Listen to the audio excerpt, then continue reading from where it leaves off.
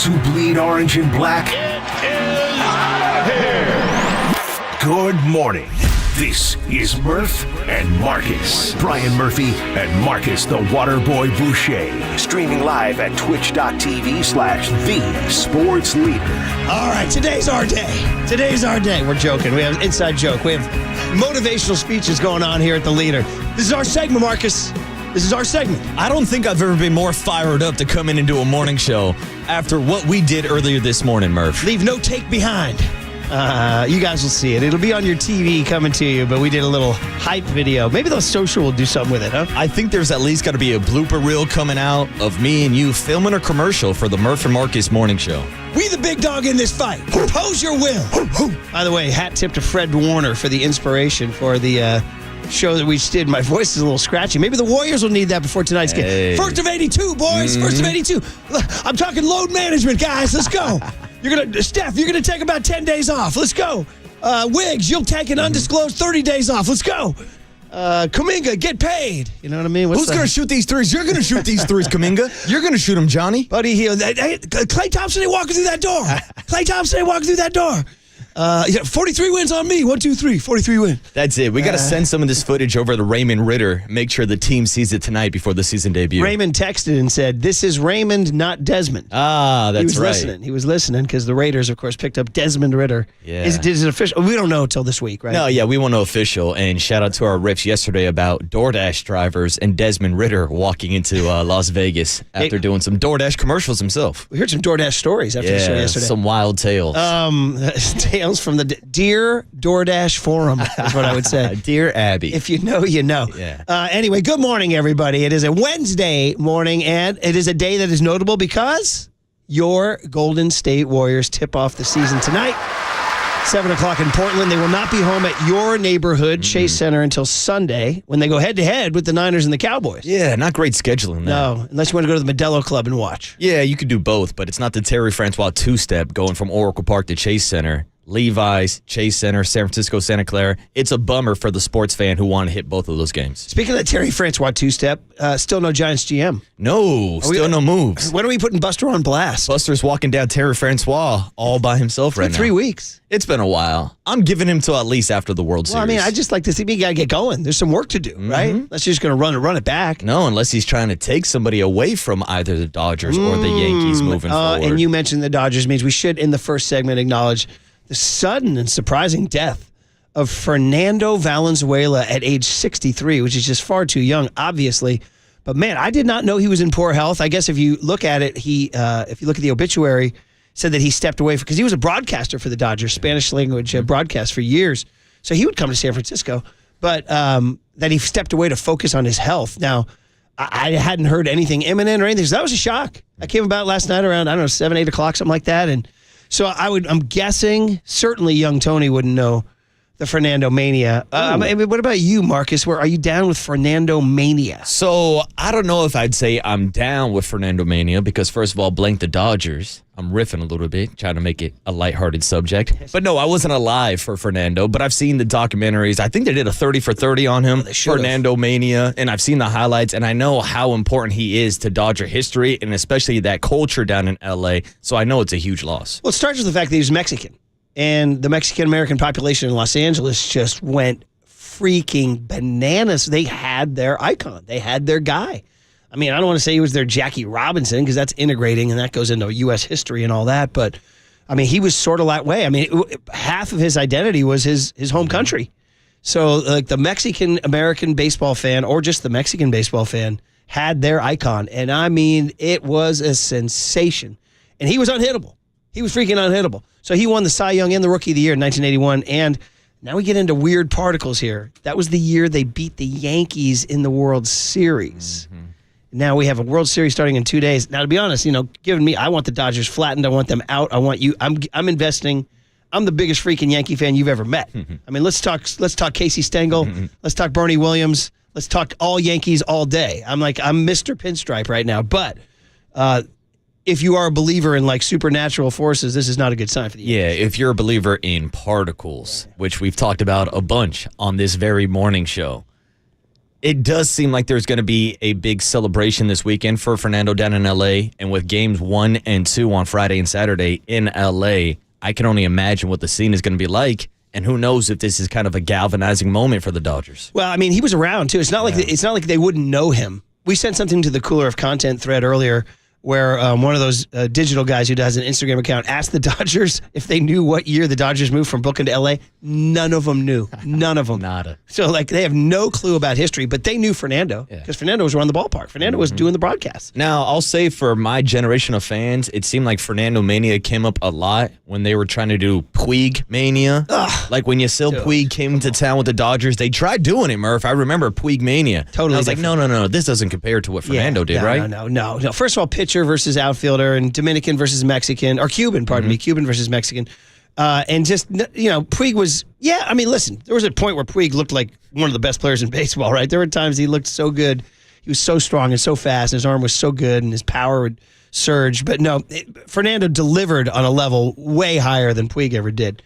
I'd have to go look up Yasiel Puig's best year. I'd say it's probably the first couple of years of his career in the MLB. Did he ever, if top of your head, would you say that he ever finished top 10 in an MVP vote? Oh, I would say maybe his second season in the league, because I remember he came in like a meteor shower. Like sure did. He was one of the biggest stories in baseball. By the way, he's still only 33 years old. That's crazy. Sounds like somebody Buster might be interested. Hey now. His first season, 2013, finished 15th in the MVP voting. Second year, finished 19th. So 2 top 20 finishes. He was one All-Star. And he was second in Rookie of the Year in 2013. So Fernando just achieved more. It's interesting, John Platzi, our favorite Stanford broadcaster, who's such a great historian. He grew up in L.A. He texted me this morning.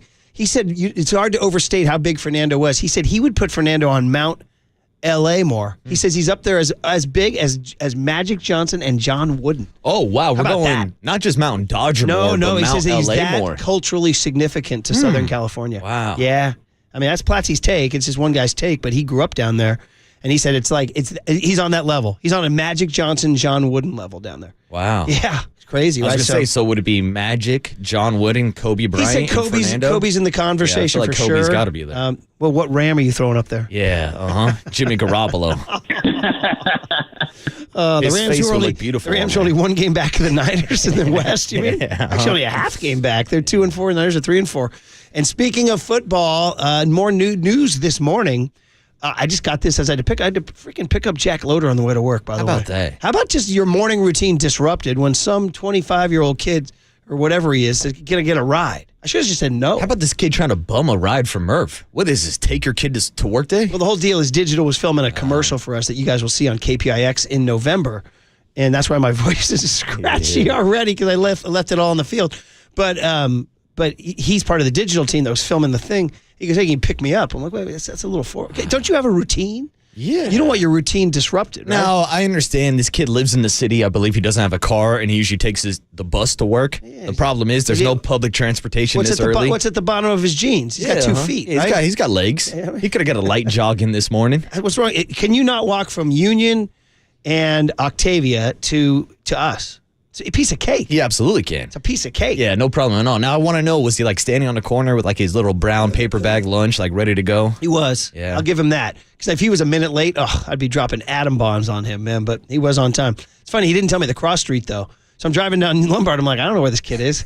And then just all of a sudden, my headlights just fell upon him on Octavia. And I was like, well, you're lucky I saw you, You just see Loader on the corner with a thumbs up asking for a ride. He goes, I texted you. I said, well, I'm driving. He goes, don't you have Bluetooth? I was like, No, I'm not looking for texts at 4 whatever in the morning. Did he see your bumper sticker that said Cass, Grash, or Ass? Nobody rides for free? He saw Wine Me, Dine Me. You fill in the rest. Yeah, I got you, Murph. All right, guys. Well, listen, so no Niners really news to report other than I was going to tell you guys the NFL news, which is DeAndre Hopkins, veteran wide receiver. The man Dante Whitner went on NBC Sports Bay Area on Sunday night and said, Niners got to go get this guy. Just got traded to the Kansas City Chiefs. Dude, the rich get richer. This morning for a 5th rounder. Yeah, big move. DeAndre Hopkins still only 32 Do you think he's got gas in the tank? I still think he has some gas in the tank. Was with Tennessee this year, and they're an absolute mess. Will Levis is not the guy at quarterback. And really giving up a 4th conditional, might be a 5th-round draft pick, I think this is a good value for the Kansas City Chiefs, who are obviously struggling to add a wide receiver right now. The Niners could have gotten him for a 5th conditional 4th. That would have been a great deal, huh? Yeah, I think they would have pulled the trigger on that. They move. have to go get a receiver. They have to. Is that your number one priority? At this point, I was driving in thinking about it. Like, you got to. Well, you're gonna try to go to the. I mean, Jacob Cowing and Ricky Pearsall going to step in. I mean, you got Debo and you got Juwan. Yeah, they got to go get a guy. If Debo and Juwan Jennings are healthy, Ricky steps in as that number 3. I think they have enough depth in-house. I don't know. Me, honestly, my number one priority is still in that defensive line. I'd take that too. Yeah. So you take that over that? Yeah. Yeah, I mean, yeah, I hear you. I'm not going to hate that take.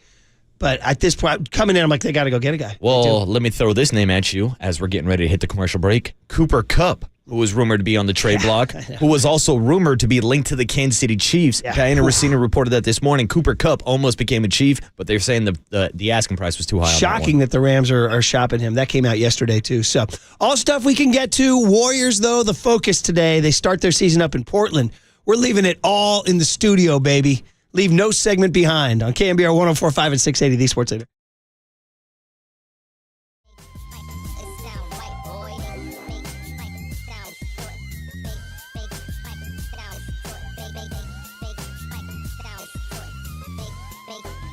It sound right, boy.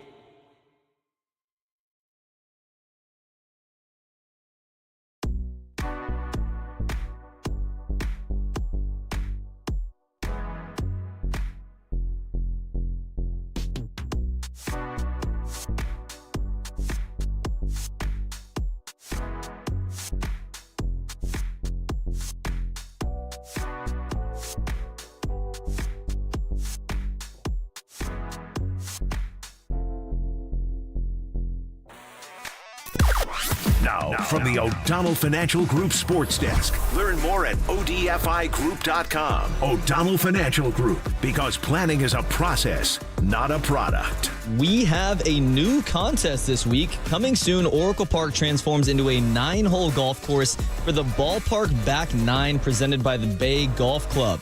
Tee off from iconic ballpark locations and take aim at custom greens on the field at one of the coolest 9-hole courses in the world. So how do you qualify? You got to stay tuned. We are going to give these tickets away in the 8 a.m. hour this morning. So when you hear the cue to call in the 8 a.m. hour, be caller 10 to 415-896-KNBR, and you will win 2 tickets to the Ballpark Back 9 on November 17th, 2024. It is all furnished by Giants Enterprises. You can find official rules on KNBR.com.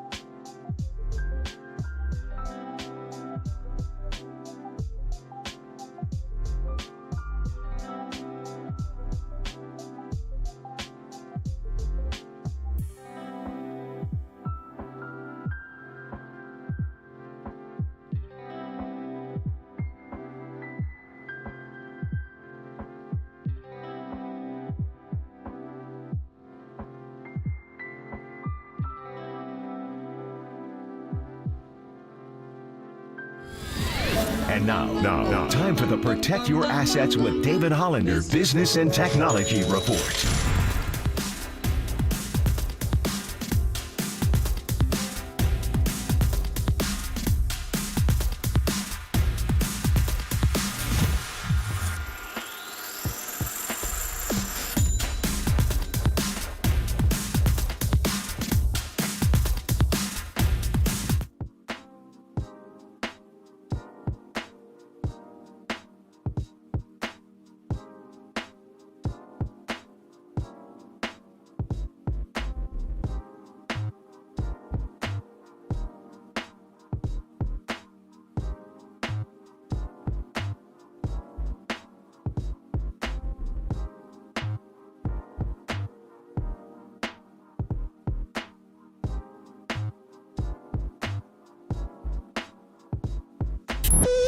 Now, back to Murph and Marcus on the sports leader and streaming live on KNBR.com and the KNBR app. Here we go.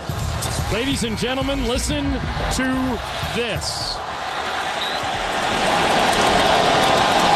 For the Lakers, LeBron James and Bronny James, both in the lineup. NBA history at Crypto.com Arena. A father and a son playing together on the same court as teammates.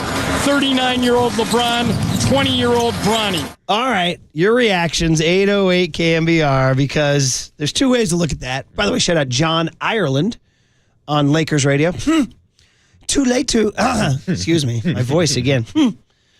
Should have led with that, dude. He's working hard. My man, John Ireland is a Bruin.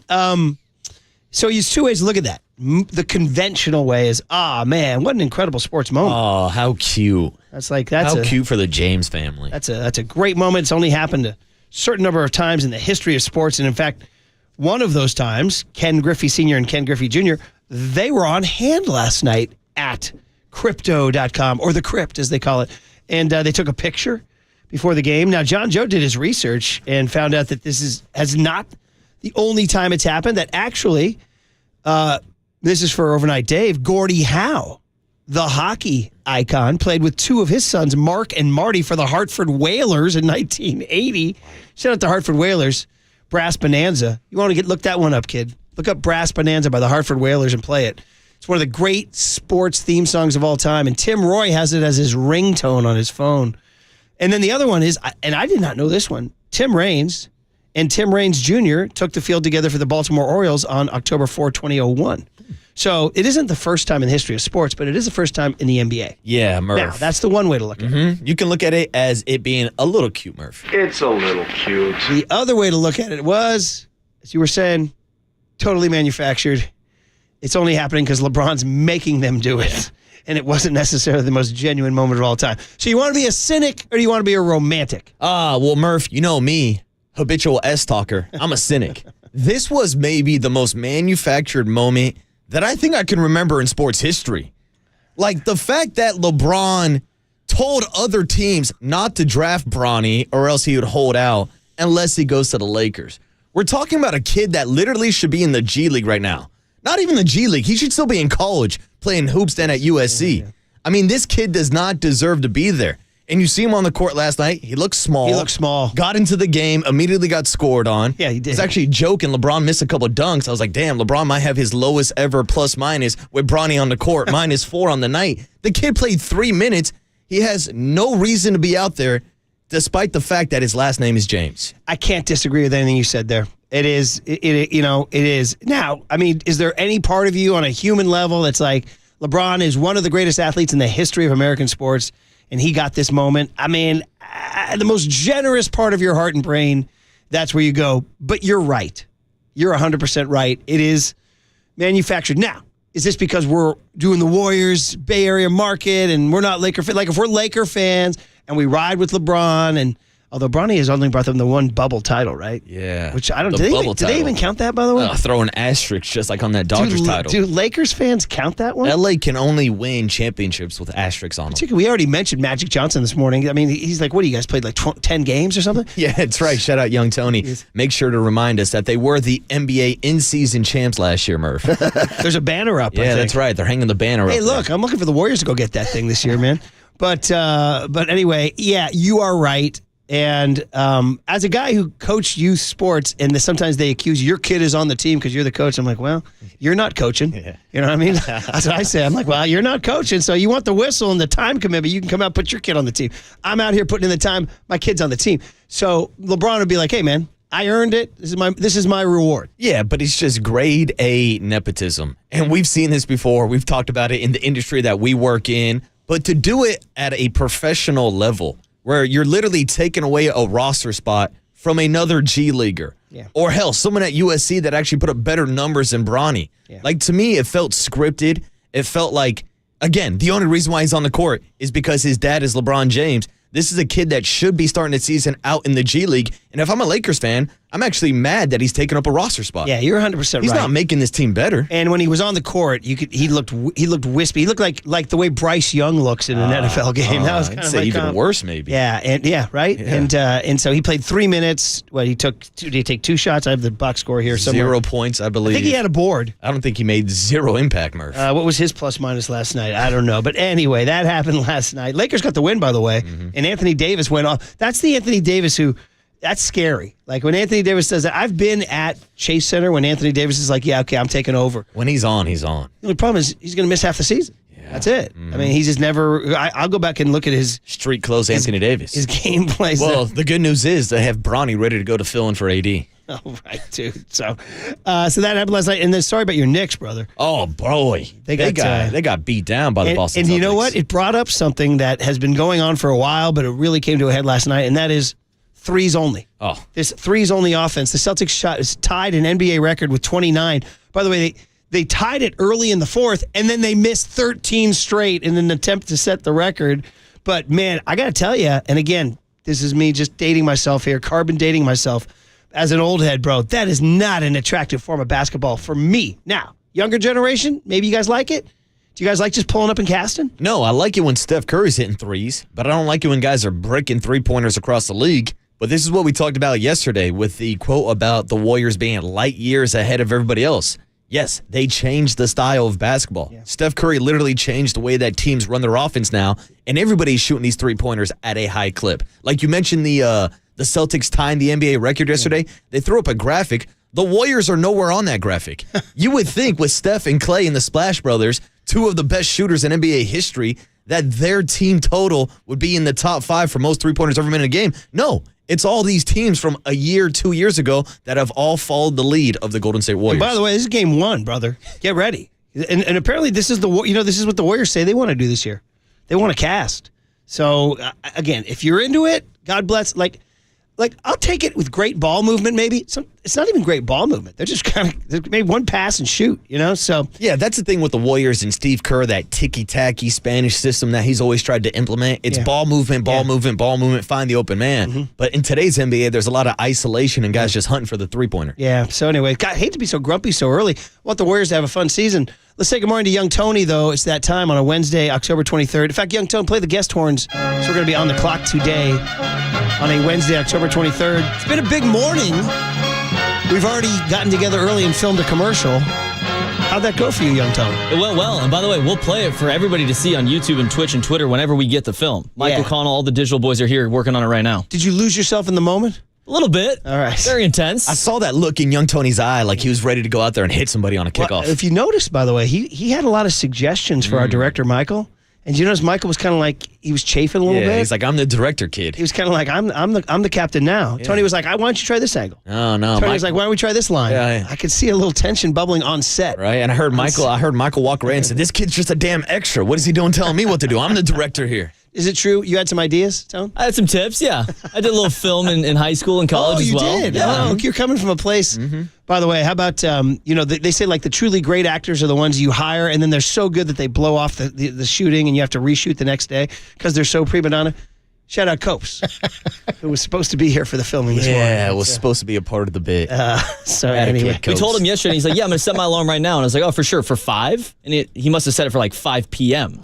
Well, when the actor's that good, though, you make allowances. Like when De Niro and Pitt and DiCaprio all blow off a day, you're like, we'll come back tomorrow, guys. Take 5. When you have a thespian like Adam Copeland, you let him do what he wants. An admitted thespian. Admitted thespian. Biggest thespian in the building. Once again, I'm going to get my, I can't believe how I'm keeping this guy alive 40 years later, but my high school movie theater manager, when I was working as a high schooler, the most politically incorrect guy of all time, Mr. Monty, used to come out with his pipe into 2 hours we were dating. Go, Mr. Murphy, isn't it true that you are an alleged thespian, an admitted philatelist? And I was like, what? Of course, he had to explain. A thespian is an actor, and a philatelist is a stamp collector. Wow. But he thought it was funny because it sounds like an allegation, doesn't it? Sounds like Murphy. You never admitted that, did you? He goes, young Brian Murphy, admitted thespian and alleged philatelist. I was like, whoa, Mr. Monty, you take it easy. Yeah. All right, young Tone, what do we got today, buddy? All right, well, coming up today on the show, we are going to replay Ji'ayir Brown. He joined us yesterday, the 49ers Player of the Week. He joined us at 9:30 yesterday. We will replay it for the 6 a.m. crowd. Well, he's good. He's a Penn State kid. He can talk. He's out of New Jersey, and he's got to just go stop the Cowboys on Sunday, right? Yep, that is at 6:50 this morning. And then the 6th edition of What Did Young Tony Ask Today at 7:15. Dude, the 6. Are we going Roman numerals? Number VI? 6, yeah. Are we? All right. Where were you for YT6? I almost want Young Tony to start like selling merch, like it's like a world tour. Like I was here for Young Tony's 6th edition of What Did Young Tony Ask Today. We're all looking forward to it. All right, what else? The breakout segment of 2024. Duane Kuiper is going to join the show at 7:30 this morning. The big hit is going to be at 7:50. Terry Stotts at 8 o'clock this morning. Lead assistant coach for the Warriors, also coached the Trailblazers for 9 seasons. That's good booking. He's part of the Made Over Warriors where they changed the coaching staff too. Yeah. Yep, we will talk to him at 8 o'clock this morning. Cooler content at 8:30. Larry Krueger going to join the show at 8:50. And then closing it out, Marcus Thompson, 9:15. My kid came in last night from practice. He goes, who does the Niners Nightly show? I'm like, dude, you put some respect on Larry Krueger's name. He goes, he was saying the Niners should trade for Garrett Wilson. I'm like, bro, stop. I'm like, you don't know Krug.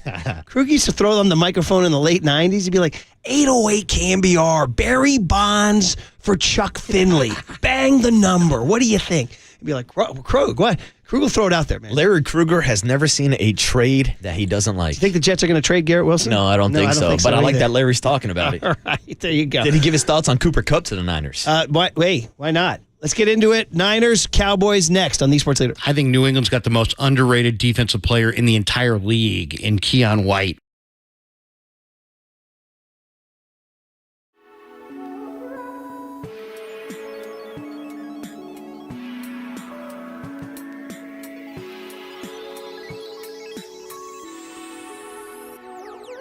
No need to dwell on...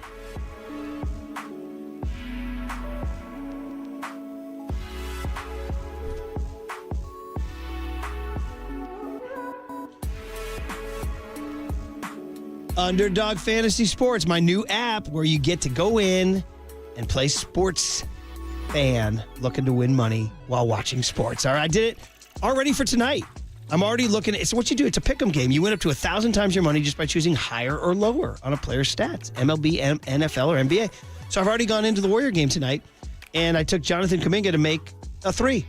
The over-under was 0.5. And they're going to shoot a lot, so I'm going to go ahead and take it. They're also, in a special month of October, giving you a layup pick. So Victor Wembanyama, 0.5 points. So that's it. We're enticing you to come on in. And as you know, it is the time to join Underdog because the NBA season is beginning. You can create entries with any spots, picks, or mix and match across your other favorite sports. We got a double flex option where you can take 2 L's and still win. So here is the deal. This season, Underdog will be running a special promo or bonus almost every single day. It's currently Boostober. From now until October 27th, you can boost your profit on all NBA entries by 20%. Underdog literally giving you unlimited profit boosts to make your pick. So download the app, sign up with the promo code Murphy, and deposit now to get up to $1,000 in bonus cash instantly. That's promo code Murphy. Must be 18 plus and present in a state where Underdog Fantasy operates. Terms apply. Concerned with your play? Call 1-800-GAMBLER or visit ncpgambling.org.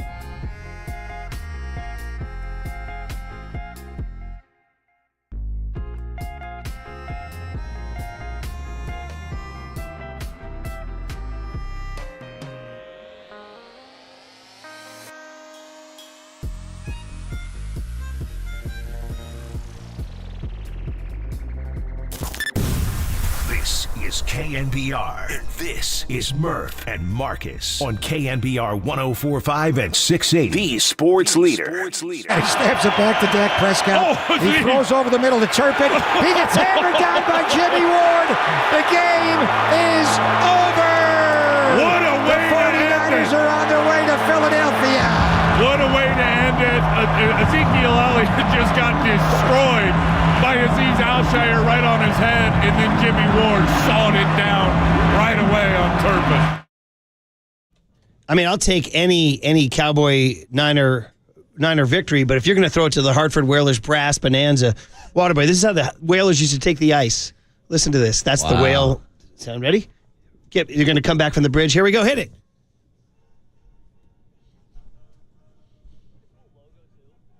See, I'd take this over OMG any day. And what year was this song being played, Murph? 70s. Yeah. Sounds like it. Sounds like I'm watching an old motion picture. Listen, now we got the Austin Powers synth bridge here. Look at that. Sexy, baby. Right here. Come on let's go to a Whalers game, baby. Yeah. Let's go watch Gordie Howe in his tight pants, baby. Here we go. Listen to this. Tim Roy had this as his because he's from New England, and the Whalers were his club. Ready? Last time. Oh, no. We're to like verse 4 here, by the way. So that's how hockey teams used to take the ice. It sounds like this should be like the intro to a movie, like Taking the Ice Now, Skating at Forward, Brian Murphy. Sharks need one. Did you see New York redid their New York, Dougie Fresh? No, I saw you sent it over to the thread. I didn't get a chance to watch it yet. You're going to like it. You can play it anytime you want. 49ers, Cowboys on Sunday. No media availability yesterday other than Ji'ayir Brown coming on our show, which you will hear in just a few minutes. But if you look at it, buddy, it's gone pretty well for the Niners of late. They've won the last 3 against the Dallas Cowboys, including that wild card game, 23-17. And then the divisional playoff game, 19-12 at Levi's. And then last year's 42-10. So I'll just throw this out there right now, and we can get into the trade speculation and the receivers and the D-line and all that, but just going into this game, we look at 42-10. I think that's what's in people's minds, the way they dismiss. But the 2 prior to them were extremely close one-possession games that came down to the final drive. We should probably get ready for that.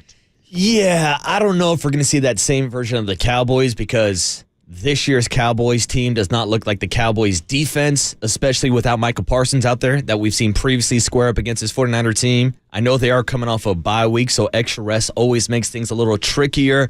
And the 49ers are, in my opinion, desperate for a win this weekend just to go into bye 4-4 and have that 500 record.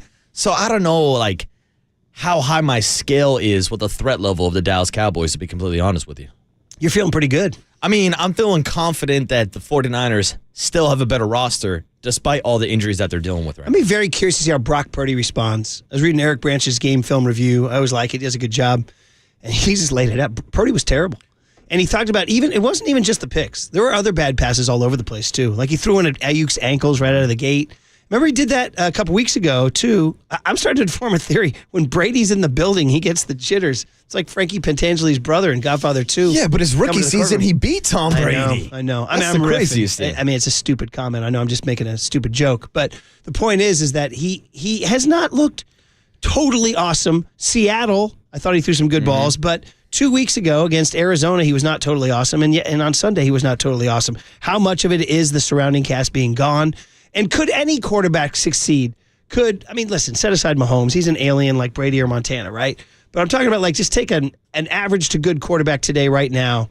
Who would that be? Who would be an average to good quarterback right now? Kirk Cousins. Would Kirk Cousins be succeeding with the surrounding weapons, the Jordan Mason, the no Debo, no Ayuk, that team, no Jennings? How would Kirk Cousins do with a team like that? Well, I think the argument would be traditionally, you think that other quarterbacks could be plugged into the system.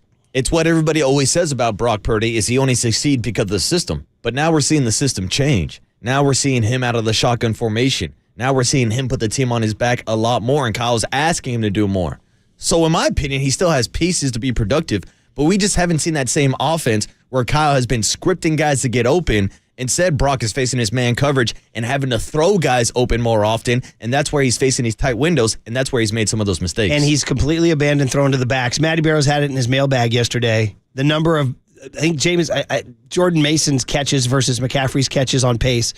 And again, I've said, I don't know whether that's he doesn't trust Jordan Mason or he's coached differently to do it, but they just completely abandoned using the back out of the backfield. And I would like to see them go back to that. Well, even the back out of the backfield on checkdowns, but like what happened to the screen passes? Screen passes too, Even stuff like that, even getting creative with a fullback screen or a screen to George Kittle over the middle. Yeah, screen passes too, for sure. So that's where we're at. And Ji'ayir Brown, of course, is the safety who will talk to us in the next segment, our 49er Player of the Week. But if you're just waking up, I got the news myself. And I was so confused because I got in my car and turned on the radio, and the guy was mid-sentence talking about DeAndre Hopkins to the Chiefs, and I wasn't sure if he was just guessing that was a rumor. No, it's not a rumor. DeAndre Hopkins got traded to the Kansas City Chiefs this morning. And I'm like, whoa. Okay, now, you can debate how productive is DeAndre Hopkins, how good will he be. He's pretty good, and he has been elite, right? Yeah. And now he's going to, obviously, paradise. This is what the Niners used to do in the 80s, and guys. They used to just take guys like Jim Burt from the New York Giants or Jack Reynolds or Fred Dean and just take guys from other teams and say, just come to Nirvana, come to paradise, or as Carmen Policy used to call it, Camelot. Come to Camelot and thrive. I mean, Hopkins is going to walk into a locker room filled with champions, go to a coaching staff that's just a championship coaching staff, and he's going to be like, I'm ready to thrive. He's walking off a field where he had Will Levis throwing balls over his head left and right to now playing with Patrick Mahomes. Without a question, this is going to rise the value of him as a fantasy football player, him as a real-life player, and overall the Kansas City Chiefs, who have been decimated with wide receiver injuries themselves, and they went out. The early bird got the worm. They pulled the trigger this morning, and now a 32-year-old DeAndre Hopkins is heading to Kansas City. Just last year, he started 16 games, caught 75 balls for 1,057 yards and 7 touchdowns. Bam! That's a good season. And that's that guy just last year. Now, this year, he in 3 starts, he's only caught 15 balls for 173 and a touchdown. But it's early, and I don't know what his health situation is. Yeah. But now I just got to ask this question right now, and we love John Lynch, and we get it, but did he miss the boat? Should he have been on it? And is DeAndre Hopkins the guy you wanted, or is there another receiver out there that you want? Cortland Sutton gets mentioned from Denver. You mentioned Cooper Kupp is on the block. I mean, Papa and Lund were the ones who broke that to me yesterday when I was driving home because it happened after our show that Diana Rossini reported that. First of all, you're like, whoa, the Rams. What you blank them seasons? Is that what they're saying right now? Blank them, blank them all pros? All of a sudden, they want some of those picks, huh? And so they were looking to move Cooper Kupp, and you're like, whoa. And I mean, immediately, it's like, there's no freaking way they're trading him inside the division to the Niners. No, I don't see that happening. I think that's even more unlikely than the Devontae Adams trade scenario that we were talking about a couple weeks ago. But Murph, I got to say, I am grateful that Cooper Kupp didn't end up catching passes from Patrick Mahomes because it was also reported this morning that the Chiefs reached out about Cooper Kupp. So they're doing their due diligence, reaching out about all the wide receivers around the league. We've heard names like Tyreek Hill come up. Now Tua Tagovailoa is scheduled to maybe come back this week, so maybe they hold on to some of their weapons. But it does seem like there's a lot of wide receivers on the trade block right now. Man, Matt Barrows has mentioned running backs, too. He's mentioned Jeff Wilson Jr. as a guy. But it's funny, prior to the Ayuk injury, we were saying D-line, D-line, D-line. And now you're saying D-line and wide receiver. And I kind of feel like they have to go get a guy. I don't think they can go forward with just Debo, Jennings, and Pearsall/Cowing. I just don't. I think you need a guy. So I would actually bump it ahead of D-line, believe it or not, even though the D-line's going to be Leonard Floyd and Bosa are going to be gassed. They're just getting their usage rate is so high. And that's not a sustainable plan. No. So maybe you got to go get both.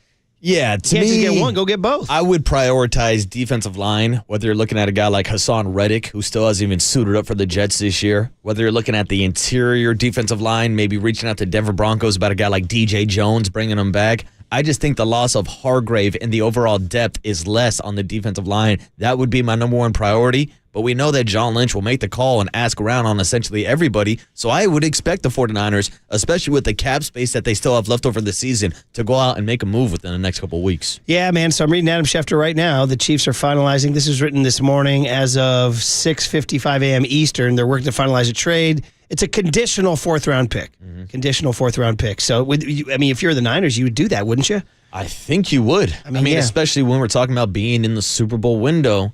Now, I would say the Kansas City Chiefs are a team that has been successful even after moving on from wide receivers like Tyreek Hill. But, of course, dealing with the injuries to Rashee Rice, it is more interesting to see this Kansas City Chiefs offense almost have more success with some of these backup wide receivers. Yeah. And that's why I'm kind of reluctant to say the Niners need to go out and get a wide receiver, because you would think that Kyle Shanahan should be able to scheme routes to get open for whoever he has in that wide receiver room. But the problem is we haven't seen that this season with those separation numbers. A lot to ask of Cowing and Pearsall on a Sunday night to go do their thing. By the way, we should celebrate Debo Samuel released from the hospital yesterday. Ooh, good news for Debo. He did post on Twitter a picture of himself giving, I think, flashing the deuces and saying everything's okay. We don't know, though. Pneumonia still, it takes its toll. And you'll see how you feel by the end of the week. And then especially you throw in the injury concern question with Debo Samuel. And look, I hate labeling a player as injury prone, but Debo has obviously dealt with multiple injuries. Hell, he missed games earlier this season with injuries. So that could be another reason why they could be looking for depth at wide receiver, just because the uncertainty that Debo will stay healthy throughout the year. And we'll find out today if Juwan Jennings is even healthy. They say that hip injury could keep him out. So other than that, how was the play, Mrs. Shanahan, is where we're at right now. So anyway, DeAndre Hopkins is a Chief. And yes, I see the text coming in. We did say in the opening segment, if you didn't see late last night, that Dodger icon, Fernando Valenzuela, died at the age of 63. That was a shocker because he's so young. But he had stepped away from his broadcasting duties to focus on his health, so obviously there was something going on. And as we already said it, we heard from our guy Platzy, who grew up in L.A., John Platz, a Stanford broadcaster, who said he's on Mount L.A. more. He's as high as John Wooden and Magic Johnson in terms of iconic status in L.A., particularly because of his status as a Mexican pitcher for a gigantic Mexican-American population that was looking for a hero. And they got one. He was unhittable, man.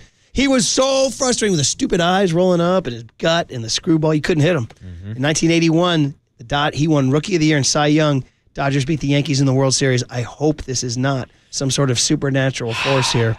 But they'll have the 34 patch on their jersey. And, he was unbelievable. He's hard. Now it's like even me as a lifelong Giant, it's like I'm condolences, man. That's a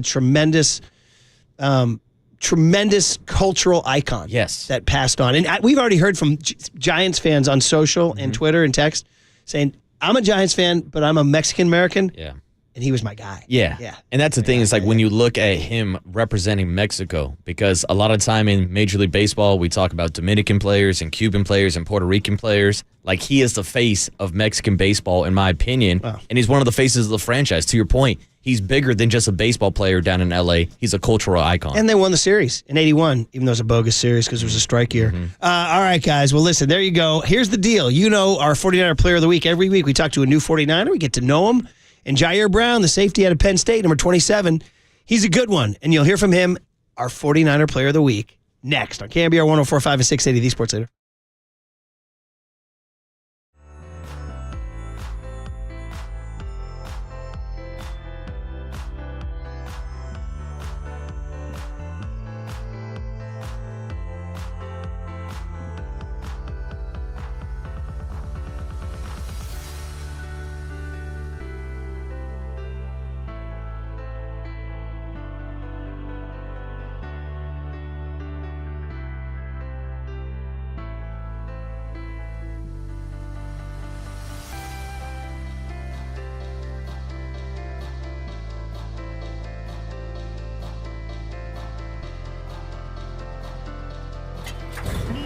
From the Chilton Auto Body Traffic Desk.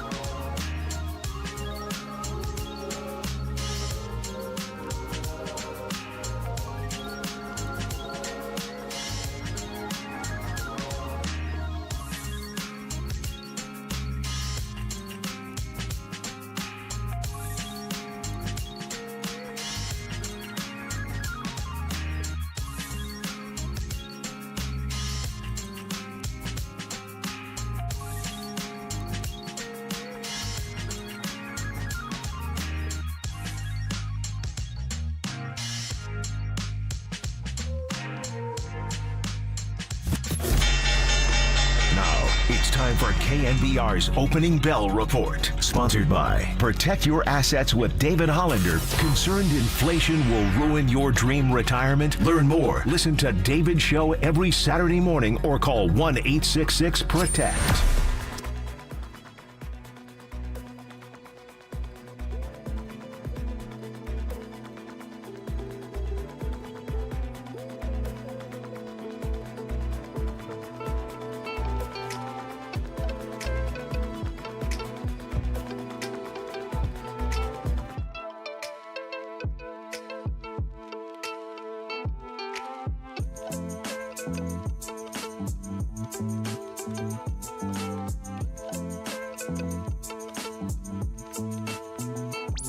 Murph and Marcus continue live from the KNBR Casino Matrix Progressive Jackpot Studios. Casino Matrix. Progressive jackpots are here. Where are you? Just drop in. Please play responsibly. 1-800-GAMBLER. His helmet is off. Here we go, baby. 9 is on 3. 1, 2, 3. And his mic is on. That's a sackaroonie, baby. Time for our 49ers Player of the Week with Murph and Marcus. Sorry I stole your sackaroonie, buddy. But hey, there'll be more. On KNBR, the sports leader. With our first selection in the 2023 NFL Draft, the 87th pick, the San Francisco 49ers select Ji'ayir Brown, DB, Penn State. Deep drop, climbs the pocket, pumps, now throws, and it's intercepted! Taken back by the rookie, Ji'ayir Brown! What a play by Ji'ayir Brown. That ball was overthrown. Mahomes trying to find Kelsey. There it is, the sounds of a Ji'ayir Brown pick. And, of course, the Niners getting ready for, by the way, that was Joe Staley shouting into the microphone about Ji'ayir Brown getting picked. And so we do our 49er Player of the Week every week. And this week it's number 27, safety Ji'ayir Brown, who's just coming off a tough game against Kansas City Chiefs where he went up against Patrick Mahomes and now turns around, finds himself on Sunday Night Football going against the Dallas Cowboys. Doesn't get much more fun than that. 49ers and Cowboys on Sunday Night Football.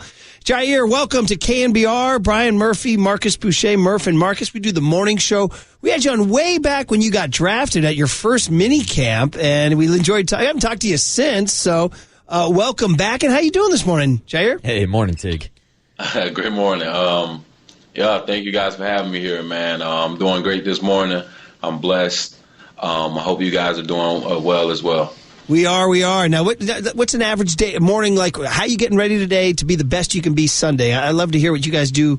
Like Kyle Juszczyk told us about this red light therapy he does. What are you doing to take care of your body today? Today I got acupuncture, massage, a little bit of body work with our guy Elliot, and a cold tub, hot tub. Acupuncture, is that something you did even back to Penn State, or is that new? I did it. I started doing it when I was getting ready for the draft. That's when I first started doing it. Tell us about it. Is it like a real effect? You come out feeling like a different guy? Yeah. So what the guy do is he take a needle, and he puncture it into your muscles. And then he put some stem in there to kind of loosen that muscle up and, get that muscle nice and warm.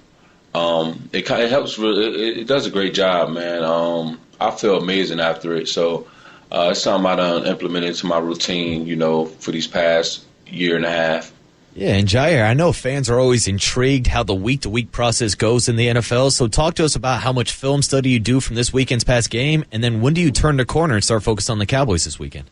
Well, we had a meeting yesterday about the last game, so I think we finished around 2 o'clock. So after that meeting right there is on to the Cowboys. So I started watching the Cowboys yesterday afternoon. Going to beat them up again today, and from here on out all the way to Sunday. Well, I know you are headed towards the Cowboys, but what did you take from the Chiefs film? You guys did hold Pat Mahomes to his lowest passer rating ever, but certainly I know you guys are always striving. What did you take from the Chiefs film? Man, I felt like we could have been better in that area. It's a couple plays, it's a team effort, on defense. We all have a part to do, and we didn't do our job the best way we could. Yeah, we held Pat Mahomes to his lowest pass rating, but it could have been better, on our side of the ball. And we gave him a few plays that, we just gave to him, So a few plays on there we could have been better. And, that's what we're focusing on this week, just having that perfect game. Maybe we could have held them under 100 yards. And we are talking to Ji'ayir Brown, our 49er Player of the Week, who's sponsored by Bigelow Tea. Grab a mug and tea proudly. I got to ask, not to rip open the wound, but where were you on the play where he scrambled, and what did you see on film? Oh, man. On that play, I was manned up on Travis Kelce, and we were way on the other side of the field. Just seeing him running, man, and was thinking guys going to get him down, and he found a way to get up on out of there and rush for another 30 yards. So it's tough, man. We just got to, sometimes when guys are at the sideline and their quarterbacks, we assume that they're going out of bounds, but that's not always the case. Sometimes you got to make them go out of bounds. Got to ask you a question about Demo, who was able to get an interception versus Patrick Mahomes this weekend. It seems like he's blossoming into one of the best corners in the league, and each and every year he's getting more and more confident. Tell us what it's like playing behind Diamondor Lenore. Man, the guy's a heck of a player, man. I said it, earlier this year, man. He's one of the best corners in the game, one of the best slots corners in the game. The way how physical he is in the run game, and also, seeing him pick off Pat Mahomes, but not just the pick, the way he covered the route, on Worthy, and was able to get the pick. Great return, by the way, and he's been playing at a high level since we started this season, man, and he's going to continue to do that for us. So he's one of my favorite, slot corners / cornerbacks in the league, and he does it both, just to mention that, he does the outside corner and he's lined up in the slot a lot, which is not an easy task, and he does it at a high level. Yeah, and we know that on offense you guys have a no-block, no-rock mentality, but tell us what it's like seeing one of your teammates. I remember Fred Warner's pick sixer this year and seeing a guy like Mustafa get a big block down towards the goal line. Tell us what it's like seeing that mentality shift on the field from going for defense to offense and trying to help your guys get into the end zone. Man, it's always a blessing to see, somebody get interception. That counts a lot. That means a lot in this league. But also, we like to laugh at each other to see where each other's offensive game at, And Diamondor, he swear he was a better running back than me in middle school and high school. So I laugh with him all the time about his running skills and his ball security and everything. But I think he did a great job at that return. So I ain't got nothing bad to say. Ji'ayir Brown is the voice you hear on the UMA guest line. He is the 49ers safety, our player of the week. I did want to circle back to something you said about the Mahomes scramble, because this has become a sort of a talking point for sports fans and football fans the last couple of days. You said we thought he was going to go out of bounds, but I guess you got to make him go out of bounds. And then there's a theory that you guys are in a tough spot, because if you go ahead and hit him when he's going out of bounds, you get flagged. But if you go ahead and let him go, he runs for 30 yards. Is it true that you guys are in a tough spot? Yeah. We're always kind of in a tough spot as a defense, but it's that fine line, and you got to toe that line, and you just got to confirm it, man. But you got to be careful as well, So it's tough though, man. And some guys, when you're in the moment, and you can't think as much, So it sounds good now, everything I'm saying, but in the heat of the moment, bullets are flying. You those quick decisions that you have to make, or sometimes maybe the wrong decision. So it's tough, like you said. Quarterbacks fake going out of bounds and still stay in bounds. So it's tough, man. Do you think the lesson is just go ahead and hit him? And you don't want to. I don't think you want to just go ahead and hit him if you run out of bounds, because I think a fine comes behind that as well. Oh gosh, okay. Because the guy you're missing, 53. I think he would have go. Dre's known to push the edge a little bit sometimes. I think he'd go ahead and hit him and maybe worry about it later. Yeah. Some guys like Dre got got that effect to them, you know. Guys see Dre coming, you know, they ain't going to toe that line with Dre. So, different guys got different effects. Mm-hmm. And I was thinking about that, actually, if a guy like John Lynch would have gone in for the hit on that play. And I'd love to ask you about your relationship with John Lynch, because there's not too many guys who can say, hey, my GM is a Hall of Fame safety. So talk to us about your relationship with John. I know he comes on our show every Friday, but also just using him as a resource to help out your career. Our relationship is great. You know, he's always out there at practice. He's always watching the tape, you know, watching my game, always giving me inputs on my game, giving me little things, you know, whether I can work on or I can be better at. And it's amazing, you know, having a Hall of Famer like John Lynch as a GM, you know, with the guys he's played around, the teams he's been on. He gives a lot of insight, man. He's one of the best, you know, guys I've been around. Ji'ayir, since the last time we talked to you was when you were just entering your first NFL training camp, and you were so impressive. Obviously, you know how to handle yourself in front of a microphone and talk the game. How much different are you than that? So, like, how much have you learned? I mean, it's kind of a broad question, I know, but what have you learned about life? I guess my specific question would be, what have you learned about life in the NFL and how to survive week to week physically and mentally? Like, how would you describe it to people? Oh, man, that's a good question. This NFL, man, it's different, you know. The coaches are brilliant, man. I'm seeing different schemes drawn up every week of how guys are trying to attack our defense, you know, how they're trying to slow us down. And you start to get the feel of, with one team doing it, you know, the next team's going to do it in a different way. You know, it might not come out the same formation, but it'll be the same play drawn up in a different way, just to try to throw the defense off. So been learning schemes, man, and been learning how guys are trying to attack us. And it's been fun, though, because you get to see the different brains in the NFL and, you know, how they run their offense. So I've learned a lot in this league, and I'm continuing to learn, and I'm having a great time. Yeah, now we're seeing Nick Sorensen call the plays on the defense side of the ball. And I know Nick has been around the team for a couple years now, but talk to us about Nick Sorensen taking over as DC and even Brandon Staley coming out to help out with that defense. Man, Nick, my guy, man. He was my guy before he was a DC, you know, working with us. He's the same guy, too, man. He knows the play style we like to play with. He knows what's expected out of us. He knows what we expect from him. And we got a great relationship with Nick, man. We always had that. So I'm glad he's a DC, man, and let's keep going. Ji'ayir, just last couple minutes, we'll let you go do your acupuncture and tubs and all that. And that is the mood of the team. You know, you're 3-4. It's a long road, man. 17 games. It's hard on your body. It's hard on your mind. It's an emotional loss. You're on to the Cowboys. But how would you describe it? Because there's a lot. You look around. You're a young man. You're 24. You look around, there's Trent Williams. He's 36, you know. Even guys like George Kittle is north of 30, Kyle Juszczyk. These guys have been around. I don't know if there's things Mooney Ward, Fred Warner, older guys than you. Are there things that you take from these guys? Like, are you given to them? I mean, how is the give and take in terms of your guys getting ready to get for another tough week in the NFL? How's the mood? Man, the energy's great, man. One thing about playing with a lot of older guys like the ones you mentioned, Fred had some time in the league as well. These guys, you know, they've been in these positions before, you know, and they have a lot of wisdom, you know, for younger guys like me, you know, who's just going through things like this, you know. Kyle, you know, he's been around. Kyle's 33 years old, so 32. Been around so long, man. He's my locker mate, and yeah, we're locker mates, and he always just give energy, man.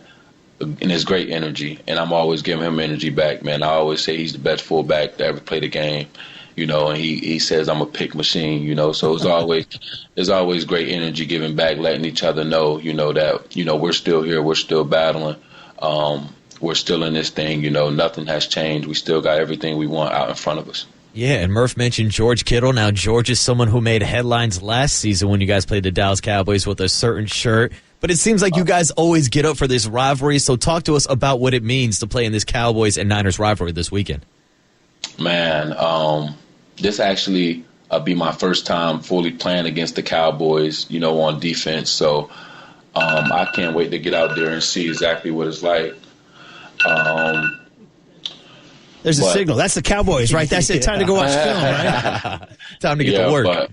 But these guys, man, there's always been a rivalry, a tough matchup against these guys. And they always look to come here and play. You know, I think it's a night game, right? Mm-hmm. Under the lights. Sunday night, Mm-hmm. Yeah, under the lights. And this has been the second time it's been under the lights since I've been here. So we're going to be ready for this game, and they're going to be ready for this game as well. And we're always looking to compete with the next team. I'm just trying to think real quick before I let you go. Any USC Trojans on that roster? Who am I forgetting right now? Hufanga. I hope you gave him some stick, man, when Penn State went down to the Coliseum and took it. He running from me right now. He's supposed to have his Penn State shirt on, you know, taking a picture for Instagram. You know, but he's been running from me around the building. So Typical Trojan, man. I'm a Bruin. I know that we'd pay our bets. These guys, you got to chase them down. Yeah, you got to chase these Trojans down, man. Hey, man, last time we talked to you, it was a great conversation. This time we enjoyed it very much also. You just you got your head on right, and obviously it's gotten you to where you're at, starting in the NFL. So congratulations, and I know you got more work to do, so go get it, and thanks for hopping on KNBR with Murph and Marcus. Thanks, man. Absolutely. I appreciate you guys. There he is, Ji'ayir Brown. We hope you all enjoy your 49er Player of the Week that we like to have on Tuesdays and replay on Wednesdays for the early crowd that missed it. He's a savvy dude. He's a sound dude. Now he's gonna have to play well on Sunday. Now this by the way, Marcus now is wearing eye black. Hey now. I want to say shout out to everybody watching on the live stream. I just looked to my left and all of a sudden you're wearing eye black. I got my game face on, Murph. You want to explain? It's Cowboys week. Okay. That's it. I got our eye black on, and yeah, for anybody who missed it earlier this morning, we were talking about a commercial that we're filming that now has me with crooked eye black on my face. Not my greatest look, but hey, I'm here for the people, Murph. It's war paint, baby. It's war paint. We'll see if they I'm thinking about going 3 fingers and like tearing it all down. Why don't you write 408 on the area code there? I could. Should I make it like a cross on one side and do like a bunch of designs? Were you an eye black guy? I would wear eye black for baseball, not for football though. The guys who wear it for football seems like a little bit more of a try-hard move, to be honest with you. How about pitchers? Most of the time you're playing under the lights at night anyways. Pitchers with eye black. No, that's a no-no. You can't pitch with eye black on. I did not.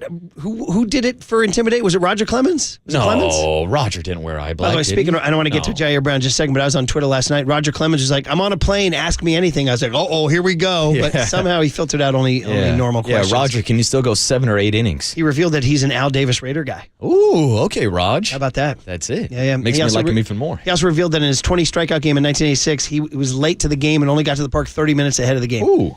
So anyway, but we're off track there. Ji'ayir Brown and the 49ers. Listen, I mean, it's funny. I would say 49ers safeties are generally the least discussed position on the team. Like we always talk about, obviously, quarterback. O-line is under fire a lot. Playmaking receivers gets a lot of attention. The D-line gets all the attention. Linebackers get some because of Warner and Greenlaw. We never took corners. You're always looking at a corner like Mooney Ward, who's maybe on the trade block. We need to talk about that at some point, too. But I just think 49ers safeties in general, all through the years, have not gotten the attention. Does that mean they're just kind of doing their job and not getting burned up deep over the top?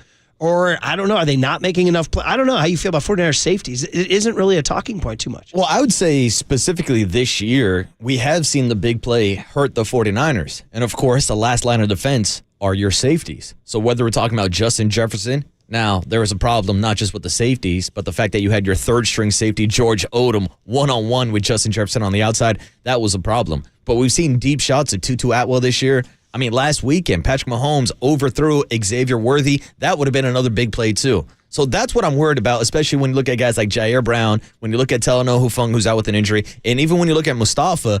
To me, all three of those guys are built in the same mode. They all want to be in the box, strong safety types. Agreed. They're not the free safety ball hawk over the middle, and so that's why I have a concern, and that's why we're seeing some of these big plays this year, because they don't have that ball hawk safety in the backfield. They haven't had that pass defense first safety in a while. You're right. They get, and that's a reflection of John Lynch. Yeah, I mean, John Lynch was a safety who rattled your bones. Yeah, and then he's the one drafting these guys back to back when they're kind of in a similar mold. There's probably something to that. Yeah. He's probably like, hey man, it worked for me. Let's get these guys out there. So anyway, we'll see what Ji'ayir Brown and the safeties do against Dak Prescott and CeeDee Lamb and that crew on Sunday night, 5:20 against the Dallas Cowboys. So there you go. But now it's time for the breakout hit of the fall. What did young Tony ask today? That's our soundboard guy, our board op, Tony Farias. Or Farias, whichever. Which do you prefer, buddy? Do you prefer Farias or Farias? Depends on if you're American or Cuban or Latino. I mean, I would tell all the Americans Farias, but if I was in Miami, I would say it's Farias. Senor Farias. Your table is ready. Farias. Anyway, he asks us burning questions, and we got to react. We don't know the questions. Let's get surprised. Next, what did young Tony ask today on KNBR 104.5 and 680, the Sports Leader?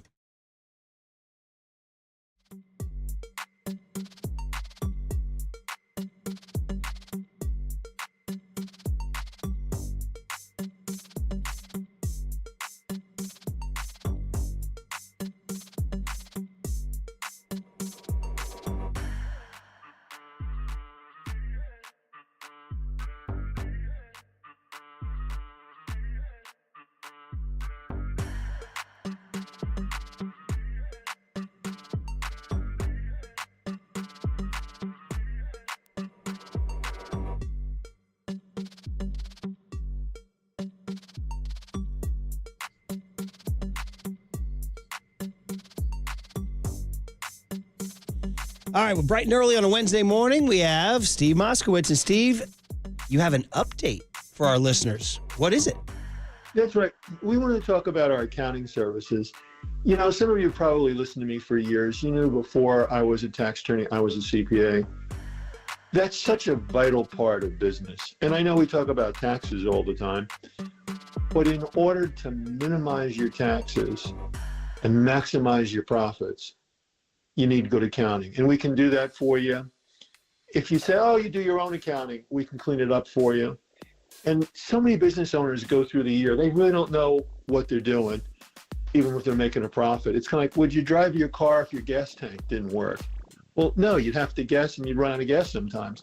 The bottom line is it's the end of the year, and accounting is the foundation for tax planning. There's so much we want to do for you. We have a free consultation. Our firm is both tax attorneys and CPAs.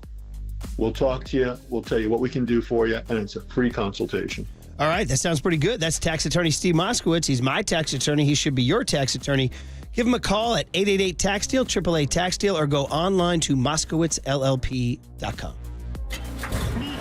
From the Chilton Auto Body Traffic Desk.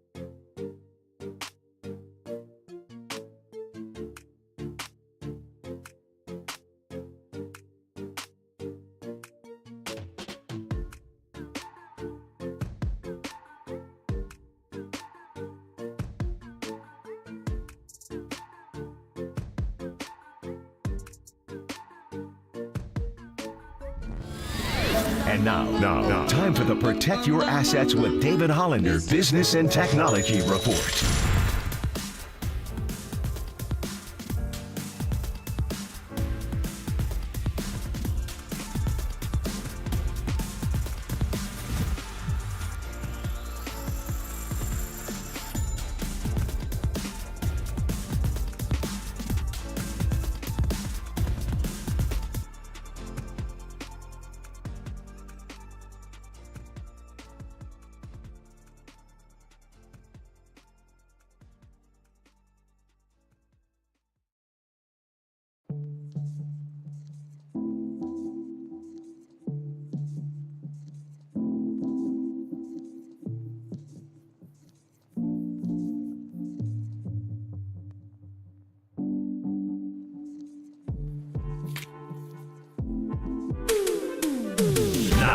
It's time for producer Tony Farias to ask Murph and Marcus 3 questions of the day. I saw Murph and young Tony right before the kickoff, and that was awesome. This is What Did Young Tony Ask Today?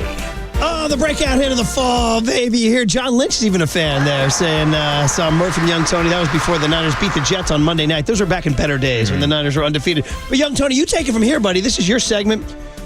Wednesday, kind of a flag plant day, middle of the week. You're assessing what happened previously, what we're about to look forward to. You ask us questions. We don't know what the hell you're about to ask. We have, 1 minute to answer? Is that it? What do we got, Tony?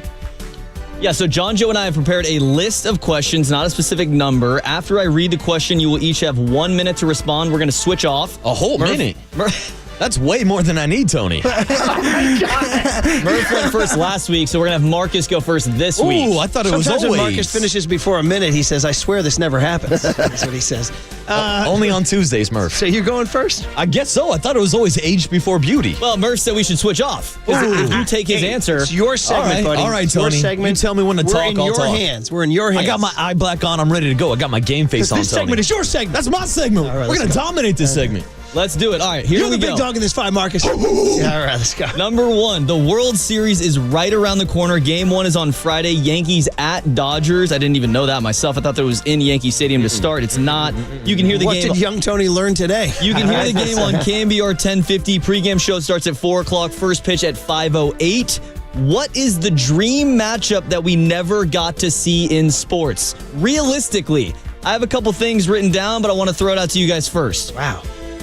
Go ahead. Ooh. Was it you, Marcus? Oh, I thought he was going to give us a couple options. I think give us your, because it's a very broad one. I'll take your leads. What do you got so here? just to throw it out there, so we got LeBron versus Kobe. Bang, that was going to be my first one I went with. 49ers versus Bills. Brady and the Patriots versus Rodgers and the Packers in 2014. We never got to see that. Or the Manning Bowl 2007. Eli and Peyton facing off against each other. Just throw it out there. Okay. So, dream matchup we never got to see in sports. Realistically, you can't do, Kobe versus MJ? Yeah, but I think you're on to something with the Kobe versus LeBron matchup. It blows my mind that those guys never cross paths in an NBA Finals. We're talking about 2 of the greatest of this generation. Hell, I remember when people were arguing Kobe versus LeBron before they even got to the Michael Jordan debate. And I'll point out that Kobe Bryant still has more championship rings than one LeBron James. So I think that might be the matchup. It's the one off the top of my head. I don't think I'm missing anything else, Murph. That's the first one I think of, Kobe versus LeBron. Okay, that's pretty darn good. And I had never really even pondered Kobe versus LeBron. I'm going to have to noodle on that one as I drive home. So, great question because it got my mind thinking. And I'm going to sort of expand the boundaries a little bit. I'm going to play with time. I'm going to start with my beloved sport of golf. Give me a swing, buddy. Give me the whack of the... And I know they did briefly overlap for like a minute, but one guy was ancient and the other guy was young. But I would have loved to wave the wand and see prime Tiger Woods and prime Jack Nicklaus at a Masters, at a U.S. Open, at a British Open. Because people will tell you, as great as Tiger was, Jack would mentally outlast him and out-tough him. So I would love to see Tiger versus Jack at their peak, going at it in a major. The only other one I can come up with is Joe Montana, the joke that Sam Farmer told us about Joe when he said, who'd he beat, the Bengals? He might want to try the Pittsburgh Steelers on for size. If there was a way to get Joe Montana against those 70s Steelers, because they were considered so iconic, and that Joe kind of had it, quote-unquote, had it easy against the Bengals. So I'll go with 2 fantasy matchups. Tiger and Jack in their prime at the Masters, and Joe versus the Steel Curtain That's my answer. Good stuff. All right, number 2 on the list. In honor of the Cowboys coming to town to face the Niners on Sunday night. By the way, you can hear that game right here on KNBR. Pregame show starts at 1 o'clock, kickoff at 5:20. Listen, Cowboys are 3-3, third in the NFC East. Niners are 3-4, third in the NFC West. Who has more pressure to win this game? Woo, good question. I'm going to say more pressure on the Cowboys because I drive in every freaking morning and all I hear about is the Cowboys. I'm going to drive off the Golden Gate Bridge. They are under a national cauldron of pressure. The Washington Commanders are kind of running away with it. I don't think anybody in the NFC West is going to run with it. I think the Seahawks lose to the Bills this weekend, so you're going to have really lose no ground in the West. Now, yeah, is there pressure here because we'll crush the Niners all week during their bye week as Marcus goes off to the Bronx. So, yeah, the Niners have their own form of pressure, but I feel like Dallas exists under this insane national, international microscope that just smothers them. And I would love to see them lose and see them just absolutely get dropped into the pot like a lobster and boil until we can eat them like a lobster. That was a weird analogy. Anyway, Cowboys have more pressure. Wow. Now, this is interesting because the Cowboys are coming in with a 3-3 record. So if they lose, they're only 3-4. But it feels like they're facing a bigger uphill climb than the 49ers. Now, if the 49ers lose, they're 3-5. But I still think they're the best team in their division. You're looking at the Dallas Cowboys, not only looking up at the Philadelphia Eagles, but looking up at Jaden Daniels and the Washington Commanders. They were absolutely embarrassed by the Lions before their bye week. Jerry Jones is on the radio threatening to fire radio hosts. The Dallas Cowboys are under a microscope right now. Definitely more pressure on the Dallas Cowboys. If they lose this game, they might fire Mike McCarthy. Woo! We're calling for jobs here on What Did Young Tony Ask Today? All right, just tuning in, by the way, this is the breakout hit of the fall. Young Tony Farias, as they say in Miami, is behind the glass. He's crafted his Wednesday morning questions for us. We've already got our first 2 in, and you got another one, buddy? Number 3 on the list. The Warriors open their season against the Trailblazers in Portland tonight. Want to ask the question, what is your favorite Steph Curry moment? Ooh. I have a list. Should I throw it out to you guys? What do you want here? Sure, why not? All right, so we got Golden State at OKC 2016, the Mike Breen double bang. Curry hit the game-winning 3. Game 4, Boston 2021-22 finals. Curry scored 43 to tie the series. Warriors at Kings, West first-round matchup. Game 7, Curry scores 50, eliminates the Kings. Also, recently, the Golden Dagger, Curry's iconic 3 that won the gold medal game for the United States against France in the 2024 Paris Olympics. Your thoughts? Me first. I think you got to go Game 4 in Boston. When he finally got over the narrative of, Kevin Durant carried the Warriors to the NBA Finals. Despite the fact that the Warriors won a title before Kevin Durant and they went on to win one after him. But to quiet down all the naysayers who said the dynasty is over, Steph is washed, Clay can't shoot anymore. What did they do? They walked into TD Garden and they absolutely stomped down on the Boston Celtics, popping champagne celebrations in the Garden. I think Steph, Game 4 in Boston, has got to be my favorite moment. So this segment is finding itself and evolving, and we're kind of figuring out what we're trying to do because there's no question that before you even listen to anybody, it's the game in Boston. I freaking love that game. It's one of my favorite games in the history of Bay Area sports. But I feel like since you listed it and he said it, I got to go something different and I can make an argument, and I will go and make an argument. I'm going with the Olympics. This past summer, we're talking globe, baby. We're talking globe. And what I love the most about what he did in the Olympics was that every single person who watched it said, and this is my favorite takeaway, now we know what it's like to be you guys and have Steph on our team. I loved that. That was the national reaction. That was the international reaction.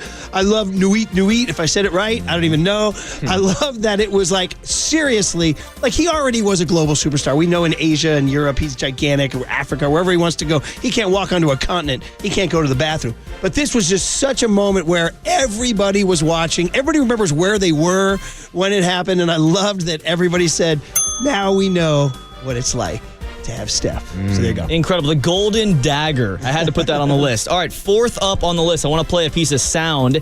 Anthony Edwards is a content machine. He is. He told ESPN this. I told my buddies, I said, if I win a ring in the next 3 to 4 years, you're not going to football. I'm going to play football. No, you're not. This guy said he's going to go play football. I'm not buying it. I mean, it's kind of crazy. Is that right home BS? That's not the question, though. What athlete could have success in another major pro sports league? Oh, my God. We could do there's so many. I mean, top of my head, I think about the late, great Willie Mays playing like free safety in the NFL, or I think about, of course, LeBron James as like a tight end in the NFL. How about, okay, here I'm going to go with this one. This one has been suggested. I'm going to go, wait a minute, am I going first, by the way? Yeah, I think you're I'm first. going first. I saw this suggested, Kobe Bryant on the U.S. national soccer team. That's what I'm going to go with. It's because I remember when the U.S. national soccer team plays, they're like, we don't send our best athletes.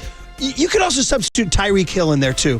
So somebody pictured Kobe like as a forward in a World Cup match, heading goals in right there. I'm always like, that. You could also, if you want Tyreek as like a guy on the wing just running down, I'll take that, too. But I'm going to go with Kobe in a U.S. men's national jersey at the mouth of the goal and just absolutely ripping headers in past Germany to bring us our World Cup. That's my answer. Wow. Now, I feel like there's a different kind of ways you can approach this. Maybe like a Steph Curry on the PGA Tour, because we know Steph is a great golfer. We hear all the time about how LeBron James could be an NFL tight end, even though I think he's too soft to go over the middle.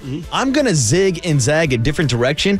I'm going to go with Allen Iverson as a quarterback. And go back and look at some of AI's film from when he was a high school quarterback. He was absolutely electric. So give me the answer at quarterback scrambling around in the backfield. Kyler Murray? Exactly. A little Kyler Murray-esque. Yeah, give me the answer, Allen Iverson playing football. How there about you that? go, Young Tone. Love it. We got a bonus question. We got a little bit of time here. Shout out 415 on the text line. They wanted to follow up from another question we asked in this segment. Questions now. Would you still give away Ohtani's 50-50 home run ball? It is being reported worth $4.4 million. Is this strictly for me? Because you already know his answer. I'm selling it, I will Murph. admit to 415 and Young Tony that when I saw that last night on my Twitter feed, I gulped hard and I said, oh boy, I better reconsider my take, because I'm going to stare my family in the eyes and say, you know what? There's no food on the table. You can't go on vacation. You can't go to that college you want to go to because I didn't sell the Ohtani ball. I'm going to say I'm going to have to reconsider when I saw the price. I'm not going to lay down my arms entirely, but I'm going to say I'm under heavy reconsideration right now. I'll leave it at that, all right? Yeah, So get your money, Murph, and get your money to whoever this fan is selling the ball. Without question, this guy made the right move, kept the baseball, didn't trade it in for a bag of peanuts and a baseball bat. This guy's now got his life set because he caught this ball. My quote-unquote noble ethics don't really pay the bills, do they? No, they don't. Well, thank you, Young Tony. The listeners, thank you. We thank you. And another segment is in the books every Wednesday at this time. What did Young Tony ask today? And now on to Duane Kuiper on KNBR 104.5 and 680, the Sports Leader. What do you want? I don't know. Give me lifetime peanuts, maybe lifetime hot dogs. Lifetime peanuts?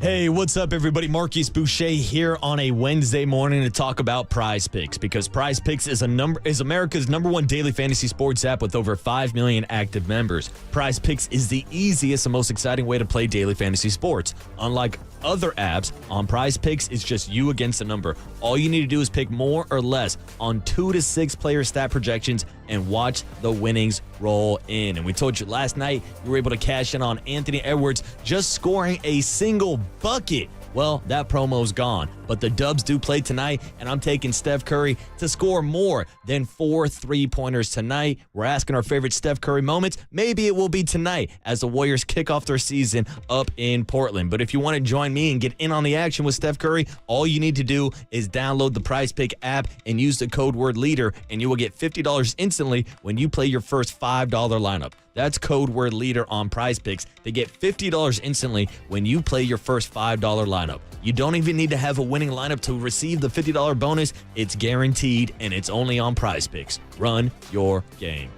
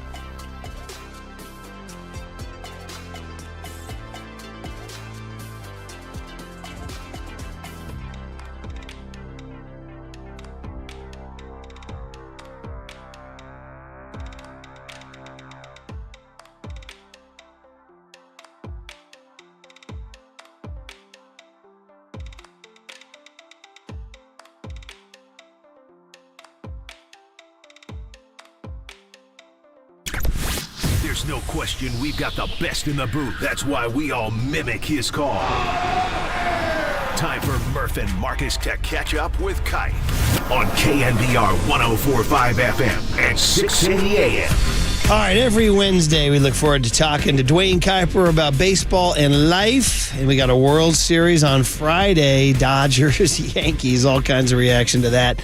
Let's tell you that Duane is sponsored by your Northern California Honda dealer. See your NorCal Honda dealer now for sedan. Find savings on every model. Kuip, good morning to you. I guess we start actually with a little bit of sad news that Fernando Valenzuela died at the age of 63. And I did not know he was in poor health. You might have known him through broadcast. I don't know if he came to San Francisco a lot, but of course you also faced him. You were in the box against him, and he's of course so iconic and one of the most legendary athletes in Dodger history and in baseball LA history. So anyway, sad news, Duane, but good morning, and did you have any thoughts? Yeah, morning, Kuip. Well, look, I think he probably within a month changed the dynamics of Dodger baseball. Because if you think about it, it was Russell and Lopes and Say and Koufax and Drysdale, and all of a sudden, this kid from Mexico shows up, and he gets a start on opening day because Jerry Rice sick or scratched for whatever reason, and I think he pitches a shutout. And then all of a sudden, the fan base didn't change, but the fan base grew by way of millions with all the folks from Mexico now that absolutely fell in love with Fernando Valenzuela, and they jumped on board. And it wasn't like the Dodgers were having problems drawing crowds anyway, but he opened up a whole new avenue for Dodger baseball. And I think he opened up an avenue for the players that were born in Mexico too. We had Venezuelan players coming in, Dominican, Puerto Rico. You just didn't hear enough about the Mexican ball players, and they had strong leagues down there for years. So I mean, he opened up a lot of doors for a lot of people. But he'll be known for one thing, and that's being able to beat you without an overpowering fastball. Mm-hmm. And I think I faced him once or twice. Because when I was rolling out of the league, he was coming in. And he was coming in. He was coming in with a full basket of stuff, and all of his pitches were good. I know for a fact that Mike went up against him a lot of times. And I know how much respect Mike has for Fernando, knowing it just by watching him say hello to Fernando every time we would see him, either at Dodger Stadium or at our park. Because, he did travel with the team once he started broadcasting. And look, we knew something was up physically because, he was a thick guy. Mm-hmm. Certainly wasn't what you would say overweight. He was just thick. And over the last couple of years, he just kept getting thinner and thinner. So We knew that he had something. Somebody said he may have been diabetes. I'm not sure. But I'm still really surprised that we lost him. 63 is way too young. Yeah. It was called Fernando Mania. And if anybody remembers, you're right, Dodger Stadium would go bananas. I don't know if they've ever seen anything kind of like it. And you're right, they tapped into that market of Mexican-American fans in L.A. in a way that had never been tapped into and still lasts to this day. And, Kai, we have Giants fans of Mexican descent saying that they low-key were rooting for Fernando because of their pride in his heritage. That was his, as much as his screwball, which was unhittable, was his identity, it was that he represented that culture and that heritage. He did, and he could do just about anything on the field. He could hit. Yeah. And he could field. I mean, he hit 10 home runs. But, hitting home runs doesn't always mean you know how to hit. I don't know if this is good news or not, Murph, but literally 20 feet in front of me, a garbage truck just pulled up. Well, that means Giants might make a huge trade in the coming days here, Kai. That or the Niners are going to have a healthy wide receiver for Sunday, one or the other. Or the Yankees are going to win the series. We're actually thinking this. I don't know if this is going to play some sort of spiritual role for the Dodgers going into Friday. Well, I got another story about that. But anyway, to end it on Fernando, his ability just to do just about everything on the field was really impressive. And I was surprised when I saw the story in the paper today, and I was also surprised at the number of teams that he played with at the end. But you forget that because you just think of him being this terrific Dodger for almost 10 years. So, yeah, that's a loss. He was a good one. Yeah. And, of course, Fernando pitched in the last World Series matchup between the Dodgers and the Yankees in 1981. So, Kai, what would you say it means for the sport of baseball to have these two teams back on the biggest stage? Well, I hate them both. You hate the Yankees? Yeah, I do. I mean, remember, I played for the Indians. And, yeah. I mean, we played to a sellout crowd one night in Cleveland because they handed out, I hate the Yankee hanky. So, I mean, they were always bullies, right? So when I got traded over to the National League, I found out that there was another team that I ended up feeling the same way about. So anyway, here they are. They're in the series together, which, in a lot of ways, great for baseball. Your two largest markets are in it and, have at it. But it doesn't have to mean that I like it personally. Monday morning, I don't know, I was just tooling around on my iPad, and I kept thinking, have I ever watched a game, a baseball game? Have I ever watched a baseball game with Mike where we weren't working? And other than sitting in the dugout at Candlestick, I've never watched a baseball game with him. So I'm driving to Reno this weekend to watch the World Series. Wow. First two games. How cool is that? So, I mean, my son Cole said, great, Dad, I'll get you a couple of Yankee hats, and you guys take a picture. It's like, no, we can't put on the Yankee hat. That's not going to happen. But we'll sit there and enjoy ourselves. And we'll have a good time. So I'm looking forward to it. Oh, that is the best news for Giants fans to know that you guys are going to be hanging out up there in Reno. The fire crackling and the dog at your feet. That'll be awesome, man. Can't wait to hear those stories next week. So we're talking to Duane Kuiper on the UMA guest line. And, yeah, for sure. Did you say you had about the supernatural? Was that what you were going to tell us about going up to see Mike? Yes. Yeah. And, Mike, I mean, all I did before I even got the fact that I invited myself out of my mouth, he's like, okay, this is what we're going to do, right? So, anyway, it'll be a good time. It'll be a great, Plus, you know what, in all honesty, they're two really terrific teams, like them or dislike them. They're put together really well. They're the highest payroll, right, in each league. I think the Mets actually had more than the Dodgers, right? I think you're right. Yeah. Yep. Mm-hmm. So, anyway, have at it. There's can you hear that horn? Yeah, it's another sign the Giants are going to make a big trade. Yeah. No, those are my daughter and 2 grandgirls driving by. That's nice. Awesome. Hey, are you surprised that Buster hasn't named a GM? It's been 3 weeks. They're being very careful. I don't know if there's a time element to this that you feel is important. You know, I was thinking about this the other day, and I don't know the rules. But I don't know, do you have to wait until after the World Series? I mean, I don't think so. I'm not sure. I know there are some things that they like you to wait on because they just don't want to take anything away from that. But, you know, let's say that there isn't any rules. You know, then I could answer it this way.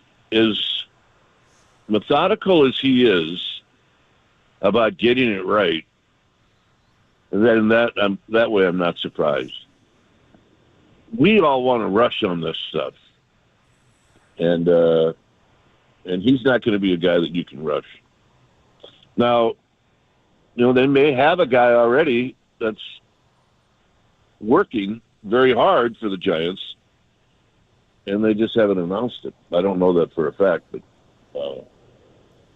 you know, maybe some of the teams maybe some of the people they're talking to are associated with the teams that have been in postseason, and of course, then you really do have to slow down just a little bit. So, not surprised. Not sure I know the rules, but it's all going to happen pretty soon. For sure. All right, we'll leave it at this, Kai, because you are such a great sports fan, and you're talking about the 49ers. They didn't get that win and stunk, and they're going to play the Cowboys on Sunday. Maybe you'll watch that with Mike, too. I don't know. But the Warriors start tonight, so there's something for your iPad and the couch. Come on. Well, I do watch a lot of stuff on my iPad, but when it comes to, and I consider this a big event, then I go to the big TV. And this is, for me, it's a big event. So we'll go to the big TV and enjoy it because, you know, I haven't watched many of their exhibition games, but I have been reading about it. And it appears that there's something there. And if there's something there and you got Curry, you know, then you might have a really, really fun season. Plus, you know, I love Curry, but you know who my favorite guy is now. Who's that? The kid from Wisconsin. Oh, Pajemski, of course, from BP. That's right. Yes, that's right. Well, you guys got to share. You have to share a Kringle with him or something. That needs to be like a social media thing. Yeah, you know, our favorite PR guy over there keeps inviting me to go to a game. Raymond, you have to take Raymond. Hey, if Raymond asks you to do something, you do it, Duane. I know, and he's been pushing really hard. So if I do that, yeah, I will bring in a Kringle for. How good will that be? Oh man! Well, Raymond turns out to have he doesn't have it really on the court, but outside of that, he's got really a great personality. So anyway, yeah, the Warrior season starts tonight. I'm totally in. It kind of happens where, you know, you have a full month of October where there's maybe 4 baseball games on that you can watch. Mm-hmm. And then as it tails off to just one, you know, that's when the Warriors start. So it's a good thing. It is a good thing, and I'm looking forward to it. And you're right. There's something there. It's interesting. The deep dubs. We're going to talk about them next in our big hit. And the last one is, do you remember the night Fernando threw his no-hitter in 1990? Do you remember what else happened that night? What year was it? 1990, later in his career, because he was done by 91. Yeah. Dave Stewart of the A's threw a no-hitter the same night. Ah. It was crazy. Well, that's pretty cool. That's pretty cool. If you remember that. And, you know, Vin Scully had the greatest call of all time. You remember it? Yeah, something about, if you have a sombrero, throw it to the sky. That's what he said. Yeah, God. That's what he said. Yeah. I mean, if I ever thought of that, I'd quit after that. Yeah, just because you quit on a high note. He goes He goes at 10, I watched it last night, 10:17 p.m. on June 29th. Oh, we have it. Oh, look at our producers, Young Tony and John Joe. Here it is, right here. Fernando ready, and the strike two pitch is hit back to the box, dribbling to second. Samuel on the bag, throws to first, double play. Fernando Valenzuela has pitched a no-hitter at 10:17 in the evening of June the 29th, 1990. If you have a sombrero, throw it to the sky. What a line. Oh, how can you just not name the Ford Frick Award after him? Right? Yeah, especially because, yeah. Seriously. What did Ford Frick ever do? Yeah. Come on. Let's be honest. I don't want to dog Ford Frick. He's probably a great That's what guy, we do. Yeah. Geez, Vinny, come on. I know. He's the best. That's a great way to end it. Well, anyway, hats off to Stu. Really. No, I know. Stu threw. I was working a call-in shift at the LA Times that night, and the desk was going crazy. Fernando just threw a no-hitter. Stu just threw a no-hitter. What do we do? Yeah. He was running around. Well, those are two good teams. Yeah. Two iconic pitchers for sure. Stu was iconic in Oakland, and Fernando was. So I imagine the Dodgers will have that. You know, there's going to be a ceremony Friday, I'm sure, and 34 on the sleeve and everything. It'll be a big deal. Yep. Yeah. Mm-hmm. You know, we always talk about that Hall of Fame level. And then there's that slot right underneath it, and that's where those two guys are. Yep, exactly. Just right underneath it. Yeah, and sometimes those guys move you more than some of the guys who get in the Hall of Fame. Yeah, I mean, I saw Tommy John's numbers the other day, and it's like, well, why is he in the Hall of Fame? You know, is it like 280 wins? So right, exactly. By the way, a listener wrote in and said Fernando won a Silver Slugger Award. He was that good as a hitter. Yeah. Yep. Do you remember, John Platt's our great Stanford buddy, said you faced him twice, you had a walk and a sacrifice, and you never struck out. Well, I mean, that ought to get me a date, don't you think? No doubt. You've stared down the Scroogey. Lefty, too, by the way. Lefty matchup. I had, actually, the woman that I married, she saw me play one game right before I got released in July of 85. And so she saw me taking a pinch at bat against Doc Gooden. One at bat against Gooden. And I hit a slow roll to third. Okay. The batter's box looked like a fireplace. My bat was chewed up in so many different spots. Anyway, I ran down to first trying to look good. And we got in the car, and we're driving back to wherever we were going.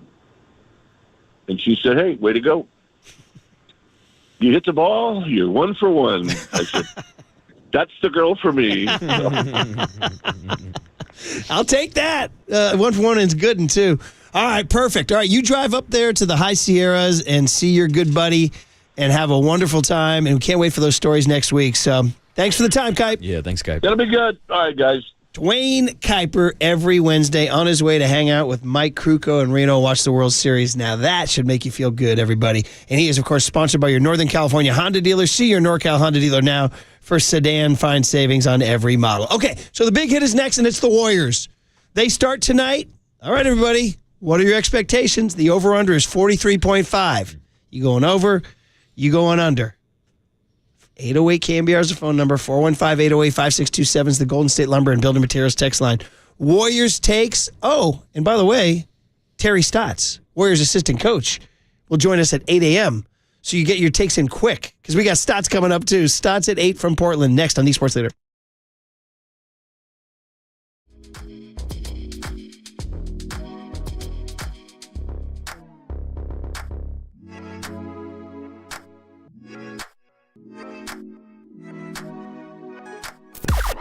Now, from the O'Donnell Financial Group Sports Desk. Learn more at odfigroup.com. O'Donnell Financial Group, because planning is a process, not a product. We have a new contest coming soon. Oracle Park transforms into a 9-hole golf course for the Ballpark Back 9 presented by the Bay Golf Club.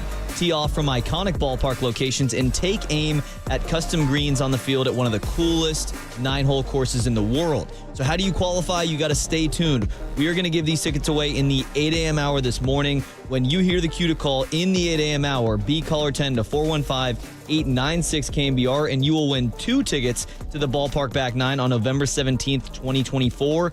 It is all furnished by Giants Enterprises. You can find official rules on KNBR.com.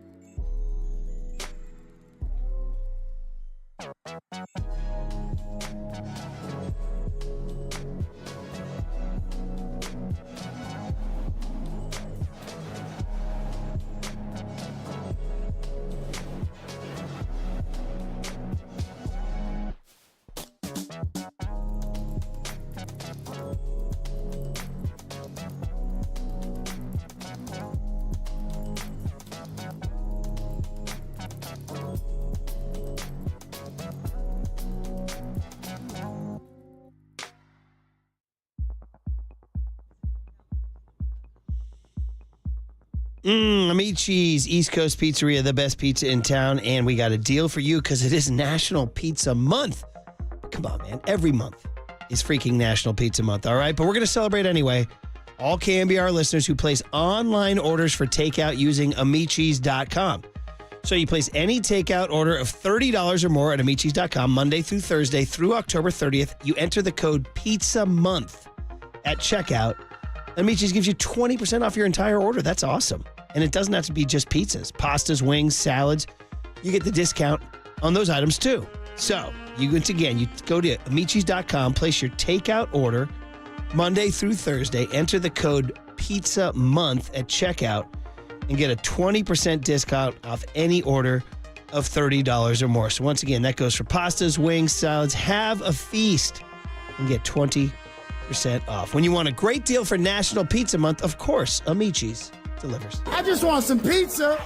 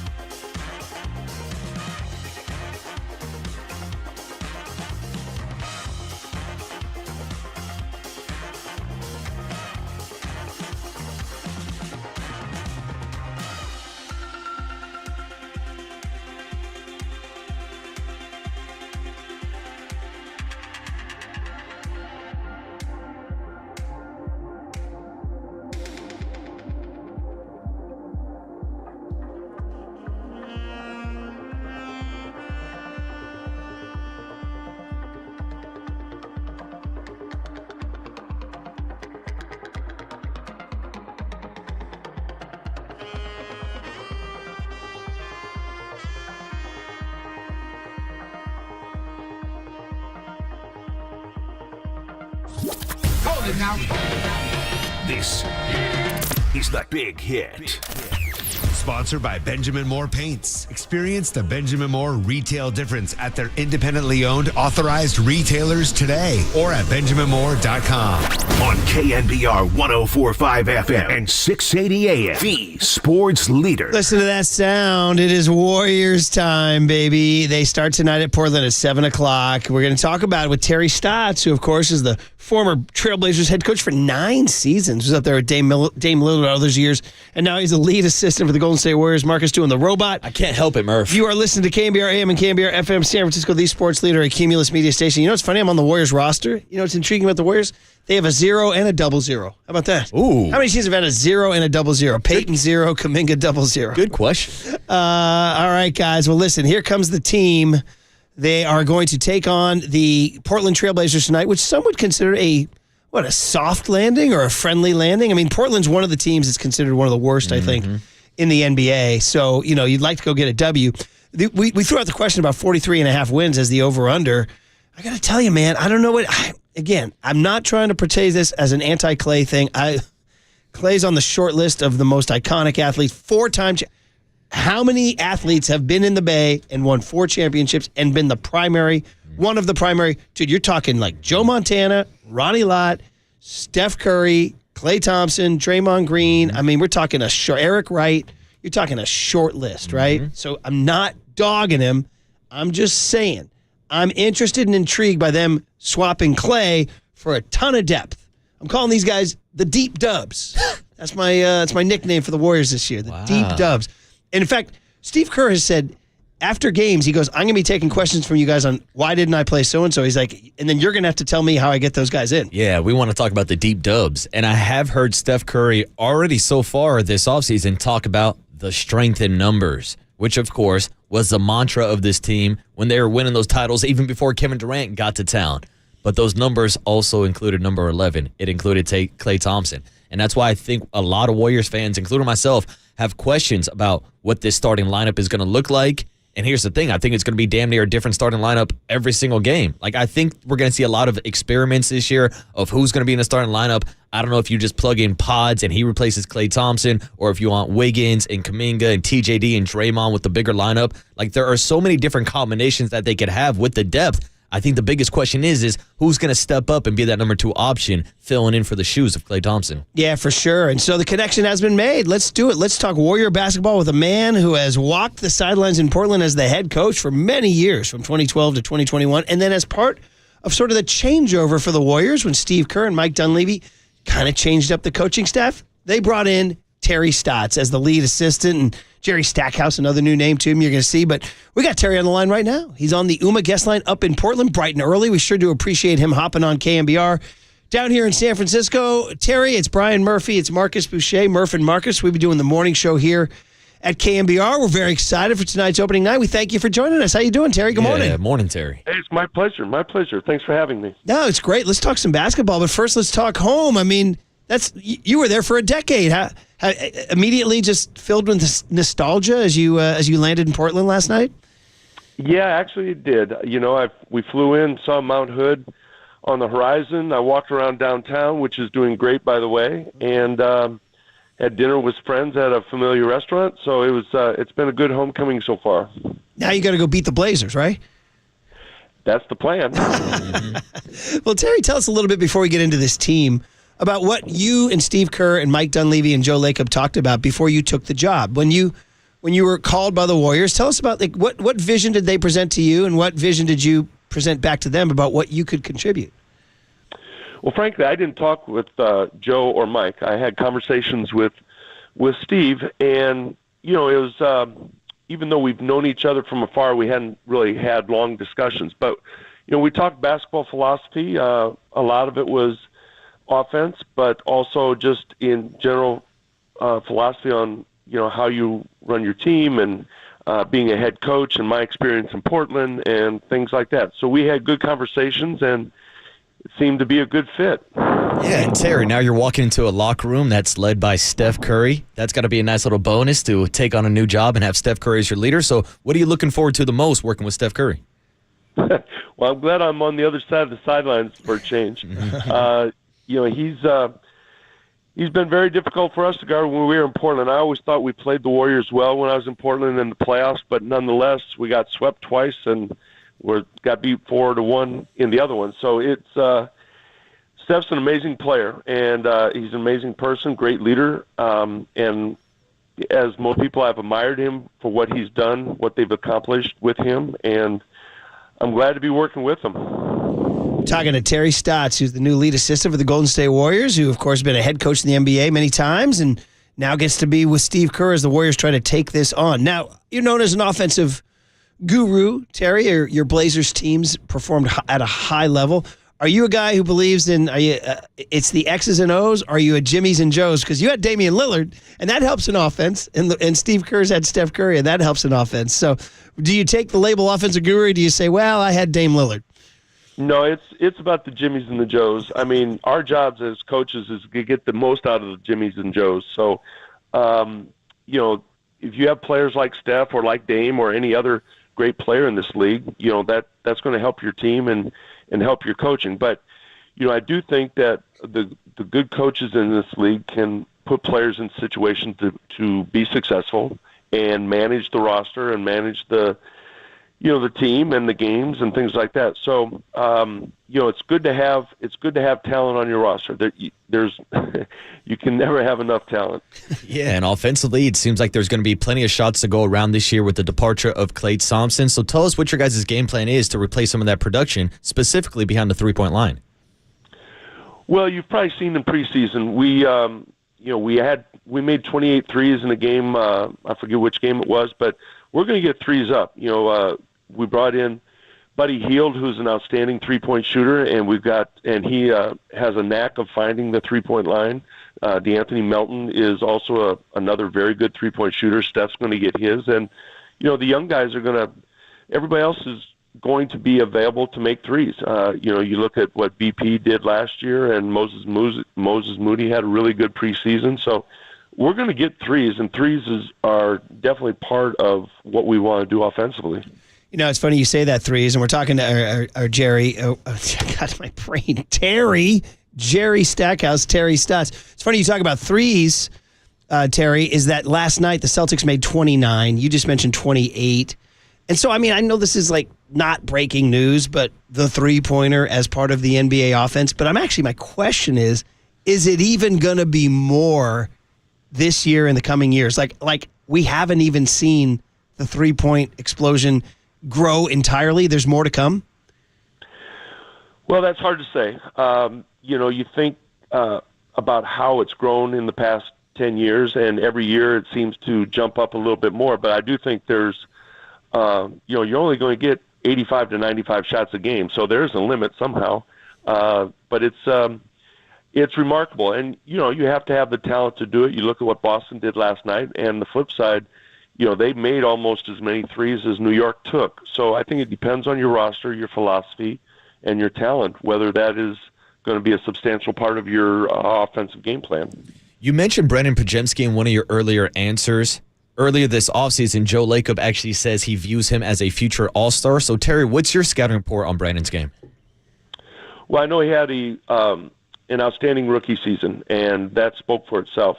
He's got a very good game, and I think he has a very bright future. I'm not going to go as far as this. I'm not going to go against what Joe said, but I think it's early for that. But I think he has a brilliant career ahead of him. He has a knack for getting in the lane. Hopefully he shoots more threes this year. He's a very good rebounder from for a guard. So there are things that he does well, and there's things that he's going to get better at. He's just so young, but obviously there's a lot to like last year for Brandon Podziemski. Terry Stotts sharing a few minutes with us here on the UMA guest line. He's, of course, the lead assistant for the Warriors now. Was here back in 2004 with Mike Montgomery back in the day. But, Terry, I'm looking at your bio. You started in 1992 with the Seattle Supersonics, and kind of circling back to my previous question. I don't know. I don't want you to, call out the NBA. It's like, I'm an old man, and I used to like it back in the day. Because I do. I liked more ball movement and twos and mid-range jumpers. But is that just... That's just a dinosaur-type game. Like, what you coached in 92 and what you're coaching in 2024 are two different planets? Certainly it's different. And you look, I think the stark reality of the 90s was how slow-paced the game was and isolated, oriented. And, to be honest, other than the Chicago Bulls, there was a lot of isolation, post-ups, one-on-one. So that's why the rules changed in 2001 was because of the pace of play in the 90s, even though, you had great champions with the Bulls throughout that era. But I do think the game is in a really good place. I like the movement. I like the threes. I think it accentuates talent and it accentuates basketball IQ. And I think that's just a good part of the game. So to that, do you still think there's a role for a big man in the game? Because that's what they say the Warriors are lacking. And where do you see the big man in today's game of threes? Well, certainly there's a place for the big man. We got a lot of big men in this league, but I think the talent of the big men over time has changed. The dominant low post threat, which was actually helped by the rules back in the 90s, where you could either had to double or not double. And there's a lot more fluidity to the game, which makes the inside game a little bit different. But the big man still has a huge impact on defense. It's you look at what even coming in as a rookie, what Wembanyama did as a rookie, the impact he had defensively. So I think the big man will be a big part of the game defensively. Offensively, it's just evolved. There's still offensive rebounding is still important. Points in the paint is still important, and there's always going to be a place for a big man. Always a place for a big man and always a place for a player like Draymond Green. I think one of the keys to the success that you guys have seen with the small ball lineup is that versatility that you see with Draymond Green. So talk about what it's like coming in as a coach and having a player like Draymond Green on your roster. I'll tell you what, Draymond has been a joy for me to watch him practice. He's so basketball savvy. He sees the game. He's vocal. He and Steph kind of make a great tag team leader. And he's very vocal. He knows the game. We had a practice the other day where he was helping the coaches out, to be honest. He was helping with the defense and knew exactly what we were trying to accomplish, talking to the young players. So I've been on the other side of it. I go back to the conference finals with Draymond when we lost in game 2, and we went and blitzed Steph, get the ball out of his hand, and then Draymond makes 2 plays. He throws a lob for a dunk, and then he hits a runner. So I think his offensive game is underappreciated because of his passing and his awareness, and obviously defensively he anchors the defense. Was he one of those guys who drove you crazy on the other team? Is talking all the time, is yapping, he'd get under your skin? Totally. That's just a no-brainer, like everybody across the league. Well, there's those guys in any sport where you hate them when they're on the other team, and then when they're on your team, you like them, right? Oh yeah, there are a few in every sport. Yeah, it's so funny. Terry, wrapping up here, we didn't ask about Jonathan Kuminga, who's such a huge part of the Warriors' future, and obviously he bet on himself. He didn't get the extension, the restricted free agency looming. But we were talking about threes all conversation. I'm just wondering what you see with him. I mean, is that the word that Jonathan Kuminga will be shooting threes this year for the Warriors? Is that part of the plan? Well, if he's open at 3, he's supposed to shoot it.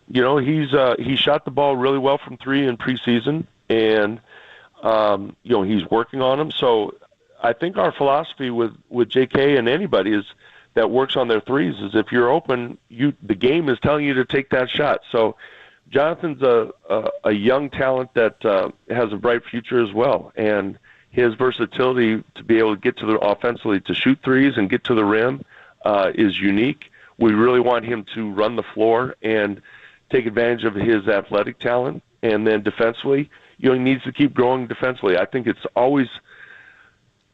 defensive end is usually tougher for younger players because it takes experience to anticipate, to see things happening before they happen, and so with his ability, he will improve in that area. But he's offensively, he's got a lot of things that he can do. Yeah, it's gonna be fun to watch him too. And then last one is just about the West. I mean, it started last night. Minnesota doesn't have Karl Anthony Towns last night. They already lost a game. That was a road game and Lakers season opener and all that.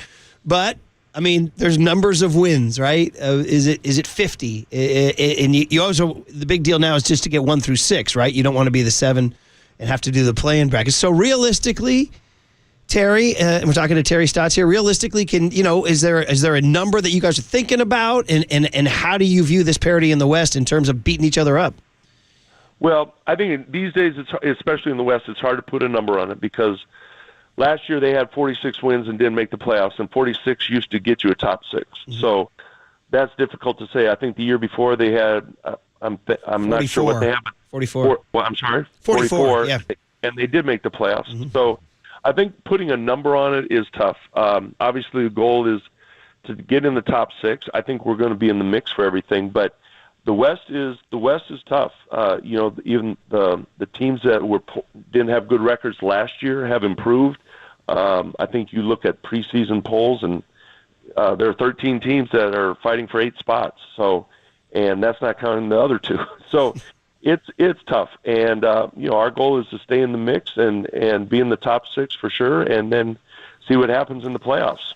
Starts tonight in your old town of Portland, and we sure do appreciate you hopping on early to come on KNBR with Murph and Marcus. Enjoyed the conversation, Terry. Welcome back to the Bay, and have a great time tonight. Yeah, thanks, Terry. All right, thanks, guys. Good talking to you. Yeah, there he is, Terry Stotts. Good conversation there, just about the new three-point. You saw the Celtics last night, made 29 threes, tying an NBA record. Yeah, it seems like that record's reset every year now, Murph. And he was saying, you still got to have the big man on D. Do the Warriors have that big man on D? Tracy Jackson-Davis. Is he that guy? Come on down. Rudy Gobert, he ain't Wemby.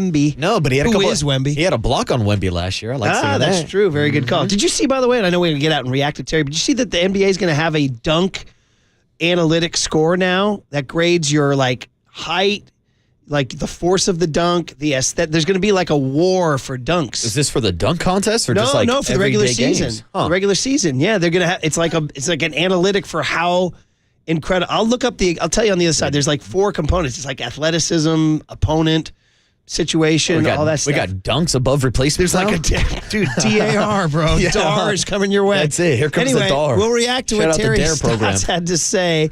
808 KNBR is the phone number. If you guys heard anything there about Kuminga, Pajemski, Draymond, Steph, the Western Conference, the Warriors open tonight on KNBR 104.5 and 680, the Sports Leader.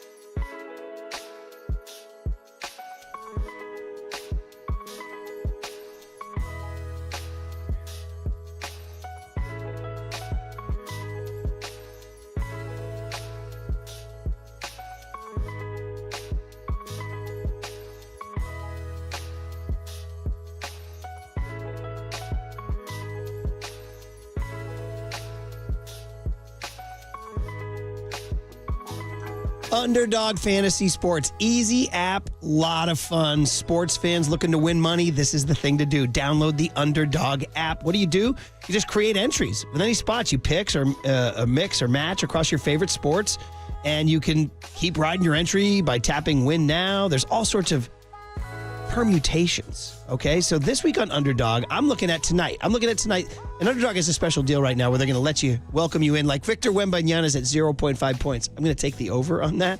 I'm also going to take Johnny Kuminga for 1 3-pointer today. He's at 0.5. This is an example of what you can do on Underdog. You go higher, you go lower, you win money. So this season, Underdog's running a special promo or bonus almost every single day. It's currently Boostober from now until October 27th. You can boost your profit on all NBA entries by 20%. So Underdog's literally giving you unlimited profit boosts to make basketball picks. So what you do is download the app and you sign up with the promo code Murphy. That's it, MURPHY. Deposit now to get $1,000 in bonus cash instantly. So that's the promo code Murphy. You must be 18 plus and present in a state where Underdog Fantasy operates. Terms apply. Are you concerned with your play? Call 1-800-GAMBLER or visit ncpgambling.org. Now, from the O'Donnell Financial Group Sports Desk. Learn more at odfigroup.com. O'Donnell Financial Group, because planning is a process, not a product. We have a new contest coming soon. Oracle Park transforms into a 9-hole golf course for the Ballpark Back 9 presented by the Bay Golf Club. Tee off from iconic ballpark locations and take aim at custom greens on the field at one of the coolest 9-hole courses in the world. So how do you qualify for the contest? You got to stay tuned. We are going to give these tickets away in the 8 a.m. hour this morning. So when you hear the cue to call in the 8 a.m. hour, be caller 10 to 415-896-KNBR, and you will win 2 tickets to the Ballpark Back 9 on November 17th, 2024. It is all furnished by Giants Enterprises. You can find official rules on KNBR.com.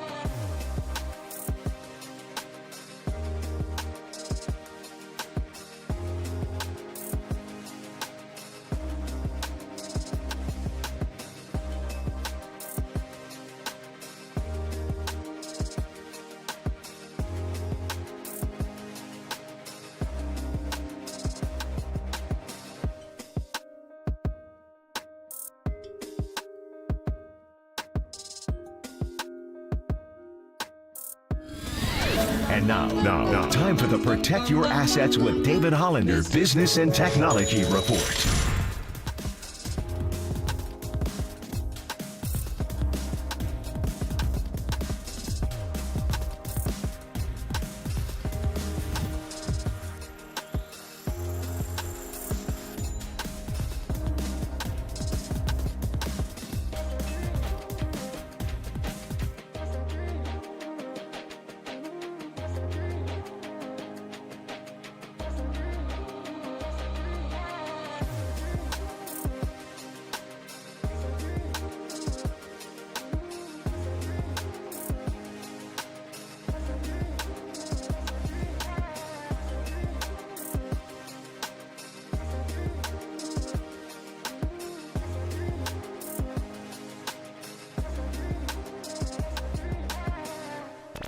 Dub Nation, Murph and Marcus keep rolling on the sports leader and streaming live on YouTube at KNBR 1045. All right, so we can have a segment score, like the dunk score for the NBA. Yeah, I'm not kidding you, buddy. Here's the deal. NBA's going to, shout out Earth, Wind & Fire Forever, by the way. We didn't do a 70s Friday. 90s Friday coming up. Don't forget, you got your takes. I got mine. I got my tunes lined up. Oh, easily, send them in. Murph. All right, 90s or dunk score is what's happening in the NBA. We just mentioned this. We're getting to the Warriors in just a second here. So now, because NBA tracking data, it's called tracking data, produces a location for 29 different points on all 10 players' bodies 60 times per second. Bro, Big Brother is watching. Are you kidding me? 60 times per second. That results in a stream of the location of, so a stream of location of every player's head, shoulders, hands, hips, feet, and more. Head, shoulders, knees, and toes, knees and toes. What are we doing here? Add that to the location of the ball, and the full context of every play is able to be analyzed. This is freaking propeller heads, bro. So that's like what they do in the geeky thing, but now they want to do a fun thing called the dunk score. This is a new thing in the NBA.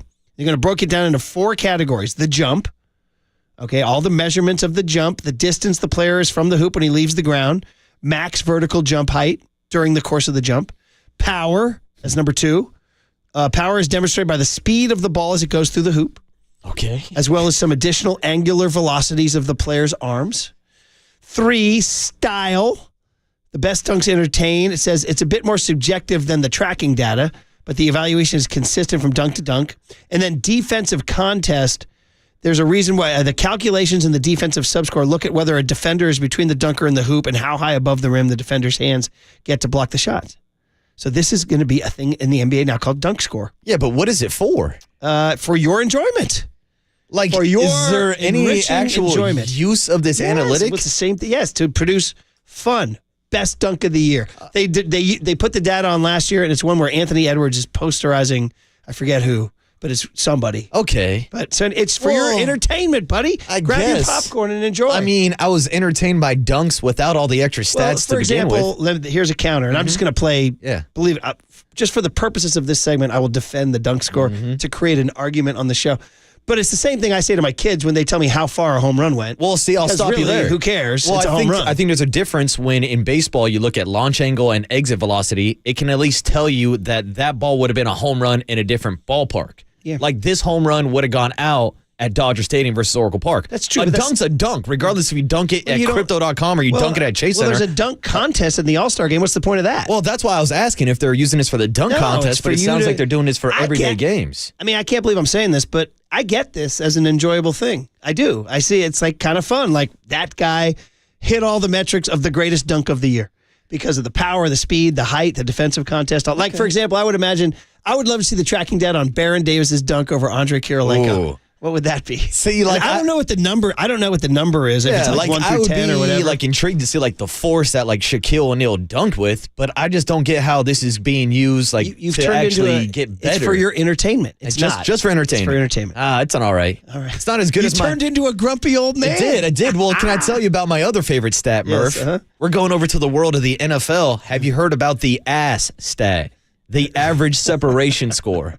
That's got to be my favorite acronym in sports right now. That's pretty good. Who's got the best ass in football? Well, I can tell you with the average separation scores. That's pretty darn good. Mm-hmm. Well, shout out Kramer. Look at the ass man, right? Yeah, all right. Very good. So they got analytics for everything these days. I know they do. So anyway, shout out the dunk score. Kuminga could be a good dunk score guy. By the way, because John Joe Curley is a huge Seinfeld head, did you say the stat is ass? Yes. Average separation score.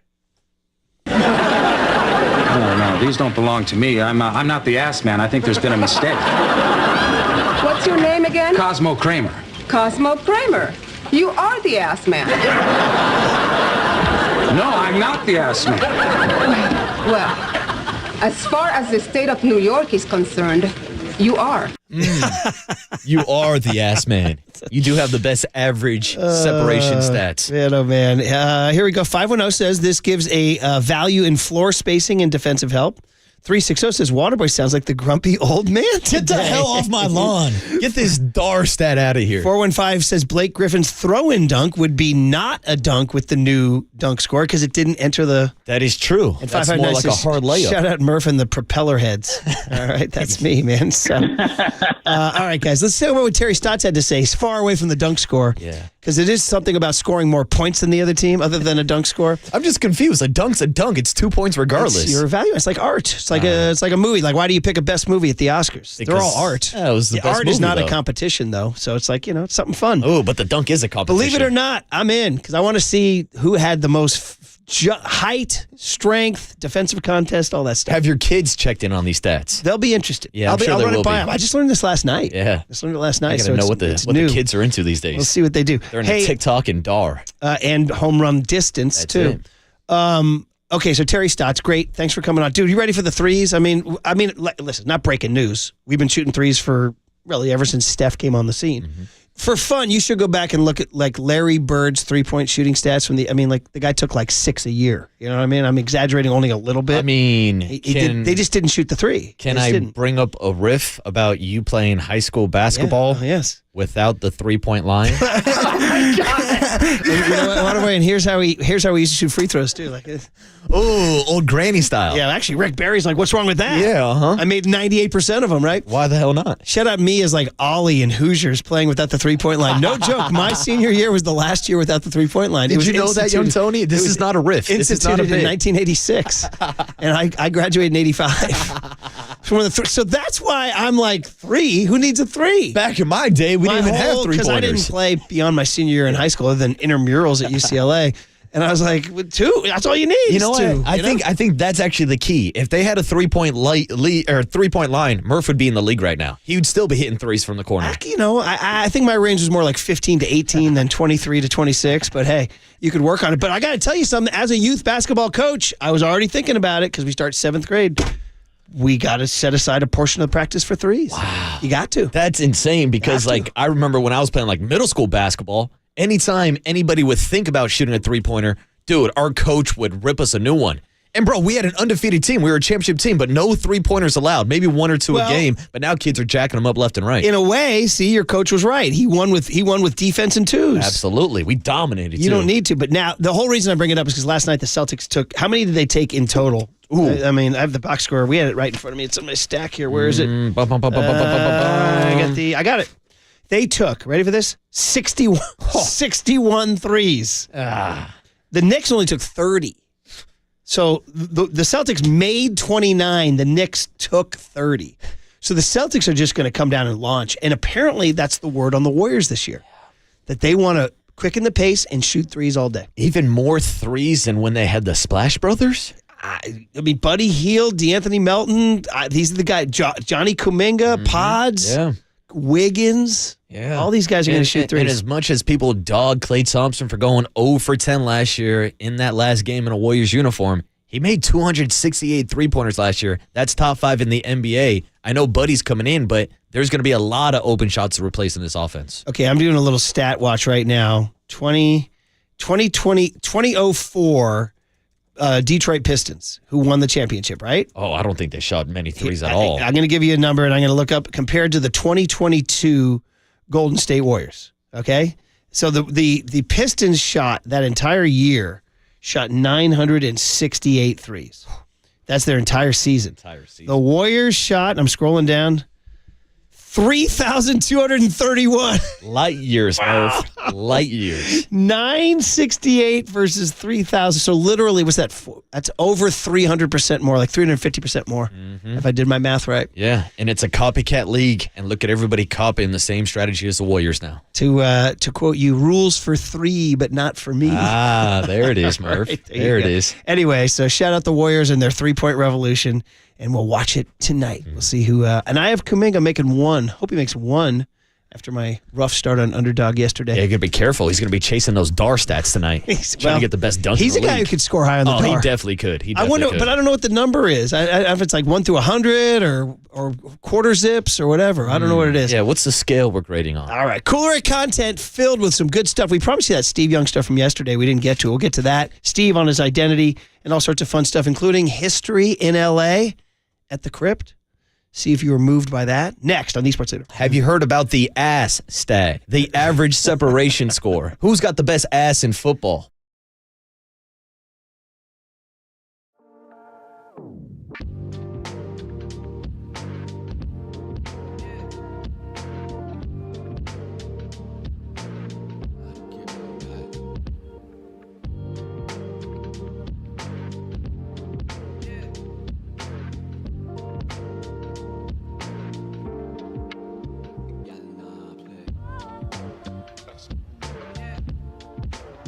Hey, what's up, everybody? Marcus Boucher here with the Abundant Life Weight Loss Agency. Have you been searching for the secret to losing weight and getting healthy the natural way with no drugs or injections? The team at Abundant Life Weight Loss has the secret to losing up to 1 pound of fat every day. Their weight loss program makes it easy to lose weight and get healthy naturally and safely. I dove into this program almost 3 months ago, and guess what? I'm down 26 pounds. And I've done it without counting any points or calories, without any prepackaged meals, no surgeries, no drugs, or no injections that have serious side effects. So if you want to learn more about the Abundant Life Weight Loss program, go ahead and schedule your free private weight loss consultation by calling 925-594-7110. That's 925-594-7110, or visit them online at AbundantLifeWeightLoss.com. That's AbundantLifeWeightLoss.com.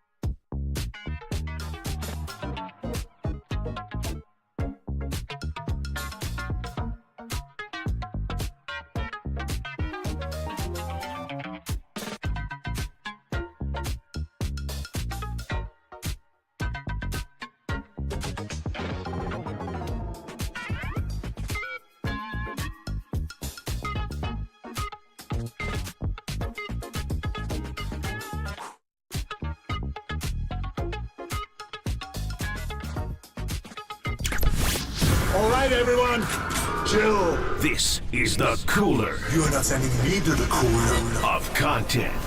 Sponsored by Mancini Sleep World. Sleep better, live better. Visit sleepworld.com. And by Marin Health. Marin Health Medical Center and Marin Health Medical Network world-class care. Closer than you think. On the sports leader. What do you want? You want giveaways? You want tickets? You want stuff? What are we giving away? We're giving away everything, man. We give away freaking trips to Hawaii, dude. And Coldplay and all that good stuff. And other free stuff includes Dante Whitner this afternoon at 3:50. That's more free stuff. And I got more stuff for you. Marcus, we just can't stop. Can't stop, won't stop, Murph. So how about Ballpark Back 9 at Oracle Park at McCovey Cove? Two tickets to the Ballpark Back 9 on November 17 in the 2 o'clock hour. I'll get you a tea time at 2. That's November 13th through the 17th. Oracle Park transforms into a 9-hole golf course for the Ballpark Back 9, presented by the Bay Golf Club. Tee off from iconic ballpark locations. Take aim at custom greens on the field at one of the coolest 9-hole courses in the world. At the intersection of golf and baseball, your chance to experience giant golf. Reserve tee times now for the Ballpark Back 9 this November at sfgiants.com/golf, or win it for free by calling John Joe right now. Caller number 10 at 415-896-KNBR. 415-896-KNBR wins 2 tickets. That's a retail value of $230. Congratulations. We'll look forward to our winner. Okay, cooler of content. Let's go. Well, we promised the Steve Young thing, so let's do it. He was talking about like identity and humility and like how you have to remember who you are. I'm not sure what podcast this was, Young Tone. Do you have it? I want to say it was his Instagram. Yeah, but I know he's on a podcast, but I apologize. I didn't get that. We'll try to find that for you. Here he is talking about when he won the Super Bowl and he gets to go to Disneyland. And he's going down Main Street and he's the guy. He's on the float. But then he says, it's over. And as soon as they turn off a Main Street, he's no longer the guy. And he found that to be a profound moment in his life. Check it out. being at Disneyland, being the focus of the parade with you and Mickey Mouse up on the float going down Main Street the day after the Super Bowl. Like, I remember losing my mind, like screaming, people are like, "You're the man, Steve, you're the greatest." And I remember yelling back, "I am the greatest. I am the man." Like, it was the best. But as usual, it never lasts very long. The band stopped playing. We turned backstage, and there's two little kids sitting on the curb waiting for, this thing to be done so they could go back and do all the rides, probably 6 and 8 years old. And so it got quiet. We were turning backstage, and the little boy stood up and started to come to because he saw Mickey Mouse. And he's like, "Mickey Mouse, oh my gosh, Mickey Mouse." And his brother grabbed him and said, "You can't get near him. The big guy won't let you." And side of the float was Steve Young, Super Bowl MVP, and gold and red streamers, the 49ers. And I remember thinking to myself, of all the times in life, I'm not Mickey Mouse's bodyguard. It's right now. This is my time. This is my moment. This is check the sign, kid. And I remember, I might have done it, I remember, but there was that moment where you're like, I don't want this moment to end. I want the high water mark to stay high water, and I don't want it ever to end. And here it was 4 minutes later, and the kid's already calling me a bodyguard for Mickey Mouse. I was like, isn't that true for life? Dude, that's deep. Life comes at you fast. That is deep. So there's a Latin phrase. How are we on Latin, by the way? Oh, not great. How are we on Latin, Marcus? Not great. I'm not good with English. Well, your name is almost... Let alone Latin. That's funny stuff there. This guy says funny stuff every day. Young Tone, how are you with Latin, buddy? Not great. I always joked my dad was always on Latin time. It's just like 4 hours behind everything. Yeah. Well, John Joe Curley, being of Irish Catholic descent, does he go to Mass in Latin? That's when you know you're a true Catholic. He says no. Well, Catholic Masses were in Latin until very recently. Anyway, I learned this phrase, sic transit gloria mundi. Thus passes the glory of the world. It means that basically you got one shot, and when it's over, baby, it's over. Yeah. When you turn off a Main Street. That's kind of profound, because have you ever been to Disneyland and like been off a Main Street and you're like, so when we did a show with Tim Liota, dude, my first partner and I, we did a remote from Disneyland. You and Tim. And we drive in so early at Disneyland, bought time. Wow. They bought all these morning shows around the country. And we just lined up near the Magic Kingdom and did our shows. But we came in so early, we came in through the back way. And I literally could see like Cinderella and the elves like getting ready, like smoking cigarettes, yelling at each other. You know what I mean? It was like, that's great. Bro, this is behind the curtain, man. You get to see them all break character. Yes. So that's Steve, man. Pretty good. That's awesome. Now, I'm not quite Steve Young. I was never in the middle of a Super Bowl parade, but it did remind me a little bit of the Warriors parade in 2022. And me and Triple E like chasing the buses down, like giving shout outs to Clay and Draymond and to all the guys on the buses. And it felt like we were almost a part of the parade because, of course, we were on the route in the middle of the street. We're slapping hands, kissing babies, all that good stuff. And then we get towards the end of the parade, and the last bus goes out, and then they close the fence.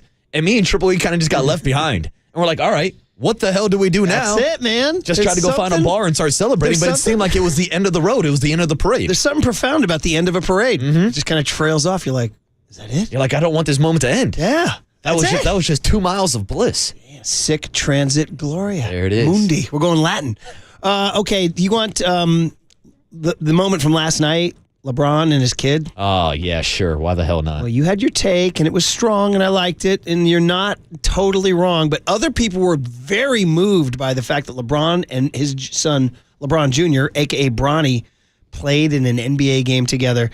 And how about LeBron even consenting to being mic'd up? Oh, are you surprised by that? No. Not consenting. I think he demanded to be mic'd up for this game. So he's mic'd up, sitting next to Bronny when wait for it, Coach J.J. Redick. Oh. That's right. I'll say it again. Coach J.J. Redick, who's 1-0, by the way, told them to go in together, and he's whispering to his kid as they're taking off their sweats here.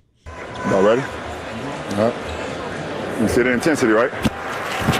Just play carefree, though. Don't worry about mistakes. Just go out and play hard. People are like, man, that's incredible. Dad to son. Is it? Incredible. Seems pretty manufactured to me. Well, obviously, I was wondering if they're already going to make a commercial out of that. If he knew what he was going to say, so Nike gave him a script. I mean, bro, this whole thing felt scripted. I got an update before the game that said, breaking news, LeBron and Bronny are planning to enter the game together in the second quarter. Yeah. I'm like, this kid shouldn't even be in the court, let alone in the league, let alone in the G League. Like, this would be a cool moment if Bronny earned it But he didn't. Yeah. This is nepotism at its finest. It feels like one of the most manufactured moments that I can recall in recent sports history. Can't disagree too much with you there, buddy. The Griffies were clearly qualified to play together. Those are two, not just Ken Griffey Jr. His old man was a hell of a player, too. And then Gordie Howe had his two sons with the Hartford Whalers in 1980. Shout out Brass Bonanza. And Tim Raines played with his son, too. But this is the first time it's ever happened in the NBA, and you could have your takes. Certainly, there were people on my Twitter timeline, like respected sports voices going, I'm so emotional watching this. I was like, well, okay, all right. Well, maybe you had to be there. Yeah. Maybe you had to I'm be guessing those are the same guys who work in sports media that hire their kids with nepotism. Did you and Pops ever work together? No, me and my Pops have never worked together. Young Tone, did you ever work with Dad? Although, if I didn't go to college to play baseball, I probably would have ended up being a city worker, so it could have been a possibility. But you didn't? I did not. Young Tone, did you? Never directly. I'd be in the office hanging around, but nothing. Yeah. I mean, like yard work in the backyard. Well, there you go. I was doing yard work every weekend. That's why you're here, where you are, buddy. Yeah, look at this work ethic. There's a lot of good stuff in here. I'm not sure we want to go to. I do want to kind of throw Marcus a little Yankee vibe. Ooh, I loved this. It's a vibe. This guy named Alex Day from the Yes Network. He's out in the bleachers and he grabs this kid who looks to be about 16. And the kid's wearing a 99 jersey, but it's like a football jersey. Have you seen that? It's like a Yankees football it's jersey. Like a navy blue alternate. Anyway, the kid's wearing it. He's got the backwards hat. I like this kid because they pull him from the crowd. He goes, we're going to do retired numbers. And you know me, we do Young Tony every day. Yeah. He doesn't know his path. And you can tell this isn't scripted because the kid has to think about a couple of them. But I think this is good particles for you. Yeah. This is in the bleachers during the playoffs. This kid in the middle of the bleachers getting asked on Yes Network. Can you name me the retired Yankees numbers in order? Number 1. Billy Martin. There we go. Number 2. Derek Jeter. El Capitan. Number 3. Babe Ruth. Great Bambino. Number 4. Lou Gehrig. Lou Gehrig. Number 5. Joe DiMaggio. 6. Joe Torre. 7. Mickey Mantle. The Mick. Give me 8. 2 numbers. Yogi Berra and Bill Dickey. I knew you were going to get that. Give me 9. Roger Maris. Give me 10. Phil Rizzuto. Give me 15. Thurman Munson. There we go. Give me 16. Whitey Ford. Give me 20. Jorge Posada. Hip hip. Hooray! Give me 21. Paul O'Neill. The Warrior. The Warrior. Give me 23. Don Mattingly. Donnie Baseball. Give me 32. Elston Howard, the catcher. The catcher. Give me 37. Oh, can we go back to that one? You want to come back to it? Yeah. 42. Mariano Rivera. 44. Reggie Jackson. 46. Andy frickin' Pettit. 49. Ron Guidry. Let's go back to 37. Get any hint? He was a manager. Shoot. Oh, Casey Stengel. Casey Stengel. Wait, we got one more. Wait. Last one. And 51. Bernie frickin' Williams. I like this, round of applause for this kid. He knew his stuff to the point where he's like, you got to give me a hint on 37, Casey I mean, to pull Casey Stengel, that's pulling it out of your back pocket. That was really fun. I thought I just wanted to give you some good particles, buddy. It is. It's good vibes. Now, how many did you know? See, I would get most of them. The trick question is number 8 with Bill Dickey. I would not have gotten Dickey. Like, knowing that there's 2, I wouldn't have got that. I probably wouldn't have gotten Elston Howard and Casey Stengel. Those would be like the 3 Ellie that are Howard more, is kind of an obscure more Yankee. obscured. Was he? I think he was their first black player. Was he really? I think he was. I think I saw that at the Negro League Museum. Yeah. Good knowledge. I think he was. They were a little late to integrate, quite frankly. Hey, now. But I liked when he got to the later ones, Paul O'Neill, the Warrior, and Andy frickin' Pettit, and Bernie frickin' Williams. I like that Ron Guidry's. Would you have gotten 49? Guidry? 49, I would have got Guidry for sure. Okay. And then would you get 2? Oh, I mean, come on, Murph. We're talking about a layup here. The reason why I'm a Yankee fan. Okay, Number and then 2, Derek Jeter. That's one thing. And now I'm going to dog you. Oh, no. Now I'm going to dog. I gave the you show was going so well. I set you up. Now I'm going to take you down. Oh, no. Mad Dog Russo, Tony, cut eye here. He's interviewing Brian Cashman about getting back for the first time since 2009. Give me your thoughts here of finally getting back and winning a pennant after a 15-year, I don't want to say drought, that's not fair, but you understand what I'm saying with the gap. How about winning the pennant? How does that mean to you? Let me hear. It means a lot, and I hate the 15-year thing because it completely forgets and discounts that some other organization cheated us when we were all the way in the end. You know, if you knew what was going on, I don't think they would be advancing during that time thing. I think we would have been advancing. So I hate that 15-year thing because I don't think it accurately reflects history. Bro, stop crying. Oh, talk your S, Cashman. Crying. Talk your S. Stop crying. Say it louder for the people in the back. That is like, 7 years later, get him a hanky, People man. don't forget, Win Murph. the game. People don't forget. Win the game. Yeah, it would have been easier to win a game if they weren't banging trash cans. Jose Altuve with the buzzer on his chest. Oh, that bad luck, D. Cashman. Bad luck. I like it. People don't forget, chose Murph. this moment in time to go back and still cry about all that. these flavors, and he chose to be salty. You know what? I'm going to take Brian Cashman and take that kid in the bleachers. I'm taking the kid in the bleachers over Brian Cashman. I probably would take that kid also, Murph. I probably would take him also. All right, man. Is that about it? We saw some good. It's been a good, cooler week. We have a lot of stuff left over. So we'll get to that tomorrow, I guess. So there's some more baseball stuff, too, and some basketball stuff. So, all right, fun, cooler content. But Larry Krueger, they're not booing. They're saying Krug. Next on the Sports Leader. I'm the biggest freaking Yankee fan you've ever met.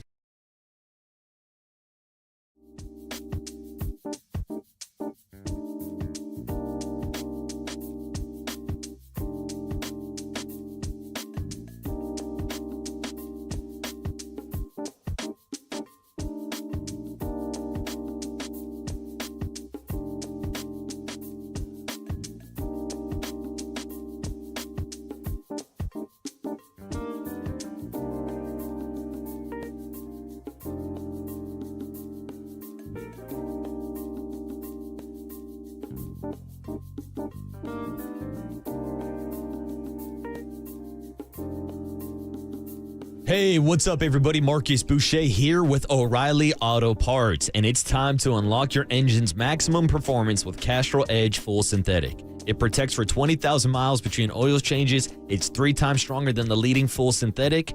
And right now, for a limited time, you can get 5 quarts of Castrol Edge at O'Reilly Auto Parts and receive 3 times O reward points plus a $15 O'Reilly gift card after rebate. And we've been doing it all month long, folks. We've been celebrating the 25th anniversary of O'Reilly Auto Parts and their famous jingle. And O'Reilly now wants you to be a part of the celebration. We all know how it goes. Sing it with me, folks. O'Reilly Auto Parts. Ow! Look at that. I even got young Tony pumping his fist behind the scenes. But if you want to pump your fist, if you want to give your own remix, a jingle, or even a choreographed dance, go ahead and submit your own video to O'ReillyJingleContest.com now through October 31st, and you will have a chance to win exclusive merch and prizes, including 3 $5,000 grand prize winners from O'Reilly Auto Parts. Terms and conditions apply. No purchase necessary. O'Reilly Auto Parts. From the Chilton Auto Body Traffic Desk.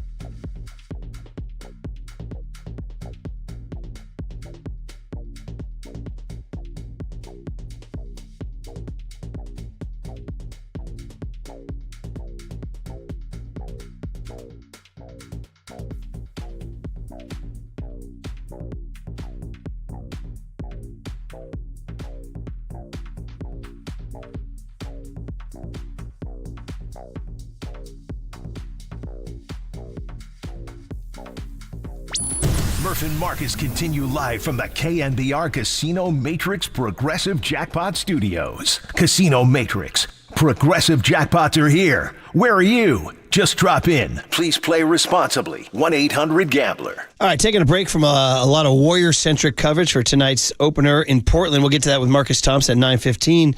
To get back to our beloved Niners, who had sort of the day off yesterday. They hit the media today. We're going to find out about Juwan Jennings' availability, Debo Samuel's availability. We're going to ramp up trade speculation, and we're going to get ready for the Dallas Cowboys. So we turn to the Uma guest line, or wait, if you're on YouTube or Twitch, you turn to your video, baby, and you check out the great Larry Krueger. They're not booing. They're saying Krug. Actually, upon closer examination, they actually are indeed booing. Well, hey, it's like those villains say, man, hey, wherever you go, you got to get a reaction. That's what you got to get. They don't boo nobody's, crew. They don't boo nobody's. Very good. What did Robert Saleh say? If you ain't hating, if you ain't got no poppers, you ain't hating, or you ain't got no haters, you ain't popping. That's good. You yes. got it, Larry. There you go. What's he doing? It's early. It's Bob early. Saleh, what's he doing? He's hanging out. See that? I saw a video of on a beach somewhere. TMZ got him outside the grocery store the other day. Oh, that was a bad look. I saw that, and he said nothing. Yeah. I mean, what do you got?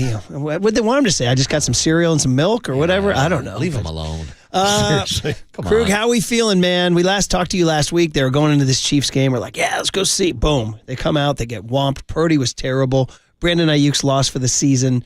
Debo Samuel doesn't play after the first quarter, actually the first few plays. Juwan Jennings is ruled out with a hip injury. They get burned on some jet sweeps. Andy Reid and Spags own them again. And we say, other than that, how was the play, Mrs. Shanahan? Right. What do you got, Krug? Yeah, I mean, it was rough. I mean, it's funny. So many people. The one thing that annoys me, I'm full disclosure here. I'm annoyed by look what Shanahan has done here compared to his two predecessors. Look what Purdy has done here compared to some of the other quarterbacks they've had since the greats.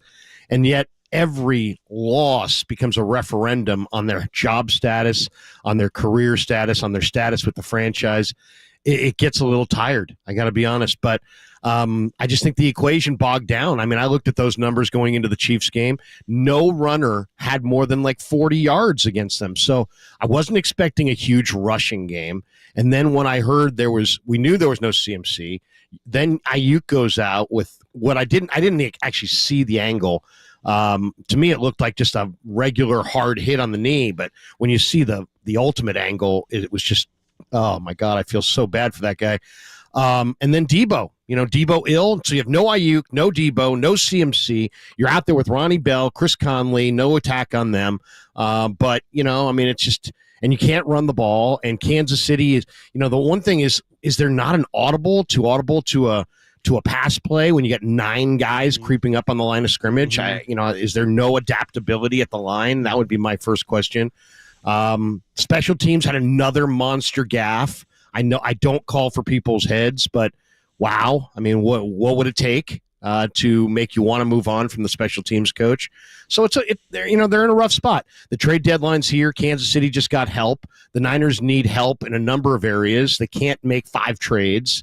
I don't know how much more money Jed wants to spend. They're in a pickle. I think you should be very concerned. They have to get this game on Sunday. They got a break this week in that Evans and Godwin both went down in Tampa's the team after the break, and Tampa was looking like an offensive juggernaut just a couple weeks ago. So maybe they can catch a break, beat Dallas, catch their wind at the bye week like they did last year going into Jacksonville and regroup. But they got to have this one on Sunday. Yeah, and Larry, it feels like a lot of 49er fans are hitting the panic button after this loss to the Kansas City Chiefs, but this is the same team that started off 3-4 in 2021, made it to the NFC Championship game, and then started 3-5 in 2022 and made it to the NFC Championship game. So do you see that same type of turnaround from this Kyle Shanahan team, or do you think the injuries are too much to overcome this season? Well, I guess I would, the old saying, if your premise is wrong, your conclusion by definition is going to be wrong. I don't think this is the same team that had those records that bounced back. It's the same franchise, but it's not the same team. Those teams were better on defense. This team's leaning on D. Winters, who runs out of bounds, Devondre Campbell, who struggles to make tackles in space, a lot of young DBs. But more than anything, they can, but it's not as likely, Marcus, as those years. The thing that bugged me the most is it just seemed like you had two speeds out there. Malik Mustafa's speed and then everybody else. Malik Mustafa was flying around making plays, knockout hits, 12 tackles, 7 solo. He was everywhere. Where was everybody else's fire? Where was everybody else's? The one thing that bugged me going into this game was just the mutual respect society is just over the top. Kittle loves Kelsey. Kyle loves Reed. Everybody loves everybody. Can somebody just put their foot in the ground outside of Steve Young and say, you know what, I've had enough of this and let's turn this around? I get the feeling that they didn't have quite the aggressive enough mindset in this game. And Jerry Rice said it this week as well. Yeah, you're right. A little flat. Flat would be the word. And a lot of it started, though, with the quarterback. And he was just terrible. I'm a Purdy supporter, and I thought he's had some great moments. And like you said at your outset, that the Niners are way better with Shanahan and Purdy than they have been in other situations. But just your thought, I don't know if you go back and watch the game. Eric Branch's film review today in the Chronicle is just littered with terrible throws and decisions. How much is Spags? How much is Purdy in the moment? What was your take, and are you worried? I'm not worried because there's a lot of games. The guy's played a lot of games at this point, and I think we have a pretty good idea of what he is. This was his bad game. Guys, if we're all honest with each other, and everybody listening is honest with themselves, are we great at work every day? Did we ever have a bad show? Did we ever? Hey, I was flat today. I interrupted Marcus too much today. Our guest didn't show today. It's a bad show. Doesn't mean that Murph's not still awesome. You know what I mean? Doesn't mean that Purdy's not still awesome. That he didn't. That he lost this game. But I think what we're learning about him is that he can't shoulder the entire load. He's got to be part of an ensemble, right? I'm not saying that he's got to have all pro guys all around him, but he's not the kind of quarterback that can just say, guys, by hook or by crook, I don't care if you were, bagging groceries at Kroger's on Wednesday and you're playing on Sunday, I'm going to turn you into an all pro. He's not quite at that level. And I think if we thought he was, maybe we're finding out that he's not. And now you're looking forward towards the rest of the season. He's going to be playing without Brandon Ayuk. And even though Brandon Ayuk has not graded out or has put up huge numbers this year, I think we would all agree that the offense is not better without him. So moving forward, there are questions in that wide receiver room, whether it's Debo being released from the hospital, Juwan Jennings with his hip, or Ricky Pearsall making his NFL debut last weekend. Krug, my question would be do you think that the 49ers have enough depth in the wide receiver room, or would you expect them to make a trade at the deadline for one of these wide receivers? I do. I expect him to make a trade. Now, John Lynch has almost popularized the trade, right? I think he's made it almost in vogue because he's made a lot of trades and they've had a lot of success, and it's a copycat league. But there's a lot of receivers out there, and I think only a few. To me, I looked at the entire group. There's like 15 receivers that are rumored to be out there and available. To me, you put a line through everybody that's like 30 plus, and that would include, Hopkins, who's a good player, but and for a 5th round pick, that was a great steal for Kansas City. But to me, I don't think the 49ers need an older player. I think they need, because they may not have Debo next year. They're probably not going to have Ayuk next year because of the seriousness of that injury. So can you go into next year with just, Pearsall and Cowing and JJ? Probably not. So I don't want an old receiver, and I don't want a mediocre speed receiver. It's got to be somebody who's fast. They need some speed. They need some space creation. Ayuk runs the deep route among Debo, JJ, and him. So, Tutu Atwell, Christian Kirk, Elijah Moore. The guy who I think makes a ton of sense is Darius Slayton for the New York Giants, because maybe you could try to get, grow the deal, see if you could get Azeez Ojulari in that deal as well. Slayton ran 4.39. He's a big-bodied guy. He's having a good year. He seems to be healthy. They're going nowhere. So the New York Giants might be a team that I'd be calling Joe Shane. Okay, good stuff. And so do you think Lynch would be aggressive enough to go both receiver and D-line? Because prior to Ayuk's injury, we were saying it's got to be D-line. You could even throw linebacker in there if you want. But would you think they'd be that aggressive to make multiple moves? I don't think they want to empty, their draft, in a year where they're going to spend a lot of money on the quarterback and they're not going to have a lot of ways to get better. I don't think they want to send away a bunch of draft picks. But if the price is reasonable, if you can get a DeAndre Hopkins for a fifth, what if you could move a third and get, Azeez Ojulari and Darius Slayton, or a fourth? They may be willing to, move one decent pick if they could get a couple players or a couple needs solved in one trade.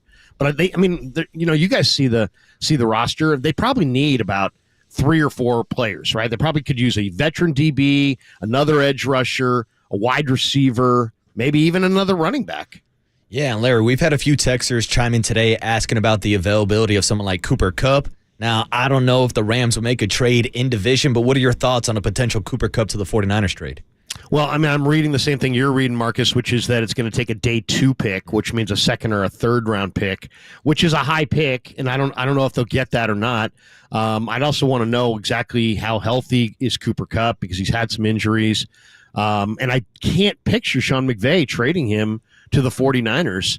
Just because he's a player of significance. Now, if you wanted to get Tutu Atwell from them, I think you could probably get that deal done a whole lot easier, and they would probably not have as many reservations. But I don't think McVay wants to see Cooper Kupp against him next year. I would agree with you. It's like Giants trading, Logan Webb to the Dodgers or something. It's like, I just don't see it happening. A few more minutes here with Larry Krueger. You're here every night, 6 o'clock on Niners Nightly. And, of course, check him out on his YouTube channel called The Krug Show. So, Larry, the one aspect of the Niners we don't talk about enough, but fans tend to get upset on Sundays, is the O-line. Just love your thoughts, because, you follow this team closely. You're down there every day, and how you feel the O-line is playing, if and where there is a weakness, and how you think they're pass blocking for Purdy and or run blocking for Mason and the crew. Well, they're not running the ball in the low red zone at all. Mason's got 5 carries from inside the 5, and they've resulted in 1 yard and 1 touchdown or something. They haven't been able to get it done, partially because he dances a little bit at the line. He's indecisive. He doesn't hit the hole quite as hard as he should. But I don't think Brendel is very strong at the point, and I think he's getting moved. I would prefer to see Feliciano, who's a bigger, stronger body in that spot, and Feliciano's ready to roll. So that would be one change I would make. Nothing against Jake. I think he's a good player. He's a great guy, but I just think that they need a little bit more power at the point. And then Pooney's set. Banks and Williams are set. McKivitz. 2 weeks ago against Seattle, guys, this offensive line paved the way for 228 rushing yards and had no sacks allowed. So it's a week-to-week thing. They got whipped up front by Kansas City because of scheme, because Kansas City loaded the box, put 8 and 9 guys there and overloaded, and that's what they do. I expect you're going to see the offensive line bounce back in a huge way this week against Dallas. The Niners will run the ball on the Cowboys, and I think the O-line will lead the way. But McKivitz has struggled from time to time on that last Purdy interception. McKivitz got beat. Purdy's got to take that sack and kick the field goal there. Instead, he threw it. It was a mistake. But McKivitz and Brendel, I think, are the guys that you could consider switching out. But I don't see a replacement that's going to be an upgrade for McKivitz. Looking ahead to that Cowboys and 49ers matchup this weekend, Larry, do you think there's more pressure on the 49ers or for the Cowboys to win on Sunday night? Well, I mean, that is a great question because Dallas is really reeling, and they're trying to look for a reset as well. I think it's a bigger game for the Niners. I really do, because I think the 49ers have when you can't run the ball and you have no running backs and you can't stop the run, and that's Dallas, you're not really in anything. I mean, it's like a baseball team that has no starting pitching, but wait, they have no pen. It's like, that's not good. So I would say the Cowboys are a non-factor. It's Washington's year in that division, and I think the Niners have more on the line, because if the Niners lose this game, it might be time to, even though the division's there, to really think about, do we want to go forward with all these guys? Do we want to start paring it down? I think John Lynch may look at some selling options if they lose on Sunday. Interesting. All right, crew. We'll let you go but can't let you go. Come on, man. Warriors tonight. We'll go with the big picture. Vegas says 43.5 over-under win total. We got the Larry Krueger 10, 23, 24. Going lower. Under, yeah. I'm going higher. I like Steph this. is 36. 36 going on 26. 34. Wait till we get 20 games into this thing, and it's a random Thursday night against Utah, and there's no Draymond, no Steph, and two other guys are out, and you're looking around going, wait, I thought this was the deepest team in basketball. We were debating 2 weeks ago, how's Steve going to get everybody enough minutes, and now, Steph's out. The two best players on the team are on the wrong side of 30, way on the wrong side of 30. I have great enthusiasm for the Warriors. I don't need them to win to be a Warrior fan or to support them. I'm an old school Warrior fan, so I'm used to losing. It actually feels more comfortable losing. So yeah, I'd say I'll go with 40 wins. 41 wins. Oh, man. Ooh, bringing us back to sort of it was like the 83, 84 Warriors who win 40, Larry. You and I remember that very well. Very well. What do we got? Chris Engler down there posting up down low. Oh, man, now you're going old school. I mean, now when Krug says something like that, you end it with, hey, he's often wrong, but never in doubt. All right, there That's right. Often wrong, seldom in doubt. Seldom in doubt. All right, Krug, go. We'll listen to you tonight on Niners Nightly. Thanks, buddy. Yeah, thanks, Larry. Hey, have a great day, guys. Off to Niner camp. We'll talk to you later. Larry Krueger with the harsh under. I'm going over. I like this team, the Deep Dubs. I do. I do. I'm intrigued by the post-Clay Warriors. I am.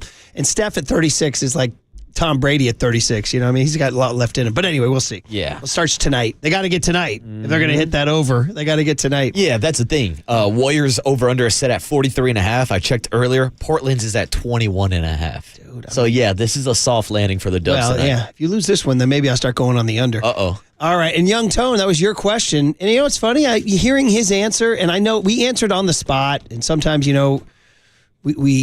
we answer right away. Young Tony asked today in a segment, who's more pressure on, the Cowboys or the Niners? And my just immediate reaction was how many times I hear about the Cowboys and Cowboys. That if they lose, they're just going to burn the franchise to the ground. But Krueger, I mean, you could make an argument for the Niners very easily. And it's an interesting point by Larry that if they fall to 3-5, do they start changing the outlook on the season? Ooh. And start saying, because Papa was talking about yesterday, do you trade Mooney Ward? He's out. He's up at the end of this year. I mean, those are the guys who got to start thinking about, guys who don't really look like they have a long future with the 49ers, whether we're talking about Charvarius Ward on the outside, who's going to be a free agent. Demo's going to be a free agent, but that's a guy I think you have to sign to a long-term contract. But then you bring up the future of a guy like Debo Samuel, who just a week ago, Diana Rossini was reporting could be on the trade block. But, of course, that was before the Brennan Ayuk injury. Maybe in Matt Barrows' mailbag, they were talking about, is it the worst thing in the world to have quote-unquote reset year? You miss the playoffs, you don't bang up your body, you get a little better draft pick. No, I think it is a bad thing because this is the last year of Brock Purdy's contract where you can capitalize. Now, I know Brock Purdy technically is under contract for 2025, but this is the first year where you could rework that contract. So we talk about the Super Bowl window so much. I can't wave the white flag when you're still trying to take advantage of this rookie contract. But that contract will be cap-friendly for the first couple, right? That's the way they organize it. In theory, yeah. By the way, 707 says, if Krueger's right, then we'll be doing the Terry Francois 500 two-step. Ooh. See, one 500 team there and one 500 team little there. Two-step. All right, Marcus Thompson gave us his great Warriors take on opening night. Next on the Sports Hater. I kind of live by saying, if you ain't got no haters, you ain't popping. So hate away.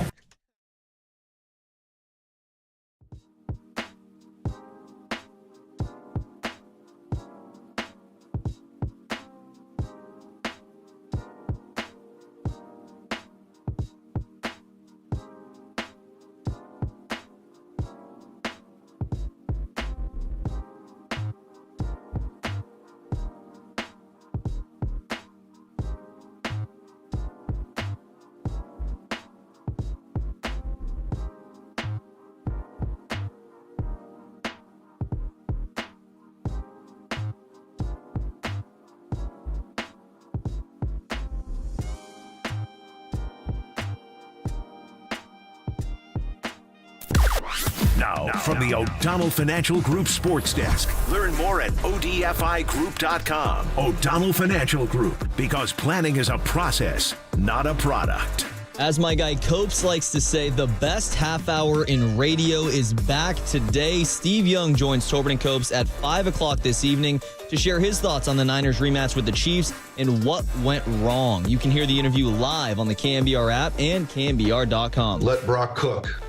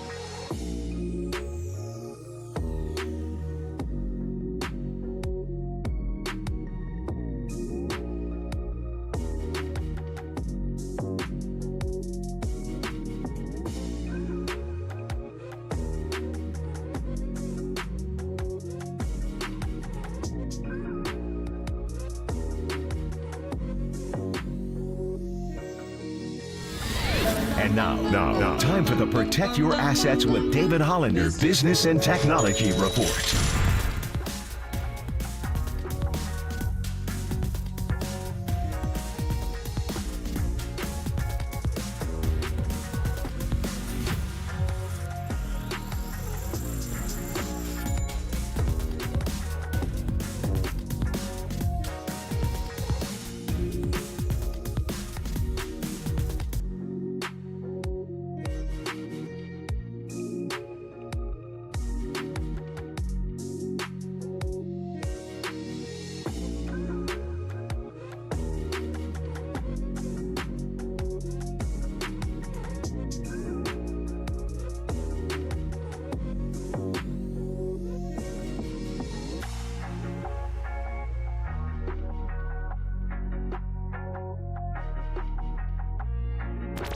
Dub Nation, Murph and Marcus keep rolling on the sports leader and streaming live on YouTube at KNBR 1045. Here we go, man. Game 1 of 82. How will it end? We'll get the answers right now from Marcus Thompson, who, of course, lead columnist for The Athletic. We love reading him. He's the Warriors and 49ers insider for KNBR. We have him on the UMA guest line. MT2, dude. Another year of the NBA. Here you are. How are you, man? Good morning. What's up, Marcus? What's up, homies? How are you? How you feeling? I mean, Marcus told me the dirty little secret that you said one day.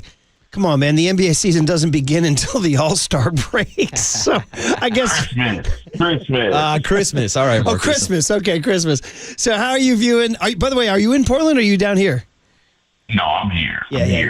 I'm definitely not doing a road game in Portland. Yeah, I got you, man. I got you. Although Terry Stotts was on our show this morning and he said downtown's looking pretty good, so he gave a thumbs up to his old city. In general, let's go macro, big picture. Ever since the Warriors season ended by getting stomped by the Kings to today, what do you think they accomplished in changing the franchise? I think they got better defensively, especially on the perimeter. They got the valuable possession that you need in the modern NBA. They got wings. I do think they have readjusted like the mindset and the culture. It's not we have to win a championship right now. It's we have to build a championship, and let's take some steps to that. I think they've kind of gotten a little bit more realistic with the goal there. And like they've got Steph Curry and Draymond Green on board with that. So I think that's pretty significant. This could have went a way different way if they didn't manage it right. Somehow they convinced their stars to say, hey, we won't win a championship this year, but that's okay. And Clay leaving, it actually turned out much better than I thought it would, to be honest. And Marcus, moving forward without Clay, a lot of the questions have been about the starting lineup, and we've seen Steve Kerr try out a bunch of different starting lineups throughout the preseason. What is your expectation for what the starting lineup is going to look like tonight, and how often do you think it's going to change on a night-to-night basis? Yeah, I don't really have an expectation because it's going to change. Like it doesn't. He doesn't have a starting lineup. He just simply doesn't. He's got a variation of about 4 or 5. He's got 4 guys who will start, maybe 3 if he gets bold, and we know he will because he benched Clay last year. But I mean, I know Steph, Draymond is starting, and I think you could ink in Kuminga starting, and the other 2 is just kind of flexible. You think Wiggins is going to start, so that would be 4. But if he really want to get weird with it, you can put that one up for an option too. But do they go small? Do they go big? They have a situation where either way they go, they gain something and they lose something. Do they want to be able to play defense? Well, then they can't shoot. If they want to be able to shoot, they're going to be hurt on defense. So it's kind of tricky, and there's just no way whoever he starts tonight is who will be starting in February, I don't think. Yeah, NBA starting lineups are interesting because sometimes they're important and sometimes they're not. And lots of times it's important just for window dressing or egos, but it's who finishes, of course. Talking to Marcus Thompson of The Athletic. And speaking of The Athletic, Marcus, your colleague, Anthony Slaver, a really good piece on Mike Dunleavy and where he's at in the franchise. And it sounds like, I don't want to say it was just a pure flattery, but it sounds like everybody's like, this guy's working hard.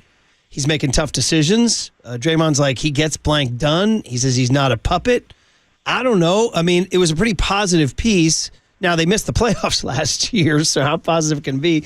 But what's your read on Dunleavy? Took over for Bob Myers, 4-time champ, and now here he is, as you say, kind of restructuring everything. What's your macro 30,000 feet on Mike Dunleavy? I mean, I think the situation was fairly, impossible for him, but I think most people are just impressed with the fact that Dunleavy has his ideas, he has his thoughts, he listens, and he's just not afraid. There isn't much pander from Dunleavy. Just look at how the Clay situation went down. I just think he didn't believe Clay deserved, or it was smart to pay Clay a certain amount of money. He's like, yeah, I'm just not doing it. And I do think there's a part of all of this that thought whoever was the GM, they would come in and they would just pretty much do what Joe Lacob says and bend over to the stars. But Dunleavy's just not like that. Now, at some point you got to, question the moves, right? It's like, okay, how is he actually doing? On paper, the rebound year this year, getting, Kyle Anderson and DeAnthony Melton, but it sounds like he's a fallback plan. But in the end, Mike Dunleavy is going to be judged on whether he can really kind of get this team back into contention. Like, that's going to be how it is. I'm sure Joe Lacob is saying, yeah, and I'm also going to judge you on how you prepare us for after Steph leaves. But you can't fault him for how it went down this summer. Mm-hmm. Like, he tried to get Paul George. He tried to get Lauri Markkanen. There was nobody else. The questions you might have about him will surface if a move they probably could have made but didn't because they didn't like him. If somebody else makes it and it works, that's where it'll be like, Dunleavy had a chance to do that, but you didn't like him, because the Warriors still have their ideas about who's good and who's not, and sometimes they're wrong about that. But I just think people like his spirit, how he handles himself, and that he's just not afraid. He's kind of a gangster, more than what you would think. But also, like, as the GM, he's the Dunleavy who got ejected, took off the shirt, and threw it in the crowd. Like, that's the Dunleavy as the GM. That's just the one. Dunleavy the dog. You gotta be old to remember that. Yeah, I like it. Remember that. Yeah, good call. And Marcus, just to kind of piggyback on your point, there was a report that came out over the last couple of days that the Warriors actually reached out about Karl Anthony Towns. Now, of course, he ended up with the New York Knicks, making his debut last night. But do you expect Mike Dunleavy to still be out there searching for a number 2 option and maybe make a blockbuster trade mid-season? I mean, he has to. He just has to. That's the bottom line. If they don't, they're done. Like, you just have to have that guy. And even with as solid of these, moves that was made these offseason, and like the roster is like, okay, I like it. In the end, there's nobody on this team that prevents you from triple teaming Steph. So if that's the case, you better have a bunch of dudes having career years, because otherwise it's just not going to work. So he has to. If you work for Joe Lacob, you got to think big. You have to go for big moves. So yeah, that's got to be the game plan. And truth be told, they're actually, if they look during the regular season like they did during the playoffs, they might be in pretty good position, because it won't have to be like Giannis or bust. They might be good enough to where they could just get a good player and take another step forward. And that would be like a positive thing. I feel like they're going to be built for the regular season. They're one of the teams that, they'll get 45, 50 wins just because of the playing style, right? So I think they might be pretty good for the regular season. But if they're just good enough in February to look like an interesting team, now you might be in play for some players who probably wouldn't have come before. So in the end, though, you got to get a big star. That's just what he has to do. That seems like the real prevailing thought from guys like you and Mark Spears are like, Dunleavy's not done. Like, something might happen midseason, and depending on how they play in the first 3 months. So, by the way, just kind of a broad question. Did they, as deep as they are, and I like them, the deep dubs, too many wings, not enough bigs? Not if you're looking at it from the perspective of, like, we're going to make another trade like this. Like, I mean, we're stockpiling for the future, right? We're trying to, like, we're going to have to deal. Everybody wants wings. Everybody especially come February, they want people who can help them win. Like, we got veterans, we got wings. So they're posted up at the BART station, right, with the little booth, like, hey, what you got? What you want, man? We got what you need. So in that sense, if you're planning to be active, I feel like you want this in your cupboard. I don't think they were going to improve the size thing. There just isn't size out there. Like, I know it's a thing. People are like, go get so-and-so. Like, these people aren't available. Like it feels like, right? Like, and you don't see bigs just moving around the league. Like, look what Isaiah Hartenstein got. He got $30 million a year. Isaiah Hartenstein got $30 million. Like, it's just hard to get big. So unless there was like an available and dramatic improvements to be had out there, I do like that they went and stocked the wings if they intend in February to say, all right, we on the market, we got goods, what you want to do. Marcus, you mentioned Andrew Wiggins earlier in this conversation about maybe him stepping up as a second option on this team, but it feels like there's been a bunch of question marks surrounding Andrew Wiggins over the past couple of seasons. How are you feeling personally about Andrew Wiggins heading into the season? I feel good about Wiggs. I just don't think he's the second option. I think that's the setup. And why you got to go get somebody. Like, we've seen that movie. And, I think Wiggins is great when he's in the appropriate situation for him. He defends on the perimeter, especially opposing superstar guards. He's the best they got at it. Now, DeAnthony Melton, I think, will be pretty good at it.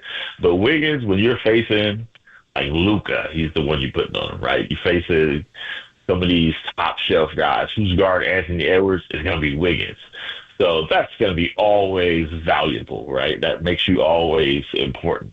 And if he makes some threes, like, he's pretty good. If you're asking him to go get 25 a night, you're asking for trouble. Like, that's not the best of Andrew Wiggins. So to me, if they can get him to first play and defend and be a second or a third or fourth scorer, I think that's the ideal Wiggins. But no, if you're expecting him to go out here and be 2022 Wiggs, I mean, even the Wiggs, people say that, look at the Wiggs from 2022. He had a couple games where he went off scoring, but it was rebounding and defense where he was killing. He wasn't dropping 30 a night. He was out here rebounding, he was putting the clamps on people, and he was taking advantage of openings when he had it. So even his best version wasn't like, he wasn't Klay Thompson. So they still need a number two. And I just think as long as you're expecting that from Wiggs, you're asking for the wrong thing from him.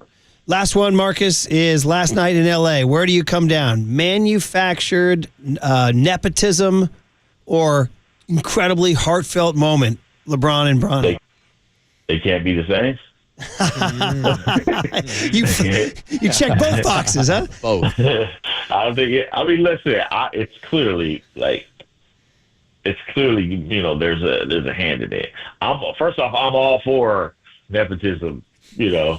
Like, if we go talk about nepotism, a lot of people got to go. So, Bronny, do your thing, bro. We talked about it here at the Leader. Yeah. We talked about it. Yeah, exactly. Absolutely, right? Yeah. So it's like it's a whole lot of people got to go, but I actually tried to be like unaffected by, like, whatever. It's, this is like Hollywood script. Like, this, somebody wrote this. But man, dude, it's so cool.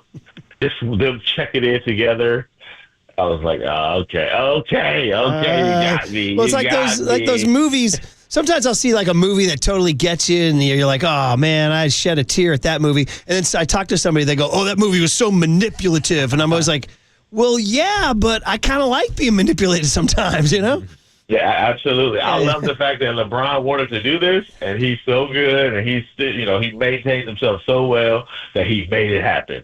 Like, okay, now that's a father right there. Give him Father of the Year. Yeah, I need to do that to get my daughter into NYU. How do I do it? The LA Times just had another story on another SC controversy about guys, walk-on athletes being actually disguised as donors' kids. So it's all over the place, man. So anyway, I liked your answer. You're checking both boxes. So, all right, Marcus, always fun catching up, man. We'll read you, and we'll talk to you next week. Yeah, thanks, Marcus. All right, have a good one. There he is, Marcus Thompson. So, as somebody who came down on the manufactured nepotism side, do you buy? Marcus saying it's both. I'm not buying that BS for a second. Oh. It's all manufactured script writing from LeBron James. I think that's a good answer by Marcus. It was. All right, on the other side, we can continue our Warriors preview. Maybe clean up a little bits from the cooler of the content, too. And, by the way, congrats to Dan and San Bruno for winning our ballpark back 9 on KNBR 104.5 and 680, the Sports Leader.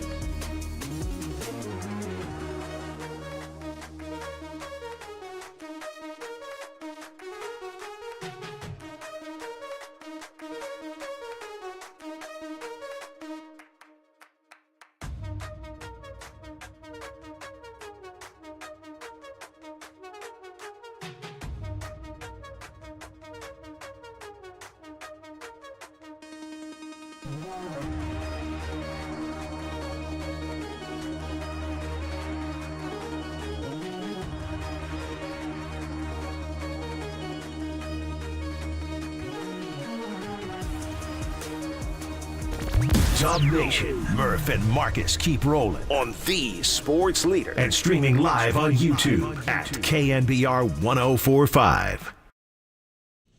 All right. Happy Wednesday, everybody. Happy Warrior Wednesday. Tonight, 7 o'clock. Give us something to watch.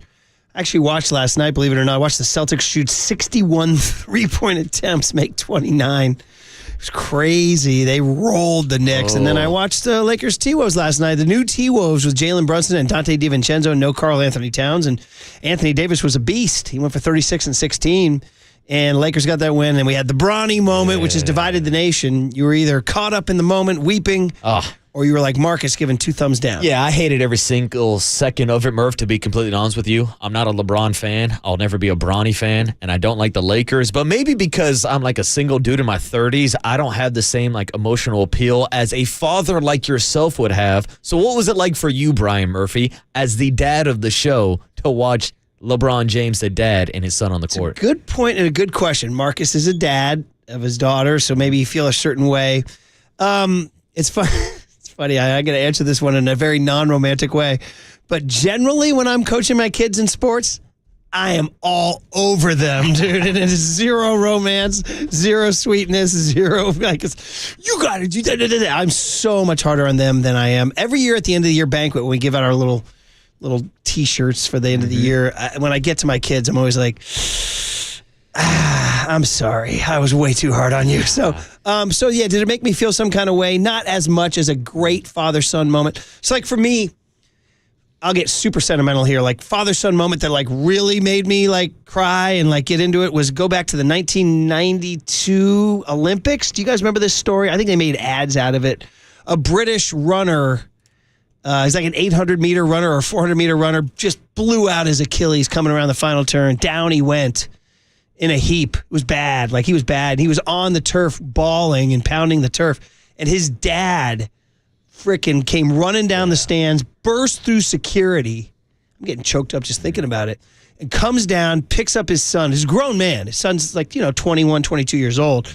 And he takes his son's arm and he puts his arm around him and he limps with him the final 80 yards as the whole stadium's going crazy. Like that was like, that's organic. Yeah. Right? And that's it's like the key word. Pure love and support. You know what I mean? Your son's dream is just blown up. You should look it up, guys. It's incredible. I've definitely seen the clip. And you're right. That's the difference to me. It's like, it's the organic nature of it. I mean, even if we talk about something like Brett Favre against the Raiders after his dad passed away, that's an organic moment. This, to me, last night felt manufactured. It did. So Marcus said he agrees that it's manufactured, but he still said, damn, this is cool. Because LeBron, let's be honest now, LeBron comes from a hard circumstance. I don't think LeBron had an active dad in his life, did he? You're correct. I think that's a big thing. That was Radnich's big thing, wasn't it?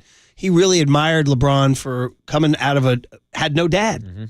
I don't have the true facts on whether or not the dad was a part of his life, but no, I'm pretty sure he was raised by a single mom. Okay, so that's where you start looking at it like how he got to where he got and all this. Now, every time I get to that point, I'm like, but the kid, does he deserve to be out there? He does. Like if the kid was really good, be different. That's my problem. I just want Bronny to earn it. I mean, he should still be playing down at USC. He wasn't even the best player on his college team last year.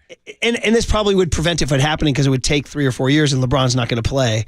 But if he had stayed another year at SC and then gone to the G League for a year or two and then got the call up, you'd feel differently. Absolutely. But LeBron would be 43, 44, and he might not be playing. Yeah, and he's not putting in the work. So he had to kind of rush it and squeeze it in. Exactly. That's the difference. I didn't have Frank Gore out here having demands to get Frank Gore Jr. on the team just so that the two of them could play together. I mean, 808 KNBR is a phone number if you guys want to check in on that. We have Warrior stuff, but it is a hot topic. It's a big story around the country. 707 just comes in. The Bronny thing is stupid. He's not good enough, and it's just a horse and pony show. So there's somebody very unsentimental right there. Here we go. 650 says, Marcus, I mostly agree with you. Okay. But as Radnich used to say, let me drop off a kid on your doorstep and see how you feel then. All right. That's a great one right there. 310 checks in, says, the LeBron Nona has nothing on Tiger's full circle Masters win when he hugs Charlie. Okay, there's another father-son one. So Tiger hugging his dad after his first Masters. Then Tiger has his whole career. And then his dad dies. And then Tiger has his fall from grace. And then he comes back as a beaten man, kind of a broken man. He's actually limping. He's physically and emotionally broken. And pulls out the Masters in 2019. And there's his son right there. Now, again, that's not a playing field moment, but it's an organic father-son moment, man. So I hear you. I understand entirely. Because when I saw, let's get to the point where Bronny was on the court. Yeah. I was like, well, he sticks out. He's tiny, and he's not making an impact out there. Yeah, and immediately, right when he stepped on the court, the T-Wolves went right after him. Scored a couple buckets. LeBron missed a couple buckets. I'm like, damn, LeBron's got a -4 +- playing with Bronny on the court. So I just don't know how much he can contribute. But, hey, I don't give a damn about the Lakers. So, yeah, I hope they make them worse this year. Do you want 925 to come in with a riff here, buddy? Oh, I was looking at this riff. He says, LeBron does have a dad, and he was there for several of his finals games. His name is Steph Curry. Good riff, 925. That's 925. Good riff. 4 and 5 says, y'all should watch Shooting Stars. I'm not a LeBron fan, but it's a good representation of his upbringing. He did not have an active dad, but he had a close friend group with a couple of great father figures that looked out for him, too. 408 says, didn't Ken Griffey Jr. manufacture his way to Cincinnati? But they were two worthy ball players is the point. Yeah. Yeah. I think there's a world of difference when you're looking at the talent between Ken Griffey Jr. and Bronny. Not even the same universe. Dude, 559 people are coming off the top rope on this thing. How about this? He says, man, Bronny, go look at that score sheet. He looked like Brandon Ayuk out there not filling the stat sheet. Oh, man. 655 says, Marcus, you are cold and insensitive. That's right. I am cold-blooded. 925 says, it's like one of those cheap gimmick Guinness Book of World Records. 925 says, first thought I crossed my mind when I saw them standing there was, LeBron, did you not give your kid any HGH? People are riffing, man. Dude, LeBron was bigger coming out of high school than this kid is right now. Did you know, I mean, here's where we're going to get into a little sensitive subject here, but did you know high school kids who use supplements and maybe even stretch the limits of legality? Yeah. Steroids There and were HGH? a few guys who I knew down in high school, a few guys I played against, a few guys I played with, Murph. It's a thing. Did it take effect? Like, could you see? Were they big and strong? Oh, I mean, you could definitely tell, like, even the kids who were on creatine during high school. Yeah. You can kind of tell with the water weight, the flappy muscles. It's just people were so desperate to put on size because everybody wants to be the biggest and baddest on campus. I think I'm hearing that it's still going on. It's still going on. I would not be surprised. Or as our friend Nate Diaz likes to tell us. Hey, I'm not surprised, motherfuckers. Do they have drug testing in UFC? Absolutely. Now, they used to not have the level that they have it now with USADA, which is like the best maybe drug testing on the market. But back in the day, everybody was on juice, which is why famously Nick Diaz, Nate's older brother, said, everybody's on steroids. You're all on steroids. And they probably still are, just ahead of the game. 928 says, how about Ken Griffey Jr. stealing a fly ball from his dad? I don't remember that. Oh, and then he got grounded after. 6'5". Oh, dude. See, the people with the riffs, I'm not going to read that once about Earl and the... Come on. 925 says, in 20 years, will people remember it being manufactured or as a cool moment? I will remember it as a manufactured moment. Dude, multiple people coming in about Earl and the Winnebago. Come on, man. What? You're perfect? Come on. 707 says, how about Jeremy Giambi blowing it? What are you talking about, Jeremy Giambi? That's not his son. That's his brother. Oh, yeah, they're and brothers. by the way, rest in peace, Jeremy. Yeah. We lost him. 831 says, Bronny's way better than my son at hoops. Okay, that's fine.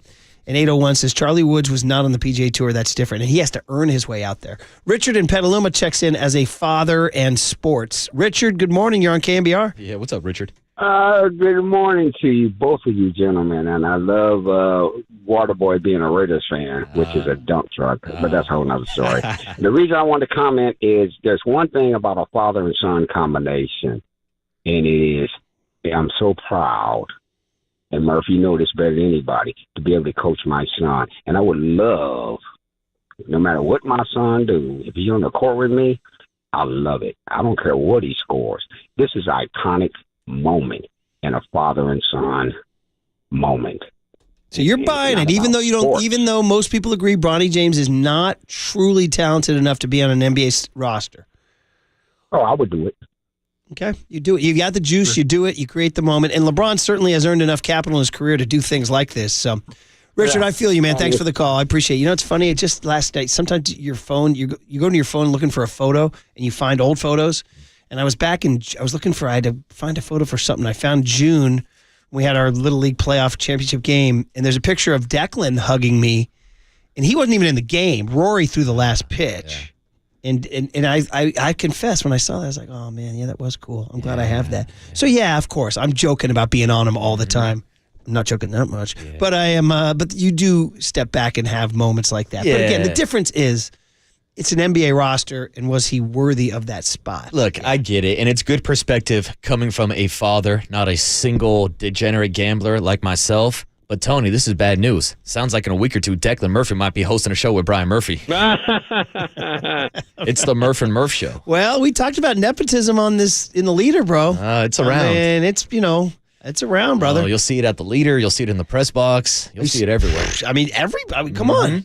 I mean, Tony, is you got it in your family? Is your old man...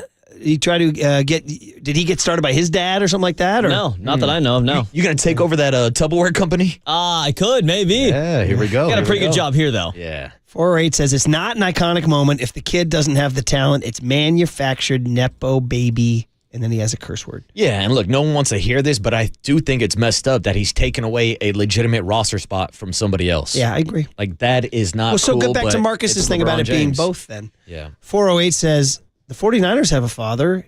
They played against him Sunday. Pat Mahomes. Ha, ha, ha. Hilarious text. All right, so there you go. Who's your daddy? We had every intention of getting into the Bob Myers sound when he was on with Tolbert and Copes yesterday, but the LeBron Bronny issue took over the segment, and you texters chimed in. Sounds like most of the texters are voting thumbs down, but then again, this comes from a very anti-LeBron market. Yes. This is an anti-LeBron market. And I'm the one with the flag leading us across a river to hate on LeBron James. You like that kid who knows the Yankee retired numbers more than you like LeBron. I'll cross the Delaware to hate on LeBron any day of the week. Are you going to, by the way, have you thought about what you're wearing to Yankee Stadium next week? Like, I mean, how many games are you going to? One? I'll be at one game in Yankee Stadium. Oh, you're going to press pass to Dodger Stadium Friday, Saturday? I'll be games 1 and 2. Did we determine how we're getting you down there? Flying. You are doing that flight we talked about? Hop on a bird. I didn't want to deal with that LA traffic. I was going to try to drive right after the show, squeeze in a 6-hour drive in 7 hours, but I don't want to deal with the traffic. Don't want to deal with Dodger And you land early, right? Oh, I'm landing at like 1:30. Go right to the on park. Friday. I'm going straight to the ballpark, picking up my credential and getting in there. Ooh, man, what a big week you have ahead, buddy. This is huge. And then you're flying Sunday? Yeah, so I fly out to LA after the show on Friday. I'll go to the game Friday night, go to the game Saturday, fly back Sunday, might make a quick pit stop at Levi Stadium for 49ers Cowboys, do the show Monday morning, get you your hums and bums, and then it's wheels up to New York Monday afternoon. And then Brooksy Tuesday, Wednesday, Thursday, Friday? Yeah, that's if Declan Murphy's not feeling it. By the way, you're going to miss their visit. I'm going to miss Big Deck. You're going to miss the visit. They come in. You're supposed to give them your Larry June review. You still haven't read that. That's a bummer. And shout out LeBron James yesterday, who did a bit with Bronny before the game, a rookie prank video where he had Larry June bumping in the background. Oh, was that Larry June? So I'll give him some respect for that. What do you give me for Marcus? So my son did a music review of Larry June for his English class, and that's Marcus's guy. Yeah. And he goes, oh, you got to send me that. So I sent it to him back in May. He hasn't read it. What do you give me for Marcus not reading the very simple, like 600 to 800 word essay? Would take him like 2 minutes. And not doing his reading in high school. All right, there you go. Well, that's the problem, Murph. I'm still trying to figure out how to read. Shout out Homestead High. Yeah. All right. Well, I can't read. All right. On the other side, hey, we got to remember a Titan who left us with some epic sound on the other side on KNBR 104.5 and 680, the Sports Leader.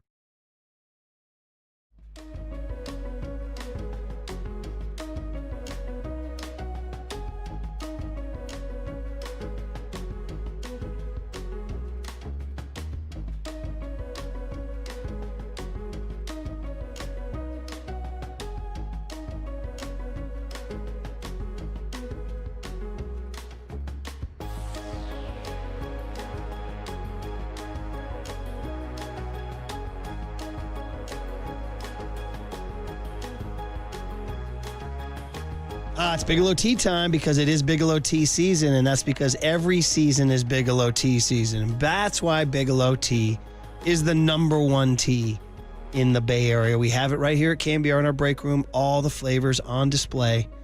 Just pour yourself a nice cup of Bigelow Tea. Just walk around the office feeling soothed and relaxed. It's so good. Look no further than our cup of Bigelow Tea right here at KNBR. So I'm going to urge you with this. Why don't you grab a mug full of your favorite Bigelow tea and tea proudly. I'm just sipping on chamomile. From the Chilton Auto Body Traffic Desk.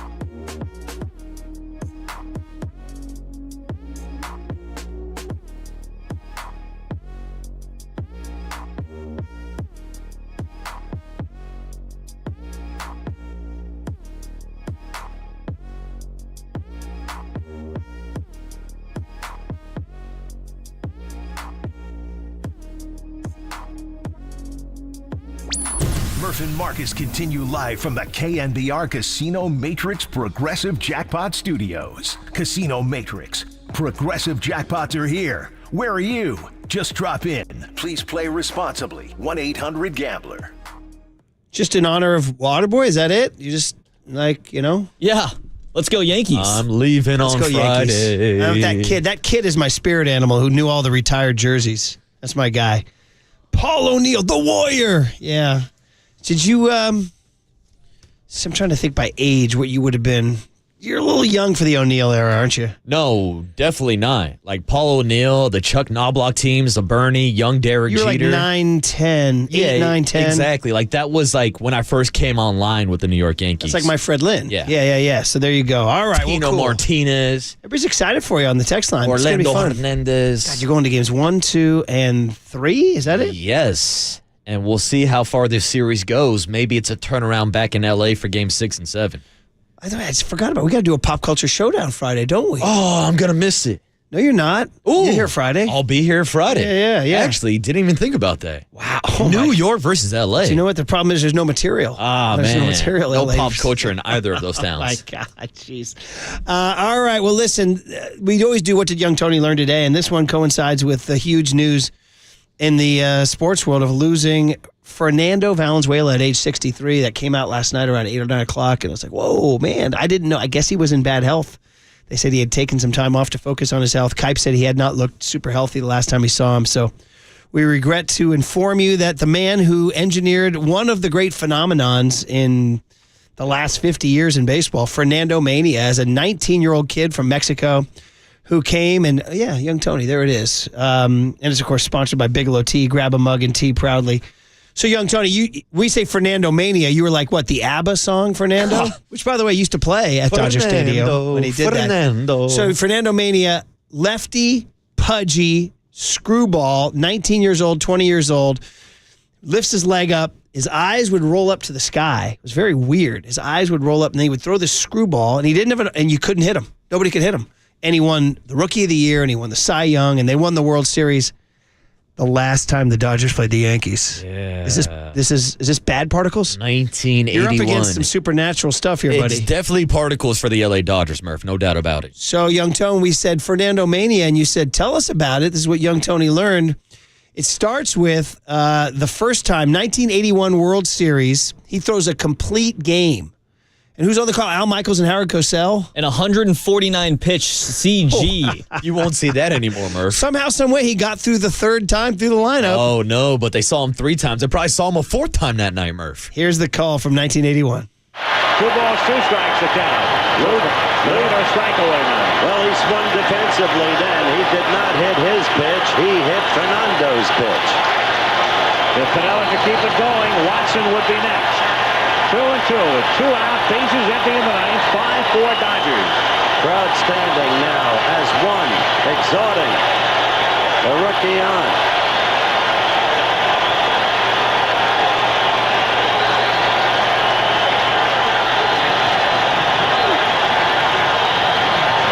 Two pitch.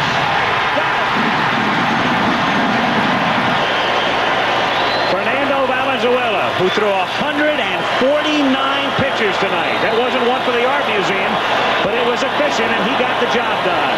And the Dodgers now trail 2-1, winning 5-4. A couple of incredible factoids about this game. Number one, the Yankees had won the first 2 games of that series, and by winning that game, the Dodgers then won the next 4 and won the series. That was Game 3 at Dodger Stadium. Number 2, you ready for this? 7 walks.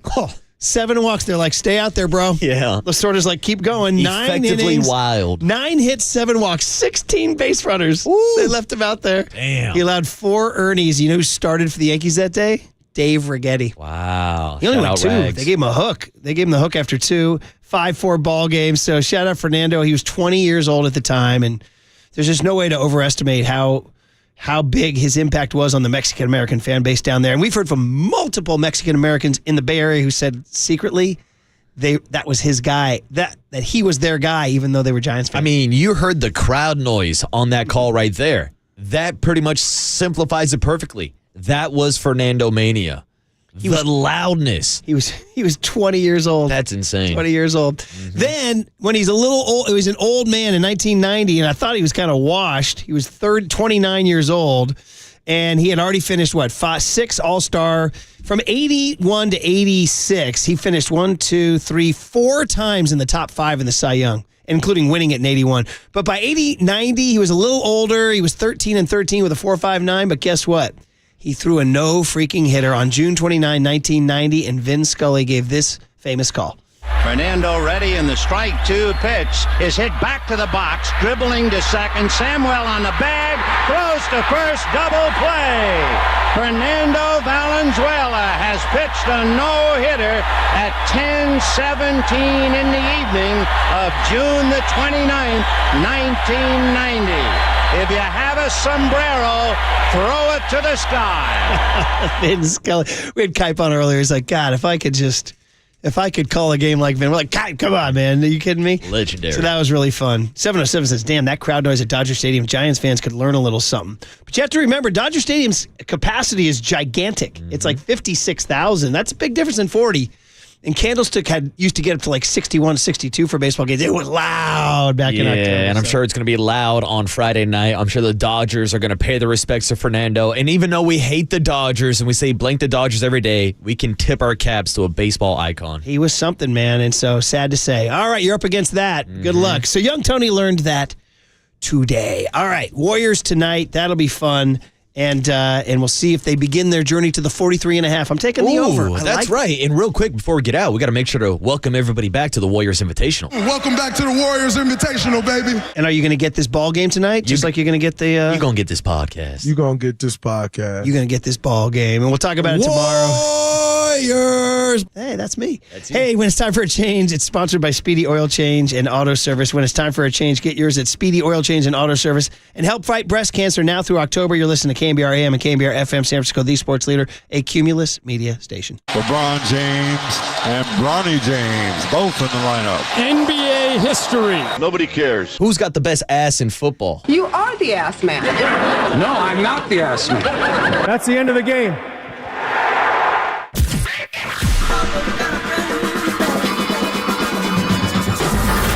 Ladies and gentlemen, Prepare yourself. prepare yourselves for Greg Papa Sleeping Boy Superman. San Francisco. and John Lund. It's 10 o'clock. Let's hit it. This is Papa and Lund That's right. We're getting it going. on KNBR 104.5 and 680.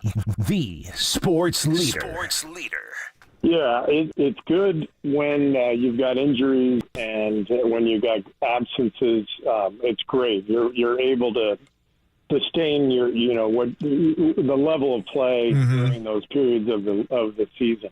It's hard when everybody's healthy. So it really does require a mature team. It requires our coaching staff, making sure we are communicating regularly with the guys, keeping them in good spirits when they're not playing. And that's not easy because these guys, their careers are obviously, always on the line, and they've got, every single guy's got hopes and dreams, and it's hard to, when you don't play guys who deserve to play, that's difficult. That is going to be the season-long theme, I believe. The Warriors are deep, and it is strength in numbers, but who plays, who doesn't, who's in the rotation, who's not. It starts in Portland tonight. We did get a glimpse of NBA basketball, and the Celtics do look like the champs, and that was a cool ring ceremony. Bronny and LeBron. We'll get into that conversation as well. Plus, we're here at Levi's Stadium. Yep, the 49ers taking on the Cowboys. Huge game before the bye week. 3-4 49ers, 3-3 Cowboys. Fernando Valenzuela passes away. And I grew up there. I was right in the middle of Fernando mania. I think everybody was. It was in Southern California. So we got a ton of stuff to get to today. Live from Levi's, it's Papa and Lund. Good morning, my friend. Good morning, John. Good to see you. We're at Levi's. We'll hear Kyle Shanahan at 12:40, get an update. Debo was out of the hospital. What's he going to do today?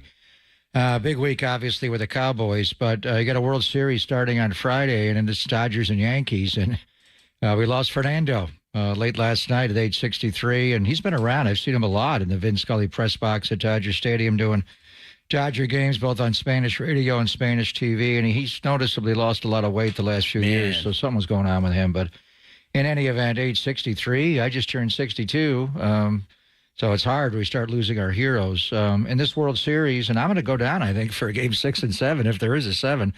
To me, the Dodgers personify my youth in 77, 78, and then it changed in 81 with Fernando arriving. Steve Sax was just a kid from Sacramento on that 81 team. He was later a Yankee. So he got both sides of the rivalry, but Steve will enlighten us on just the Fernando mania that was that year, and just incredible. And I go back to my first year doing baseball in June 29th of 1990. Dave Stewart, Smoke Stewart, threw a no-hitter in Toronto. And after his no-hitter, he got a phone call from the Dodger clubhouse from Fernando Valenzuela, because Dave Stewart was a Dodger before he was an Oakland A. And this was 1990. This was a decade after Fernando Mania. He was still following a way to get people out with his screwball. And Fernando threw a no-hitter that night. Who was the last out of that no-hitter? I was watching last night. It looked like it was our old friend Pedro Guerrero, who was a former Dodger, was on the Cardinals. No, man. You got it wrong. That was not was that Pedro Guerrero? That's our old friend Pedro Guerrero. And that was a big day. I believe that was the day Derek Papa was conceived. Really? Auberge du Soleil. You were very excited. Yeah, I was very excited. Yes, I'm sure. So anyway, speaking of screwballs. So anyway, but it is, we're going to have Festus Ezeli join us at 10:30. John Dickinson, boots on the ground in Portland, and we'll get you ready. And I heard they were driving down here, the whole Steve Kerr, and he's on every Tuesday with Tolbert and Copes, and it's a great give and take because Tom played with him. But Steve Kerr, 11th year coaching the Warriors. We've had a decade of Steve Kerr and just the best basketball we've ever seen. And Steve, in his 10 years, has won 519 games in 10 years. So that's 52 a year. Now, we had a pandemic year, and they won 15 and lost 50 that year. So you could even say it was in like 9.5 years, but right away, 67 wins, 73 wins, 67 wins, 58 wins, 57 wins. And then Durant leaves, Clay, blows out his ACL, and you win 15. And the reality is, John, they've not been in the playoffs 3 of the last 5 years. They were not technically a playoff team last year with the 46 wins. It's interesting. They were the year before, and, were able to beat Sacramento in 7 and then lost to the Lakers in, 5 or 6, 5, 6, whatever it was. And really, it was game 1 they lost. They killed them that year. But they won 44 2 years ago and made the playoffs. And then 46 last year, and were a 10th seed and got knocked out in the one and done against Sacramento. I don't know what they are. It's too early. I want to see. They have basically, and it's not exactly a swap, but you've taken 2, without a doubt, first ballot future Hall of Famers off your roster. Klay Thompson is playing for Dallas tonight. Wearing number 31. He's coming in when you have the NBA Cup on November the 12th, which will be weird. But Clay's not here, and he predates Steve. I mean, he was here. It's all Steph and Clay and Dre. Clay's not here. So can Buddy Hield? And I thought if Clay was going to resign, but in reality, and John Dickinson knew this well before I did, and I think the team knew he just needed to move on. There was a heaviness last year with Clay and what was going on with him, and even that win in Brooklyn when we were at the Super Bowl, it's like, what's going on here? Yeah. Clay is really on it. He's edgy. He's not having fun. Where's headband Clay? Yeah. Where's Belvedere Clay? Lighten up, brother.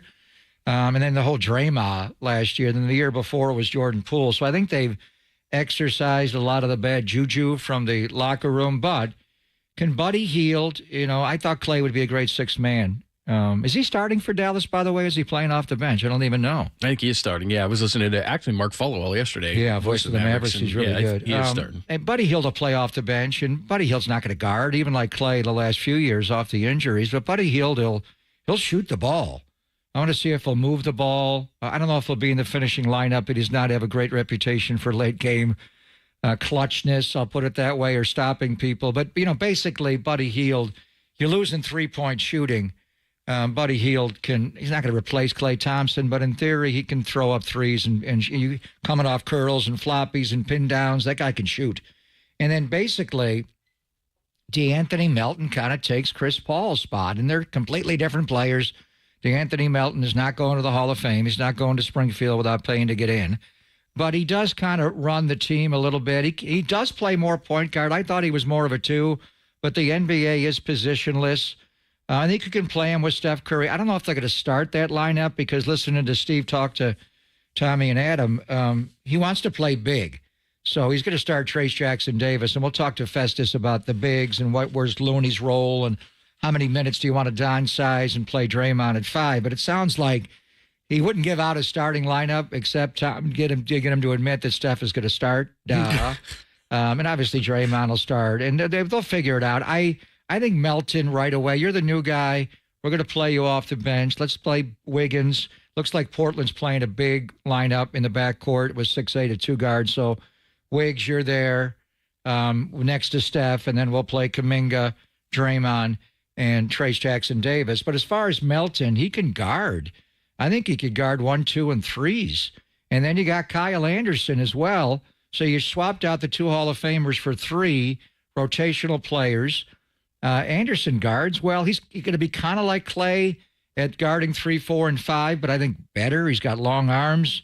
He hasn't had the injuries and the wear, and he can run the team. When Draymond comes off the floor, he can run it a little bit as a point forward. So essentially, you've gone 3 to make 2, like the old days of the NBA. You've got Melton, you've got Hield, and you got the lollygagger, slow-mo Kyle Anderson, who grew up in pop system in San Antonio, a really smart player, never makes a mistake. He's not overtly athletic, nor is he a three-point shooter, but he's worked on his shot. The one thing is, watching Boston, they made 10 threes in the first quarter. It's like three-point shootout here. The Warriors want to shoot more threes. Everybody does. When you start that lineup, though, John, I mean, Wiggins can make a 3, but he's not a three-point shooter. Kuminga's working on it. Then you got Draymond. And then you got Trace Jackson Davis. If you want to get up all these threes, that's not a three-point shooting starting 5. So I'll be more intrigued to see, assuming that's the way he starts, what's the next 5 to come into the game? Yeah, if we learned anything last night, it's tempo is even going to be faster and three-point shots, which we think, at some point this is going to level out. It's not. They're going to shoot more.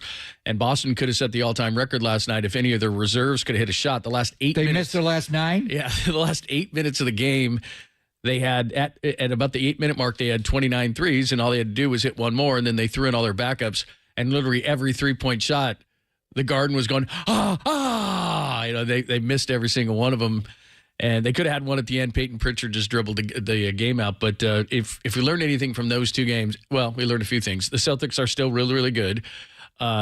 B, the tempo is going to be even up faster this year, and there's going to be more three-point shots. They got stuck on 29, huh? Yeah. So the Milwaukee Bucks still have the all-time record. It reminds me, years ago, the Warriors had a player named Chris Gatling. Sure. The Gatling gun. Yeah, he had some problems. And I could tell you some stories about Chris Gatling. He's got a little Sean Kemp in him, without a doubt. He's the Rain Man, and he has trouble with credit cards. So one night he had 29 points with like the entire fourth quarter to go. And he tried so desperately to get to 30. And he took bad shot after bad shot and missed dunk after missed dunk. And I go, the basketball gods don't want you to score 30, bro. Just go sit down with 29. But he must have gone 0 for 9 after he got 20 done. I'm like, please, somebody help him. Somebody foul him and get him on the line. He's going to airball a free throw. They He's said never after getting 30. the game, they said there was just, like you said, they said the basketball gods just put a lid on that thing because they did. I mean, that's all right. They probably shot 4 or 5 that were in. What does it matter? Tonight, the Dallas Mavericks will break that record with Kyrie and Luka, and Klay Thompson may hit it. Yeah, it's going to get broken this year. They were talking about it on TNT. They were saying, these records go back to 2021, which is interesting because every year they jack up more, and you'd think it would have gotten broken in the last few years. But I've been. I'm not going to say we invented the 3, but the Splash Brothers did it better than anybody, and Clay's gone. But really, it was Daryl Morey's Rockets. They just went. Yeah. They shot 50% of all of their shots were three-point shots. I mean, it's a little hard. It's so much 5 out in the NBA. It's like they just everybody. You put one in each corner. One in each above the break, or on the wing, and one above the break. And you just got a merry-go-round to 5, and they're all cocked and loaded. It's like the county fair where they're all shooting there. But you got to move, and you got to cut, and there's back doors are going to be wide open. You know what's amazing? So I'm my stepson's in 7th grade, and he's playing a basketball game on Saturday. So I go over to it. They're all shooting threes. I told my wife, she goes, what is this? And I said, this is the Steph Curry 10-foot hoop? Yeah. What's the 3-point distance? It's like college 3. 19-9? Yeah. But I'm not kidding you. Every kid runs down the court. Everybody stops at the 3-point line.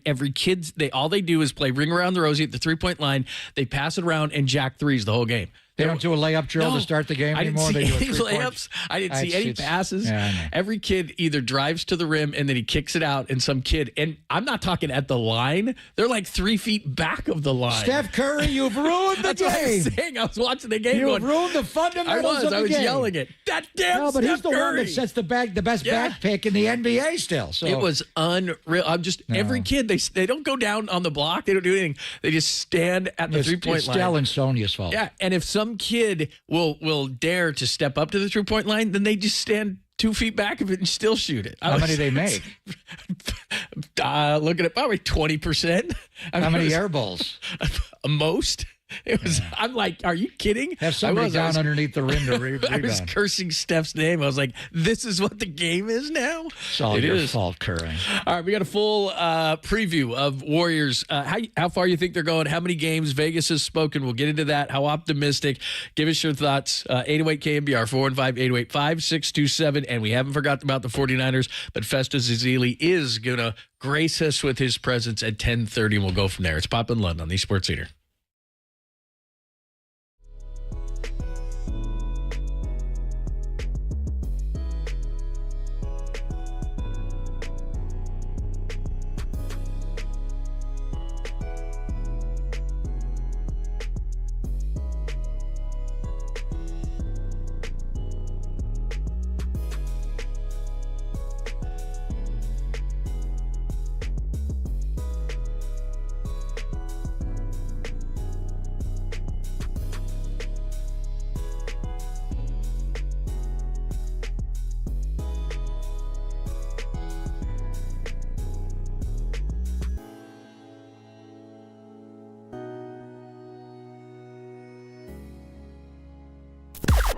Now, from the O'Donnell Financial Group Sports Desk. Learn more at odfigroup.com. O'Donnell Financial Group, because planning is a process, not a product. Steve Kerr joined Tolbert and Copes yesterday to discuss potential rotations and expectations for the season this year for the Warriors. Check out that podcast and more on the KNBR app, YouTube, KNBR socials.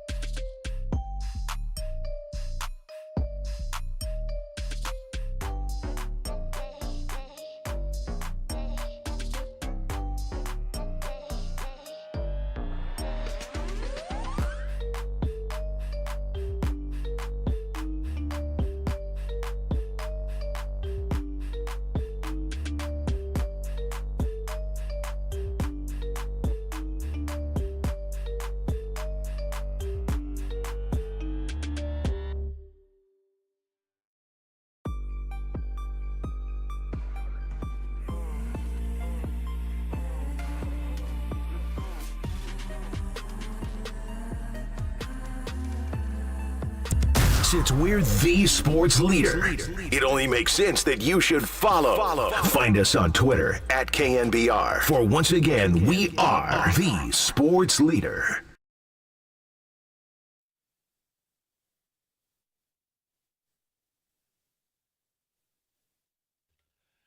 What's happening? Thanks for joining us. Pop in Lund on a Wednesday edition of the show. We're always here Wednesdays and Thursdays, getting ready for the Niners and the Cowboys, but it is Warriors opening night. So there are a bunch of questions around this team, but really I think you can boil it down to three very simple questions.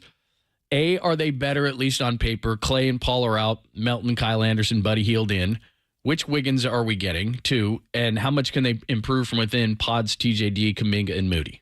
I think those are the three biggest questions of the year. How much can they improve within? What Wiggins are you getting? And are they better with Clay and Paul out, Melton, Kyle Anderson, and Buddy Hield in? Right? I mean, I think it's very possible it's yes to all three, and then you're much better. But, I mean, how will that translate into wins?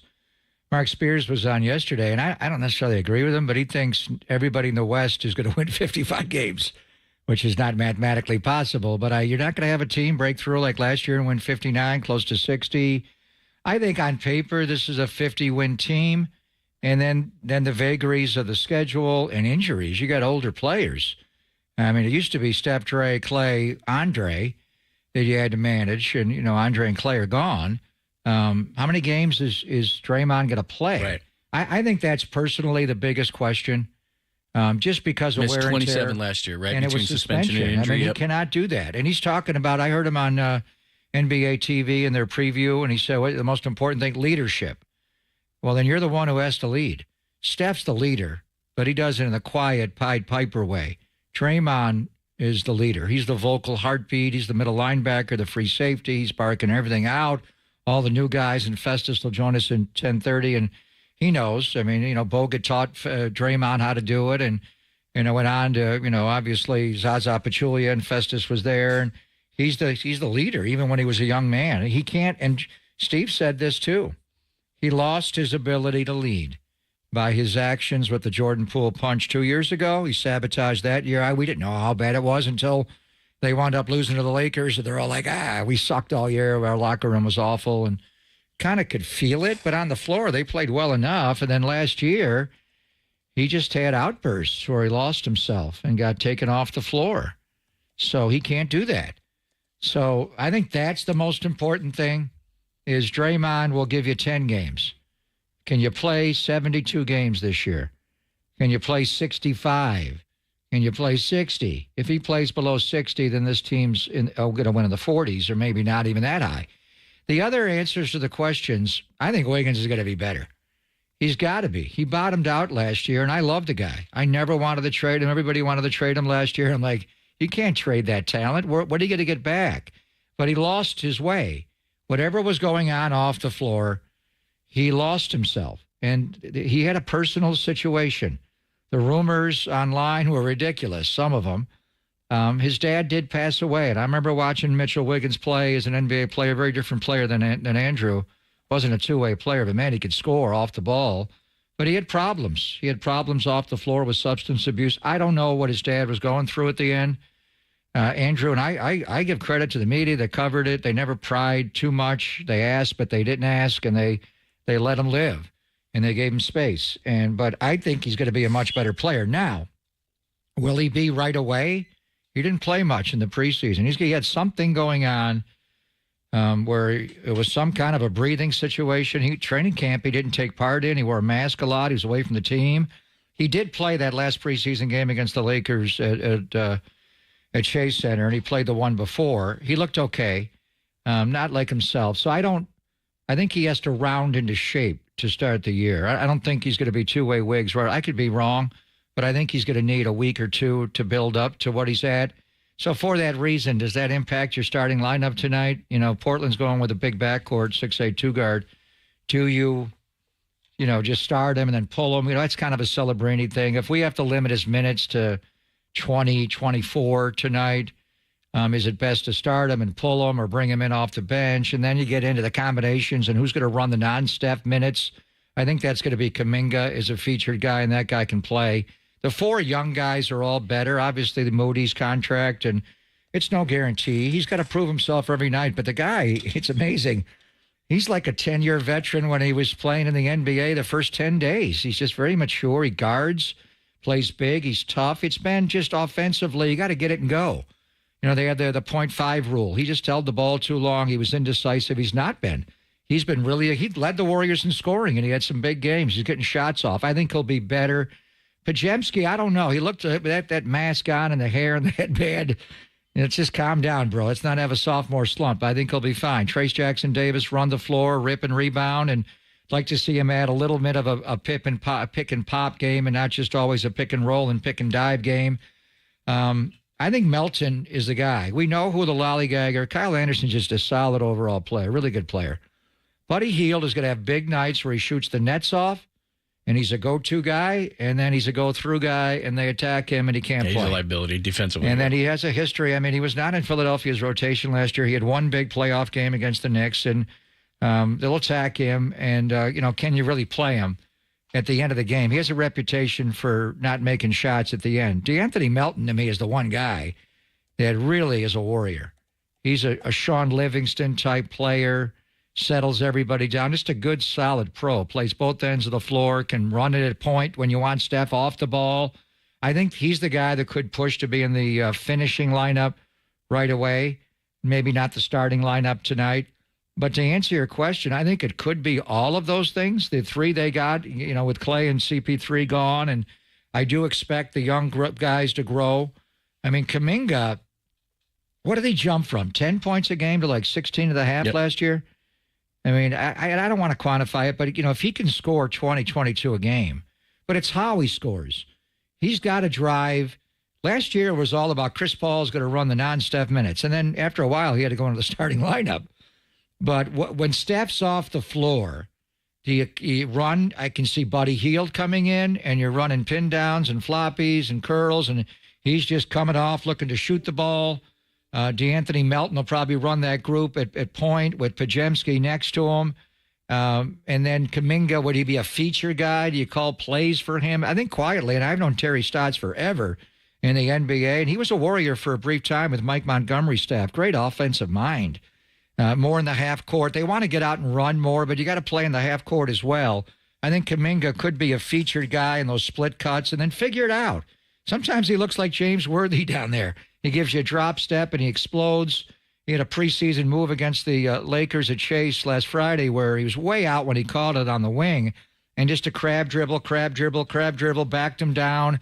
We want to come double me, didn't double me, drop step, came out and scored out the weak side. I think, whoa. He was patient. He was poised. That's a pro. That's a guy we can lean on in certain ice situations. They never had great isolation players here. It's always been movement. But I don't know. I mean, I'm going, positive. They check. Now they're not going to all be check, and you may get a few checkmates the other way. But I think they have a chance. Bob was on the broadcast with Mike Breen, the last one, John, and he was saying, I wish I put a team together with this kind of depth. And, Bob is somewhat being self-deprecating and kidding. The first Warrior championship was strength in numbers. They were deep. They were TWO deep, just like Al Attle's championship team in 74-75. This team is really deep. They're almost like 3 deep, 2.5 deep. So you have to figure out how you're going to use the 12 and 13. And then the bigs, I think, and we'll talk to Festus. The one guy that I wonder about his role is Kavan. Is he really? I think he'll be in to start right away. I hope so. But they are going to go small at some point. Draymond's going to go to 5. What kind of a role does Kevon Looney? Do you need 3 bigs on this team? Do you need 2.5 bigs or 2 bigs? How much do they play big? Steve was talking about it.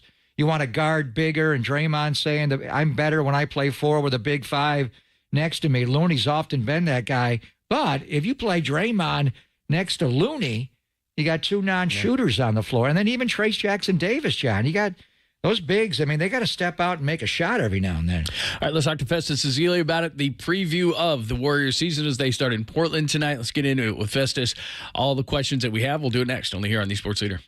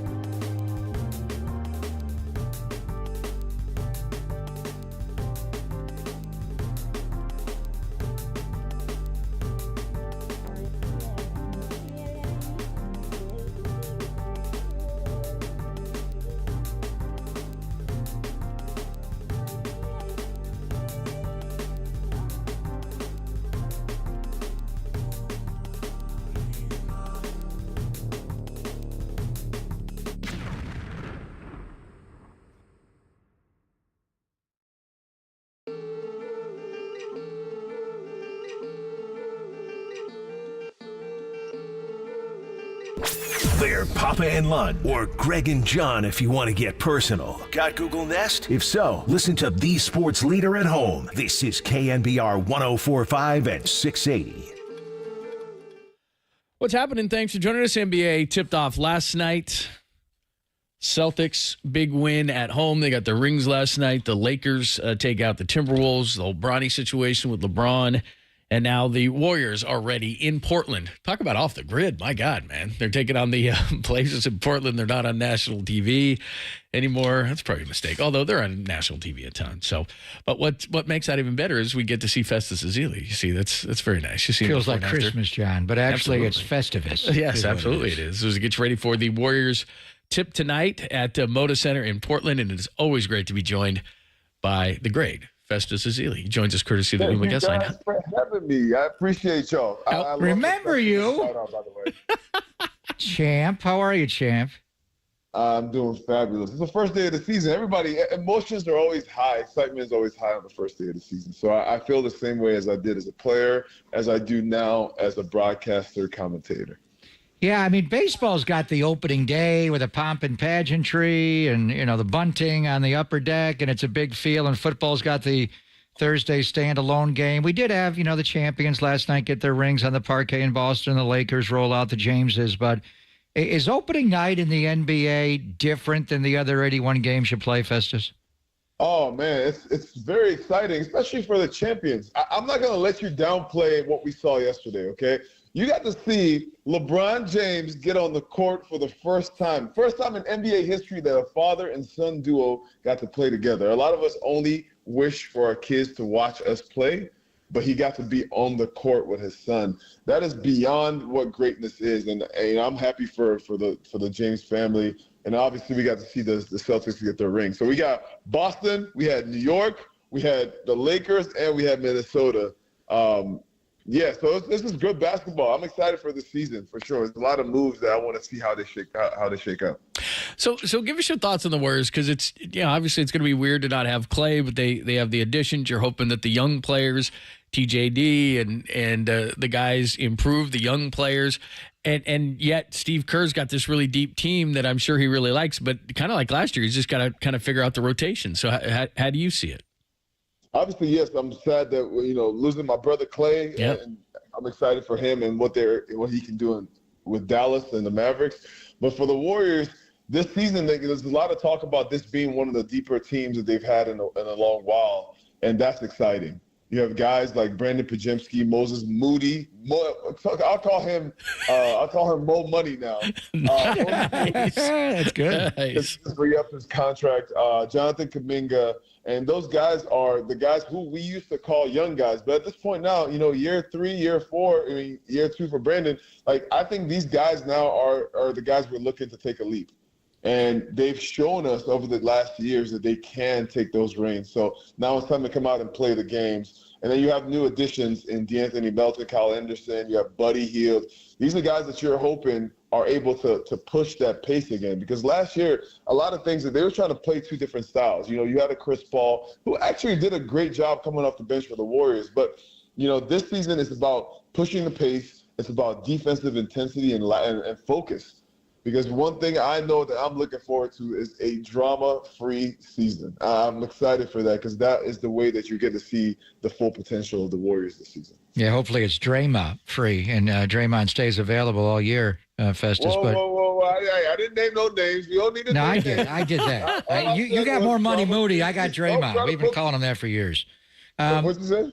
Now, we've been calling him that. Hopefully Draymond just stays available and able to play. You didn't say it. I said it. So let me ask you about the lineup. And the one, DeAnthony Melton could sneak into the lineup with Steph, and Steve's being coy about the lineup, as he should be and always is. But assuming it's Steph and Andrew Wiggins in the backcourt, Kuminga, Draymond, and Trace Jackson-Davis, and you were there when you guys downsized against Cleveland when you were down 2-1 in the finals, and you went the other way and didn't play Bogut and went small with Andre starting and to flip that whole series.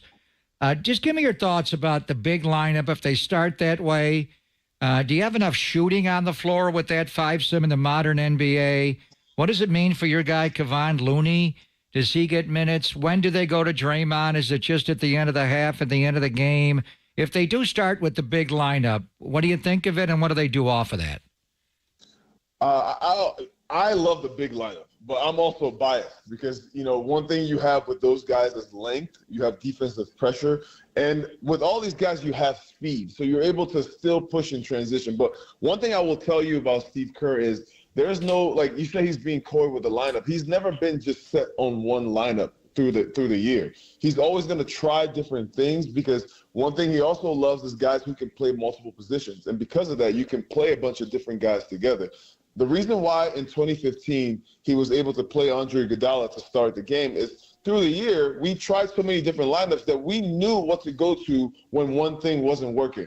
Like, it's a way to counter whatever the opponent does. If you know anything about going deep into the playoffs, you know that you can't just play one style. You got to be able to counter a bunch of different styles. There's teams that play two bigs in the paint. There's teams that play 4 out, 1 in, that play faster and shoot a bunch of threes. You got to be able to defend those guys, but you also have to be able to score different ways. And I think that's what Steve Kerr has prided himself on. When he says his team is deep, that's the goal. The goal is to have a bunch of different guys that you plug in different positions and play different ways. Always great to talk to Festus Ezeli, of course, former Warriors champion. You've seen before and after Warriors games on NBC Sports Bay Area as the Warriors open tonight at Moda Center in Portland. How do you think Jonathan Kuminga responds to he doesn't get the contract extension? They couldn't agree on a contract extension, and so now it's up to him to go out and prove and go get his bag. How do you think he responds to that? JK is gonna come out there like a man shot out of a cannon. Give me my money is what he's gonna say all season long. And I'm really excited because moments like that for a player are where you want to prove, you want to show them, listen, if you don't sign me now when I'm a little cheaper, because at the end of the season, a lot of guys, a lot of teams are going to be fighting for me, and this is JK's opportunity to do that. Obviously, we're already enamored by his athleticism, his ability to get to the rim, how fast he is. One of the fastest people I've ever seen go from end to end of the court. Now, if you add that with Draymond actually looking for him, Draymond said, it will be a failed season for me if I don't make JK an all-star this season, if JK is not an all-star. So when you have a guy who is the point forward, who has the ball in his hand saying, I will be looking for you, I will find you, I'll make sure you have a successful season, that for JK should be confidence building, but at the same time, he should also have that thing in the back of his mind, like, I'm going to show you. And for the team, I think it's going to work in the Warriors' favor. And the All-Star game is coming to Chase this year, right after the Super Bowl. All attention in the country will be on Chase Center and Oakland as well for the All-Star weekend. We were kidding earlier about Draymond, but it's drama. But it's kind of the same. And you were there when he was just, you guys were young together, obviously in the same draft class. Just in light of where he was last year and the year before with Jordan Poole, and Clay's gone, and there was a burden around him and his role last year. What do you sense from this team as far as Draymond's ability to lead? He kind of lost that leadership role a little bit the last couple of years. Has he regained that? Is the locker room a little bit calmer than it was the last couple of years as far as you know, Festus? From what I've seen in the preseason, this is the most chemistry that this team has had maybe since the 2022 championship. And I know I hear a lot of the guys talk. I talked to some of the guys about, what has Draymond been like in the locker room? And so far, it's just a lot of excitement. The young guys always want to listen. Listen, that is the defensive player of the year. That is a champion, 4-time champion. At the end of the day, he commands respect with his play, the way he shows up. Last season, the season before, I will say that Draymond has earned the respect through the years that, with those things, I believe that he can come back and bounce back and be the guy that we all know he can be. And I'm really excited for him to show us. But right now, what I'm feeling from the team is a lot of excitement about the chemistry that they've built, especially with the new guys coming in, feeling like they can make an impact on the floor. And with the young guys also wanting to make themselves, make their impact felt after the last couple of years. So I know that there's a lot of optimism of what they can accomplish this season. Festus, we always talk about Andrew Wiggins, and I'm sad to hear about his dad, and it's obviously tormented him, and we've all had family issues through the years. Maybe this will free him up. It's going to take him maybe a little bit of time to get into shape, but what kind of season do you expect from him? I am expecting a bounce-back season from Andrew Wiggins. The last year was extremely tough. For anyone who is dealing with a sick family member, that's always on the back of your mind. You're playing here, but your mind is also with that person. and knowing that it's his father, I don't even know what that feels like. So I don't know the type of burden that he was shouldering last year and the year before. So for Andrew Wiggins, if I could give advice, and if I could even talk about that, it would be just dedicate this season to your dad. You know that he's in a happier place, he's in a better place now, and so just dedicate this season to him and come out here and make him proud. That's what I would say. Fantastic, and he's got to get his wind back a little bit from not playing as much in the preseason, but he's going to be a huge contributor. All right, so, everybody's talking about, I don't know if you caught the ESPN broadcast, Bob Myers was on with Mike Breen, and he was joking and saying, Mike Dunleavy's done such a great job, the Warrior depth. He said, I wish that I had a Warrior team that was as deep as this one. And this one's deep. They're 12, 13 deep. But before Durant arrived and Bob had to gut the whole bench, you guys, I got a stack of T-shirts at home talking about strength and numbers, and you guys were known for the depth. So, after the starting lineup of Steph and Clay and Draymond and HB and Andrew Bogut, you came off the bench with Sean Livingston, David Lee was there, Mo Buckets, We Gonna Be Championships, LB, Leandro Barbosa, Festus Ezeli, the original Speed 5 that was James Michael McAdoo. Let's not forget about him. So this bench that the Warriors have currently versus your championship bench, Festus, which one was stronger in numbers? Well, you're comparing a championship team to a team that had a 6-0 start in the preseason. So that's unfair, right? I will say that. But I will say that this team is very deep. What I see is the chemistry. What I see is the willingness to come on the floor. Anybody that comes on makes an impact. I hope that this team is as successful as that team because that means a championship. I'm always excited for that run, for a long run in the playoffs for the Warriors. For that to happen, though, here's two things. Having a deep team is incredible because you have a bunch of tools in your tool belt that you can use at any point in the season.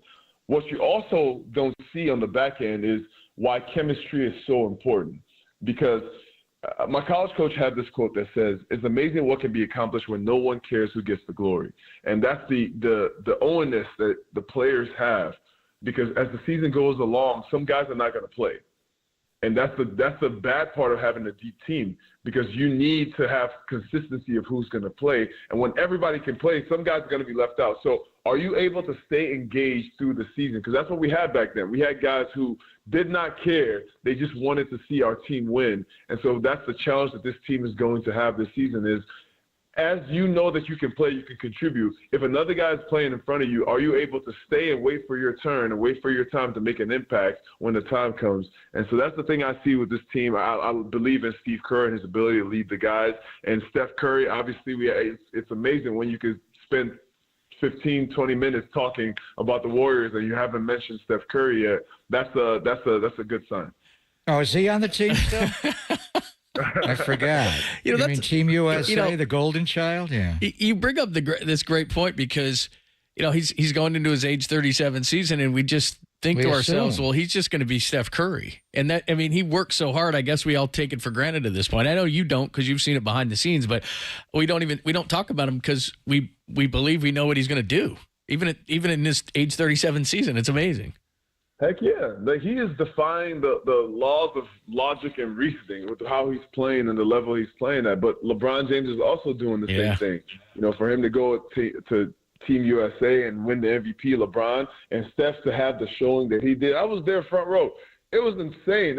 He put the fear in all of France as he was there in the finals. So Steph Curry is going to do what Steph Curry does. You're absolutely right about that. He is Mr. Consistent, and he's always going to keep showing up. His leadership, and that's the reason why we believe in the Warriors. It's because of Steph and his impact. So I'm looking forward to watching him. I was so excited for some of my friends who were non-Steph Curry fans to support him this summer in the Olympics, and they're like, man, I'm so used to hating this guy because he's so bad to our team. But, man, in our country, to support this guy. This is what you guys go through all the time. You can join the bandwagon. Come on. It's a lot of fun. So Steph is the most exciting player to watch play basketball. Like everybody, you can see it, the way the fans interact with him, even overseas. So that's a guy that I want us to take advantage of this time that we have him, because it's not going to last forever. So during this time, I think I can feel it from the way that Steve Kerr has a sense of urgency this preseason. He's saying, we got to strike now. This is the time. By the way, Cannon Curry, Steph's son, he turned 6 in July. So what are you? Like 12 years? No, 18, that young? Maybe. Can Steph play till he's 49, Probably Festus? not. And tie the At this point Jameses? now, Steph can just be a spot-up shooter till he's 49 and play with Cannon. Yeah, just But, stand man, in the corner. if you think Bronny has a lot of pressure on him, imagine having the name Cannon and Curry back to back. You have no choice. You got to shoot at least 65% from three. That's right. That's crazy, man. Hey, before we let you go, we want you to gloat. Vanderbilt over Alabama. You ever thought you'd see that day? How about that? Hey, listen, we are not just an academic school anymore, okay? We are a football school, and we are over there taking over the SEC. I'm so proud of Vanderbilt football. It has not been easy, with the introduction of NIL and all the things. Like, that team has really, really fought and clawed its way back. New coach, trying to fight their way back. They have an incredible quarterback right now. So I'm really proud of Vanderbilt beating number 1 Alabama. I never thought I would see the day, but that just shows you that you cannot count out the heart of a champion. You can't count out the underdogs. And I think they're going to make a bowl game this year, and that hasn't happened since I was in school, which is quite a few years ago. So I'm really excited to see Vanderbilt continue to come back. And in addition to that, Jerry Stackhouse just became one of the coaches here, but he was just let go from Vanderbilt basketball. I'm excited to see Vanderbilt basketball also come back to its, place of dominance as well in the SEC. The school is such an incredible place, and it meant so much to me during my time there. I went from being nobody to being an NBA player over my time there. So I want other guys to experience the same thing as well. Their athletic programs are awesome. It's one of the best baseball programs in the country. I mean, my God, man.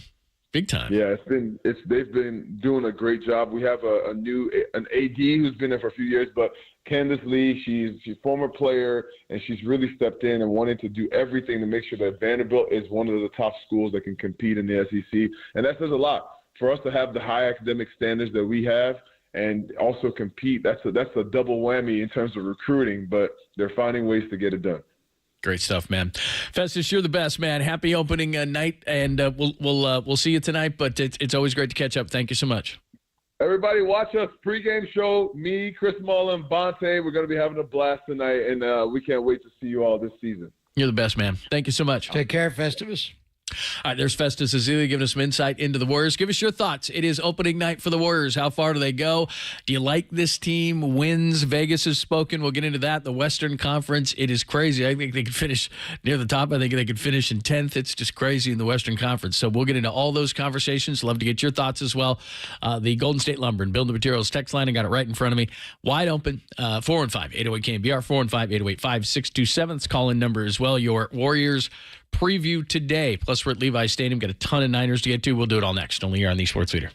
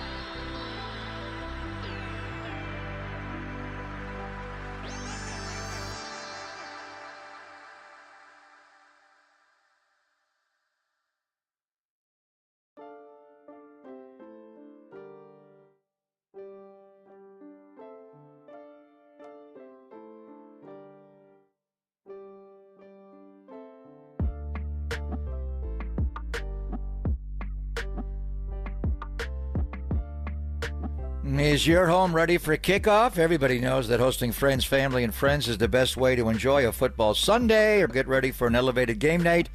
Game night by staining your deck or painting your fan cave with Benjamin Moore. Football and painting season are well underway now, and now is the perfect time to tackle your indoor and outdoor paint projects. Have your family room decked out in team colors to impress guests and intimidate rivals. You can update your kitchen with a fresh coat of paint for prepping tailgate treats and pregame snacks. A freshly stained porch or repainted exterior will allow you to grill outdoors in style all season long. So change your luck with a fresh coat of paint, whether you're calling it audible or following the playbook. Find all the right products, the perfect colors, and plenty of advice at your Bay Area Benjamin Moore retailer. So support your team and your local independently owned and operated business with Benjamin Moore.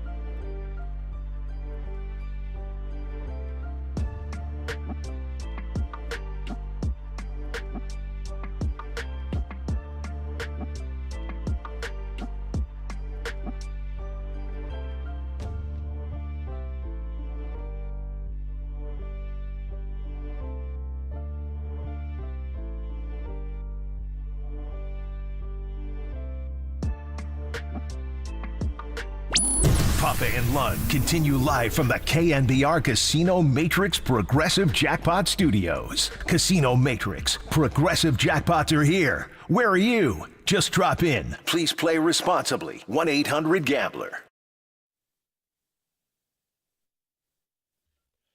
All right, give us your thoughts on the Warriors season. We just talked to Festus Cecilia. I got to be honest. When we do these kind of preview shows, I have a pretty good sense of where the local team is. Now, I'm gonna give you Vegas numbers so you can tell me whether you think this is over, under, wrong. But here's how the West shakes out according to Vegas. They've got the Thunder at 57.5 wins at 1.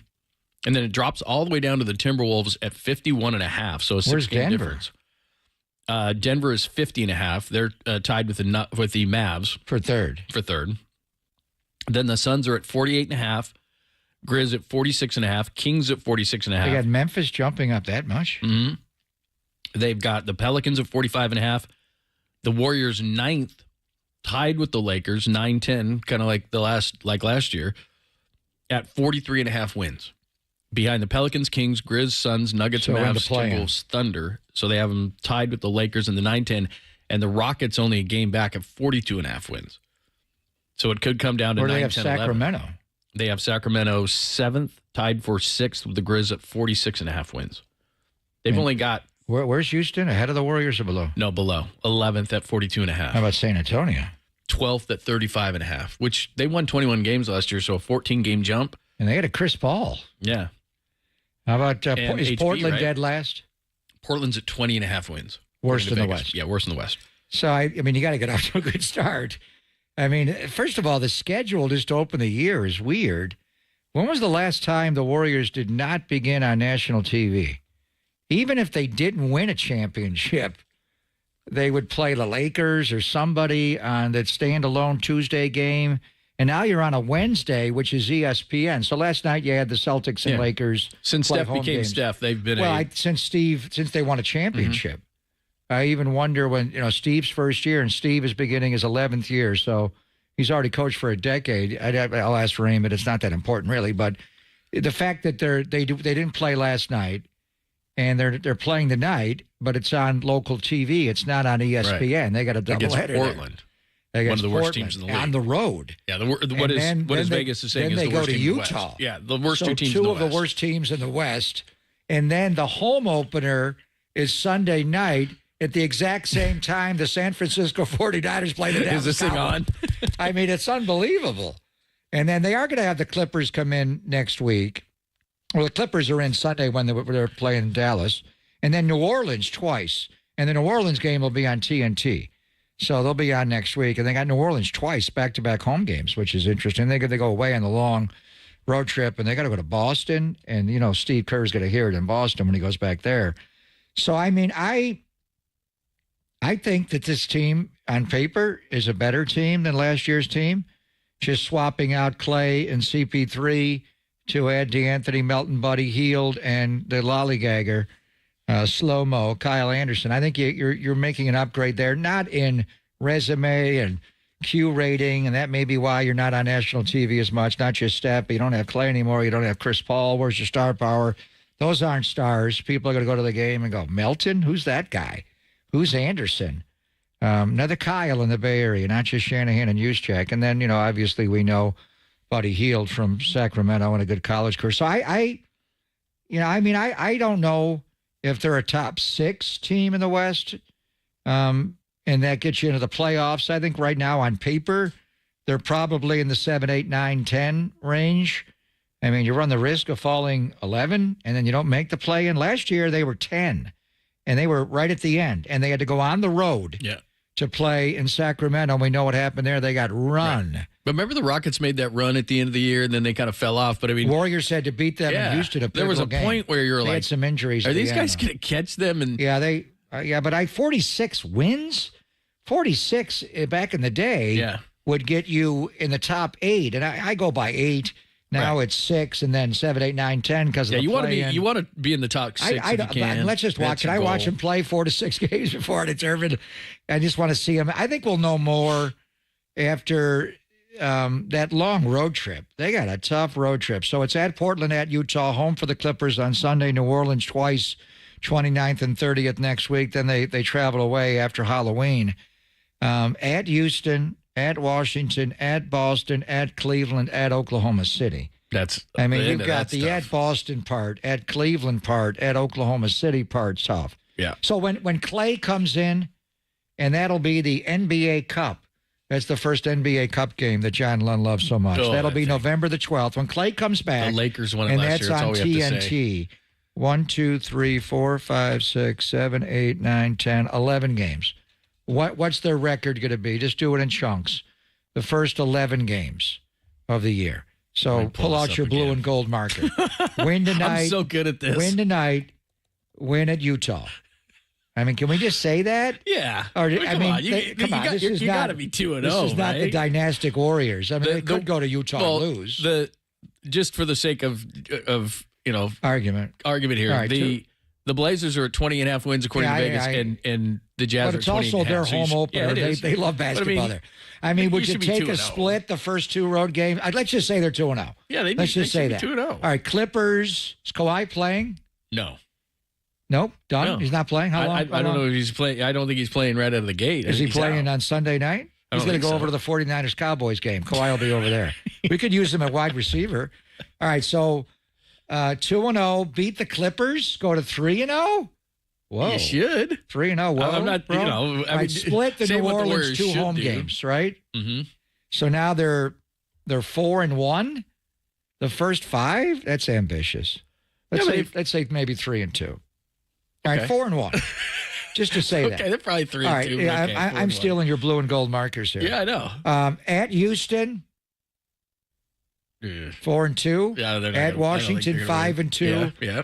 Boston's waiting for them. Yeah, remember when they went to Boston last year? Last night. And somebody on the coaching staff said, "Let's not guard Jaylen Brown." Yeah, that was. Remember brilliant. that Sunday afternoon game? Yeah, they gave him the Tony Allen treatment. Yeah, he made like 6 threes before. Who was that guy? Is he still here? I don't know. No, he's gone. He's gone. Kenny Atkinson's no longer here. So Boston's going to be at least 1 loss. That could be. So then they lose. They lose the last 3 at Boston, at Cleveland, at OKC. They drop them all. Yeah, Cleveland's according to Vegas is a 50+ win team. That's a good team. So I don't even know how many fingers I have left. I don't know. Can they be 6-5? when they come home for Clay's return game? 1, 2, 3, 4, 5. I see 5 losses at least. 6 and 5. So 6 and 5. I'd take 6 and 5 right And you now. have them winning the first 3 with your fingers? Well, the Warriors are always so weird, so they're really hard to predict. And this is a hard team to predict. But just looking at it, which I know they don't play games this way, and people have to understand the way the NBA schedule works is if you just look at the team, you're not looking at the whole thing. It's 4 and 6 nights, and it's back-to-backs, and it's all this different stuff. So there's built-in losses in a season, blah, blah, blah. But if you just say, because there's no back-to-backs here, it's Wednesday at Portland, it's Friday at Utah, it's Sunday at home. The Clippers are scrappy. They always play scrappy even without those guys, but no Paul George, no Kawhi. James Harden just dribbling the hell out of the ball. I mean, they should beat L.A., the Clippers. So they should be 3-0 at that point, split with New Orleans, lose at Houston, crush Washington, lose at Boston, Cleveland, and OKC. And we have them going 3-0 with your 3-finger scotch to start the year. Right. I mean, I don't want to say, I'm terrible at this game, but the game tonight, it is Portland's home opener. I know they're not very good on paper, but the Warriors have gone up there and given them some problems. They still have DeAndre Ayton, right? He's playing tonight? Well, yeah. Scoot Henderson playing tonight? Yeah. Jeremy Grant playing tonight? Those guys are all, I'm trying to get up Simons is a nice player. They got. He's going to start in the backcourt. Abdia, right, from Washington. He's a decent player. After that, they don't have a ton of depth. They got the kid Donovan Clingan from UConn, so they got the double. At center, I don't think they're going to play both those guys together. So it'll be Scoot Henderson and Anthony Simons in the backcourt? Yeah. Mm-hmm. Sharp. I mean, you got to deal with DeAndre Ayton. Yeah. So you're going to have to play big. I think Kavan's got to play a little bit tonight if you start Trace Jackson Davis. And, DeAndre Ayton's a 7-footer, but Trace has got long arms, but he is 6'9". The problem with them, the problem with Portland, we're talking about shooting for the Warriors. They can't shoot. In the 3-point era that it keeps growing and growing, Boston took 59 last night and tying the record at 29 makes. Scoot Henderson can't shoot. Well, his nickname is Scoot, not shoot. He can't shoot. He's quick, but he cannot shoot. Don't guard that guy. Abdia's not a great shooter. Jeremy Grant's okay from 3. Ayton's obviously not a shooter. They don't have shooting. In an era where you need shooting, they might be the worst 3-point shooting team in the league. They're terrible at it. So, I mean, right there, you should have a major advantage. If you can't beat Portland, well, they were 21 and 61 last year, and they only won 11 home games. No. So I think the schedule's kind to you. If you get, at Utah, and then you come home and play the Clippers who don't have Kawhi. Yeah. So you could get off to a 3-0 start. We'll see. I mean, it's just game to game, and I think they have a chance. Plus, tonight's going to be just kind of a science experiment, a combination. Pour a little in this one beaker and the other beaker, and how do they sub right away, assuming they start that big lineup? And maybe Wiggins can't play heavy minutes because of whatever illness he had in the preseason. He played the last 2 games, but Dr. Celebrini may have him capped at 20, 24. I don't know how many minutes he can play. Is it better for him to start? I think that's the only thing is, how many minutes can he play? But assuming he does start, and it's Steph and Wiggins, and you're starting a big group, and you're coming out with Kuminga and Draymond and Trace Jackson Davis, and then off the bench, you've got Melton, you've got Pods, you've got the lollygagger. How much does Kevon Looney play? Where does Moses Moody fit in? Does he play? I guess Kyle Anderson can play 4 or 5, and then Moses Moody would play 3. I just want to see how Steve does this, and I think Steve wants to see how Steve is going to do this. How are you going to move these guys around? And we were kidding with Festus. That team that won the championship in 14-15, they were players off the bench. You had Mo Buckets, you had Leandro Barbosa, you had Sean Livingston. Yeah. Hell, you had Andre Iguodala. All those guys who was a finals MVP. I mean, you had legitimately a starting lineup playing off the bench, and they mixed and matched so perfectly. And I mean, I was, when Bob was making that joke, I wish I had ever built a bench like this he was being, because when they got Durant, they gutted all those guys. They went and got Zaza. They got guys on the cheap, and Zaza was good. But you were totally, top heavy, and HB was gone. It was a different team.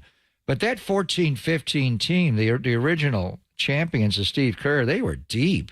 And they all brought you something different. I like this bench. There's no doubt they all bring you something different. And then you got Buddy Hield just coming in looking to shoot. So, I mean, in theory, if they start the way we think they're going to start, you bring in Melton off the bench and Pajemski. And they're both combo guards. They could play on the ball, off the guard. They're true 1-2s. And then Buddy Hield is your small forward coming off screens and curls and just shooting the hell out of it. And then Moses Moody. And then, Kyle Anderson, right? It's just insane, Anderson all those plays names. 5 there. It's just going to be a work in progress. I think that's... It always is to start the year. Right. But I think, how, and they run all the analytics and the combinations when these guys play well. Remember that stat early in the year when they said Wiggins and Kuminga couldn't play together? I'm like, well, then shut down the year. They're your 2 better players. They're your 2 best wings. And then how about Gary Payton II? I didn't even mention him. Does Steve go to a guy, or it's opening night and we're going to sub a lot and I'm playing 12 or 13? Or does he go to a guy and say, you're not playing tonight? I think eventually, after a week or 2, you got to get there. Yeah. Would it be Looney? Looney does guard DeAndre Ayton well, as I try to remember that matchup. Yeah. I think, need him tonight. I think at times they'll play him depending on matchup, but it doesn't look like he'll get a ton of time just on the average, because if you start the big lineup, then where's he going to go? And you're going to have Draymond play maybe you don't go to the small lineup later. So it doesn't seem like there's really a fit for him unless it's a certain night against a certain player. I'm trying to remember Draymond guarding DeAndre Ayton. He can guard guys. LaMarcus Aldridge, he always bothered. DeAndre Ayton's big. DeAndre Ayton, he can take you to the low post and score over you, and he can shoot from the elbows. You may need not to go small tonight.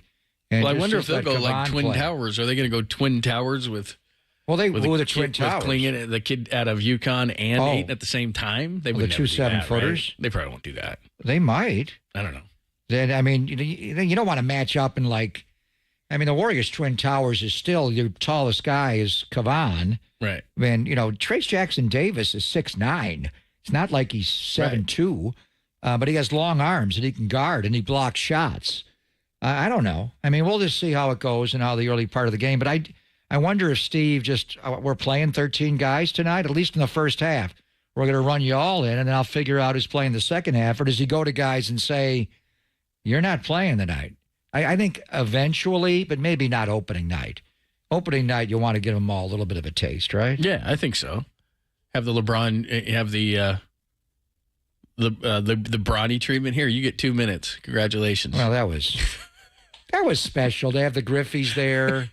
Who else has done that? Gordie Howe played till he was George Blanda. Right. So he played with his sons. But was that ever in the NHL? Was that just the WHA? That was in Hartford. Yeah, that wasn't with in the Whalers. They were good players. Mark Carr was a good player. But the other league just paid him a lot of money. Yeah. Did they ever play in the NHL together? We had a whole line of Hows? I don't think so. Where would it have been? It wasn't Detroit. I don't think they played in Detroit. I think it was just in the WHA. The only thing I feel bad for Bronny. That's all. I know most people don't feel this way. I'm not hating on it. The kid should have stayed in school and gone his own path, but he knew that his dad wanted this whole thing, so he did it. And he was kind of sheepish after the game, and they did the interview, and he's going to go down on November 9th when they have the training camp in the G League, and he's going to go down there and probably stay the rest of the season, but they wanted to get this thing out of the way, and I totally get it. But when Ken Griffey Jr. and Sr. did it, Ken Griffey Jr. was batted at the top of the lineup for the Big Red Machine. He was still playing in Seattle. Though. He was older. He was, but he hit 300 there. He wasn't just hanging on. I called those games. They played the A's. Griffey was the best young star in the game. Right. It's totally different. That's what I'm saying is Ken Griffey Jr. and Sr. were legit players in their sport.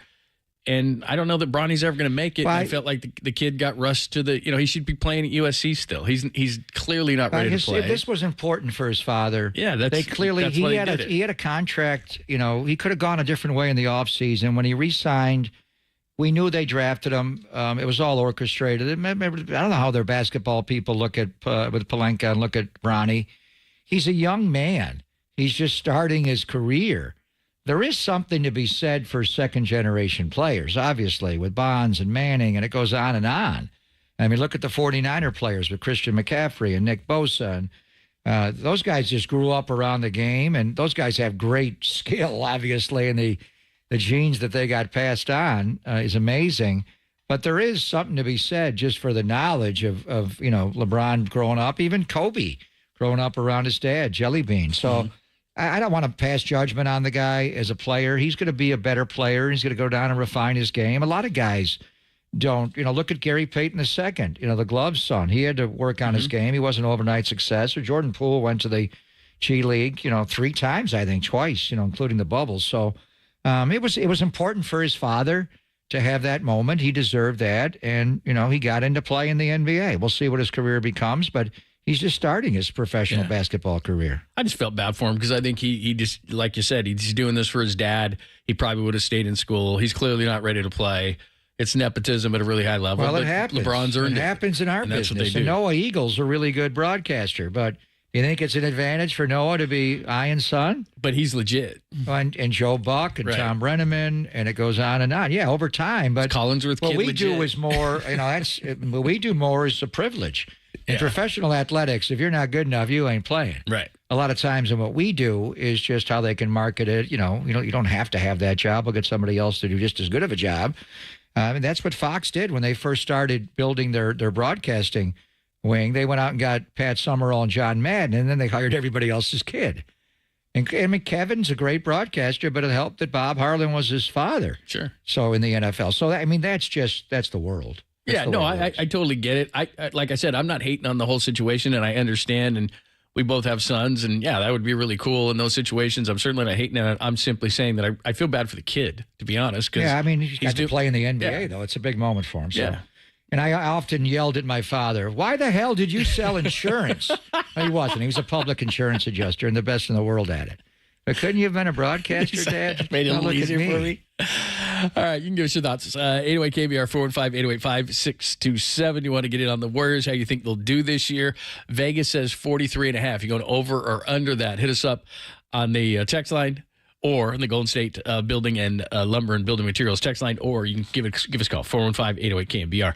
All right, let's flip it back to the 49ers. Dennis Brown's going to join us at the bottom of the hour. Both teams are kind of a mess right now. We'll start previewing 49ers and Cowboys on the Sports Leader.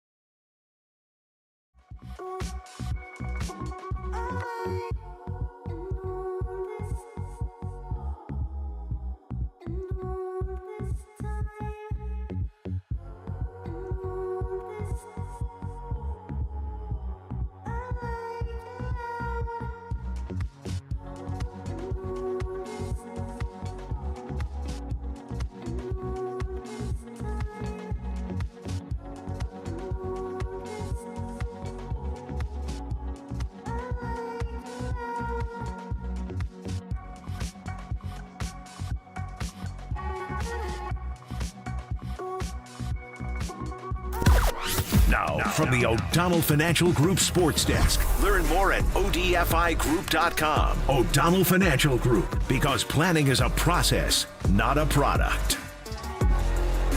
Marcus Thompson from The Athletic joined Murph and Marcus this morning to preview the Warriors 2024-25 season. Check out that podcast and more on the KNBR app, YouTube, KNBR socials.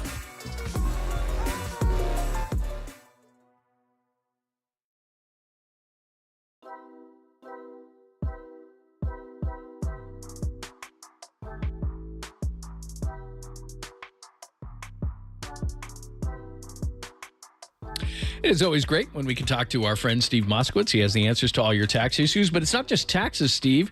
You just do general accounting too. That's right. And as you know, before I was a tax attorney, I was a CPA.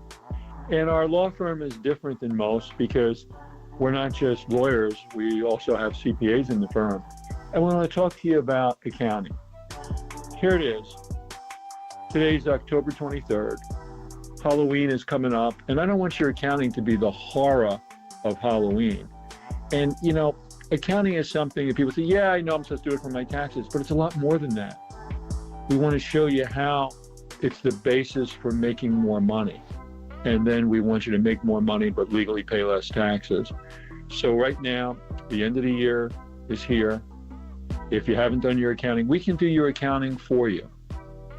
You say, I have an accountant, or I have an accounting system, I have a bookkeeping system, but I don't know it's just perfect. We can also do a cleanup. So the bottom line is, that's the start of things. That's the start of tax planning, running your business, making more money, doing your tax return.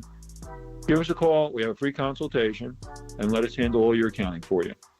Do it right now. Call Steve accounting. Yep, they do that too. And like you said, it's a free consultation. So you got nothing to lose. Call 888-TAX-DEAL, 888-TAX-DEAL, or go to MoskowitzLLP.com.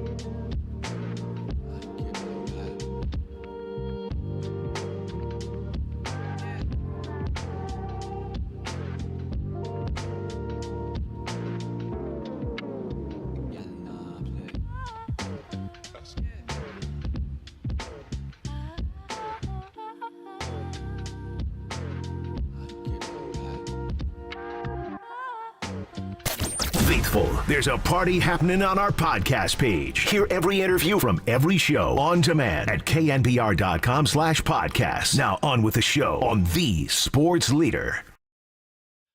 Thanks for joining us. Pop and Lund on a Wednesday as we're down here at Levi Stadium. It is Warriors preview day as they take on the Blazers, where, by the way, John Dickens is going to join us. He's going to join us at 1:30, and then right after the game, of course, JD will jump on with Greg Silver, and they'll give you all the Warriors stuff you need tonight, so make sure that you tune in. But that's our next conversation with JD will be at 1:30. Got a ton of guys between that, including Dennis Brown at the bottom of the hour. By the way, Hall of Fame considerations, Joe Staley makes the first cut, our good friend Joe. We're going to have to get a hold of him. Joe Staley, but not Marshawn Lynch as part of the group that gets parred down. So how about that? Also, Marshawn made it. Oh, Marshawn did make it. The final 50 modern era candidates for the Hall of Fame: Marshawn Lynch, Ricky Waters, Anquan Bolden, Joe Staley, Steve Wisniewski, who was certainly a Hall of Fame player. That guy was so good. Eric Allen, and my guy from Syracuse by way of South Africa, Gary Anderson. Yep. Morton is in the Hall of Fame. There's no doubt that Gary Anderson should be. God, if he just made that kick, then he would be. Well, he missed the kick in the playoff game for the Minnesota Vikings against Atlanta.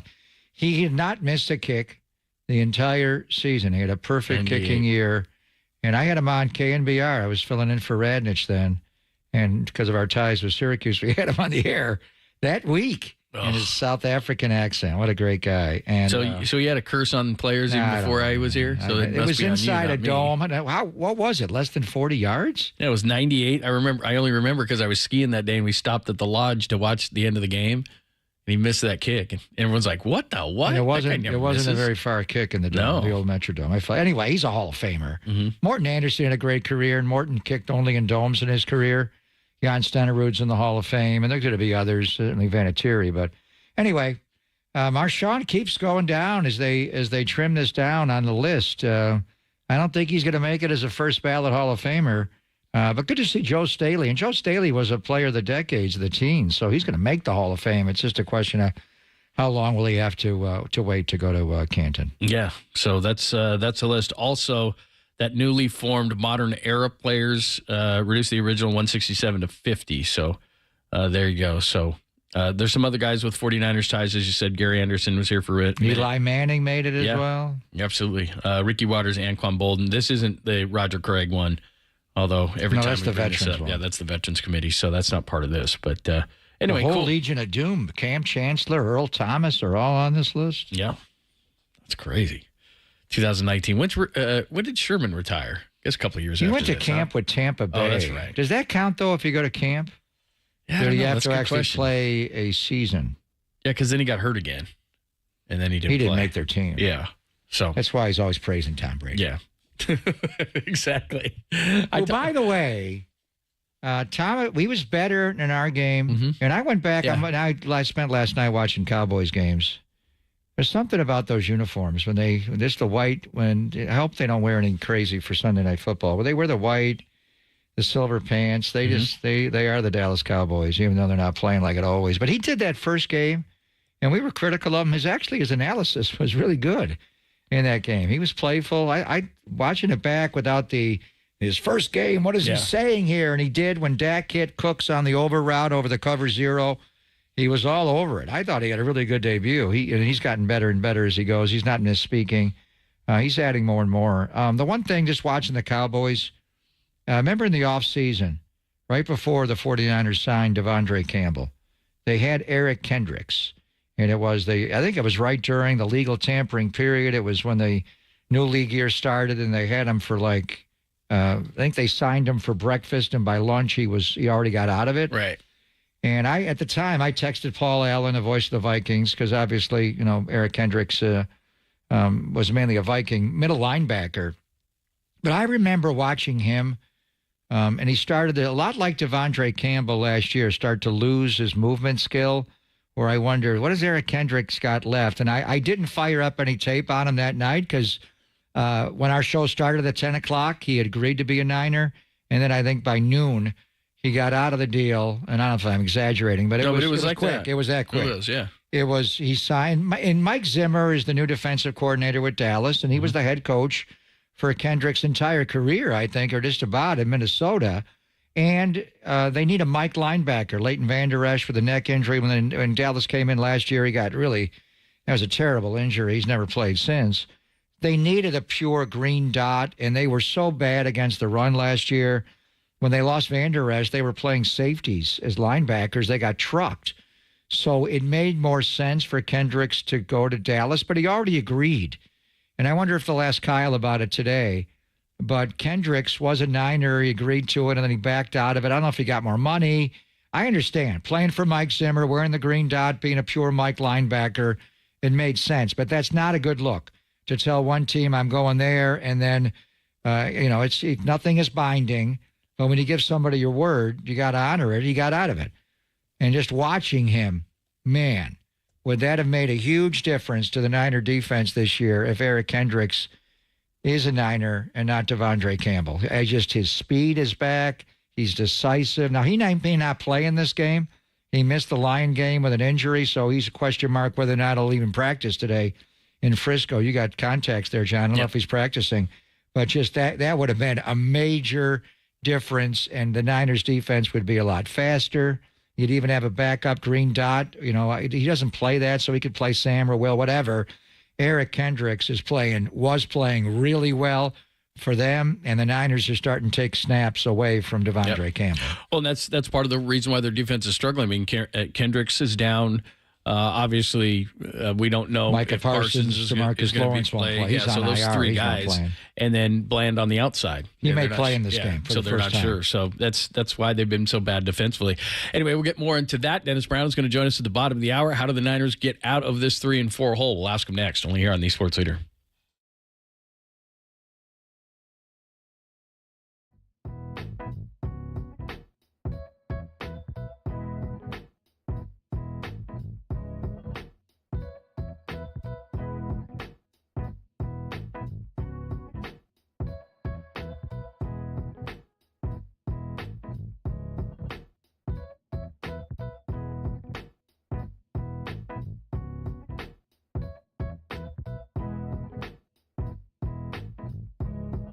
Declare your retirement independence today with a call to O'Donnell Financial Group. Having the proper investment strategy in place may allow you the freedom to do what you want and when you want, potentially for the rest of your life.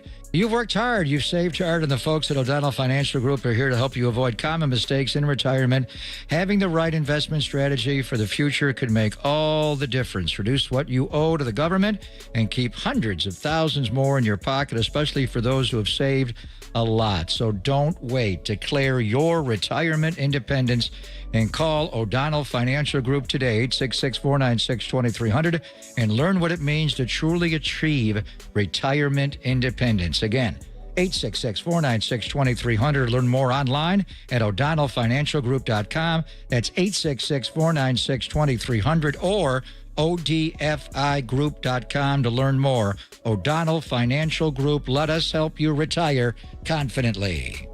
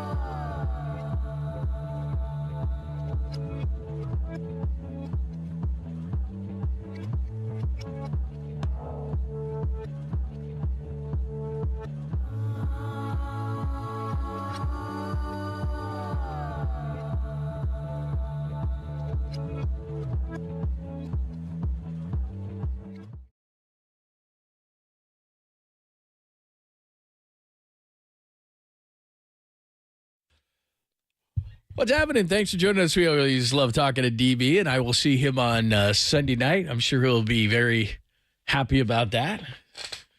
He joins us courtesy of the guest line. What's happening? What's going on, guys? How you doing? Are you down at Levi's? Yeah, I'm already here. You know, the traffic's really bad on Sundays, and so I just never know. So we just come early, we sleep, and we roast marshmallows and hang out and watch movies.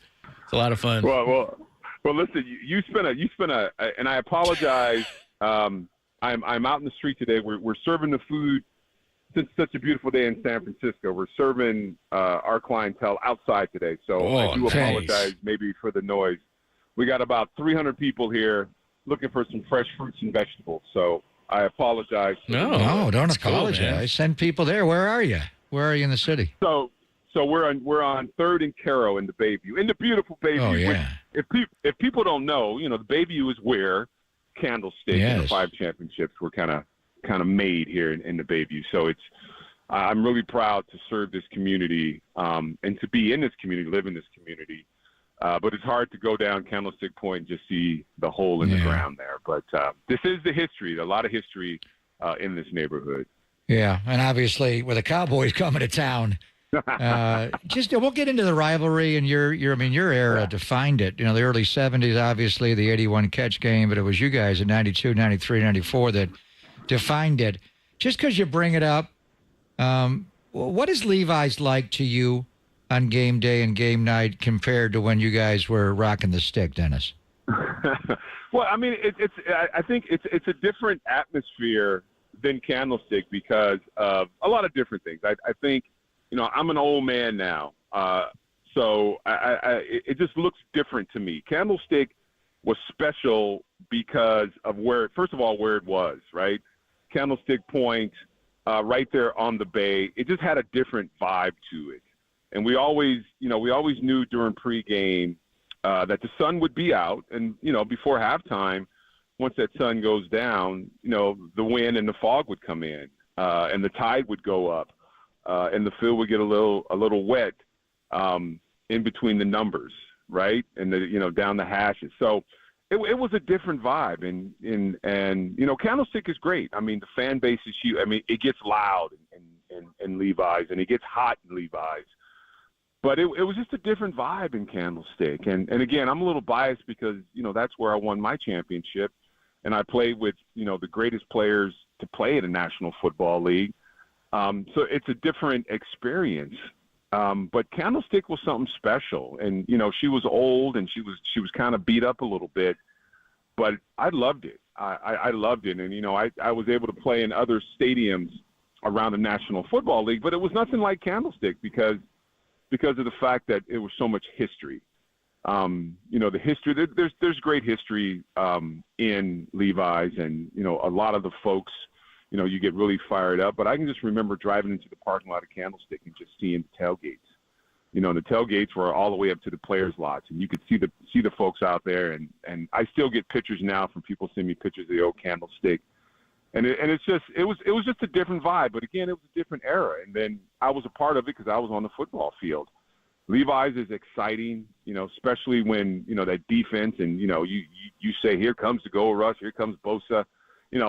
People get fired up and, third downs and, big plays and the horn blowing. I don't think we had a horn at Candlestick, but, it's a different vibe. Levi's is Levi's. I mean, there's no championships come out of there. There's NFC championships, but there's been no Super Bowls coming out of Levi's. Candlestick was a little different because of the deep, rich history. Yeah, that's good. That's a good way to put it. Dennis Brown joining us, Super Bowl champion, getting ready for the Cowboys and the 49ers. So what does that mean to you? I mean, I know you took down Troy Aikman and all the games you played, but when you hear Cowboys, 49ers, what do you think of? Oh, I'm still pissed off because I think – so this goes all the way back to college.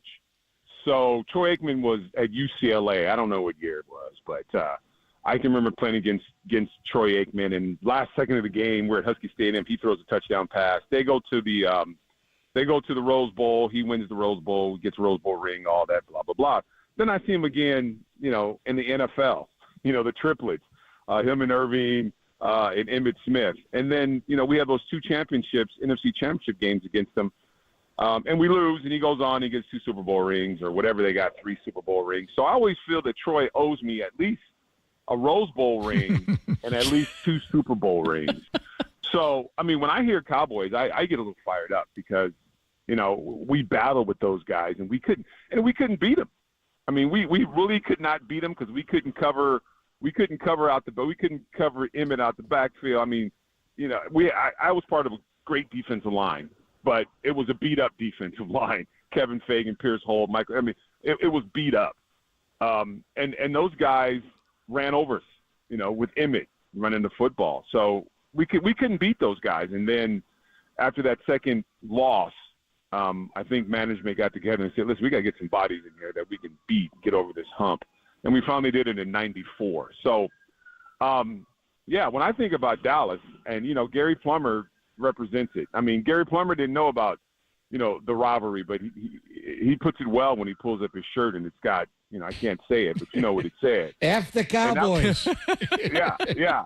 You know, fruit the Cowboys. So that was it. And he wore that shirt, you know, during practice that entire week, and it got us super motivated. So to me, I mean, the rivalry is not so much now because, you kick the Cowboys' butt, you know, the last 3 years, I think.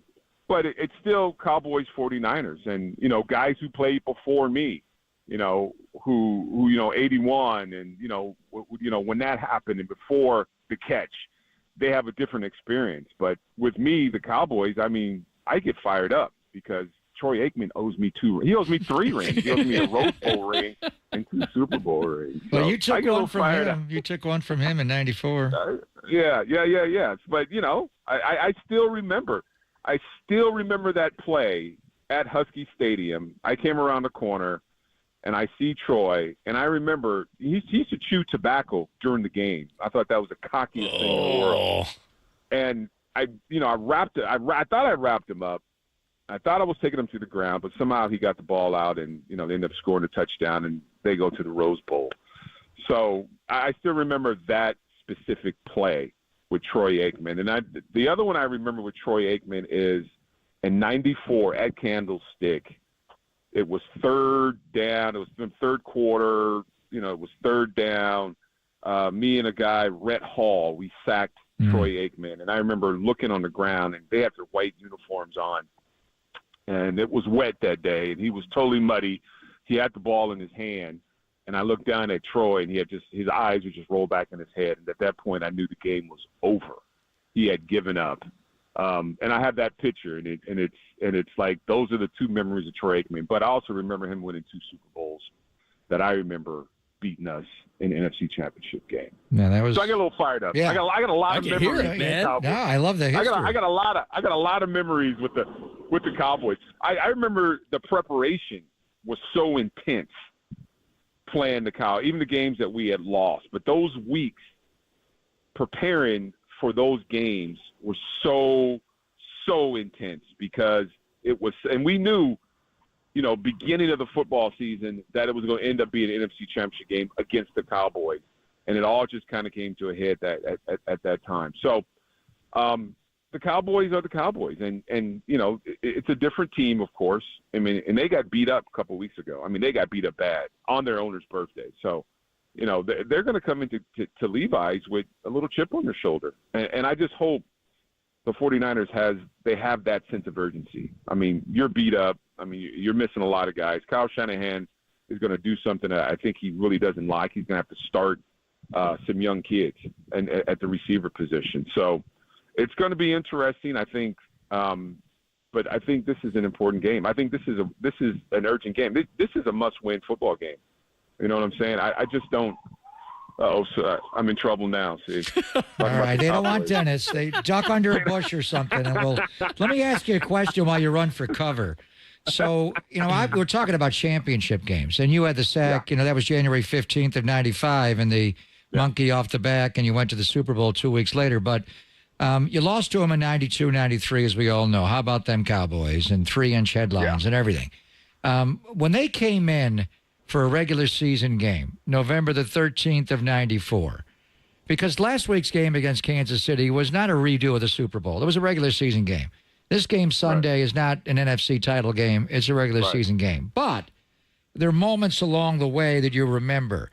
And then you guys retooled your defense, obviously, with the pass rush, the linebackers, and Ken Norton Jr. and Dion. And the regular season game, November the 13th of 94. Your group, whenever I asked those guys and you about beating him, in Super Bowl 29 or beating him in the championship game to get to 29, it was the confidence you got in beating them in that regular season game. And Dion intercepted Troy Aikman in that game. Merton Hanks did the chicken dance twice. He intercepted him. What do you remember about the regular season game, November of 94 at Candlestick, which led to you hosting them in the championship game in January that year? Yeah, and like you said it. I mean, we, Gary Plummer came, Dion came, Ken Norton came. We had the Richard Dent was on the team at that time. Ricky Jackson had came. So we had our new defense. All right. This is our defense. We're ready for you now. We can cover you out the back, so we can rush the pass rusher, and we can kind of dominate this offensive line. So it was kind of the showcase, and it was good for our confidence. It was good to beat that team at that time, and like you said, we went on to beat them in an NFC Championship game. But that was like the showcase. That was it. I mean, this was our defense. Our offense is our offense. The offense is going to do what offense is going to do, but this is our defense, and we're about to kick your butt. And we did it. Now, the difference with that time and this time, this defense is not as strong as it was 2 years ago. Okay, and that's what's different about this. I think this entire football team is that the defense is not that – they're not playing that dominating defense. They're not setting the tones. They're not making enough big plays. They're making plays. They're making interception, turnovers, but you're just not making those big plays. You're not dominating like you did, 2 to 3 years ago. So I think that's the difference. And when they came to Candlestick, we were ready. I mean, we were ready for them. It was like, this is it. I mean, this is the best defense money can buy. Thank you, Carmen Policy and Eddie DeBarlo. This is the best defense in the National Football League, and we dare you to try to score on us. So. But it's different now. I mean, I think this defense has a lot of work to be done. It's not the dominating defense. Do you guys agree? Totally. Yeah, they got to stop the run, Dennis. What's going on with the run defense? Kansas City trampled them. And I asked you this last year a couple of times, those damn jet sweeps. And you're having Devondre Campbell on one side or D. Winters on the other. And I'll tell you, I guarantee you one thing. Mike McCarthy's going to call a jet sweep to CeeDee Lamb a couple of times in this game going each way. But they got trampled in the middle on power and inside zone and the jet sweeps. What's up with the run defense? Well, I think it's technique, right? I mean, especially up front. I mean, my eyes are always in the box, right? Defensive linemen and linebackers. And what I'm seeing is, these guys got to get off blocks. I mean, you got to get off of blocks. And then when you have a ball carrier, you got to wrap them up. I think I don't know what happened to defensive linemen, but defensive linemen are so concerned with being held. I'm being held, I got to stop.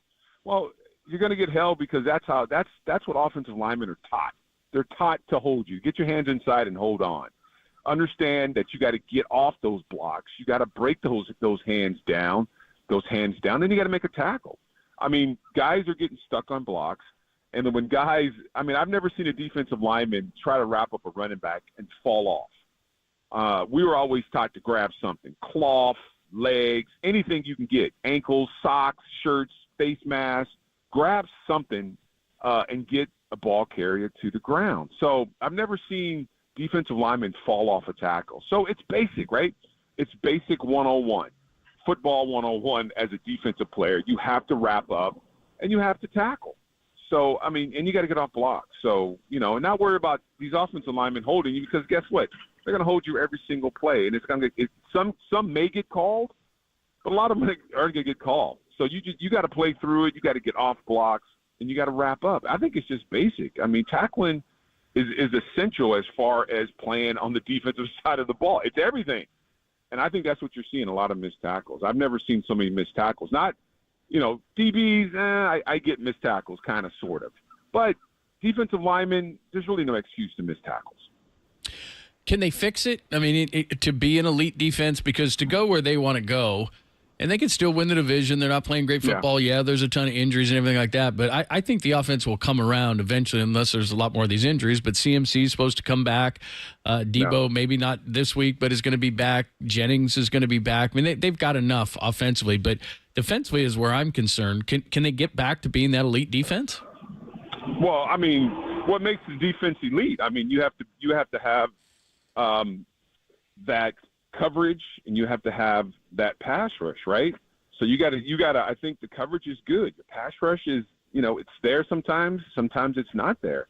So you got to figure out, how you get that pass rush back. How do you get teams turn teams one dimensional, so you can get after them, and you got to stop the run, right? I mean, you have to get teams into 3rd and long so you can turn it loose a little bit. So right now, teams are just kind of running what they want to run. I mean, these jet sweeps, I saw, how many, 4 or 5 jet sweeps, and no one's on the outside with the contain. So that's just recognition. That's just film study. So how do you get there? You got to go back to basics. And for this defense to be dominating the game, it's going to start up front. It always starts up front. That's when you win and you lose football games. But you have the talent, I think, in the building. You just got to figure out. This is the time when leadership kind of jumps in now, right? The veterans on that defensive side, it's time to, I mean, is it urgent time? I think it is a little bit. I think the way these guys are playing, you see Seattle wins, Cardinals win. So, in your own division, you've lost to both of these football teams, and they're winning football games. So I think it's urgent. I mean, I think leadership has to jump in. I think these guys have to, let guys know that, we talk about Super Bowl contending. You got to be ready to play every week. You can't just show up and think teams are going to sit down on you. So, and, Kansas City didn't play their best game, I don't think, but they made plays when plays need to be needed. I mean, I think about that scrambling. Have you guys watched that over again? Yeah. That 33-yard. I mean, Patrick Mahomes is sticking the ball up in the air and the defense stops. I mean, it looks crazy. I mean, he just kind of shows the ball and everybody slows down. Including Fred Warner. He looks slow on that play, Dennis. Yeah. I mean, I don't know how fast Patrick Mahomes is, but I don't think he's faster than a Fred Warner. And he ran around the corner, and then D. Winters, he sticks the ball in the air, and even defensive linemen, they just stop like, oh, the play's over. Oh, he's going to throw the ball, 20 yards down the football field. So things like that. I mean, you put a helmet through the back of his neck, he won't do that anymore, right? He's a live runner, So that was, it's a different time. Quarterbacks are protected, but that's how you play defense in a physical way, and you go out and play that way, and that's how you get back to where you were. I mean, you think about, Ahmad Brooks. I mean, you have to have that mentality. Remember when he took off Drew Brees' head? Now, remember when he jumped over the pile to meet Cam Newton on the quarterback sneak at the playoff? Yeah, that dude. If Mahomes was near the sideline he would have taken his head off. Let me ask you about one play, because the one play that got me really upset. And the goal, when he ran in on the 1 yard line, and they ran quarterback draw. Yeah. So as a D lineman, and we knew he's going to look for Kelsey. And the Niners doubled Kelsey and took him away. And he hits his back foot. If Kelsey's not open, he's going to go quarterback draw and run. And he ran over Malik on the goal line. But, Malik was already on the goal line. But the way the Niners rushed him on that play, where the wide 9 technique, and they're all, Bosa and Floyd go past him. So he just steps up in the pocket. And then the D tackles inside. Jordan Elliott, rather than 2-gap and take on a block and wait for which side Mahomes is going to go to, he shoots a gap and gives him a hatch to go in and walk into the end zone.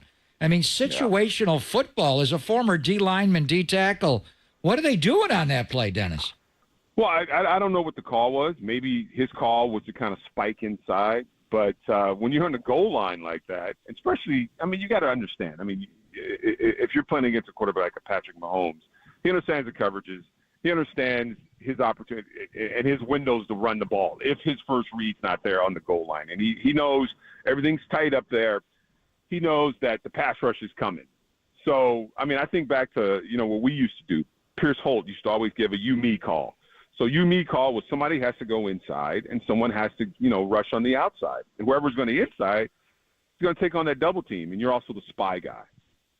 So that was the way we used to play it. Someone was always basically a spy because you were double teamed, so you couldn't give up that easy run. So I don't know if it's a communication thing, but again, it's just knowing who you're playing.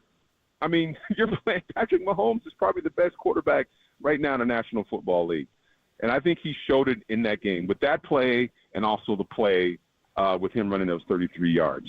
He understands it. He understands the game. He's comfortable in the game. And he knows his keys.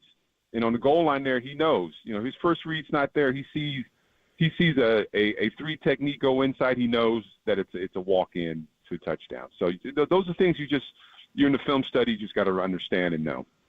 You're the best, man. We'll see you on Sunday night. All Look right, forward to it. Feed the people, All right, brother. It's a night game, man. All right. Night game. All right. Yeah. Yep.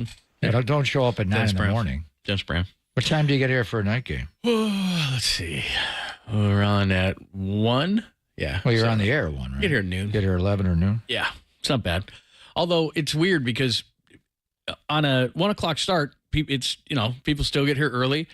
But if it's a 5 o'clock start, people are like, well, I want to go over to the stadium. And so even when I get here at noon, like there's a gazillion people around for a night game. So maybe I'll even get here like 11:30 because it gets crazy. They're lubing early. But yeah, everybody lubes early and then everything gets shut down and it's crazy.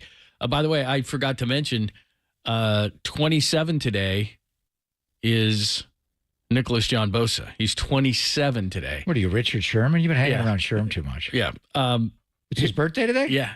Which is crazy because I say this to you every year on his birthday. I remember he was on the morning show when he was 22 and they like woke him out of bed or something, or maybe he was in a hot tub or something, I don't, like he always is, or a cold tub or whatever it is, when he was 22. So, I mean, time is just flying. He's 27. Now he's been in the building since 5 a.m. looking at Tyler Guyton video, their new left he can tackle. take care of that dude. When did Robert Salah get fired as the head coach of the New York Jets? 2 weeks ago. You know where he is today? Bahamas. Well, he may have been there for a week. That vacation, he is at Green Bay Packers practice with his friend Matt Cram It Up Your Cram Hole LaFleur. Why is he helping those guys? Because they were in his wedding. I know, That's but how Kyle met. What about here? Well, we need help. He's tight with LaFleur. That's why. Where's that? Which Michigan? Is that Eastern Michigan or Central Michigan? One of the Michigans. Eastern. So they were in each other's weddings. They are tight. They changed defensive coordinators in the offseason. Jeff Hafley, who was on the Niners staff. They're earlier. they're a good defense. He's there, but he is at Green Bay Packers. Okay, he needs to come today. here too. Why doesn't he just make a tour of it? Well, help defenses. It's a long way from Green Bay, Wisconsin to Santa Clara, California, but he's there today. Just That's a all I'm plane saying. ride. That's all I'm saying is he's there. He may come here eventually, but he's there. He is there. We can use more consultants. Today. He is there today. Boy, he's tight with LaFleur. I guess so. Geez, that wasn't a long I vacation. remember when Salah's Super Bowl 54 team lost the Super Bowl, and he gave it up on, that cover 3 was tight, but he knew a hole was to run the Wasp play and influence Emmanuel Mosley. And, Jimmy Ward got turned around. He just knew that hole there in that defense. But right after the Niners lost that game and they had the party after at American Airlines Center, one of the first guys there was Matt LaFleur to console with Robert Saleh. And Robert, he didn't do a lot of talking that night after that game. No. Jeez, if I were him, I thought he said he was going to take some time off. That's not very much time. You're still getting paid by the Jets. He's a football coach. He's just looking at practice today. I don't know what he's doing there. He's just dropping on a by. beach. I'd have a pina colada Maybe and a he was Corona. vacationing in the upper Midwest. He was in Wisconsin. You know what? What's crazy about New York? Maybe he's going to the Bucks game tonight. Are they playing? Like 2 days later, he's grocery shopping in New York, and the media was like all out. And they had all their cameras and everything. I'd be out of there so fast. He's trying to grocery shop. The guy just got fired like 2 days ago. The way of the world. You don't think they have cameras in Green Bay? You don't think we would? When he's going to the Piggly Wiggly across from Lambeau? I think we'd give him a break. Be like, that guy just got fired. Give him a break. Let him grocery shop. Nope, not in New York. All right, we'll get back to our Warriors preview as they open in Portland tonight. And the guest list is just beginning. There's tons more fun on the guest list today. We just got done with Dennis Brown. We've already spoken to Festus Ezeli today. Steve Sax. No Saxy. 12:15.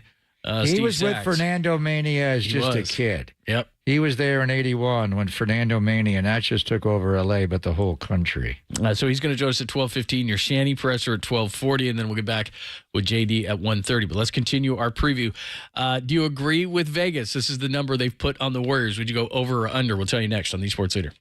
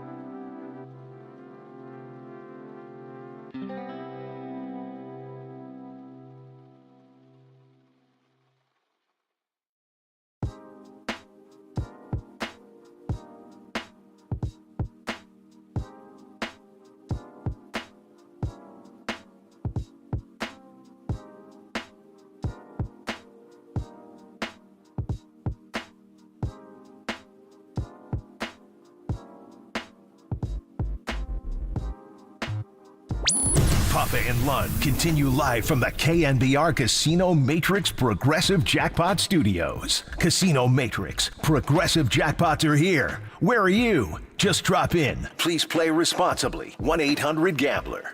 Fernando ready, and the strike two pitch is hit back to the box, dribbling to second. Samuel on the bag, throws to first, double play. Fernando Valenzuela has pitched a no-hitter at 10:17 in the evening of June the 29th, 1990. If you have a sombrero, throw it to the sky. And who was the last out of that game, Vince Scully? It was Pedro Guerrero bouncing back. No, man. You got it wrong. By the way, Steve Sax is very much involved in that story. He is. Steve is going to join us in a couple of minutes. He was a rookie for Fernando Valenzuela, Mania in 81. He wasn't on that team by then. He was actually in Oakland A, I think, by then, or he moved on. He was involved in that story. I will pay you anything you want if you ask Steve Sax about that story. No, Sax. No, man. Steve Sax, when you think of Pedro Guerrero, man, you got it wrong. No. We are children. Yes, we I are know. children. We lost Fernando today. That's terrible. Or last night. He died, right? I grew up down there, and it's hard. If you weren't there, it's hard because, again, the Hispanic community just embraced him right away. It was awesome right away. The way he pitched, the way he looked to the sky. I mean, it was truly Fernando Mania. And that's before social media. I can't even imagine what it would be like today if somebody gripped it like he did down there at that time, man. It was wild. He was Mark Fidrich did it, in 76 with the Tigers, but he got to the All-Star game and started the All-Star game with his whole bit, but it kind of faded out. Fernando Mania did not. And we're going to have him. Steve Sax is going to join us, and he was a Dodger to start his career and wound up with the Yankees later. So, we have a Dodger-Yankee World Series, but to me, it changed really from 77 and 78. And they obviously met in the 50s all the time as the Brooklyn and New York Yankees, Brooklyn Dodgers and New York Yankees. But when they came out west, and the Giants beat them in 62 in that playoff, and it was the Giants and Yankees World Series in 62. But when they bought, Catfish and Reggie and the Yankees and Dodgers met, it was different in 77, 78 versus 81. 81 to me was the changing of the guard. And it wasn't so much the Garvey, Lopes, Russell, Say, Yeager, Ferguson, that group. Dusty was the holdover. A lot of those guys were on that team. But 81 also was a strike year. It was a weird year. The A's got off to an amazing start that year. They wound up losing to Kansas City. If there was no strike, the A's may have rolled to the World Series that year, not the Yankees. And then the Yankees beat the A's, and there was the infamous fight over at the Hyatt and on Hagenberger, Reggie, and Greg Nettles got into a fight. Anyway, it was just 81 was different when it was Dodgers, Yankees because of Fernando and what he was able to do. And 77, 78 was more Don Sutton's teams and those guys. Anyway, Steve Sax will reminisce because we lost the great screwballer. I mean, Fernando, the way he pitched and twisted and wasn't a real hard thrower like Goose Gossage then. It was just the way he delivered the ball, John, the way everybody, you pitch, pick up your target, lock in on your target. Where the hell was he looking? He was looking straight up into the sky. It's so wild. And then throw a screwball at you. How did he do that? Amazing. We'll talk to Steve Sax about it coming up next at about 12:15. And like I said, you just had to be a baseball fan. I mean, I understand it's the Dodgers, all this kind of things. And then, like you said, it just looked like one day, just October 2nd is when he left the booth because he had done Dodgers games for about 21 years, I believe. And he left the booth on October 2nd to concentrate on his health. And here we are, not even through the month. So just really sad news coming out of L.A. as they get ready to take on the Yankees in the World Series. So we'll get into that information with him at about 12:15 today. We have not forgotten, obviously, that it is Warriors season. By the way, just because I said this right before the break, 43.5 is what Vegas is saying on the Warriors, 43.5. So we'll get more into the For Warriors. wins? Yeah, 43.5. Come on, man. Sound low? This team won 73 one year. No. Don't insult me with your 43.5. Take your hat. So you're saying over. I don't know. You're saying over. I don't know. Kevin Durant on this team anymore? No Clay. By the way, how many they got Phoenix winning this year? 49.5. That's all? Yeah. Are they all playing tonight? That's a good Devin question. Booker and Bradley Beal and KD, they all playing? I think so, yeah. Yeah. 49? Are you kidding me? they're finally, they didn't get enough time. Remember last year? They couldn't get healthy at the same time. Now we're going to see exactly what they do. They are definitely not strength in numbers like the Warriors, but they're pretty top. They'll play a 3-on-5 and beat you. Probably. All right, let's do it. Steve Sax is going to join us from Sacramento. Coming up next as he previews the World Series a little bit, but mostly going to be talking about Fernando Valenzuela, the passing of the great Dodgers pitcher. And, of course, he was there. We'll do it next only here on the Sports Leader.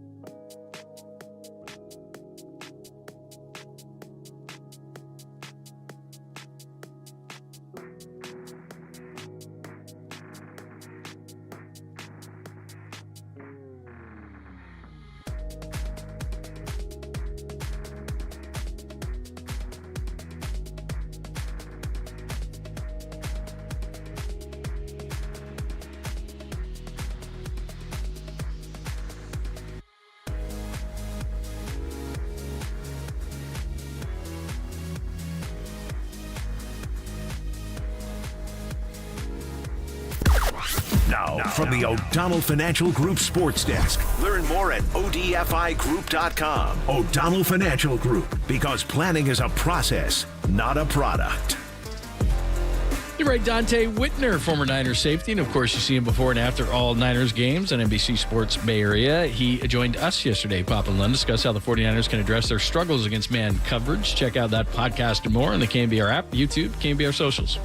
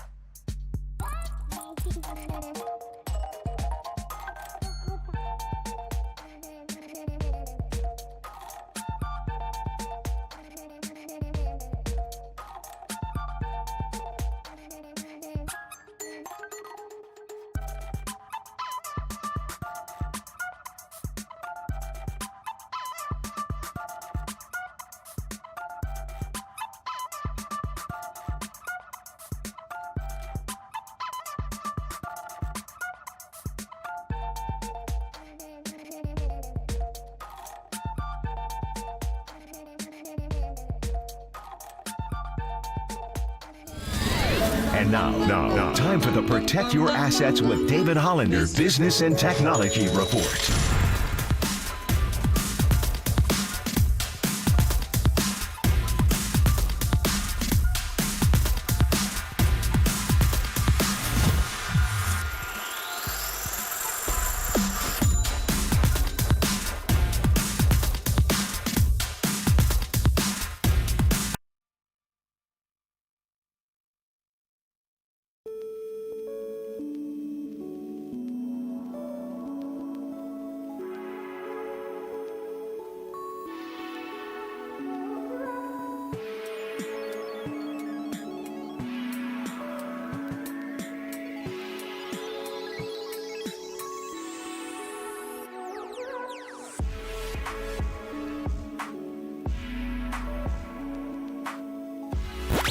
Follow the leader on Twitter at KNBR. For once again, we are the sports leader. KNBR 104.5 and 680. 2-2 with 2 out, bases empty in the ninth, 5-4 Dodgers. Crowd standing now as one, exhorting the rookie on. 2-2 pitch.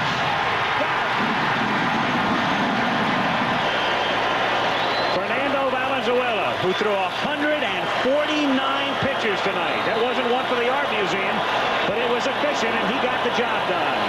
And the Dodgers now trail 2-1, winning 5-4. Oh, we had all the greats in there.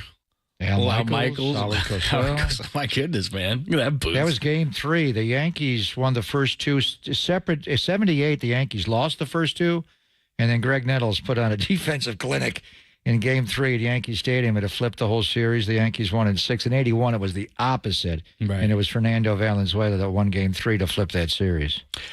So World Series going on, obviously, 77, 78, and 81. These teams met, but the sad news yesterday, Fernando Valenzuela, at the age of just 63, passes away, the former great with the Dodgers. I'm going to talk to Steve Sax about it momentarily, as he was right there. He was at he came up in 81, had 127 plate appearances, and then 82, he broke out as an All-Star and Rookie of the Year.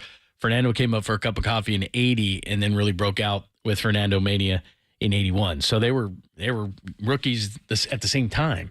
And until Sax went to the Yankees in the late 80s, they were teammates up through 88. So for the height of Fernando Mania. Yeah. I mean, Fernando wound up pitching for other clubs after that, the Angels in Baltimore and Philly and San Diego and St. Louis at the end. And he threw his no-hitter. Steve was already gone. And Steve was actually a Yankee at that time. Mm-hmm. But the 81, again, it was a little bit of it still was Garvey, Lopes, Russell, Say, infield. And Steve Sax, I guess he backed up. He didn't play a whole lot in 81 and hardly much at all in the World Series. I guess he backed up Davey Lopes at second base then.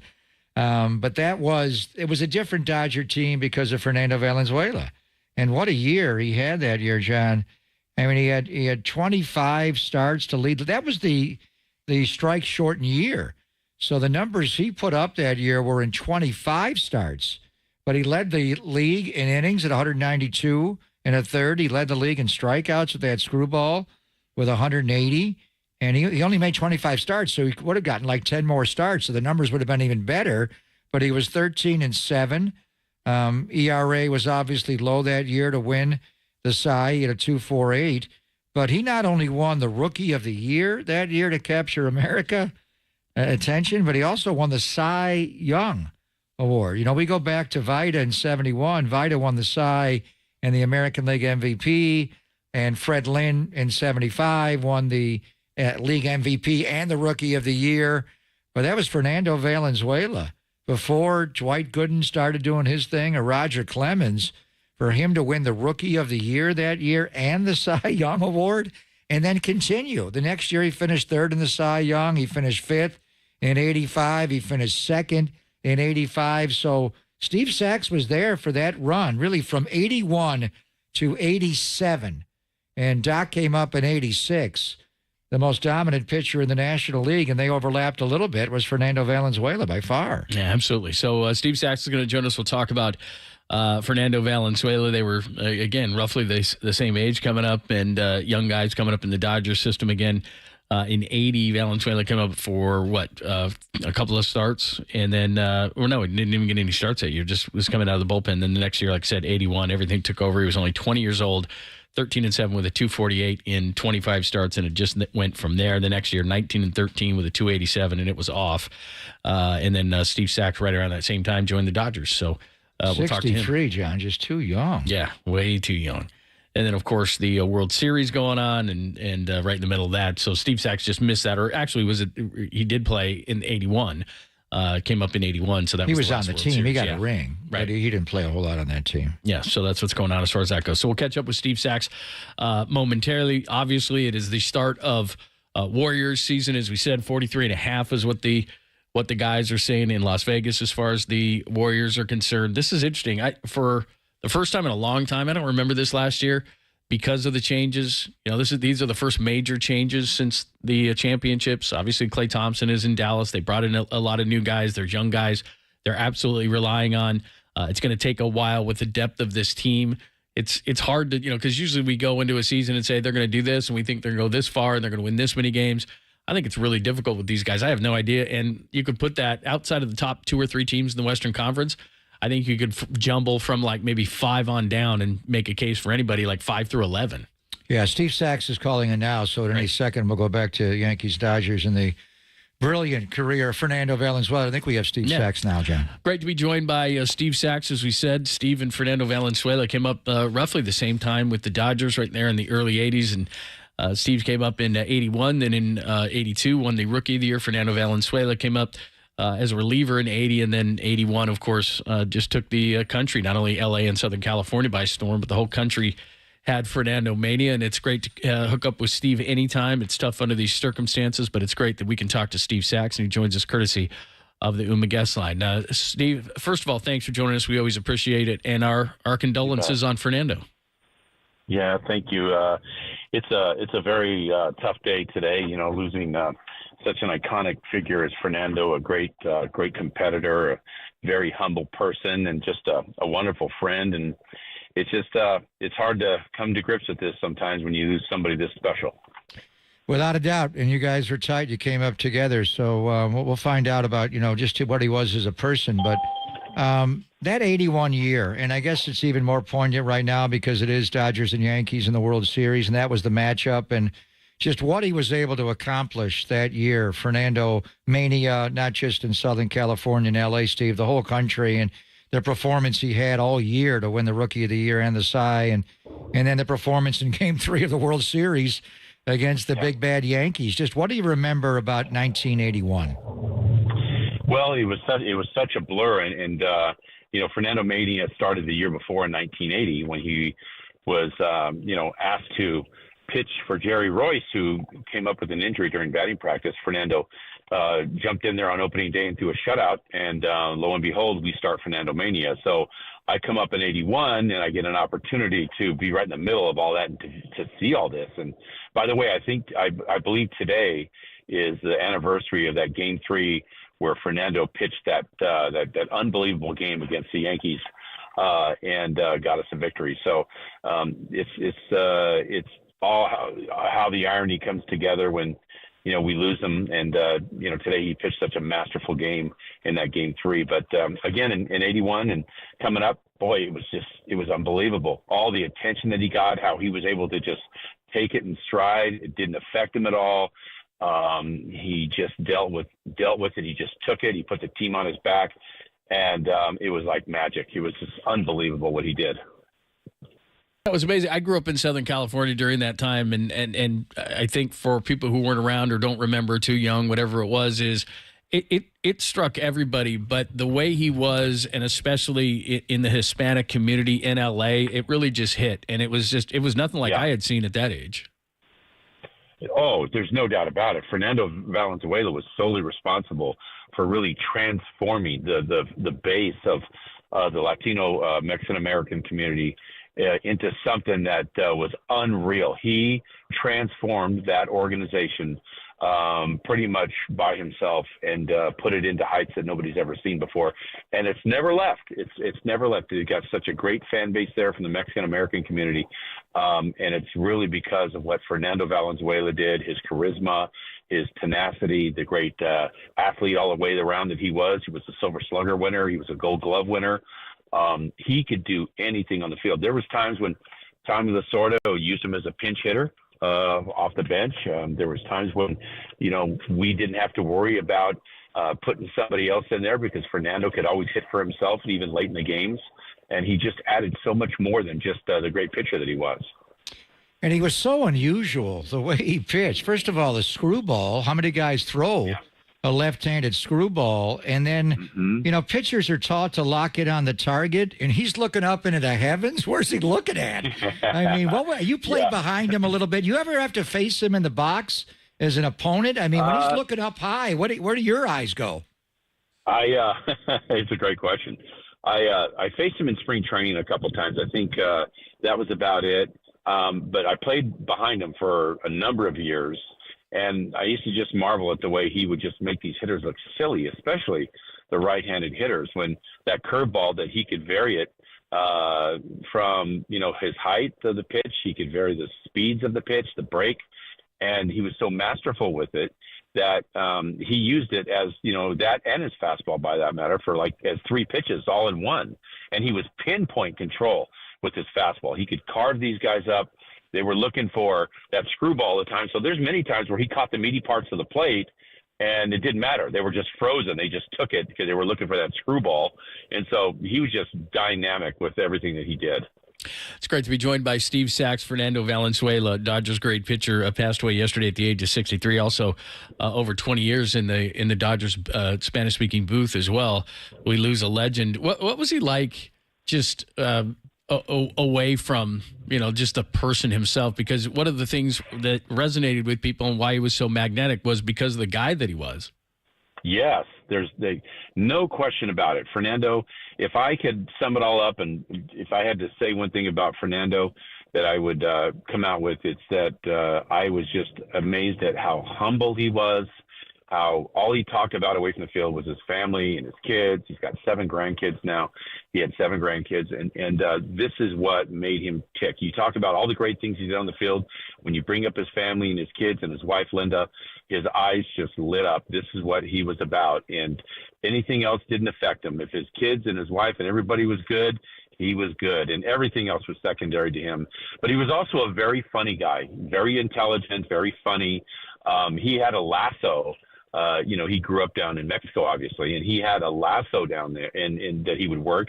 He brought it into the dugout. He made a small one, of course, so it could fit with the dugout. But you'd be walking around, you'd be walking in the dugout, getting ready to start a great, big, important game, whatever it may be, in postseason, and then all of a sudden your foot would catch and you'd stop and you look back there and there's Fernando laughing like a 9-year-old kid with the lasso around your ankle, pulling you back towards him. And that's the way that he was. He just was unaffected and just so fun to be around. He was a very funny guy. Yeah, we lost him yesterday, and the date is, as we're talking about him today, the day after he passed, it's October the 23rd, and it was on this date in 1981 that he flipped that World Series around. So the Yankees won in 77 and 78, and the Dodgers lost the first 2 games in New York at Yankee Stadium, and then he pitches that gem, and you wind up getting back into it and winning the series in 6. So here we are. We wanted to have you on anyway because it's Dodgers and Yankees, and you were a Dodger, then later you were a Yankee. I mean, it's going to be even more heightened that we lost Fernando this week. Yeah. But just what are your thoughts about the L.A. Dodgers and the New York Yankees playing in a World Series, Steve, starting on Friday night at Dodger Stadium? Well, it's as good as it gets in baseball, I guess you could say. And you got the best players in baseball playing in this World Series. You got, You got Ohtani and Betts and Freeman on one side, and you got Aaron Judge and Stanton on the other side. I mean, it can't get any bigger than Juan this. Soto's not bad either. Yeah. Juan Soto is not bad either. And you know what? He's going to get paid for that just pretty soon here when he's a free agent. Yes, and absolutely Juan Soto. So you got two of the best organizations. You got the best players. And they're in the World Series. This is the way it should be. This is what baseball should be about. Yeah, Giants fans don't want to hear that. But. Yeah. So who are you rooting for? It's okay. Mr. Dodger, Mr. Yankee? Who are you rooting for? I can't answer that. I can't answer that. I had so much love for both organizations. I was blessed to play in such great markets like this, and I got really good friends on both sides. Being I live up here in Sacramento, and it's an easy flight to LA, I'm going to be going and doing some festivities in Game 6. So if it gets there, which I think it probably will, and so I'm going to be able to attend a little bit. So I don't know. I'm not going to say who I'm voting for, but I'm going to be down there with the Dodgers. So yeah, I'm going to be there for Game 6 as well. We'll reach out to you and see you. Well, good. I hope to see you. Hope I see you. Absolutely. Thank you, my friend. Yeah. Sorry about the loss of Fernando. Guys. Yeah, take care. Thank you very much. Sure. You bet. All right, there's the great Steve Sax. Fun to talk to him. Yeah, he started his career, played through 88 with the Dodgers, and went for a few seasons to the Yankees, and finished up with the A's. But yeah, it's got to be crazy to think that you got Dodgers and you got Yankees, and he was in both cities. And we lost him way too young. 63 is so hard, but it's a little like losing Willie right before the Rickwood game. Yeah, that was it? Crazy. And we've lost Orlando Cepeda died this year. Willie Mays dies. And then from the Dodgers side of it, and I'm sure I remember when they played the Yankees in, I think it was the 78 World Series, they lost Jim Gilliam. Oh, yeah. And he was a base coach on that. And they had a lot of energy when they, the Dodgers actually took a lead, 2-0 in that series. And they had home field at Dodger Stadium. And the Yankees came back when Nettles had that. What a game he had defensively at third base. He looked like Brooks Robinson spinning the round. But it's going to be a lot of emotion, obviously, and the series is starting at Dodger Stadium just days after they lose Fernando. And as you say, he was in the radio Spanish booth for about 10 years. Then he went over and did Spanish TV. Right. He was one of the broadcasters, for 2 decades after he played. He was 21 years, yeah. So, big part of the community. Like I said, I was young when he did it, but you could not watch. I mean, it was just like, wow, what's going on here? It was just crazy. Passed away at the age of 63. All right, here's what we got for you. You do not want to miss, especially the beginning, because when Kyle goes to the stage, it says 12:40 here. He's usually a few minutes late, but you can't miss the beginning because that's where all the fun is. And then the questions emanate off of Debo? those. Yeah, Is what's Debo going going to practice today? Exactly. He's out of the hospital. Yeah, I did see a video of him saying thanks for the prayers, and he was driving in his car. So he's clearly out. I love it when people reported sources say Debo was the source. Because he was on Instagram, and he was like, "Did he have to change 19 problems to 1 problem? I got to get over pneumonia." Yeah. What's his IG account now that he's #1? Yeah. We don't run into that often. So what does Kyle say about that? We'll get into all the injuries. That's always the first thing. And then they'll talk a little Cowboys and 49ers. We'll do that for you at 12:40. And we have not forgotten about the Warriors. JD, John Dickinson. I know you're laughing because I got the same text. 1:30. Why didn't you ask him about JD? Pedro Guerrero with Steve Sax? Today wasn't the How day. did you drop that in? I mean, sorry about the loss of fellow rookie Fernando Valenzuela. Today was not. And the the day. last out of his 1990 no-hitter was Pedro Guerrero. Well, that's true. You got any good Pedro stories, Steve? Yeah, today was not the day. No, man. You got it wrong. Yes. All right. Kyle, JD, what else could you ask for? It's Pop and Lund only here on the Sports Leader.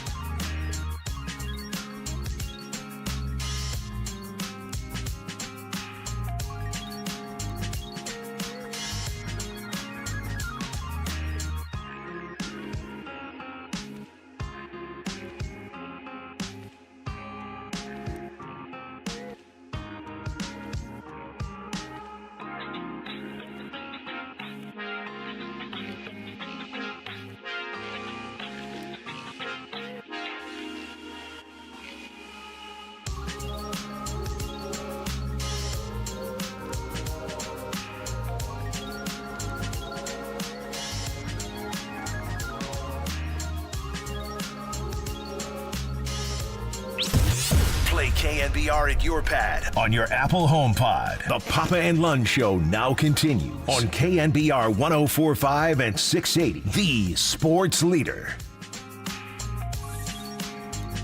A couple minutes here, and then Kyle Shanahan at 12:40-ish to be emphasized. We'll get the latest on injuries, which is always a thing, biggest one being Debo, I would think, right now, to see what's going on with that pneumonia. Never had pneumonia. You? Bacterial or viral? No, I don't know. I've never had anything. I don't know. Not anything like that. I have a hard time spelling pneumonia, let alone having it. Yeah, I have no idea how to spell The whole secret to this, John, is how much fluid did he have in his lungs. That'll determine whether or not he's able. Well, he's out of the hospital, so. But can he go out and play and practice? It doesn't sound logical, but then again, we see players do stuff all the time that you're like, he can't play, and all of a sudden they're playing. But you got to be able to run and catch your breath, and I don't know. Doesn't sound like you could, but maybe you could. I don't know. Sounds weird. How do you think Eric Branch is going to ask him about the etiology of his pulmonary edema?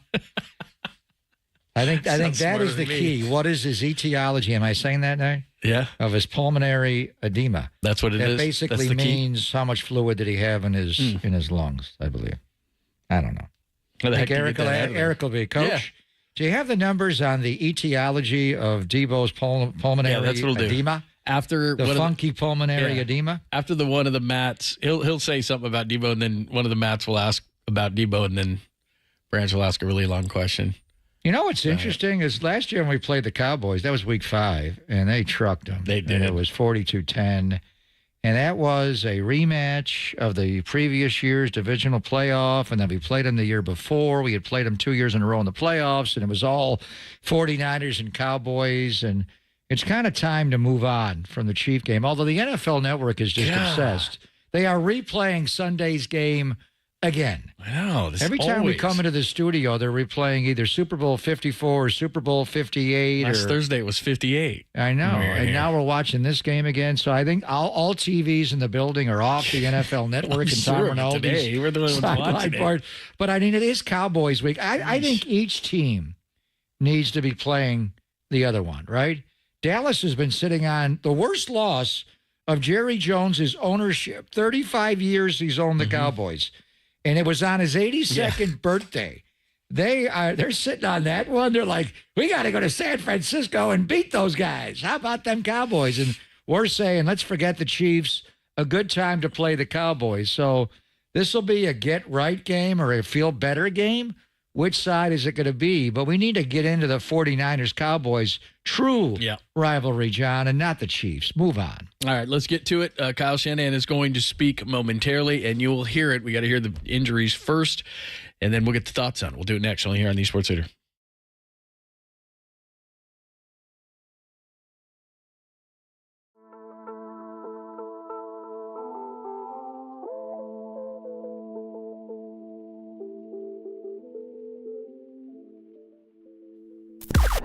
Now, from the O'Donnell Financial Group Sports Desk. Learn more at odfigroup.com. O'Donnell Financial Group, because planning is a process, not a product. Steve Kerr joined Tolbert and Copes yesterday to discuss potential rotations and expectations for the season this year for the Warriors. Check out that podcast and more on the KNBR app, YouTube, KNBR socials. Good afternoon, Greg Papa here. Tony's Pizza in the North Beach is the best I've ever had, and I'm not alone. Tony's has been ranked #1 in the world, and it's my personal go-to spot for Neapolitan, New York, Detroit, Sicilian, and Grandma-style pizzas. Also, the pastas, don't sleep on them. There's spicy bucatini, one of my all-time favorites. And don't forget about Tony's other locations like Capo's, where he makes delicious tavern-style cracker-thin and deep-dish pizzas. His Chicago Italian beef sandwiches there are so yummy. Save room for dessert, super delicious cannoli or tiramisu, and try his sourdough bread, pastries, and New York bagels at his bakery, Toscano Brothers. So you can even get a slice. The Slice House location at Levi Stadium, they have those fast, casual restaurants serving up delicious slices, whether you're going to a Warrior game now at Chase Center or next year at Oracle Park when the Giants come out, or Sunday night at Levi Stadium against the Dallas Cowboys. Go see Tony Loves Bay Area Sports and get a slice of Tony's Pizza.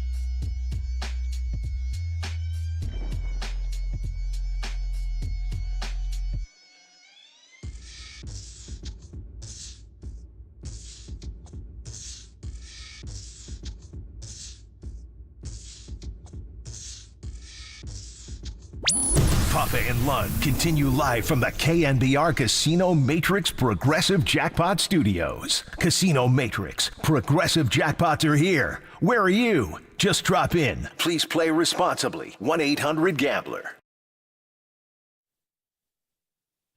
All right, just waiting on Kyle Shanahan. He's going to give you the updates on the injuries and everything else relevant as he gets ready for the Cowboys. Warriors start tonight as well. We'll continue that conversation. And JD, our good friend John Dickinson, is going to join us at 1:30, so make sure you stay tuned. We've got a lot of stuff as he previews the Blazers. He's also going to be in Utah on this early road trip before they head home to take on the Clippers, so we'll get all that to you as well. But big thing is going to be what's going on with Debo, because we don't often talk about pneumonia, but can you play after you have pneumonia on a Sunday? You go in the hospital the next day, stay there for a little bit, and now he was on the way home yesterday, so he's home. So I don't know. I don't know if I can remember a precedence in this kind of a situation.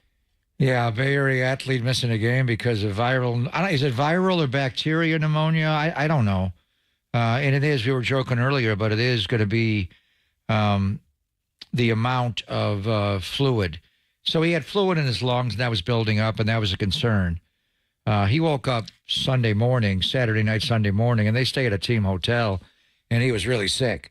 So you could tell almost immediately. What, he wound up playing 4 snaps in the game? He looked terrible. I mean, watching him in pregame warm-up and then on the sideline, he's got the oxygen. So they will, see. I guess the amount of recovery and how quickly he will recover is determined on how much fluid he had built up in his lungs. The fact that he was discharged from the hospital yesterday, but he was there. He went in Sunday night. So did he say all Sunday night, all Monday, and then get discharged on Tuesday? I'm not sure of the timeline, but he is out now. So I would think it would probably be unlikely he would practice today. He needs his body to build back up. I'm not sure. What precedent do we have on, this kind of thing, John? And then, would he be able to practice tomorrow? But it's not just him. Juwan Jennings has a hip injury, and he really didn't do much last week. And then, George Kittle had a little bit of an injury. Chris Conley had a little bit of an injury. So, and then we may get an update on Christian McCaffrey as well. I don't think he's going to practice today, but he may practice a little bit just to, prepare to be able to come back off the bye week. But there are a lot of lingering situations here, just from a practice standpoint in the wide receiving room. And also I'd put George Kittle, even though he's a great blocker. And then from Dallas's side, what are we hearing about Micah Parsons with the high ankle? They did not put Micah Parsons on the IR. So he is eligible to come back and play. They are off their bye week. He did it against the Giants on that Thursday night game. So it's been actually over a month it'll be a month tomorrow that he did it.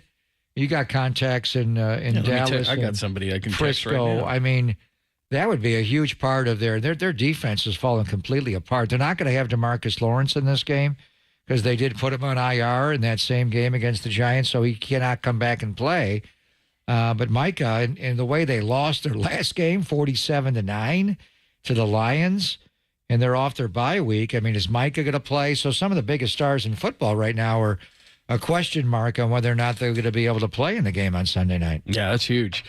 So we'll wait on Kyle Shanahan. He should join us momentarily after Kyle. We'll get a little foreplay to you. And then, like I said, at 1:30, JD, John Dickinson is going to join us. We'll talk a ton about the Warriors. There's also some rumors that the 49ers are looking at wide receivers. As if you don't know, DeAndre Hopkins gone to Kansas City, which is nice because apparently Diana Rossini saying this morning that the Chiefs and the Rams were talking about Cooper Kupp. She says the Rams and the Chiefs discussed Cooper Kupp, but the Super Bowl champs needed to trade with a team that was willing to take on a large chunk of this salary and didn't want to give up high picks.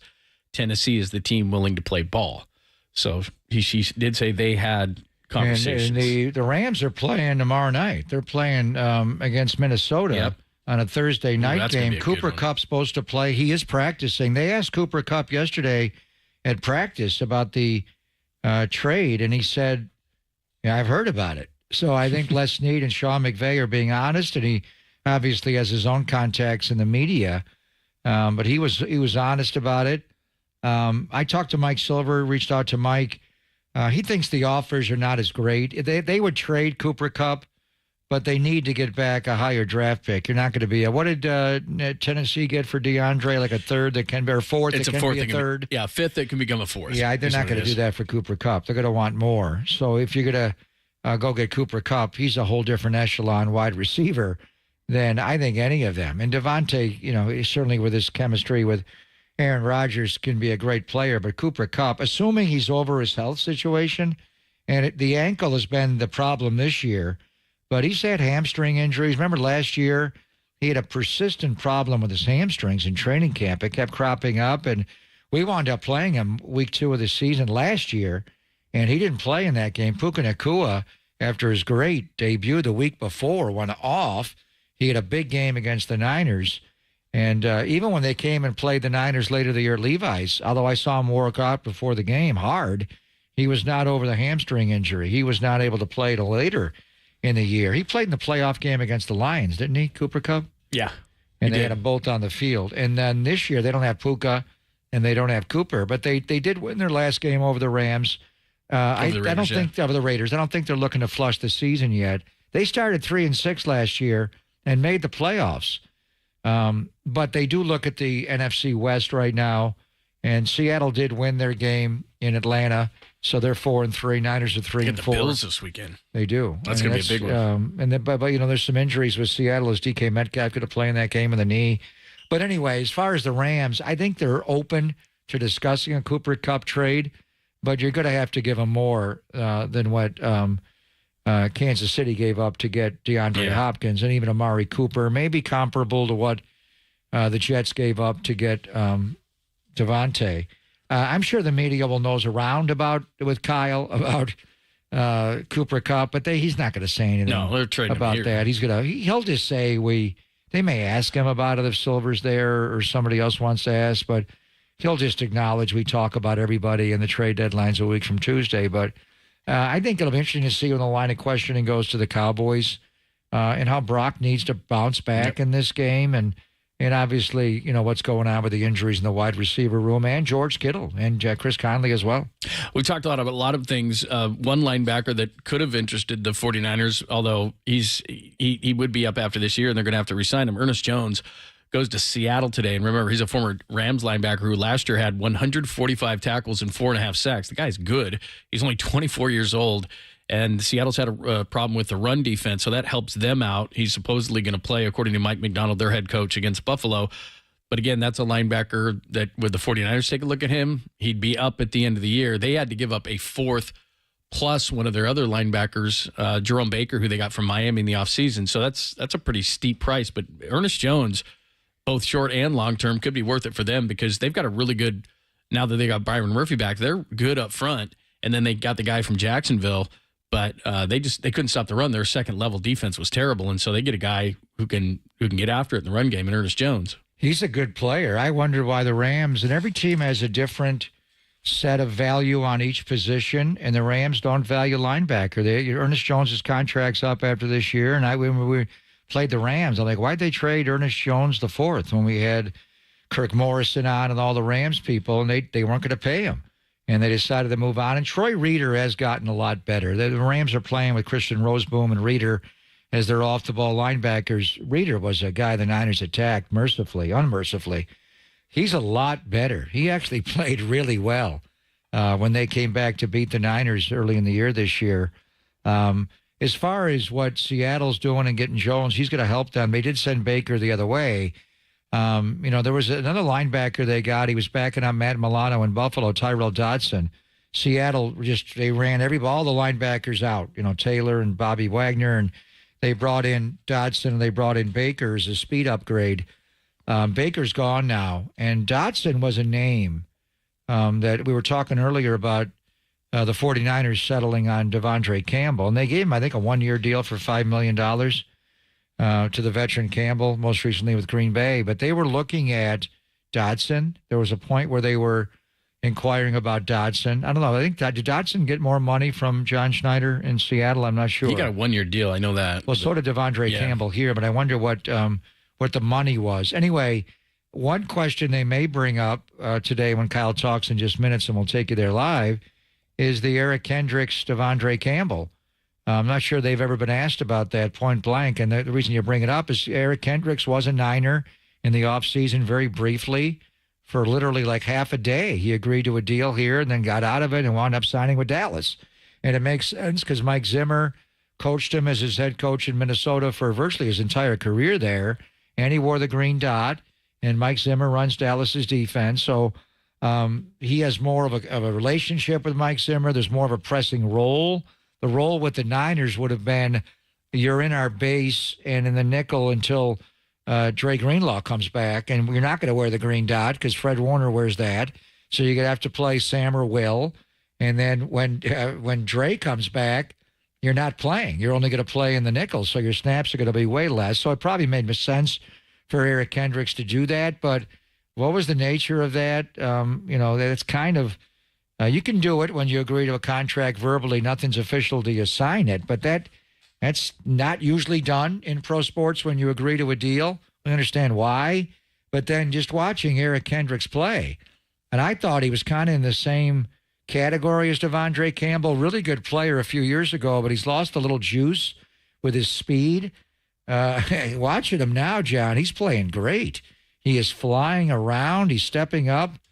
Dropping like he used to do for Zimmer in Minnesota into the hook zone, the curl zone, and then his change of direction looks more explosive than Devondre Campbell. So I'm sure that'll be brought up here. Kyle, I think, is going to talk to the media any second. We have him now, Danny. I think he is addressing the media right here.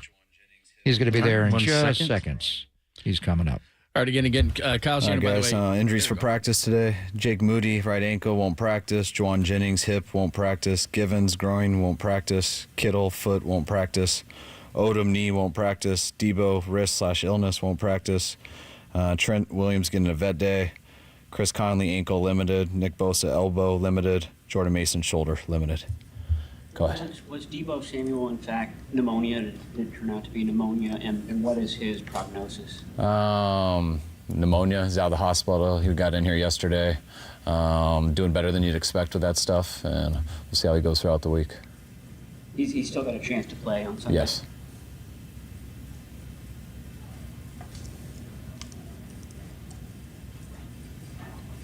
When I watched the film, there were some miscommunications between what looked like Brock and Bell and Brock and Ayuk, but it seems like Kansas City's defense sped him up quite a bit, and he had some things open underneath, and he got aggressive down the field. What did you see when you watched the film of Brock, and how would you evaluate him? I think I've already said that. I don't remember any of the miscommunications that you're mentioning. There was a couple of shots that you had, just like you do through every game. We didn't hit any of them, though.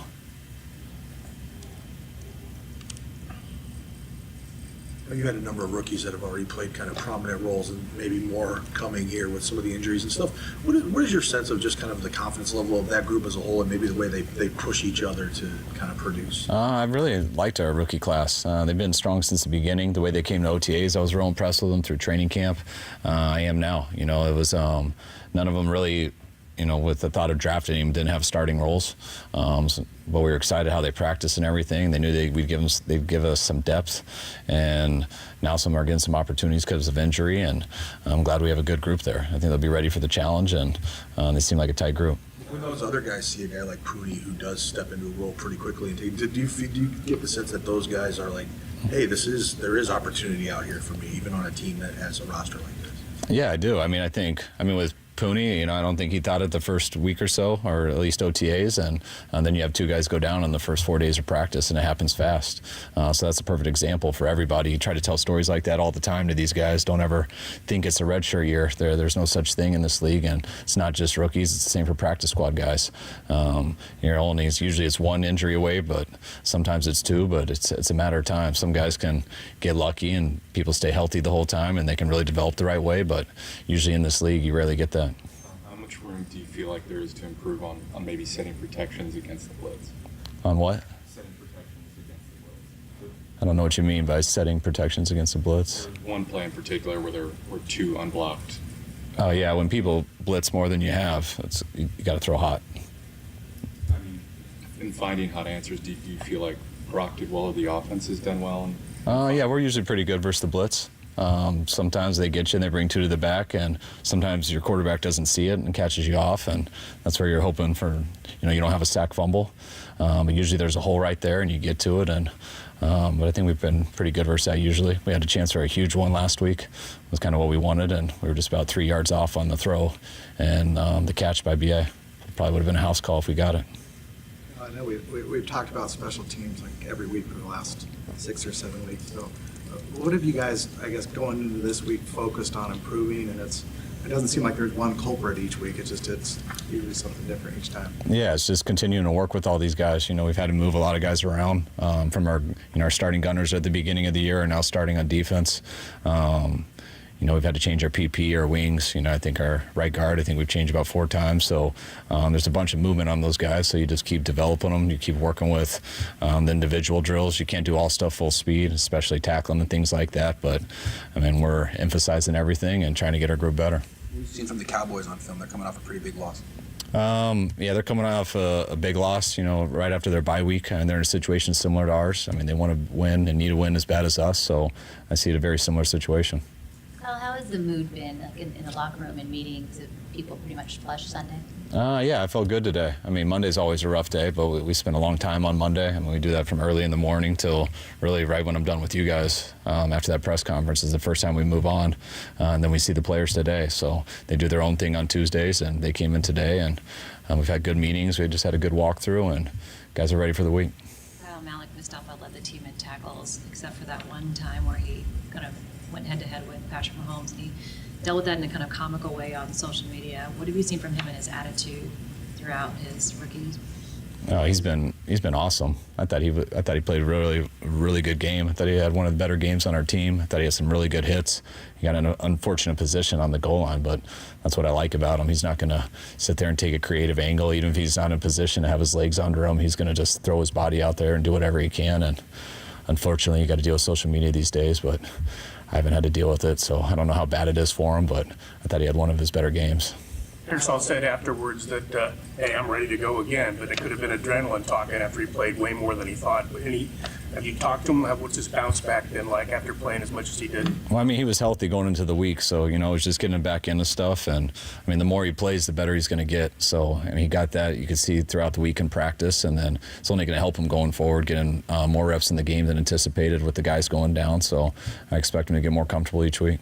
Kyle, on the hits that Malik's delivering, can you hear a difference on the sideline? They look vicious from up top. Yeah, you can hear it. You can see it. I mean, he's one of those guys that we call a sprint tackle. He doesn't really, you have a long stride to eat up the grass and a short stride to kind of hit guys, and he's just long stride. He kind of goes right through them, and there's one speed, and that's the best way to tackle guys, as long as you don't miss.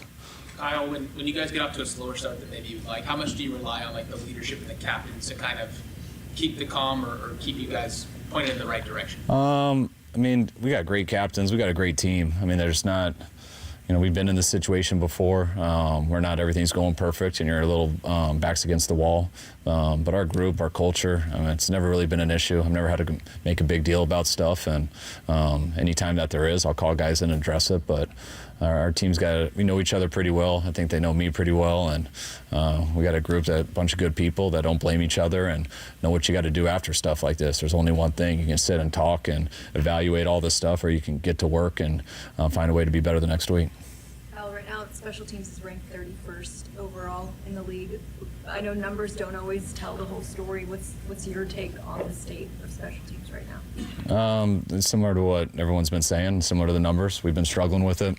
We got especially in the punt return in the punt and the kickoff. Guys have gotten too big of returns on us. I know we gave up some blocks early in the year, which you got to get that corrected with certain techniques and everything, but we got to get a lot better at it. I mean, it's pretty obvious to everybody. It's obvious to us. It's been that way for a few weeks, and I can't give you guys one narrative on it because there's not one narrative. It's about working with everyone, holding people accountable, and coaching them up the best we can to get them better. His numbers are down this year compared to last year. Is that just a function of the injuries around him, or are there things he needs to improve on? I think last year was one of the best years statistically ever, like when you look at just the efficiency of a whole offense. So I think it's hard to do that every year. I think when you're missing the NFL MVP, that doesn't help. Missing some receivers doesn't help them, but I think Brock's having a hell of a year statistically also. You guys are struggling to run it in the low red zone. Is it more on the backs? You think more on the line? What is the film showing there? It's everybody. It takes 11 guys to run the ball, and coaches work on that too. So it's all of us. It gets harder as you get down there. When you don't run it in on first and second down, it puts a lot more pressure on the pass game. When you do better on the pass game, you get better run looks. So it's all tied together. You're not opening the practice window for Christian, so is there a timetable here kind of over the bye week to reevaluate that? Yes. Yeah, it's not this week, so hopefully it'll be next week. With Ricky Pearsall, he seems to be kind of a unique skill set guy. Do you put in stuff specifically for him, or is he just, or as part of your offense, do you just kind of plug him in to spots? I think he's wired to run every route as a receiver. I think Debo's the one who's more unique just in terms of using him as a running back and things like that. But Ricky is a plug and play with all routes. It's not like he has a small route tree and only can do certain things, so he can run the whole tree. Is he proficient at all the three spots? He hasn't practiced a lot. He knows how to do it on paper and stuff, but just like everyone, you need a lot more reps to be able to do all three spots.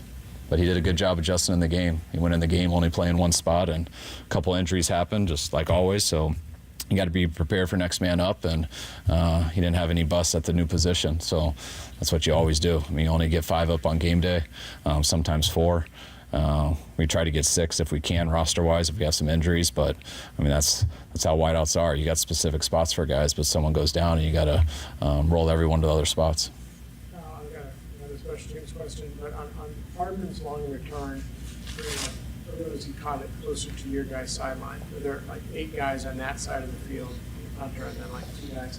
Was that overloaded to that side of the field, or is that how it's supposed to be? No, it's because that's where their offensive guys were, and that's where their return was. They were going that way, and so there was nothing there, so he just went on his own the other way. And when he goes on his own the other way, and the whole offense and defense of special teams is on the left, we could have our 2 unblocked guys on the right, turn it back in, and they both slipped, so they weren't able to do that. Any indication whether Kittle's foot sprain could be something that could keep him out? I hope not. They can't go today. Thank you. All right. Thanks, guys. All right. As I'm finishing my copious notes here, Kittle. You are the best. Go today. I want you a stenographer. Kittle can't go. Debo's not practicing. Jennings is not practicing. Kittle's not practicing. Chris Conley is limited. Mm-hmm. How many wide receivers we got here? No practice. Debo, Kittle, Jennings, Moody, Givens, Odom, limited. Mason with the ankle, Bosa with an elbow, and Conley with an ankle. Nick is limited. Trent Williams gets a vet day. Mm-hmm. All right, just in the wide receiver room, Ronnie Bell can practice. Ricky Pearsall can practice. Jacob Cowing can practice, right? Yeah. And then you got the practice squad guys, highlighted by Trent Taylor. Mm-hmm. So you got to have 5 wide receivers up on game day. How many we got there? 1, 2, 3, 4. You're light. And then, George Kittle is half tackle, half wide receiver, and he's got a foot injury, so they're light in the wide receiver room, and Terrence Marshall's no longer on the practice squad, so we shall see. Yeah, I'm looking at that right now. I'm trying to see how many guys they have. Man. Well, they're light. They're just, it is what it is. On the practice squad, as far as the wide receiver position, you got Trent Taylor is on the practice squad. No other wide receivers with Matthews being gone. T.O.'s son. Oh, yeah. So, part of it is just getting through practice today. You got to, it'll be interesting to see, who's your ex. Conley, they're saying he's limited. What's he got, an ankle? Conley can play X wide receiver. Ricky can play, and what Kyle was talking about, they trained him. I think he was just being trained to be an F and a little bit of a Z, but he had to play X a little bit in the game, and Jacob Cowing likewise. So you got 2 rookies that have to be, if you had to go play a game right now, it'd be Ronnie Bell, Ricky Pearsall, and Jacob Cowing would be your, assuming that Conley can't go. Now, Conley could be an accident, I think, with an ankle, and he's limited, so there's encouragement that he'll be able to play on Sunday. But you are really light in the wide receiver room because Juwan Jennings is still not practicing with the hip. Debo with this pneumonia is a major gray area. And then you factor in, well, we don't have the wide receivers. We'll use Kittle more. We can detach him. And, George can play X, and we certainly have. He can go in the slot. And then you just got to get through practice today because you not only have to run your team when you want to practice 11 personnel, but Dallas uses a lot of 11 personnel and CeeDee's in the slot a lot. So when it gets this bad, you actually have to start using other position groups to play wide receiver, and they can do that. They can use Chase. Who's the guy they got from Detroit? The good gunner that they haven't had up on game day yet. He Chase Lucas. Yeah. He often simulates wide receivers in practice, so he may have to actually go over and run scout team as a wide receiver like he's CeeDee Lamb. So the point is, do you have enough wide receivers to run your offense today and then simulate Dallas as the scout team? And you got to get through practice, let alone Sunday at 5:15 or whatever it is, John. They have enough wide receivers to practice? It doesn't sound like it. They got just enough. Yeah. With T.O.'s son and Trent Taylor. They got enough on the practice squad to get through it. All right, so that is the latest again with the injuries. Did not practice. Moody, Debo, although it sounded positive on Debo. I know he's not practicing today, but he said he looks better than you would imagine he would after something like that. Juwan Jennings, Kittle, Givens, Odom, vet day for Trent Williams, Bosa, Mason, and Conley are limited. So that's your latest as far as the 49ers are But Eric concerned. Branch had to ask Coach, what is the etiology of the pulmonary edema for Debo. Yeah. The pulmonary edema for Debo. That would have been What's awesome. the edema for Debo? That would have been cool. How much fluid did he have in his lungs? I mean, that's really the story. Yeah. You think Kyle would have that on the printout there? You would think They're so, just but telling yeah, me he's there's not nothing. practicing today. I only deal with the guys that don't practice. He ain't practicing today. But no Juwan Jennings. That's lingering now. Yeah. From a hip from last week. So it's Wednesday. We don't play till Sunday night. You got time, but who's Cooper Kupp's agent? They wouldn't even take a call from John Lynch. Pretend it's somebody else. This isn't John Lynch and the 49ers. Trade him to What do you want? Carolina, and then we'll take him from Carolina. It's a good idea. Yeah, so that's how the Seahawks got Ernest Jones. He went to Tennessee and then back. The Rams are going to trade Ernest Jones to Seattle. Were they trying to do that all along? Is that a John Schneider? Hey, Ran, you take him for a few weeks, and then we'll take him. You take Cooper Kupp, and then we'll give you more up to the deadline. And that is the longest three-team deal in history. know, right? Is that what they were doing? Don't even get an apartment. Well, why did Tennessee take him, and then right before the deadline they flipped him? Because they stink. They have one win. Yeah, they have one win. Yeah, is that why? That's exactly why. And we're not going to sign him in the offseason. Sorry. All right, you can give us your thoughts. 415-808 KNBR. John Dickinson, bottom of the hour. Our good friend JD is going to join us. He is in Portland. You got it wrong. That's how we're going to leave. John Dickinson is not in the Bay Area. He's in Portland, John. Had some good marketing materials that I saw of JD when he got to Utah. We'll have to ask him about those things, too. He's going to Is he Portland. making both legs of the trip? Yeah. How's he going to drink in Salt Lake City? He has to go into your clubs. Yeah, you have to go to those private clubs that I used to bartend at. Very, very secret. You have to have a secret word, a secret knock. The secret word is Hot Rod Hundley. You used to have a bar there. I know. I went there. And you gotta say the secret knock.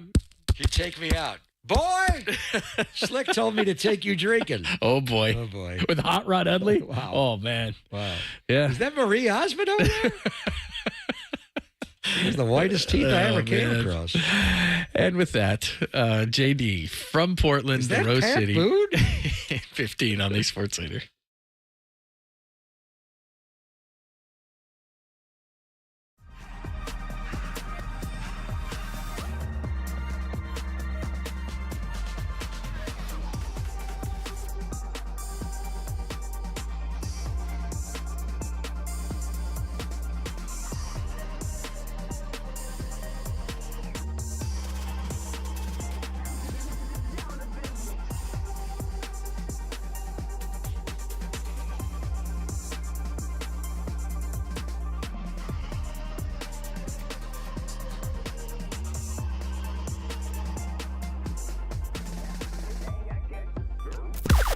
Now, from the O'Donnell Financial Group Sports Desk. Learn more at ODFIGroup.com. O'Donnell Financial Group, because planning is a process, not a product.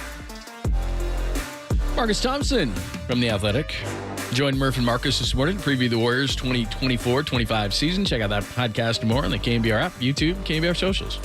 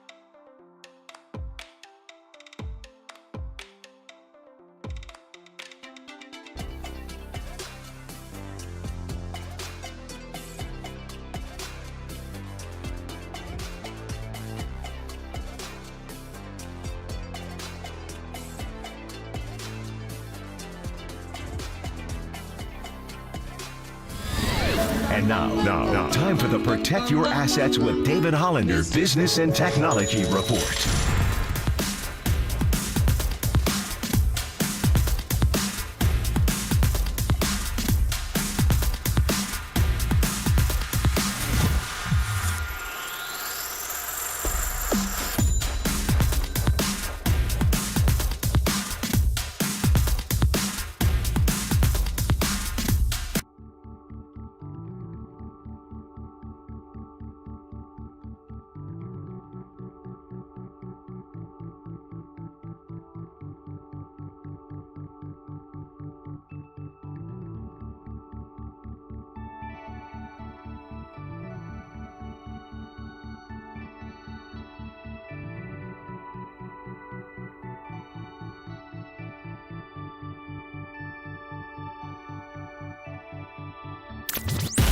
Enjoy KNBR in FM at 104.5 FM. Now back to Papa and Lund. Greg Papa and John Lund on the Sports Leader.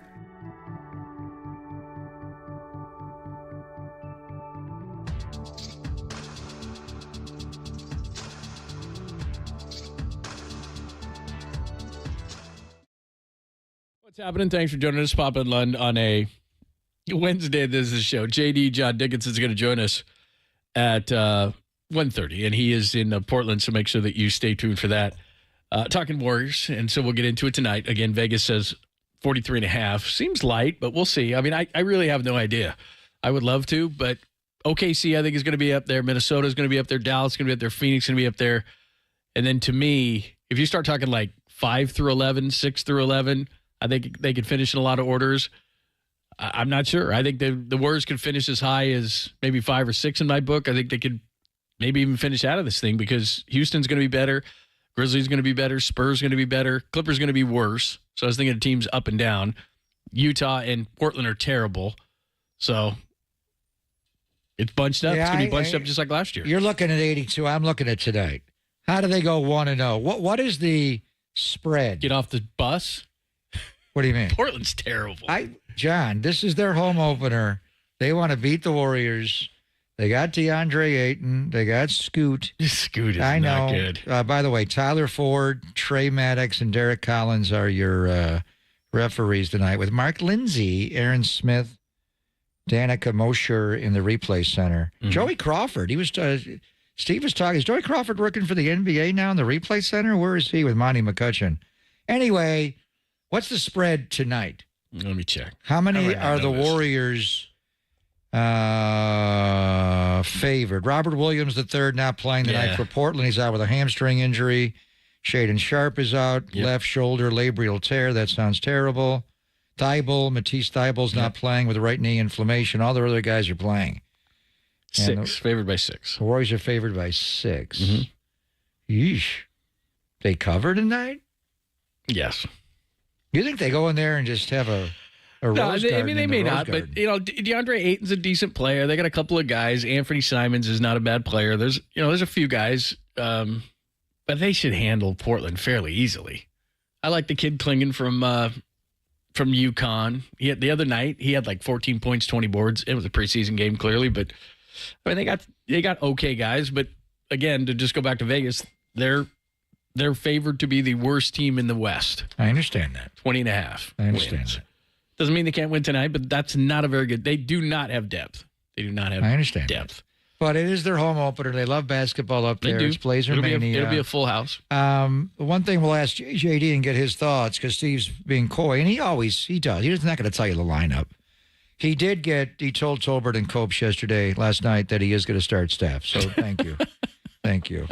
I'm surprised he wouldn't commit to Draymond. Yeah, really. I mean, what are the other 3 are locks? We'll ask JD. I think he's going to go, because he didn't give the lineup, but he talked about they don't want to start Draymond at 5. And they want to limit how much 5 he plays to like maybe 5 minutes a half. Maybe you close the first half with the small lineup. So probably and maybe big the lineup, game. So right? then he's basically admitted it could be Kavan, but that's not what he's showing. I think he's going to start the big lineup, where it's going to be Steph Curry at point guard, and this is the interesting one, Andrew Wiggins at big guard. And how many minutes can Wiggins play? JD went to Hawaii with them for training camp. He had a mask on. He wasn't working out. What exactly is the nature of his? I assume it's some kind of a respiratory situation. So that's not good when you're a basketball player. Don't walk around the streets of lungs. Portland if you had a respiratory problem. Well, don't tell them that. It's like. By the way, what are they Marcus doing Street for during a Bill Giants Walton parade. tonight? What? What are they going to do for Bill Walton tonight? It's good. Yeah, that's a good. I mean, point. it's going to be lively up there. It's going to be a lot like Dodger Stadium for Game 1 of the World Series. They lost Fernando Mania, and it's the Dodgers and Yankees. They had Blazer Mania up there right before Fernando Mania, and it was Bill Walton, the big redhead, and they lost the greatest Blazer of them all. I mean, they had some good ones. Damian Lillard was good, LaMarcus Aldridge, but Bill Walton won. But they're a one championship team of all It's a time. one-town and that team. team is put on this massive pedestal. Guys like Ramsey and Walton and Maurice Lucas. And they'll all be wearing plaid jackets and wearing red hair tonight for Dr. Jack, and that's going to be and smoking weed. We'll ask JD, and the Warriors can do that too. Anyway, I think they're going to go big. And, Wiggins and Steph in the backcourt, and then Kuminga, Draymond, and Trace Jackson Davis. How do they sub? When is Buddy Hield the sixth man? Does he come in first? And who does he come in for? Do they immediately drop, Wiggins out? I mean, we'll have to see. They've got it all figured out how they're going to do it. But I'm hoping you're right. I'm looking at the 49ers-Chiefs replay, and the 49ers were favored to beat Kansas City by 1.5 points, and that didn't go that way, and Vegas is not always right. So, will they play the big lineup, and will the Warriors get a big win on opening night? But what are the Blazers going to do to honor the greatest Blazer of them all, the great Bill Walton? Great point. The Mountain Man. All right, let's talk about it. JD is in Portland. He's in the Rose City. He's going to help us out and decipher this thing with the main question for at least the first little bit of this season is how Steve handles the rotations. We'll ask him about it coming up next, only here on the Sports Leader.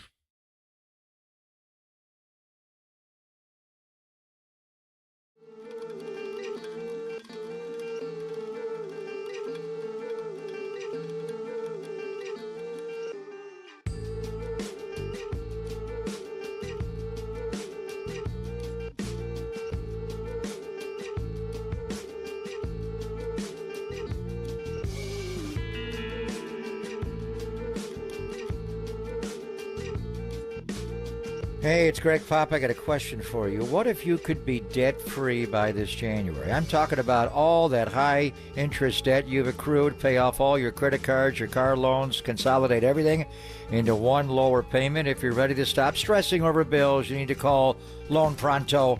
Pronto! Call them right now. With rates at their lowest in 2 years, this is the perfect chance to use your home's equity and save big going into the new year.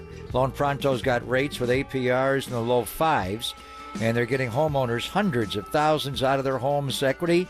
Homeowners who do this with Loan Pronto can save on average $850 a month.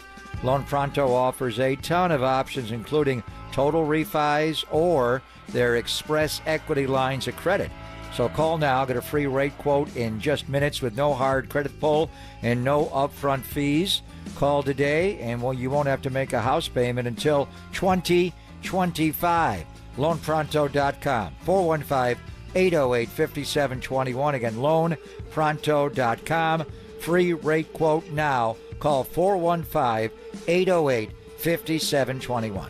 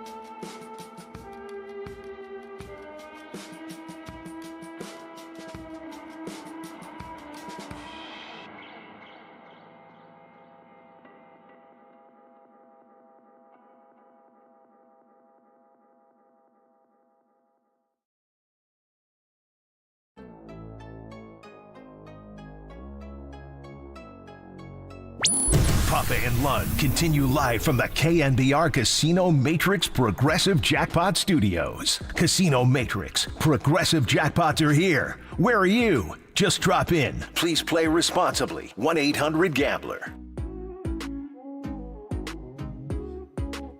Thank you for hanging out with us. It's Pop and Lund on a Wednesday as we're live from Levi's Stadium, but it is the Warriors opener. So we've been talking Warriors all day, and it is always great to be joined by our good friend, John Dickinson, at JD John Dickinson. Make sure you follow him. He's going to be on the early portion of this road trip with Portland tonight for the opener, and then Salt Lake City. And JD joins us not only courtesy of the UMA guest line, but if you're watching on YouTube and Twitch, you can see JD. What's happening, man?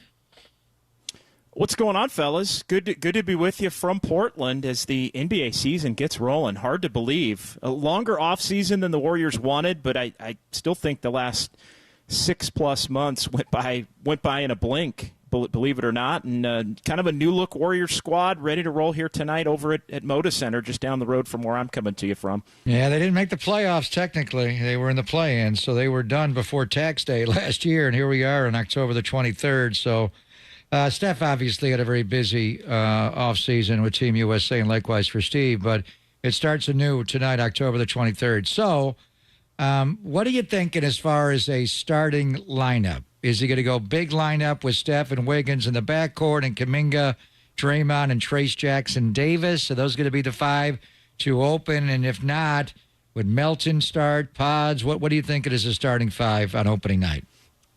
Yeah, I think taking everything into account, Pop, the lineup that I would go with would be Curry, Melton, Wiggins, Kuminga, and Draymond Green, and start smaller. Kuminga's just better at the 4. He's more functional at the 4. I know he wants to be a 3. We've talked about that a lot. I think Draymond would prefer to play with a 5 that bumps Kuminga down to the 3, but I think Steve saw enough of that lineup in the preseason to believe that he could go to it in stretches, but I don't know that he necessarily wants to start that group, because I think it leads to a little bit of an imbalance in terms of the rest of the roster. I think that lineup that I mentioned that I would go with, and I think Steve's deciding between that lineup this afternoon, and he has probably already made the decision, and the big lineup with Wiggins at the 2, Kuminga at the 3, Draymond and Trace Jackson Davis. But I think the Curry, Melton, Wiggins, Kuminga, Draymond lineup, that lineup also balances the next wave. And I think Steve Kerr has mentioned that a couple of different times throughout the preseason. If you go with that 5, it gives you a bench of Podziemski, Buddy Hield, Peyton and Moody as wings, and then you've got Kyle Anderson as basically your backup 4, and Trace Jackson Davis, and then that's your 10-11, and I think it balances and flows with the subs better to do it that way as opposed to maybe starting big. So I would roll with Melton in there next to Curry, Kuminga at the 4.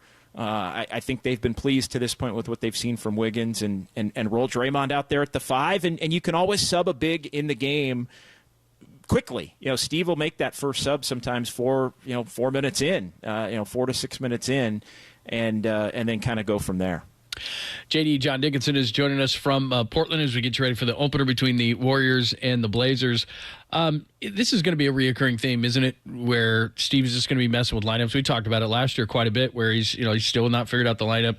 And this year, with the new guys coming in, with the expectations of guys getting better, of the young guys, hoping that happens so they can be a little bit better. But don't you kind of expect early in the season, at least, if not for, the first half of the season, where he's just kind of messing with the lineups, the finishing lineups, and some of it also being dependent on who they're playing?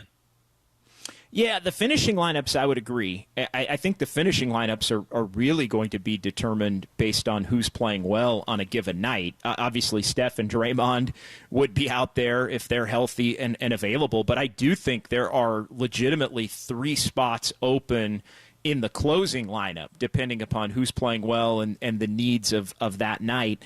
I get the impression, though, Lund, I get the impression that Steve really does not want to mess with the starting lineup as much. Maybe here and there it's a Trace Jackson Davis if he isn't in the initial starting lineup against a bigger team to play a matchup, or if Looney gets in there in a matchup. But other than that, I really don't get the impression that Steve wants to be messing with. Sometimes it's Melton, and sometimes it's Podziemski, and sometimes it's Wiggins at the 3, and sometimes it's Wiggins at the 2, and if Kuminga doesn't get off to a great start, then you're making an adjustment there. Like I think he does want to avoid that, believing that too much tinkering too early in the season, even though he's always done it that way, would be to the detriment of this year's team specifically, because it has, I think, for the most part in the preseason, looked like the roster fits together pretty well. And I think there's an opportunity for some consistency. There's an opportunity offensively and defensively to have them be more connected to each other early, and that maybe they're a little more ready to go to begin the year as a group than some other teams are, and that's where you can pick off some wins. So I think that consistency is really important. So I think we're going to see a little less tinkering among the lineups and things in terms of the starters and the guys who are in the rotation initially than maybe we've seen in the past. But that closing lineup, I do think is wide open, 60% of it wide open. Let me ask you about the condition of a couple of players. Steph Curry and the sprained right index finger that he aggravated or started initially at the Sacramento game and then had a practice where it was a problem. And that's the shooting hand. That's a prominent shooting finger, the right index finger. Any concern? Will he have to play with a wrap on the finger at all? And then Andrew Wiggins didn't play. He didn't when you were in Hawaii with the team in training camp. He didn't take part. He was wearing a mask. Something going on with his cardio, I think, or breathing or something. He did play the last 2 preseason games, but he totaled just 43 minutes in the 2 games. Is Wiggs going to be under any kind of a minutes restriction to start the year? How many minutes can he play tonight and the first week or so of the year? And are you concerned at all about Steph's finger? Yeah, I think it's always a concern with Steph. We'll start there just because he's the system. I mean, they need a big year from Steph if they are going to reach their goals of being a top 6 team that maybe has a chance to be contender. So, yeah, I think that's going to be one of the big things to keep an eye on. I don't think there's going to be any kind of wrap or anything like that. I think it's just a soreness thing. The concern, I think, is that he had re-aggravated it at a practice. And so I think that the concern is you can play through it, but then if it gets bumped, if you catch a pass a little awkwardly, something like that, then maybe it pops back up to where it becomes, even more problematic. But the injury report was clean for the Warriors, so I think they feel that Steph's in a good spot. More of a precautionary thing toward the end of the preseason, even with the ding at practice or the re-aggravation at practice. And yeah, I don't think anybody really is necessarily full equipped to be playing 36 minutes at this point. I think guys are going to have to build to that. I know Steve had said even Steph, he wants to keep more like 32 in terms of average. But I think Wiggins is probably an under 30-minute player, and that will give Steve an opportunity to really use this depth that's been so highly touted. And, Steve's had his issues with managing the depth. And again, I think this is by far a deeper and more talented top-to-bottom roster than either of the last 2 seasons. And I think the pieces connect and fit together better. There are more 5-player groups that fit together. But I think they're going to use any little injury or a guy being banged up or maybe less than 100% to start, as is the case potentially with Wiggins. I think they use that as an opportunity to maybe you can play 11 tonight and Moody and Gary Payton II both get some action, and that takes a little bit away from Wiggins, who's probably going to be more like the mid to high 20s, I think, than somebody that's going to be playing 30 to 35 plus. John Dickinson is joining us from Portland. We're getting ready for the Warriors and the Blazers coming up to tip off the season. As you look at this team, I look at the West and I see the Thunder, the T-Wolves, the Mavs, the Nuggets, the Suns. And then it starts to get a little, dependent on the season. The Grizz, obviously, they're going to get their team together for the first time in a long time. The Kings, the Pelicans, the Warriors, the Lakers. I think they're kind of that next group. And then, the Rockets probably are going to be a little bit better. And then I see the bottom is Clippers, Jazz, Blazers. But how do you see, and it's so hard, I think, right now because we just don't know. This is the most changes the Warriors have gone through under this championship run. No more Clay. Where do you see the Warriors in the West before this thing gets tipped off? I think they have an opportunity, if everything goes right, to maybe be 6th in the West. But I also think the West, and I don't know, I mean, you kind of laid out how you see it. I think the West is going to be more mediocre this year. I think it's going to be more like 2 years ago. It's going to be more tightly packed together. I think the win totals are going to be down a little bit.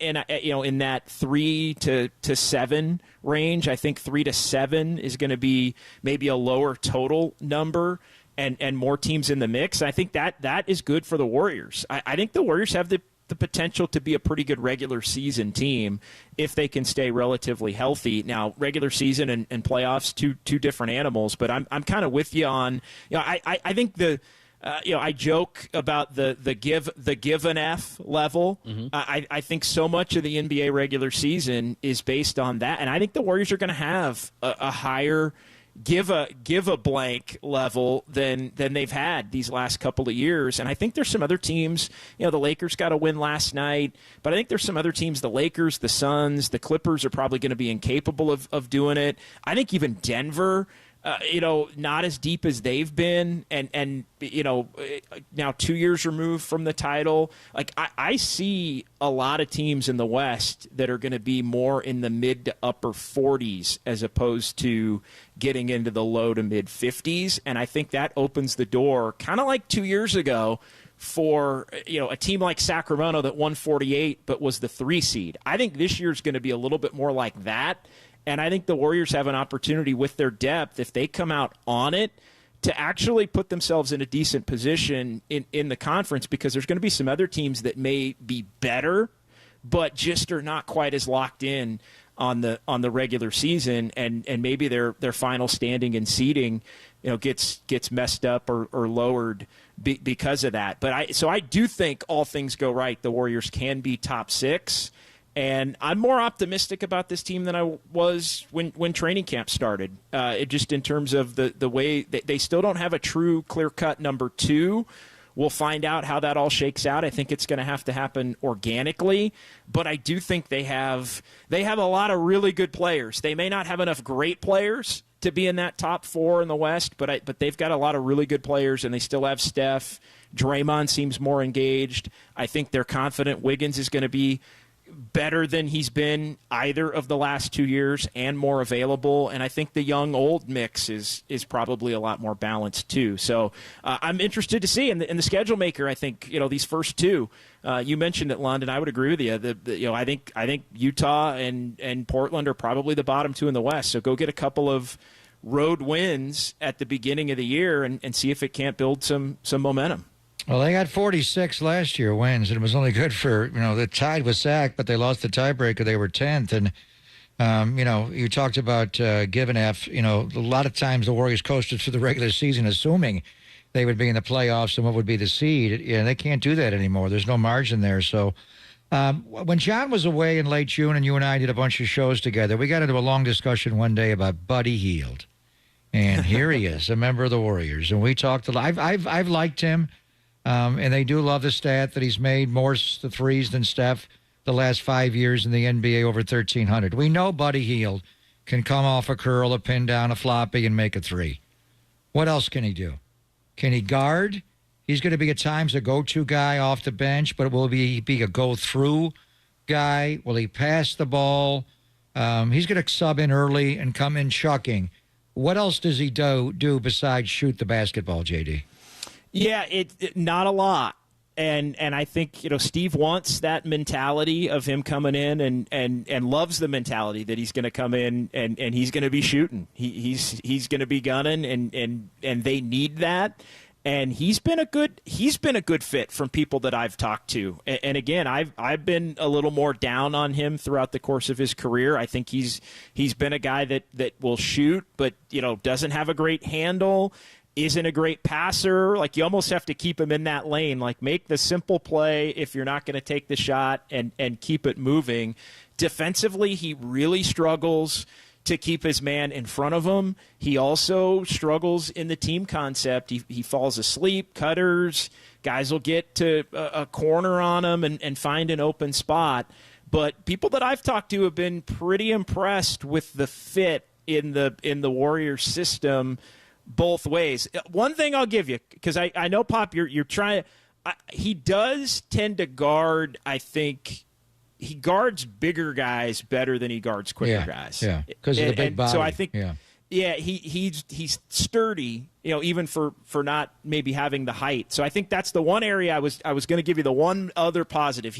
If you can keep him away from the guys that are going to try to go by him, guys have a difficult time maybe going through him if the quickness component. So I think they're going to have to find the right matchups defensively, and I think they're also going to have to protect him defensively based on the other players that are out there with them. And look, if he's out there with Trace Jackson Davis and Kyle Anderson and GP2 and maybe Pajemski, I mean, that's a pretty good defensive lineup that can kind of protect him, I think, in different ways. And I think they're going to need that because he can definitely shoot it, and it does seem like he's been a pretty good cultural fit. I will admit, I've been surprised at the things that I've heard from talking to people within the Warriors about how much they've liked his attitude, his fit, what he's brought to the table. So I think they really think he's a find. But throughout his career, again, to my eye, he's been somebody that he'll get on a heater shooting it, but he doesn't really do much else. And if he's asked to do much else and he's not making shots, he kind of becomes unplayable. All right, man. How's the weather in Portland? It is dreary today. Overcast. Mostly is. You're going to play indoors. You so hit you'll like be October fine. 1 up Are you there. at the Moda Center already? Where are you right now? I'm at the hotel. Hotel? I'm about a 6-minute walk away from Moda Center. But yeah, it's overcast today. No rain or anything like that. But I was talking to my Uber driver, and he said, yeah, we've got about a week left, and then it's going to start getting really cold every day. It's and every damp. day. And he says we're right at the end of the beautiful fall, which I guess lasts for about 6 weeks, from the middle of September till about November 1st. November 1, it's over till June. I mean, it's just. But that's Good exactly Pinot what weather, JD. Get a glass of It is. Pinot from the Willamette. But it's nice there. You're It's right beautiful. there. You're Yeah. in the Willamette. Believe me, downtown after the game, Moda Center's off of downtown, but you get to downtown, it's a great city, and then Salt Lake City, you better put mini bottles in your pocket. That's what you do in Salt Lake City. But anyway, enjoy it. We were thinking of you because we were mourning the loss of Fernando Valenzuela earlier. Yeah. And did you know that the last hitter in his no-hitter in 1990, Pedro Guerrero bounced into a double play. No, man. He did, yeah. You got it wrong. It was Vladimir Guerrero, not Pedro Guerrero. Yeah.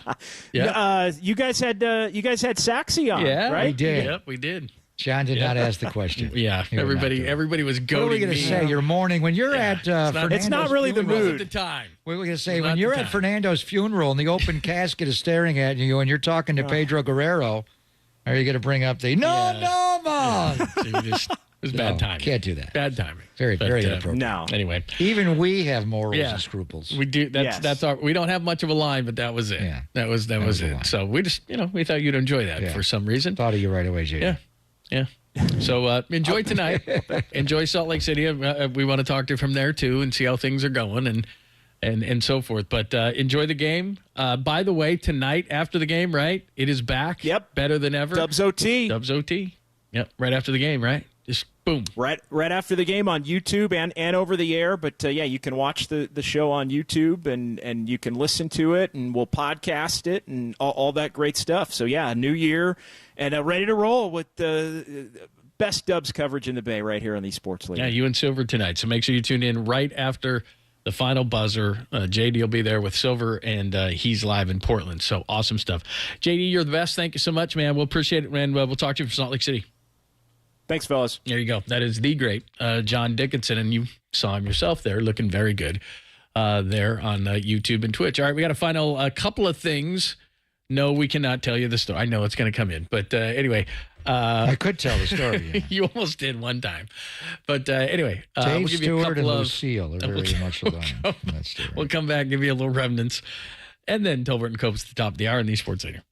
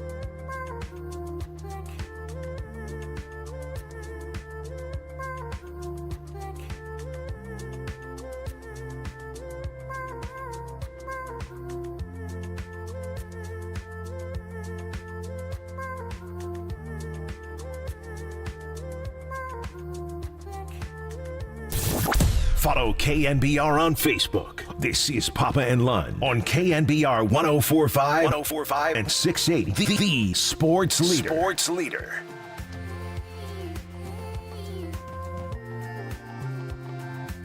All right, I'm going to try something. Maybe it works, maybe it doesn't.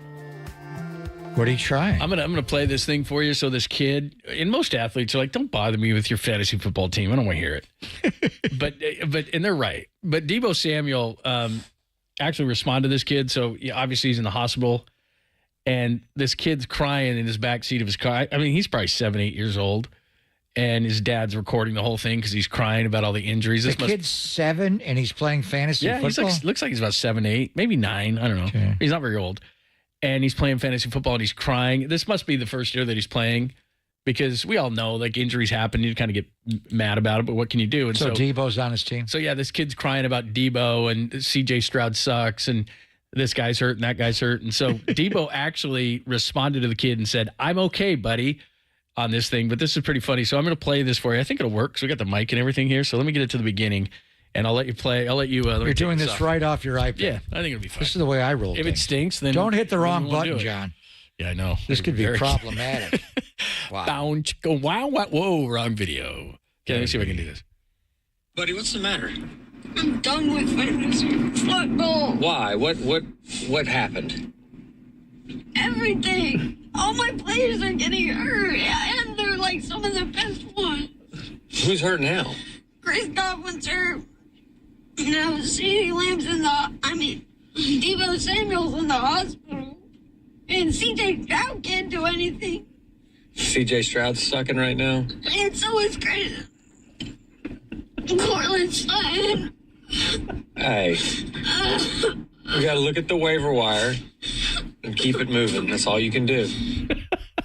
Dad's a really bad actor. So Dad's rolling the video on this. Yeah, the kid's balling. Tell me, son. Hey, Junior, what's wrong? But then Debo responded to it and says, "I'm okay, buddy." Yeah, look at right there. He responded to it in the comments and wrote, "I'm okay, buddy." Did the kid message him back? I don't know. I haven't seen that far yet. But anyway. I got the message. He should message back Debo. What is the etiology of his pulmonary edema? That would be a great idea. Ask him that. Should I play you next week in my fantasy team? ETIOLOGI, pulmonary Where'd you edema. get that? Some doctor edema. text you or what? No, that's a John. I know about pulmonary edema. It's basically the fluid in his lung or his heart. Was that a drinking night? Did fluid get in your lungs accidentally at night drinking? Tell him the message back. All right, I'll text the kid back. How about Dad? Jeez, well, son, Junior. This is a good lesson for you. Sounds like Ward Cleaver there talking to B. Yeah, but the kid's not crying. Like, the kid's really crying, isn't he? Yeah, the father's setting it up to roll on it. Yeah, I'm sure he did. Tell me, son. I love Debo and CJ Stroud sucks. I'd grow up. CJ Stroud. Crying about your fantasy team. Grow up. That's nice of Debo, though. Say, I'm okay, buddy. Very nice. So does that mean he's playing this weekend because he texted the kid back? Or tweeted the kid Etiology back? of his pulmonary edema will tell you. How many times do I have to tell you? I'm more worried about Steph. That's not till Sunday. I'm worried about Steph's right index finger. Brandon Payne says, I think he's just a little sore. Nothing to be concerned about. He might be just a touch on the uncomfortable side for a few games. What's he going to shoot tonight? I want the gold medal winning Steph Curry. Can't they win this game without him? Probably not. Why you are disimportant? No, I don't care. I forgot. What Vegas says. They won. What was it? 15 games the year the he only that missed? matters is this year. Yeah, 15 and 50. Yeah, never mind. They can't beat when him. He got They crushed. can't beat anybody without him. The Blazers, as far as the ceremony for Bill Walton. Yeah, what are they doing? Nothing planned tonight. They're going to honor him in an upcoming game. Oh, they didn't have enough time opening to think night. about it? No, I guess the opening night they don't need to do that. They'll honor the team, and they will honor Bill Walton. So. We'll be thinking of Bill Walton. I guess that'll be good as far as the energy in the building inside the Moda Center. I would think you'd just want to do it right as fast as They're you not could. doing it tonight. All right. They'll do it at a later date. All right. Do remember, we'll have all the, Tommy will have everything for you, and then at Copes, and they'll talk tons of Warriors today. I'm sure they have a great guest list. And then JD tonight, Dubs OT, and he's in Portland right after the game. So make sure that you hang out with the guys. We had a great guest list today, man. It was really good. Steve Sax was the headliner. He absolutely was great. But you forgot to ask him the money question. I couldn't do it. I mean, I know Derek's on me about it. It wasn't the day. Not appropriate. Wasn't the day. Fernando passed. Come on. Festus Azili, Dennis Brown, Steve Sax, Heard from Shanny in the presser and JD from Portland. Great stuff. And no one's practicing. No one. Yeah, we'll see. Thanks to Walter. Thanks to Danny. Great job as always. Tolbert and Copes coming up right now on KNBR AM and FM San Francisco, the sports leader, Cumulus Media Station.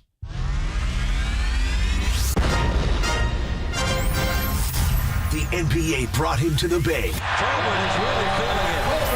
While his co-host was born and raised here.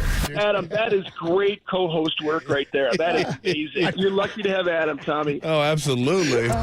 It's time for Tolbert and Copes. Let's get it on! Tom Tolbert. Yeah, thank you. Now if I could ever get some beer. And Adam Copeland. Adam Copeland has arrived! On KNBR 104.5 and 680, the sports leader.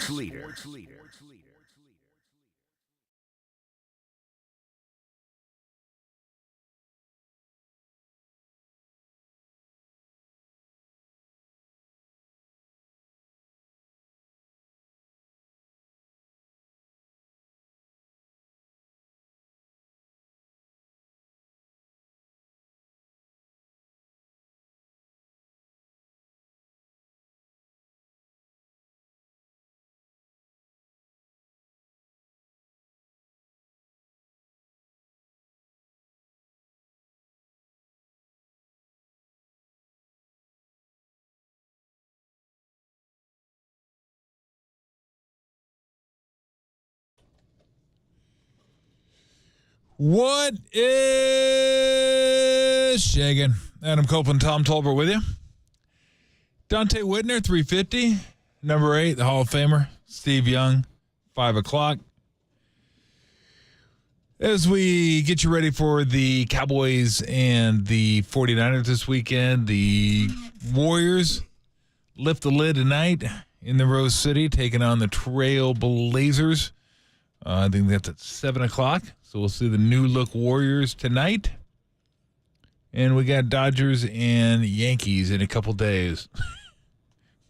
It's taking too long. Feels like, it's like, what is this, the NBA Finals? Like, we can wait and just, like, kill the whole vibe of the whole thing? It's like media week, right? It's like what it feels like. It just feels like the whole vibe's gone. Just, I know why they do it. It's TV, obviously, and they need to do it. Because they want to make sure for TV purposes they set the date of the finals, and they got to allow for possibility of 7 games in either the AL or CL or AL NLCS. So, I mean, I get it, but it still sucks. It's like you used to watching baseball, and this is it. We have max 7 games to watch, and then the off season begins, and Giant fans can get excited again. What do you mean begins? I was like, who are you talking to? It's been off season for a while for me. Yeah, but you can't do anything though. Yeah, I know. You sort of sit around watching. Once the World Series concludes, then it's like, okay, let's get into it. I mean, they've got into it, but as fans, it's like, okay, how do you make this team better? They could hire a GM. Where do we go? They could hire a general manager. They could do something. They could. Where we at, Buster? Where's our GM? See, now I'm calling for Buster. Should we start ripping him? I'm pissed. Now the Niners are losing. Sharks still don't have a win. I know. 3-1 last night, 0-5-2 or 0-5-1, can't remember. We're all hyped to get Celebrini plays like one game, gets hurt. It's hurt immediately. Are we kidding me? What's going on with the Bay Area? Hey, Will Smith looks good. Does he? I don't know. I can't break that down. Yeah, I haven't watched him play that much. I'm just looking for something. I'm clicked in, clicked out, but Celebrini gets back. It's just too much stuff going on right now. We got basketball going on, got football, got baseball. So, but I'll get into it. I'll start getting into the Sharks just a little bit, but yeah, rough start for the Sharkies. It's been rough. Steaming toward back-to-back number 1 overall picks. You want more bad news? No, I don't. I got more bad news, everybody. I really don't. Here's more bad news. Nobody's practicing for the Niners. I know. Nobody's practicing. No Debo, no Juwan, no Kittle. All did not practice today. No McCaffrey. No McCaffrey. But maybe he'll practice next week and be ready. It's starting to feel like it's starting to not. I mean, you know what? Maybe next year. Maybe opening day next year. Let him have the whole year off and just let him get rehab those. Yeah, it just starts to feel bad. It's starting to get rough. Like I said, the whole season just had a bad vibe to it in the offseason. Just had a whole bad vibe to it. You know what'll happen is they'll kick the crap out of the Cowboys, and then everybody will be real confused. Hey, everybody in the bye week will not know how to feel or what to think about them. We're back. That's been the whole season so far. Oh no, we're back. Oh no, we're back. Oh no, we're back. Oh God, we're back. Yeah, I was hanging with a friend last night who's a New York Giants fan, and she goes, "Yeah, I think the Niners are kind of on the same level as the Cowboys." And I was so immediately offended. Like initially, like, well, how can you? What are you? I was like, my brain fritzed out for a minute, and then I looked at the Cowboys' losses and the teams that they've beaten so far, and I was like, they're kind of doing the same stuff the Niners are. Their losses are worse than the Niners' Way losses worse. in terms of they're Way getting worse. blown out, but the quality of teams isn't that much I different. mean, they haven't won at home, have they? No, they haven't won. Yeah, at they home. lost every game The at Niners home. have won one at home, right? No, two. They beat the Patriots at home as well. Reality. Well, see, that's what makes the Niners so perplexing is, I mean, again, none of this really matters, but when you think about it and you look at some of the stats that people use as predictive stats, the Niners still look like a pretty good team. And then you say, well, they're 90% to beat the Rams and the Cardinals and lost to both of them. Like they really weren't that far away from 5-2, but they're about as far away from 5-2 as you can be right now, because it doesn't really matter what you could have, should have, would have been. It's what you are, and they're 3-4 right now. So that's a deal. Closing out games. You would think a team like this would be able to close out games. Cowboys are 3-3, right? Or not. I think so, because they've already had. They're coming off the bye now. Coming off the bye, correct. Yeah. So here's the Cowboys' wins. The Cowboys have beaten the Browns. Ooh, doesn't look good anymore. Didn't look that good then. Yeah. They beat the Giants. Yeah, not really. They beat the Steelers. Okay, that's not a bad win because the Steelers just beat the Jets, but the Jets aren't very good. What's the Niners' best win? Niners' best win. That's from Seattle. Seattle. Yeah, At Seattle. It's probably Not a bad win. I mean, at Seattle, There not you a go. bad win. I mean, Seattle just went down and destroyed Atlanta. So here's the Cowboys' losses. Saints 44-19 when we thought the Saints were like the highest scoring team in football. The Ravens, they lost 2 by 3. Yep, that wasn't, but remember that was a comeback. That was a comeback. They were down in that game most. They were getting smacked. And then they lost to the Lions. Lions, right? Got 47-9. hammered. Right. Hammered. Niners have the Niners played a team of the quality of the Lions or the Ravens? No, not yet. Chiefs. I guess maybe the Vikings. Well, the Chiefs. Chiefs, sure, okay. Chiefs are the best team in the league. I keep forgetting. I've already tried to wipe that from my brain. Yeah, exactly. Well, it's there. It's still, it's still on my DVR. That's the one. So, yeah. And then the Vikings are good. Yeah. So, I mean, they've played 2 teams that are the top 5 teams in the league. So that's what I'm saying is schedule-wise, win-loss-wise, how they've fared in these games, I just, it's not a bad take, I don't think, that they're kind of middling in the exact same spot. They've lost more games the Cowboys have, and they've lost, not more games, they've lost games in worse fashion than the Niners have. But tell me, like, I was trying to think, like, is this losing worse than the Niners have in having a 90% chance and coughing games multiple times, or just getting blown out of the water like the way the Cowboys have? Well, that's, again, I don't know what's worse. Yeah. That's what, again, it doesn't matter what's worse. They're both the same. They both count as a loss. But that's, with the Cowboys, you can't say in 2 of those losses, even the Ravens one, really, because some of that was cosmetic seemingly, but you look at the other 2, there's no way you could say if this or if that or if this, they just got smashed. With the Niners, you can do that. You can say what if that. Now, you wouldn't do that against the Vikings, and you certainly wouldn't do that against the Chiefs. It's the Rams and the Cardinal games. Those are the 2. Those are the 2. And they'd still be similar, like they'd still have the same issues that they have, but the record would look a lot better. So, I mean, I think they are. I think they're better than the Cowboys, but again, not that much. That's why they're 4-point favorites. They're not big favorites over the Cowboys. The line's actually gone down toward the Cowboys in this game. I think it was 5.5, 6 at one point. Now it's down to 4. So money coming in on the boys, but we'll see. I mean, look, last time against Seattle, and I'll say the same thing about this one. It's not a must win, but it's a better win. But the degree of like better win goes up as the season moves on. Yeah. Like as the season moves on, the games just get more important. They're not worth anymore. They're worth a win and a loss. But when the season is 8 or 11 games, and then the season's 10 games, and then it's 8 games, and you keep having to scrap to get back to 500, well, then you're in trouble. So 2 games below 500 wouldn't be a death knell because of the division you're in. But like, it's a better win. Like, it's at home. It's against another team that's struggling.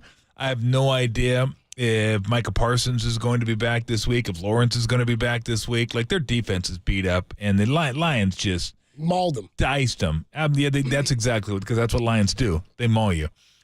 So we will see, though. We'll see if Cowling and Pearsall can maul them this weekend. That's what I mean. Not sure if they're up for a mauling. I don't know. Can I offer you? How about this? I'm just coming with bad news after bad. Yeah, there's more bad news. What the hell? Niner fans, guess Let what? it rip. I got more bad news. Robert Saleh has just been hired by the Packers as a defensive advisor. Is that what they're calling him? Consultant in a quote, a role they're calling fluid. You got a belly full of white dog crap in me. And now you laid this on me? LaFleur said Saleh will work with the Packers through Thursday this week and called his role, quote, fluid. He's at practice today, right? And guess who the Packers play later this year?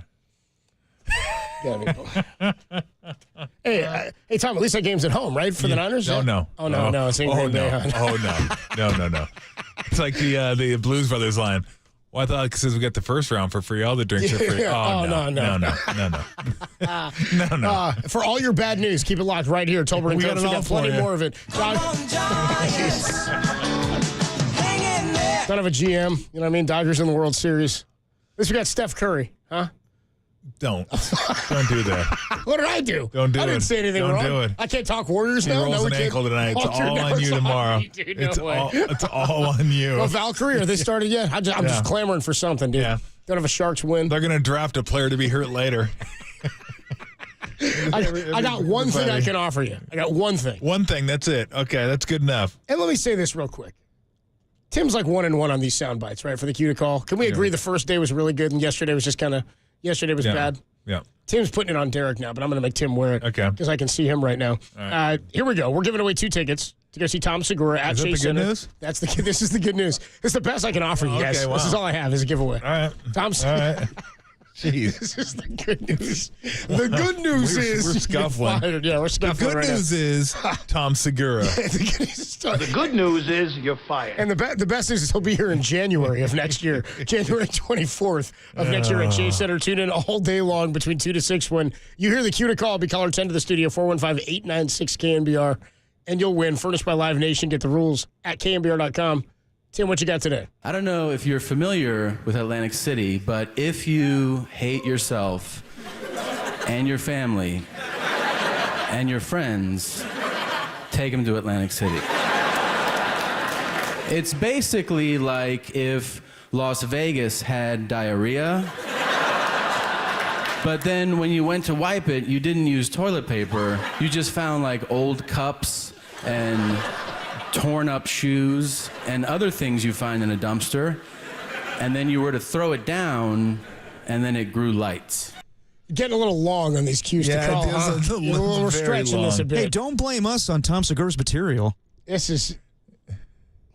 See, I would say Atlantic City is more like Las Vegas, but you feel like you're in Detroit 10 years ago, downtown Detroit. Like the casinos may have burned out walls, and you just kind of walk in through the rubble, and all of a sudden there's a slot machine there. Like I've been to Atlantic City a couple of times. I'll look for a Richard Cheese version of Tom Segura, okay? Okay, I'd appreciate it. You hear Can we get back to Aftershock? Yeah, 415-896-KNBR. I went down a couple weeks ago, by the way, at Discovery Park in Sacramento. Oh, you went? No, I sent you guys. I thought you went. Didn't Your I send mom you went. guys? She was in the pit. I sent you guys a text. I was like, dude, happy okay. Aftershock weekend, dude. I sent a photo of it. Tolbert and Copes with you Wednesday. It's a tough one right now in Bay Area sports. Dubs start tonight. We'll see what they can do for us. What are the expectations for the Warriors this season? We'll talk about it next on the Sports League. Come on, Giants. Hang in there.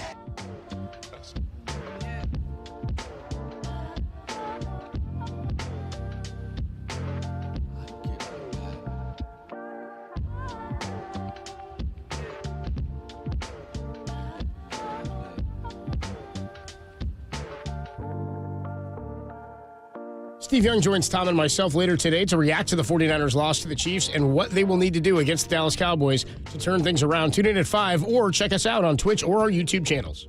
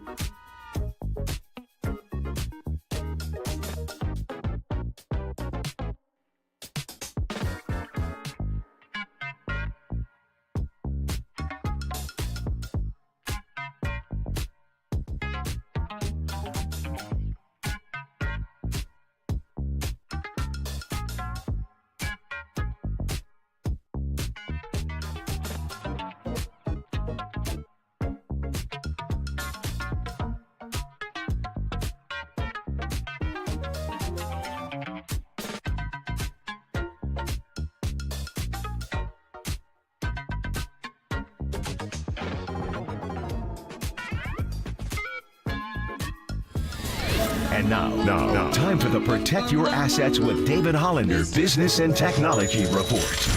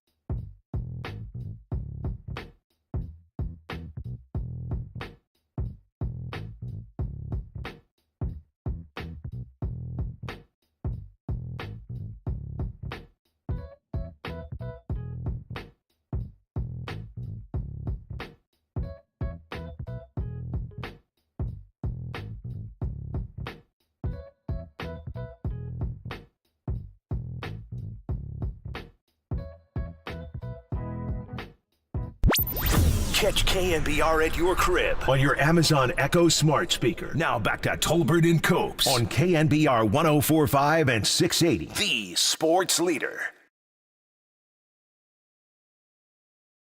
Tolbert and Copes with you on a Wednesday afternoon. Warriors tip off the season tonight at 7 o'clock in Portland. And immediately following the game, you can hear Dubs OT tonight in every game throughout the Warriors season with our guy John Dickinson and Greg Silver. Yeah, hell yeah. The 21-61 Portland Trailblazers from a season ago are who the Warriors tip off against tonight. Not the sexiest opponent for the Warriors to start the season. It's a far cry from like Dubs Lakers opening night. You know? Of course. But it's a nice way to start your season, right? Well, if you're going to start on the road, ease in against the West Blazers. Coast, they don't have Sharp, who's one of their better players, and they're they're super young anyway. So, yeah, look. It's going to be an interesting game because they got they got Ayton and Klingon, and it'll be interesting to watch Klingon play their first-round draft pick out of UConn, who I really liked in college. And Scoot Henderson, second year, and Grant, and Simons is a guy that can hit you for 40 on any given night. Like, he's good, but they're still really young, and the Warriors are better, and we'll see. I mean, it'd be nice to get off to a 2-2 start, because they'll be at Utah after this one. 101, obviously not terrible, but yeah. I mean, you have a chance to. I think they're like 6-point favorites in this game, so they're expected to win. Doesn't mean you're going to, but seems like a nice way to start off the season. Like, get everybody kind of incorporated into what they're doing. A lot of the new players on the team, and I'm interested to see what the starting lineup is. Not that it means that much to me. I've never been a huge starting lineup guy. But you're in a closing lineup. Yes, but what we'll find out is, are they going to play Kuminga at 3? Like, do they think he can be a 3? Steve said he doesn't want to play Draymond too many minutes at 5, so I'm assuming he'll start at 4. So my guess is go ahead. Trace Jackson Davis and Draymond at 5-4. Then Steph at 1. I'll still go Pajemski at 2. And then 3 Wiggins. I'm going to say Kuminga will be coming off the bench, because unless you want to go Wiggins in the 2, but then that doesn't leave you a whole lot of reliable shooting other than Steph. So be interesting. We'll see where he goes with the lineup. By the way, this is the first time the Warriors aren't opening on national TV since Steve's first year. Really? 2014. Isn't that weird? Huh. Yeah, that is. But again, you want a nice little ease in. Yeah, I like that. Nice soft landing spot to start the season. Fine. I mean, you don't deal. need to start down in L.A. or over in Phoenix or something like that. You're going to get to them. It really doesn't matter. The schedule is what the schedule is. It doesn't change wildly depending on whether you finish in first or second. It's not the NFL. It's the NBA. You get your division, certain number of games against every team there. Your conference, certain number of games against every team there. And then you play the Eastern Conference twice. So it's It's not like it's different every year. Oh, look at the schedule. Like what? They play the same teams, kind of, right? Yeah. Okay, moving on. Yeah, baseball's the one that just rocked it. Like again, they've been doing the universal schedule in the NBA forever. So, yes. It doesn't much matter. So the roster changes obviously for this year. Klay Thompson, Chris Paul out, Buddy Hield, Kyle Anderson, DeAnthony Melton in. Yep. Steve Kerr told us yesterday how he'd like what the vision of this team is and how he wants this team to be viewed, or the identity of the team, I should say. I want us to be feisty and tough defensively. The goal is to be a top 10 defensive team again, which we've historically been. But we dropped down to 15th last year. I never felt like we had a defense that was impactful last year. Yeah. By that I mean you didn't feel us. I want our defense to be felt this year. And that means scrappy and getting to loose balls and creating some turnovers. And if we do that, then we can take advantage of our ability to run, guys like JK and Wiggs and Trace, get out in transition, score some easy baskets. And I think we're going to shoot a lot of threes. We have a lot of shooting depth, probably more than we've had in a long time, just the sheer number of guys who are comfortable shooting threes. So if we can put all that together, I think we have a chance to be a really good two-way team. Yeah, defense will be the biggest key this year because that was the one thing that plagued them last year, their ability to guard the ball. The defense broke down way too many times. Teams were getting to the paint against them, breaking down their defense. Then it was scramble. Then it was too many rotations, and at the end of the rotation, it ended up being a lot of times a run to the rim or a wide open three. So it's going to be on-ball defense will be super important this year because I agree with him. You play defense, you get some turnovers, get the ball off the glass. They got guys that can run, and they got guys that can hit threes in the open court. I mean, Melton can hit threes in the open court, so can Hield, of course, and obviously Steph.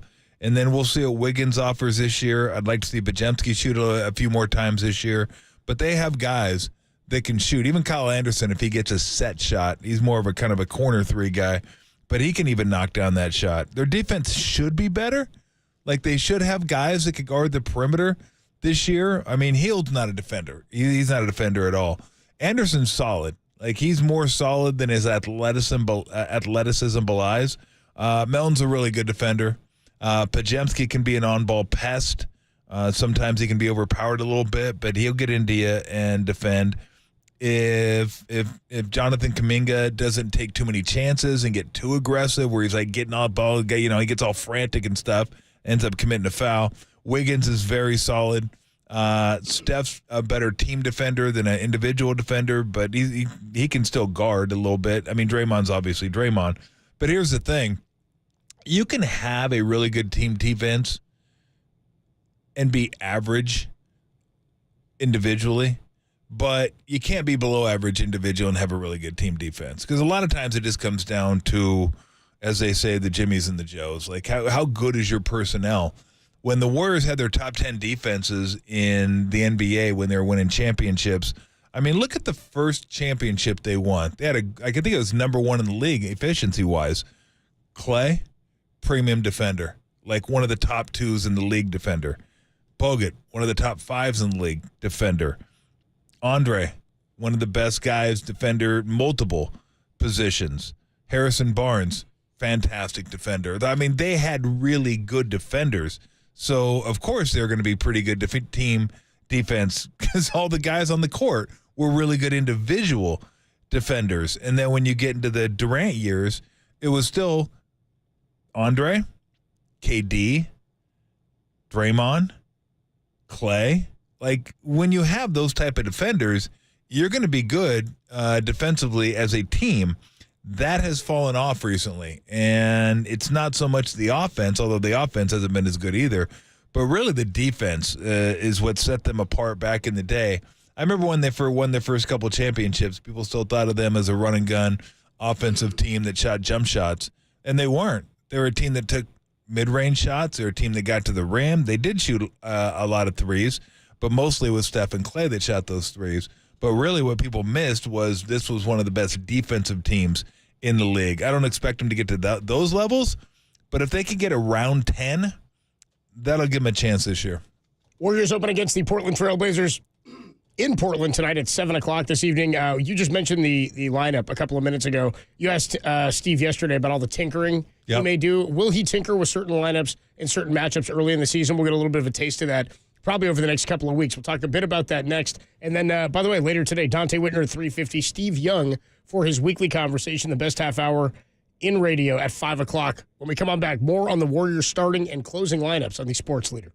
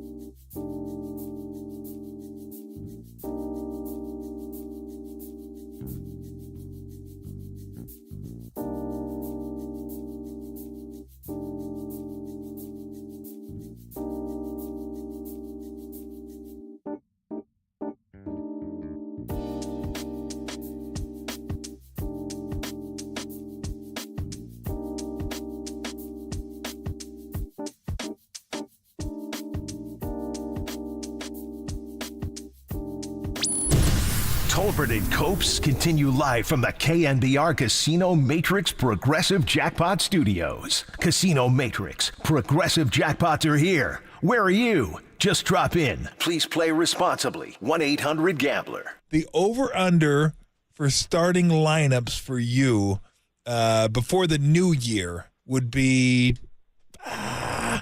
9. Would you say that'd be a fair number, or would it be over? Man, I would hope for the under. Yes. I would hope for the under. Yeah, I don't think any coach this season thinking, man, it'd be great to have a bunch of different starting lines. We really want to find combinations that fit, and if we can find something that works, we'll stay with that. Historically, that's what we've done. Last year was really an aberration. I mean, I think we might have led the league in starting lineups, but a lot of that was we were struggling and we were searching, and hopefully this year we'll have more consistency. Steve Kerr with us yesterday when Tom asked him how many different lineups. Would you set the over-under at? 9. That's high. It's pretty high. 9 starting lineups. It's really high, but 69. Not 69. No, that's not it. Not even 69 games before the new year. But I guess my point was he has so many guys that can play that if things aren't going the way he wants, then he is a coach that doesn't mind throwing in new combinations and seeing what works. So we'll see. Yeah, I mean, obviously, he's right. If you have the same starting lineup the entire year, or let's say from the start of the season to the new year, that by definition things are going well, right? Why would you change the lineup if things are going well? So, but I do know that he likes to tinker with combinations before the year. Like I said, 9 was high. I'd probably set it at 4 before the new year because that's even quite a bit. But I'm also factoring in injuries and suspensions. You never know. So yeah, we do. You never know. Yeah, well, number one, who you think you know, but you never will. I wonder if we could snipe, like if we should do this at some point, like roll through the schedule and see if we can figure out the day in which Draymond will pick up his 16th tee. Because that's the one I always account for, is the suspension at some point late in the season when you need Draymond because he's racked up too many. Isn't it 16 they have to get to? Or it's 16 flagrant points or something like that is what it is. You get points for stuff. You get points like a flagrant 2 or flagrant 1 or whatever it is. And then I think you get a certain amount of flagrant points, and then you get a certain amount of technicals. Like I think technicals you get 15. That's what I'm talking about. Throughout the course of the year, yeah. Well, I mean. The playoffs you get like 7, and Draymond uses those up fast. Yeah. Like that's. Like you can, I mean, Phoenix is always one that you would rank high because of Nurkic. Minnesota's one you would rank up there because of Gobert. I mean, just figure out players that he's gotten into it with over the years, and whoever they play for, there's your most likely suspect. For yeah, right. I don't think he cares that much about Magruder.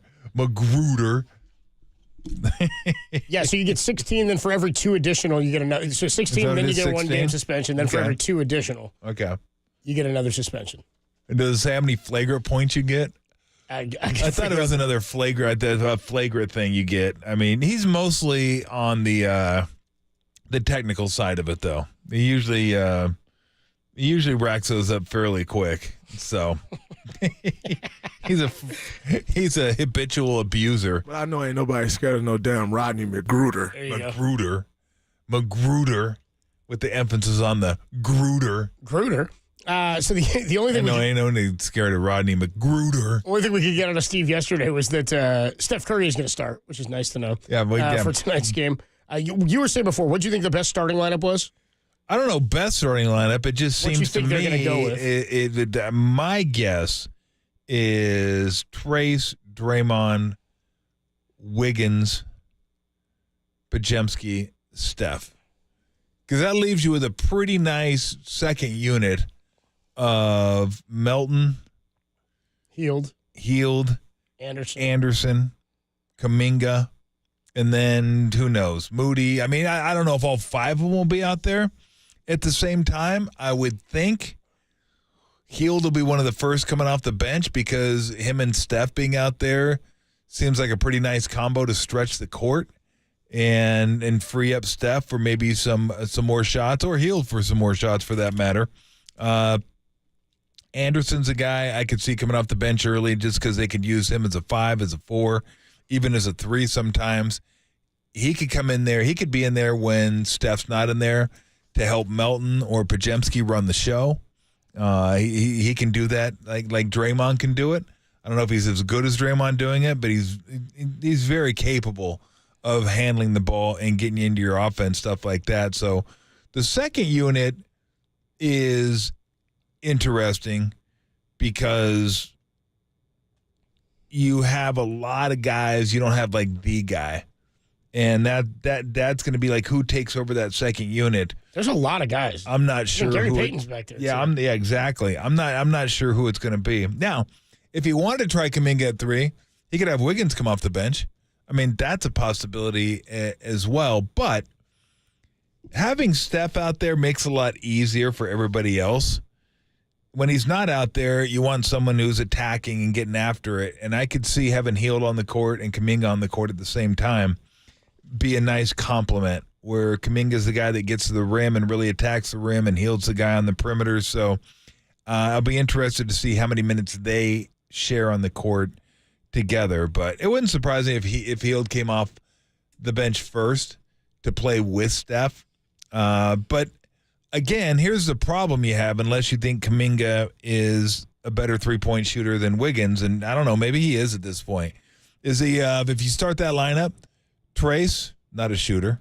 Draymond, not really a shooter, although last year he was pretty good. Yeah, first quarter, I think he led the league at one point during the season. And I'm not talking a week into the season. I'm talking like 3 months into the season. He was like number 1 in 3-point field goal percentage in the first quarter. He always got off to really good starts when the legs were fresh. But if you have those two and then Kuminga, and then let's say Wiggins or Podziemski, I'm guessing Podziemski and Steph, then you're a little light on shooting in that lineup. So, again, I'm not sure which way he's going to go, but that would be, I guess he could have Podziemski come off the bench and have Melton start at 2.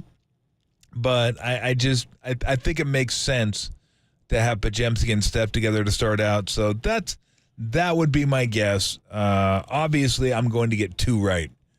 There's no doubt I'll get 2 Steph right. and Draymond will start, yes. They will start. Other than that, I feel pretty good about that stall lineup, but I'm not positive. I'm most confident next in TJD.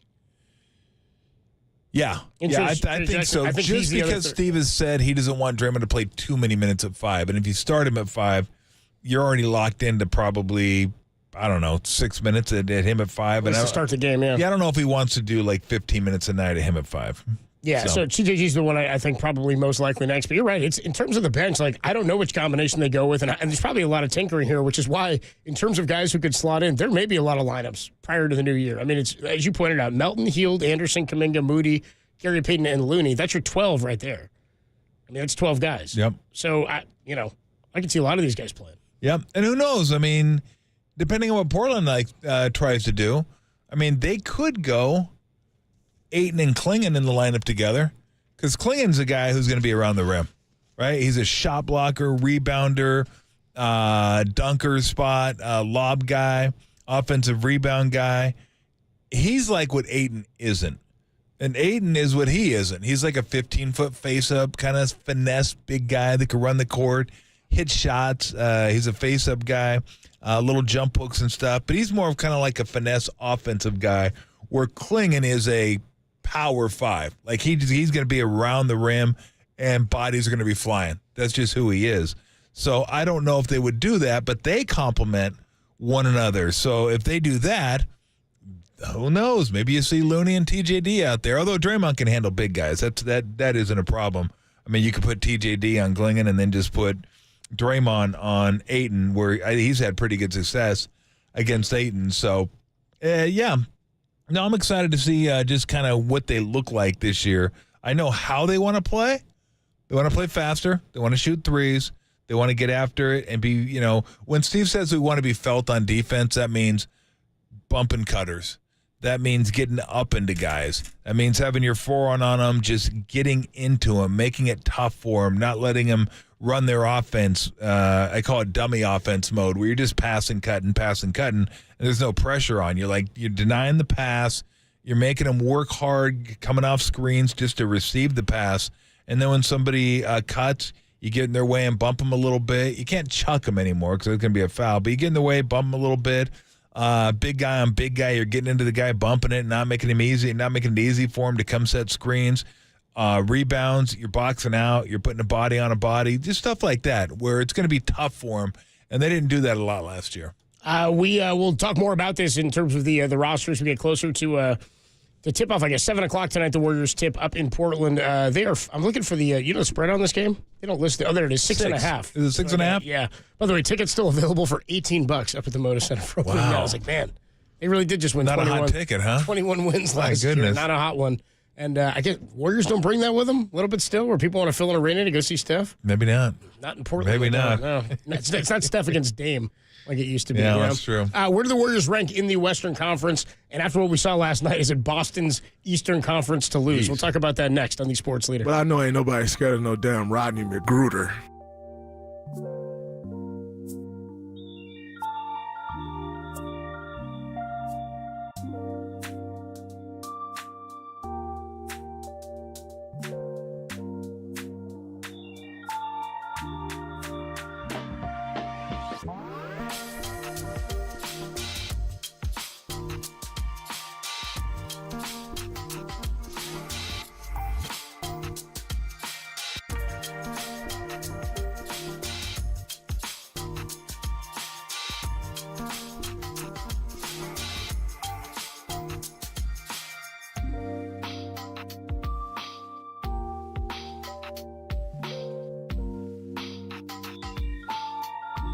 Steve Kerr and Bob Myers joined Tom and myself yesterday to discuss their expectations for the Warriors this season. Listen to both podcasts. They're available now, KNBR.com and the KNBR app.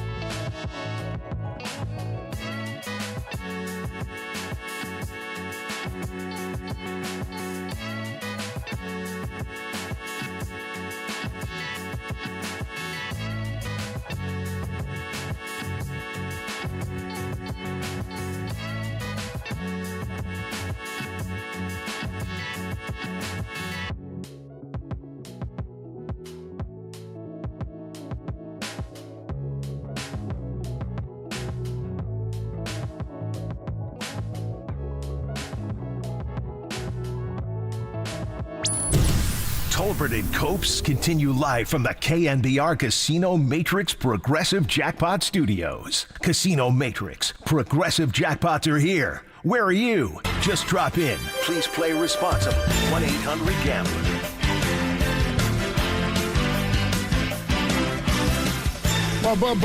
Basketball. Well, that's where we're going. Tolbert and Copes, Wednesday afternoon. The NBA tipped off last night. This is back, right? Don't we have this back now? Is this back in our lives regularly? I believe we do. Beautiful. Good deal. First of all, let's get where you think the Warriors rank in the Western Conference.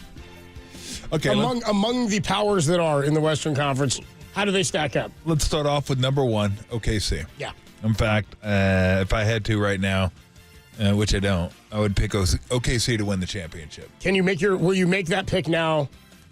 Rock solid. That's Tom's rock hard NBA champion pick of the week. NBA championship of the week. Of the week. My double Viagra championship pick of the week. Double stack. Exactly. Do you like a double decker?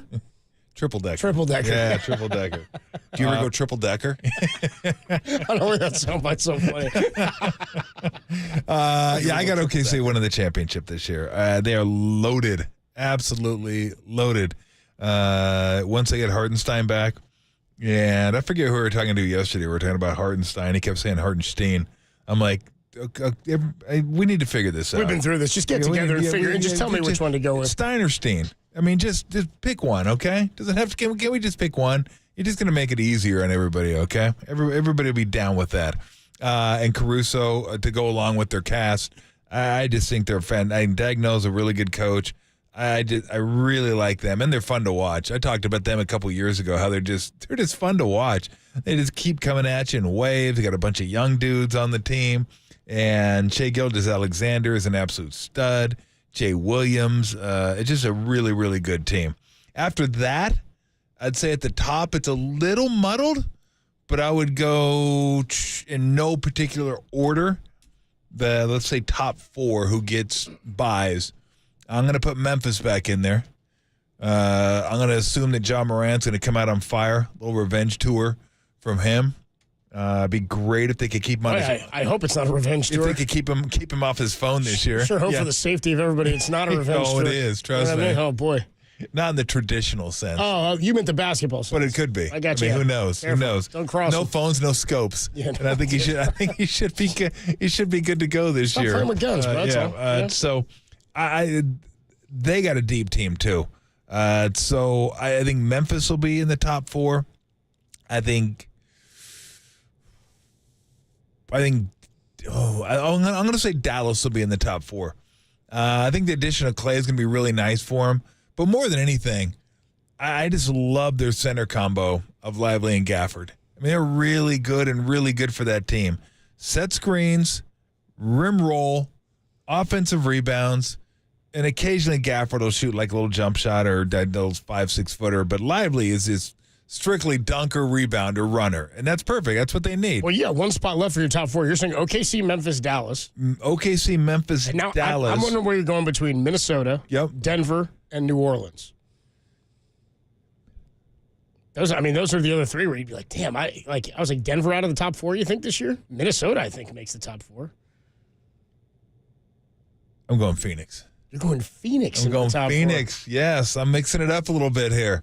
I'm mixing it up. Why are you going Phoenix? I think Bradley Beal's game. You love it. I just like Jones at the point. Yeah. Okay. I think that helps. I think having an actual point guard that doesn't have to do a lot, just kind of get him into their offense, I think will be fine. I think last year was a mess. They never really got a chance to play with one another. Booker was hurt for a little bit. Beal was hurt a lot. KD was out, and it was just kind of a mess. And I think they'll get it together this year and be a much better team. I like the addition of Plumlee for him. The Nurkic Plumlee 1-2 punch isn't bad. Royce O'Neal. So I'm gonna pick them at 4. At 5, man. See, this is tough. Like it's a bitch trying to pick all these teams in the Western Conference, man. It really is. Because I tell you what, we're at 5, and I'm not at the Dubs yet. Yeah, 5. I'm not at the Warriors 5, yet. I'm going Minnesota. Okay. I think Randall will fit in. They weren't good last night. They didn't shoot the ball great last night, and the Lakers just beat them up on the glass. People are going to start to remember. I think they finally started to remember last year a little bit.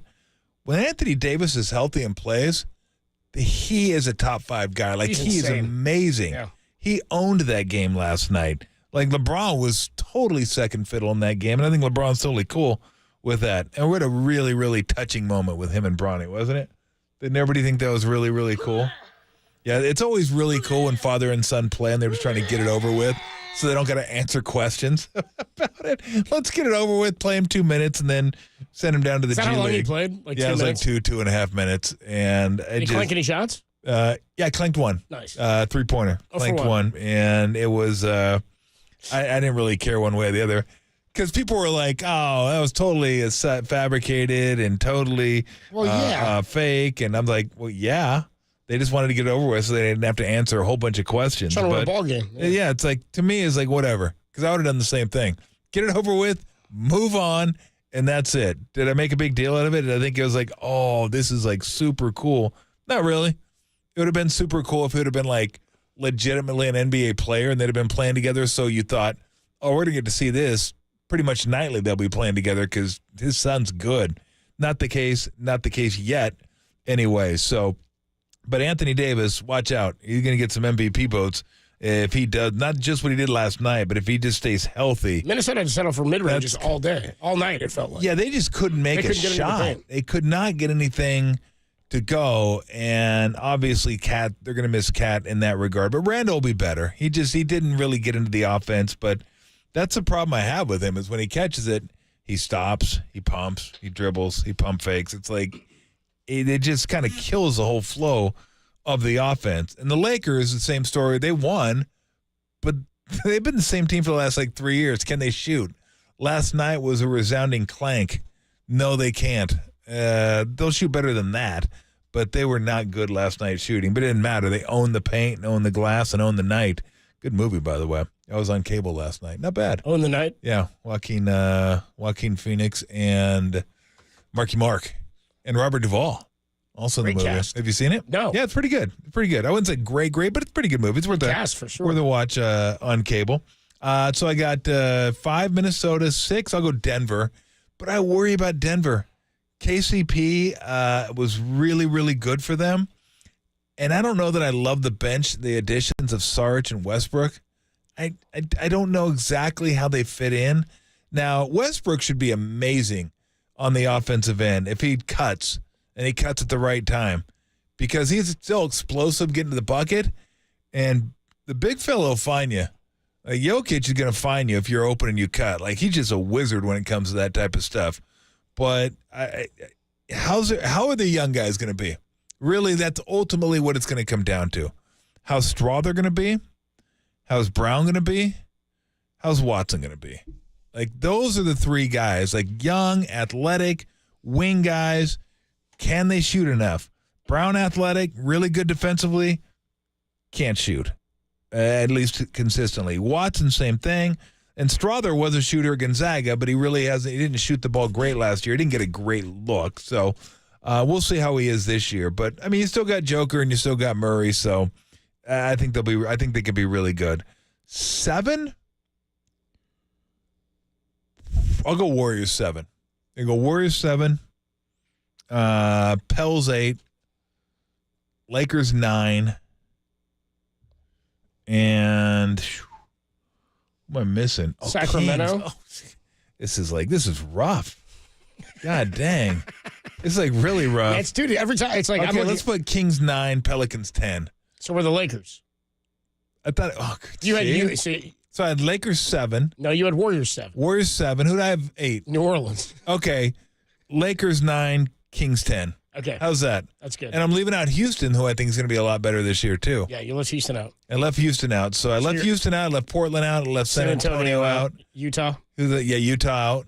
Is that it? Yeah, and you left the Clippers out. Clippers out. Okay, I'm good with that. Yeah. I'm good. I'm good with all those. I'm not sure about the order. I mean, the Lakers could move up a little bit, but I'm still worried about their depth. I'm worried about their shooting. New Orleans as a team definitely could finish higher than I said, which was 8.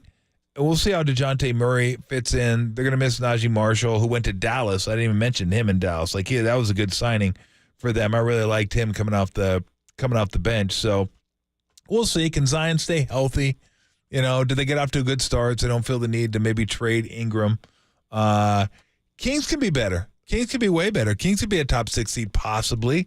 It just all depends on how DeMar DeRozan fits into the whole thing. I mean, did he fit in really well with that team? if he does, and it's seamless offensively, then I think they're going to be, I mean, they could be like all the teams I just mentioned. To me, the only one I feel really good about is OKC number 1, and I feel good about a Dallas top 4. Other than that, really, I mean, the other teams, even Memphis, because what if Ja isn't what Ja was? And what if they are? It isn't seamless them coming back. They could not be a top 4. I'm just projecting I like their athleticism. Yeah. I like their defense. I like their coach. And I just think, okay, top 4 makes sense to me. But I could see them not being a top 4. And who else did I had? Phoenix. Phoenix could blow up. I mean, those guys get hurt at the drop of a hat. Yeah. Right? You wouldn't be surprised if one of those guys went down. So, I mean, they could be 7. Like, there are teams that I picked in the bottom half that could be in the top 4. Like, Denver could be, right? If the young guys perform really well. Minnesota could be a top 4 team. I think that's a stretch for the 4 teams I put at the bottom. Yeah. Like, I don't see the Warriors being a top 4 team, but I could see 5 if everything breaks right for them. I agree. Lakers, I could see maybe a 6, but maybe that's about as high. And then the same thing for the Pelicans and the Kings. I could see them being a 5-6. So the Warriors, I think, could be 5-6 in that range.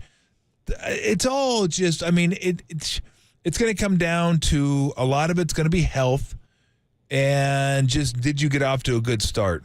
Like, how are your first 20 games? That I always feel like you can tell the personality of a team and how the season's going to go after 20 games. And we'll see where this thing stacks up after 20. But it's going to be like those races when you see them, like the video races of the little Pac-Man or the wiener races in Milwaukee, where it's like, oh, like the dot races you're talking about? Yeah. Oh, Italians out in front. Oh, here comes Bratwurst. Yeah, Here comes Oscar Mayer. And they're like back and forth. Western Conference could be like that, where it's like, woo, oh, he's ahead. Oh, he's 4th now. Oh, he's 6th. Now he's 2nd. Now he's and there's a lot of really good teams in the West. So OKC is about the only one I feel really good about. Like, unless they have injuries, and I would say they're less likely to get injured because they're really young. And they're less likely to have injuries affect them unless it's Shea because of their depth. They're so deep and so talented and young. Like, that's the one I feel good about. Like, I would even go as far as I think they're going to win the Western Conference by 5 games. Like, I think they're going to have a comfortable lead going into the home stretch. After that, I think 5 games could separate 2 and 6. Like, I think that's how close it could be.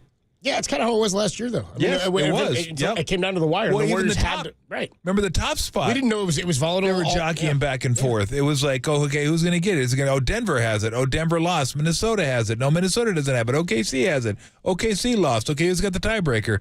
And then all of a sudden it was Minnesota that popped out at the end like, hey, we're the number 1 seed. It's like, oh, okay, wow, that was wild. So you could see a very similar thing. Like, I think the East, there's a little, there's thicker lines between the gaps. Like, okay, who's 1, there's who's elite 2, teams, who's and 3. then there's yeah, exactly. The West is just like, I mean, it's like just throw it in a pot, mix it up, got yourself some stew.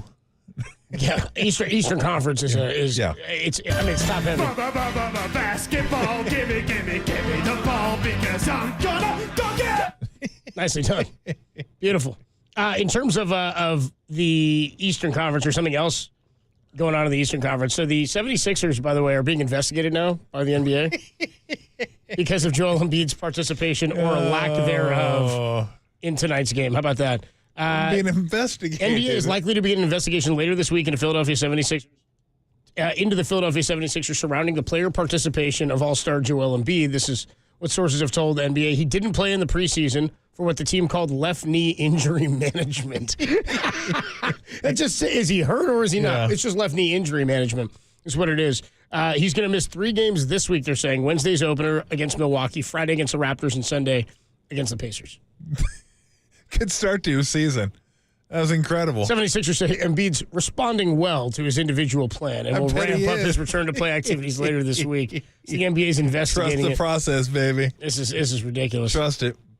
Quote, if I had to guess, I would probably never play back-to-backs the rest of my career, was the quote from Joel Embiid. When's George supposed to be back? I have no idea when Paul George's supposed to be back either. Who knows? A great start to the season. Hey, come enjoy some basketball. The Sixers are back. Are they at home to open up? I think they are against the Bucks, aren't they? It's tonight, yeah. The Sixers are at home against Milwaukee. Yeah, 4:30. You got tickets for it. You're like, yeah, baby. Giannis and Embiid. Yeah. Nope. We don't have a lot of money, but let's spend it on opening night. We'll see Giannis and George against Embiid and Dame. That'll be incredible. What? No George. Oh, that's okay. No George. I mean, it sucks, but I really wanted to see him play. At least we got the big fella. No big fella. Unless you're talking about the other big fella. You mean Giannis? Yeah, he'll be there. Playing. Yeah, he'll be there for the other team. How about this? Daryl Morey told Tim Bontemps of ESPN earlier this month that the Sixers would try to keep Embiid and Paul George out of back-to-backs this year. I was like, then why do you have both of them? What are we doing? Of course Morey's doing that. Of course. Morey's a clown. Of course. You remember back, I don't know if anybody remembers this, but back in the day, guys actually played back-to-back games. They did. And then guess what? They were still okay to play the next game. Yeah. It was amazing. They did that. They actually played. Can you imagine if they had the NBA schedule in the finals they had back in the early 80s? They played back-to-back in the finals. Saturday, Sunday. They'd have Saturday, Sunday because they wanted to take advantage of the weekend. Can you imagine if Embiid goes, yeah, I'm sitting out the finals. Yeah. I don't do back-to-backs. We're going to load managing during the finals. You know, he only played 39 games last year. Got to take care of myself. Not a lot of miles on those legs right now. 39 games he played last season due to knee injuries. My goodness gracious. Who'd you think, or what did you think about the Celtics last night? We were watching that game in here. I mean, by the way, they were shooting like 56% or 57% or something from three, and they were one away from setting the all-time three-point record in the game. And then they missed like their final 12 threes. They were just heaving. It just heaved at the end of the game to try to get it. Well, they never got it. Well, 29 for 61 will work. Still pretty good. 29 for 61 is But it's crazy. They were at 57%. Yeah. They brought it down to 50. Going to work you. Going to win you a lot of games. I mean, Tatum was 14 for 18, 8 for 11 from 3. I think he had 37, but they just mauled them. And look, we saw the two teams last night who made the big trade. Randall DiVincenzo for Cat. Both lose. Both look out of sorts offensively. And it takes you a little time. I said this last year with the Suns. Just because you put really good players together doesn't mean it's going to work. You need to play with one another for a little while to just kind of get a feel for everybody and how they play and what they do and where they feel most comfortable and all those sort of things. So it'll take Minnesota a little bit of time. It'll take New York a little bit of time. But New York just got their doors blown off last night. I mean, the Celtics caught fire from three early and never stopped. Never, ever stopped. I think they took 94, 95 shots in the game. 61 of them were threes. 61 three-pointers. And I think teams kind of want to emulate that. The problem with that is you got to have five guys who can shoot like the Warriors do. Yep. But the Celtics can also play D. They get after you on defense. They have five guys that can play D, too, and get after you and shut you down. So, they look great. They took 95 shots, 61 were threes. Yeah, incredible. Absolutely incredible. So, no, I think they look great. I think New York looked like a team that kind of lost a little something with DiVincenzo. Because remember, Randall didn't play the last third of the year last year. He was hurt, so he wasn't really a factor. But when you had DiVincenzo down there, they kind of had this scrappy New York attitude, played fast, they were small. They had all the Wildcats from Villanova. And I like the vibe they had back then. We'll see if they can get it back with Karl Anthony Towns. But, yeah, I mean, that's the Celtics, right? They get after you on defense. They come at you, and even the guys that can come in can all shoot threes. They just stretch the hell out of the court and then let Brown and Tatum do their thing. You stretch the court out, give them all the room they need, and then you move everybody around the perimeter. And if they collapse on them and help off them, then you kick it around, and ultimately someone's going to have a wide open three. And again, when you're making 29 threes, you're not going to lose very many games, if any. I think they're going back to the finals, and I think OKC and Boston is not a it's not a crazy thought. I think Boston's going to dominate. Probably the favorite. They're probably going to dominate the East again. Yep. And OKC, they're going to be a lot of fun to watch this year. Shai Gilgeous-Alexander last year was incredible. They made some trades this offseason, as you pointed out, but they may dominate the Western Conference. Tolbert and Copes with you on a Wednesday afternoon. Every week throughout the football season, we don't get to it every week, but there's always mishaps. There's always flubs. Hell, you talked about the Raiders kicking that field goal at the end of that game that just screwed you. It may show up in a new edition of Who Stepped in It. We'll get into it next on the Sports Leader.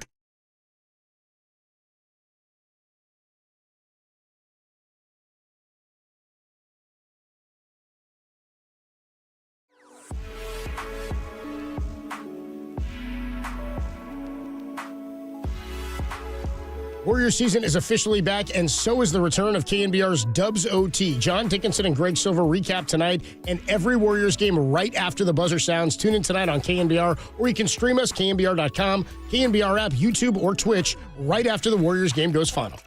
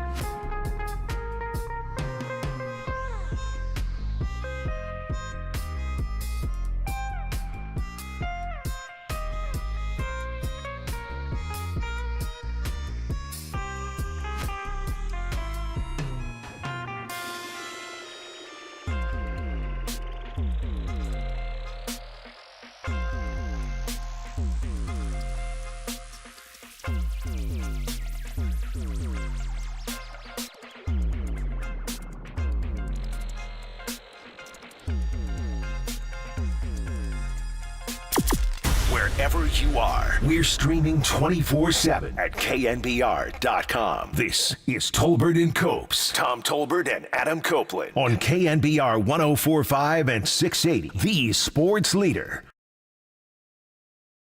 Ho!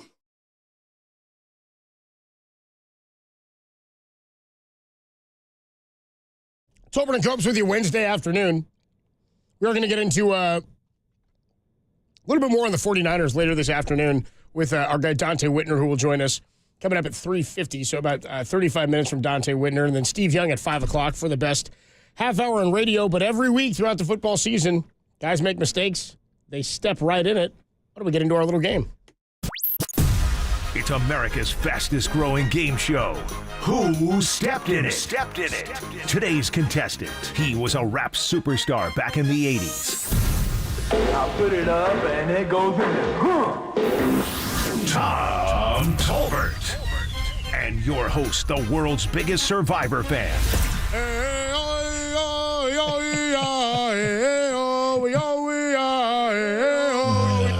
Adam Copeland. All right, another edition of Who Stepped in It. And we've got a whole bunch of entries for today's version. And Tom will be our contestant. He'll be the one to decide who stepped in it the worst. We'll run through a few scenarios here, and I'll let you know what your categories are or who your choices are, Tom. So why don't we start? Hey, Adam, great to be here today. Hey, good to have you again. Thanks for having me. Yeah, good to have you. I don't know why we keep getting you back. You're like the Ken Jennings of Who Stepped in It. Well, I never leave. Yeah. How about we'll start with Antonio Pierce and the Las Vegas Raiders. Raiders faced a 4th and goal from the Rams' 4-yard line with 2:50 remaining and losing 20-12. The Raiders are going for it until a false start pushes them back 5 yards and Antonio Pierce elects to kick. Raiders had all 3 timeouts and got the ball back with 1:39 left until Minshew threw an interception to lose. Here's what Antonio Pierce had to say about the situation. Yeah, we did, but we had 3 timeouts, so we figured just like we did, we get the ball back. For those guys, I think with a minute and 40, minute 30, and 1:41, whatever it was on the clock. Give our offense a chance again to go down there in a 2-minute drill with no timeout. So that was the thought process. If it was 4th and 4, we get the penalty. As you saw, we were going for it. So I've been here so long. I've been in the studio so long. Like I said, I don't leave. I just wait for this game to pop up, and then I show up. Yeah, home game coming soon. I've actually thought of how I'm going to start grading these, because usually at the end I just go, this guy wins, that guy wins. I'm going to start grading them in terms of sizes of the dumps they stepped in. Okay. How big is the dump? How many dumps are you giving? Exactly. How many Not how many dumps. I'm going to pick an animal. And that's how big a dump. Antonio Pierce. Okay. Elephant dump. Elephant dump. That was a massive dump. You could have gotten a 3 and out, got the ball at the 50, and then drove down and tried to get a touchdown. And then you could have went for 2 and tried to win it if you wanted to. Guess what? You kick the field goal. You get worse field position. And what do you need? The same thing. A touchdown. Yeah, you're going to win this time. But now instead of going hopefully 50, 60 yards, you need to go 80, 90 yards. And that was such a brutal decision. Let's see. We got 4th and goal from the 5. Okay, let's go for it. Oh, we lost 5 yards. Okay, let's not go for it. I mean, come on. Are you kidding me? If I was a Raider fan, I'd be, well, I'm already sick to my stomach. Well, like Derek. But yeah, that was definitely elephant dump. It's what is it, normal? Yeah, that's how bad it is. I'm used to it. Yeah, that didn't even shake him. It's like, yeah, I see that all the time. Yeah, dude. Yeah. Yeah, Josh McDaniels did this same thing last year. Yeah, I know, and I think we ripped him for it. I think it might have been a primetime game he did it on, if I'm not mistaken. Against the Steelers. Yes, yeah, exactly. That's what it was. Yeah, maybe it's in the coaching manual. If you're a Raider coach, you just got to do something stupid occasionally, and that qualifies. So, yes, he gets a nice, big elephant pachyderm dump. All right, moving on. A grown woman take a dump in a sandbox? Here's contestant number 2 here. Okay. Texas playing Georgia. They're losing 23-8 in the third quarter. Georgia QB Carson Beck appears to throw his 3rd interception of the game, but it's called back due to a defensive holding call. Here's what happened after the call. Take a listen. Someone has shown their displeasure in a stupid way by throwing a beer can on the field. That's an enormous call, and I don't know about that at all. I don't either. Bottles down there. This is unfortunate. And this is going to delay the game. That's the student section down there in the corner. They're not going to win the Taco Bell contest at this rate. No. But I tell you, look, these guys have a tough job, especially on these plays on the edge. But calls like that can influence outcomes. Sarkisian down there pleading with them to stop doing that. There are hundreds of water bottles in that end zone. There was no defensive pass interference. Oh, my goodness. Kirby Smart cannot believe it. So Bill LeMonnier, a discussion. They have changed the call, which is an enormous moment in this game. Yeah. Are you surprised they changed it, Bill? Yeah, I'm surprised. I'd like to know how it came about, who stepped up, who came in to talk about it, because it's not reviewable. It would have to be an on-field decision. I mean, they overturned the call like 2 minutes after calling it, so really it's the refs. Are we asking who stepped in it? I thought Fowler would no doubt. I thought Fowler was going to say, that's an enormous beer. Because he said it right after he goes, there's a beer can on the field. That's an enormous beer. I was like, oh, somebody brought a tall boy in, huh? Yeah, a little tall fantastic. I'm going to go hippo. Hippo dump. Okay. Maybe not quite as big as the elephant, although I've never measured their dumps. It could be as big because they're squattier than the elephant. But for the sake of this show, elephants are going to be a little bit bigger than the hippo. And the only reason I'll say that is because Texas got the benefit of the call. They still got their ass kicked. So it didn't influence the outcome of the game. So still, it's horrible precedent to set. Like, basically what it looked like was we made a call. Oh, my gosh. Sarkisian's going nuts. They're throwing crap on the field. And look at that. Oh, my gosh. They're so... No, where are we? Texas. Well, let's change it. And then Kirby goes ballistic. Like, that never happens. Even if you miss the call.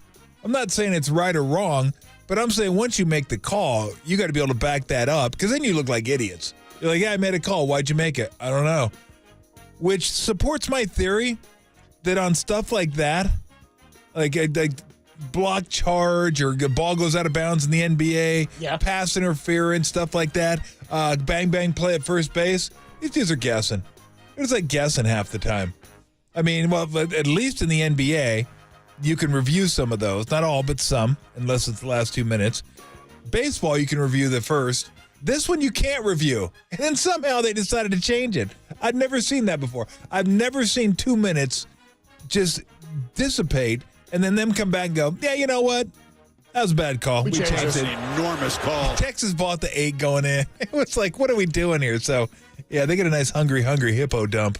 So elephants, by the way, can produce up to 220 pounds, they say, of fecal matter in a day. So you're right. That's a big old dump. That is a big old dump. They're saying that's huge. 12 to 15 times a day, elephants. They spend goodness. It says elephants spend almost 80% of their day eating, so this shouldn't be a surprise. Yeah. Hippos are more of a sprayer, they say. Oh, the spray. Remember, as they call it. Oh, yeah. They call it a hippo poo sprinkler. Oh, yeah. So we've got a hippo for the like that. What was that movie where the girl sneezed and then just blanketed the shower in scat? Oh, yeah. She goes, hup, and then. Is it a scary movie situation, or is it a... No, it wasn't scary. It wasn't scary. I can't remember the name of the movie. It was like where they... Oh, it was Hall Pass. Oh, I know what you're talking about. It is. It's Hall Pass. Oh, bless you. Moving on. Okay, moving on. In the who stepped in it, UCF versus Iowa State. UCF is leading Iowa State 28-27 in the fourth quarter when Braden Marshall picks off Iowa State, and then this ensues. Betts across the middle. It's intercepted. It was through the hands and picked off. Now going the other way. The Knights, a second pick six on the night. UCF, Braden Marshall all the way for the score. 70 yards. He may have dropped it before. Someone had to challenge that. They ought to challenge that. They ought to be all over that. Yes, doctor. Kept possession of the ball beyond the goal line. Oh, yeah. He threw that out. Oh, my gosh. Holy Toledo. Partner, that's clear. He dropped that ball. It was short. It was short of the goal line for sure. And that just, boy, that's the kind of thing that, a defensive player doesn't get a whole lot of chances to get into the end zone. But that is a huge mistake. Look, there's multiple layers here. One is the obvious. Why the hell are guys dropping the ball before they get to the end zone? I always guess it must be a gang thing. I don't really know why, but I don't understand gang things. So I just, What? that's just my theory. I don't think I don't think it's a good one. It's just the only one I have.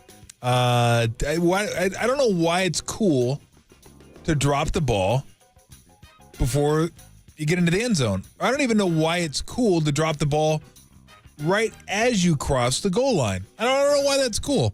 I don't know why it becomes less cool to hold it longer after you go beyond the goal line. I don't know. But they aren't the only ones that are at fault here. Where's Iowa State? If they would have picked the ball up, it would have been their ball. Yeah. Because what happens, I can't even give him an elephant dump because UCF got the ball back and ran it in. So they don't even get an elephant dump. He gets an elephant dump, but it'd be worse if Iowa State would have recovered and then went down the field and scored and won the game. That would have been a blue whale dump. That would have been massive. But they didn't.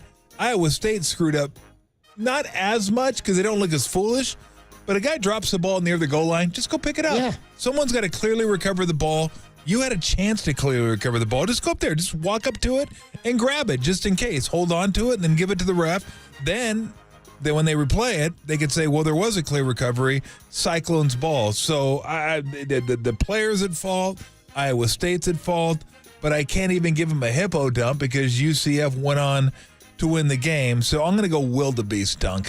Wildebeest dump for the UCF. And Brandon Marshall dropping the ball. Yeah, because it's on both of them for not picking up the ball as well. Moving on, we have a fourth contestant here. Wow, we got so many contestants. A late entry, and I don't even know who we're asking stepped in at worse here. Bottom line is, the Dallas Cowboys kicker, Brandon Aubrey, was not at practice on Wednesday today. Everybody's like, oh man, are the Cowboys having kicking problems? That's not quite the scenario here. The issue is that Cowboys kicker Brandon Aubrey has been selected to be on a 12-person jury for a felony case in Tarrant County's 297th District Court. This is what a source has told the Star-Telegram. There is no clear timetable for how long the case will last. I imagine he'll be able to travel with the team and play in San Francisco on Sunday night, but better get back early if he's got to be on the jury on Monday or Tuesday or whatever day it is that he's got to be out there. This is a pretty hysterical scenario here. Situation. I can't believe. I don't know how Brandon Aubrey couldn't get out of this. All you do when they ask you, you go, what's the person's name? And they give you the name, just go guilty. Yeah. You'll be prejudiced over somebody. It doesn't even matter what his name is, right? You could be prejudiced against Norwegians, blacks, Asians. Well, it doesn't matter. Pick your prejudice. It does not matter. Just Dutch. Maybe the Dutch, Oh, I hate the Dutch. Carnies? I hate the Dutch. Carnies. Small hands, Smell like cabbage. Smell like cabbage. The Dutch. I hate that was Michael Caine. There's two things I hate. Right. The Dutch, and what was the other thing that people who are inconsiderate of other people's cultures. Two things I can't stand in this world. People who are intolerant of other people's cultures and the Dutch. The Dutch. That's a mouse-sized dump because nobody really stepped in it here. Just lemony snickets. Unfortunate circumstances. A series of unfortunate events. Just get it right if you're going to use that stupid lemony snicket thing again. Lemony snickets. We got one more here. Final entry. Oh, no. Just because we played a late one. We played it earlier. We played it earlier in the week. I guess it was on Monday. Greg Papa just stepping right in it with Kareem Hunt's name. I like to call him Kareem. Schuster not playing with an injury, a hamstring, and takes it to the goal line, and he's in for a Kansas City touchdown. That's way too easy. Now, was he saying way too easy score or way too easy that slipped out of Greg's mouth? I think he was like, I'd make a joke, but it's way too easy. It's way too easy. Slid right out. Yeah, that's way too easy. I'm guessing it was about the score. Oh, man. I don't know. What is that? Let's go. That's a pretty nice one, but it's not huge. It was obvious. What tripped him up was Smith-Schuster. That whole thing kind of got him going, rolling downhill. He was flubbing. Yeah, and then he took the H and put it where the K was and the K where the H was, and all of a sudden you get Hareem. No, of course I'm not. See you next Tuesday. That's of course I'm not going to say that unless we have live beeps, which we don't. Tim's got his hand. He has a dump. That's all he's got. On the dump button. Speaking of dumps, let's give that one, a nice size one. Let's go Grizzly Bear. Grizzly Bear size dump. Grizzly Bear scat. I like this. I like this new. This it's like we're like Survivor. We've evolved the game. Yes, now. we've evolved the game. This just giving it the size of animal dump is now like our hidden immunity idol. Exactly. The game will never be the same again. That's this week's edition of Who Stepped In It. When we come on back, hey, the Chiefs got in on one. Should the 49ers start looking on the trade market for a receiver? And who's out there? We'll talk about it next on the Sports Leader. Only two things scare me, and one is nuclear war. What's the other? Excuse me? What's the other thing that scares you? Carnies. What? Circus folk. Nomads, you know. Smell like cabbage. Small hands.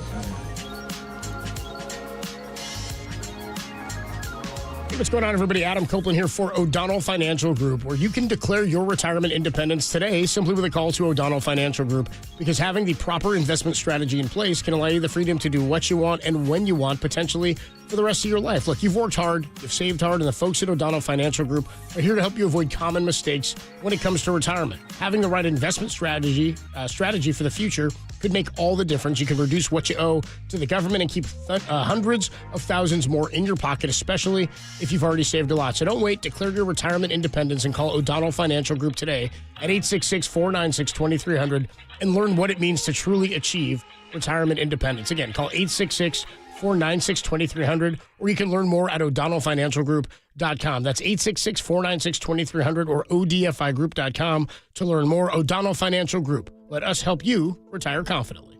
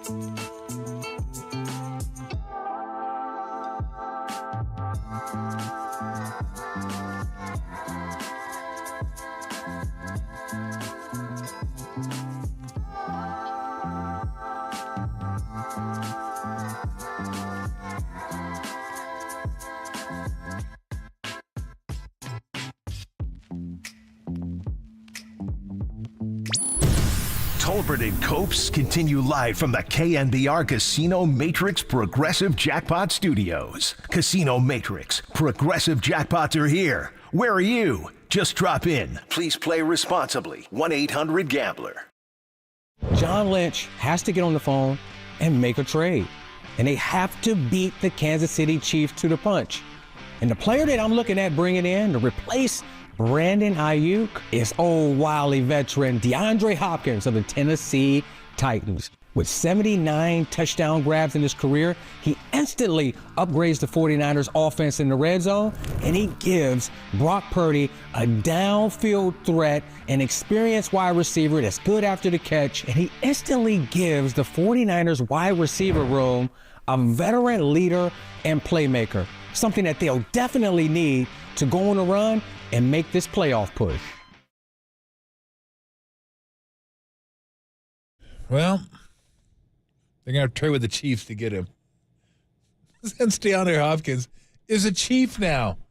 He was traded today for a conditional fourth, I believe. He has to play 60% of the snaps. And what was it? Chiefs have to reach the Super Bowl? Something like that. It's either reach Super Bowl or reach that. I think it was Super Bowl. For them to get a fourth. If not, it's going to be a fifth. So DeAndre Hopkins on the move. I'm not sure what he has left, but I'm not sure if anybody knows what any receiver has left who has Rudolph and Levis throwing to him. I mean, how do you even ascertain how good a receiver is when they have those two guys throwing to him? So the question is, do the Niners need a receiver? Who's out there? Who would be good for them? I mean, I personally don't think they need one. I would rather have a linebacker, defensive lineman, but the obvious answer is Kendrick Bourne, right? Playing for the Patriots. They're not going anywhere. He's not doing much. Kyle likes him. He's familiar with the system. Now, I don't know exactly where he slots in, but he's a guy that's had success here. So that's the one, if you're looking for one that you don't have to give up a whole lot to get. then he would be the obvious choice, don't you think? It's funny. It's not even a name that I had thought about, but yeah, maybe. I mean, Kendrick Bourne is one. I don't know what they'd be asking for in return. I was thinking more about guys like you would in a baseball season. Who's going to be a free agent after this year? Like who's available as a potential or pending free agent on a down team? Deontay Johnson. Yep. Mike Williams. Yep. Robert Woods. Yep. Darius Slayton of the Giants. And again, we mentioned yesterday, Cortland Sutton of the Denver Broncos. You said, well, I don't know if they'd want to move him now. Like they're playing okay. Yep. Agreed. He also had no targets in their game this past weekend. So, I mean, who knows about how happy he is. The Rams are going to move Cooper Kupp, it seems like. There's been a lot of rumors about that, or maybe they're just shopping and seeing what else is out there. Puka Nakua's window's been open for his return. He could potentially come back next week or in the next couple of weeks, they're saying. So, I don't know that Hopkins is a world-beating player for them. I don't know if this does anything for the Chiefs. I'm not really upset about it. It's not somebody I really wanted for the 49ers. No. And I just, they did a whole thing in The Athletic today where they ran through every team and had like the writer for each team or a writer from each team, the Athletic staff, say whether their team was buyers, sellers, and what they should be going after. Yeah. And even Matt Barrows for the for the Niners portion said they should be buyers, and he still pointed out running back as the position. He still pointed out Jeff Wilson Jr. and Mostert. I'm with you in that I just don't see him making a trade for a running back at this point, whether or not McCaffrey comes back at all. But I think they're still kind of waiting, and jury's out on that scenario or that situation. But in terms of the receivers, I'm intrigued by a guy like Cortland Sutton.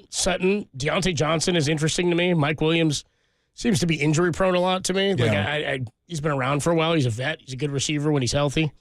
I don't know. Any of those names move you at all? Probably, I mean, Deontay Johnson a little bit, but it's still kind of stuck in my head. Remember when he was playing for Pittsburgh? Yeah. And the ball was fumbled, and he just kind of stood there and watched it. Everybody's like diving for it, and he just like looked at it. You mean like Kittle in the Super Bowl? Or No, he like looked at it, like made a decision not to go after it. Oh, you mean like Cam Newton in the Super Bowl? Cam Newton. Yeah. More like Cam Newton. But I mean, you're on the middle of the field. You're just standing there looking at it, and then you just walk off the field. Like I probably read too much into that kind of stuff. But he's had some nice games with the Panthers after the Red Rifle. Andy Dalton took over. So no, well, trust me, I have him on my team. I know he did nothing last week. Like damn near zero last week. It wasn't pretty. But here's a guy that can get open, and I don't know.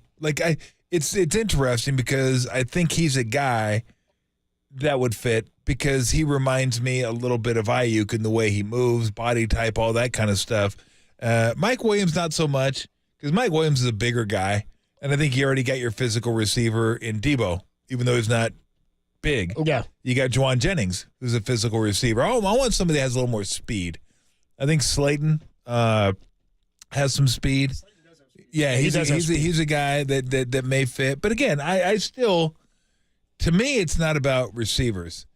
If everyone's healthy, Jennings, Debo, Pearsall, Cowing, and throw Kittle into the mix, that's enough.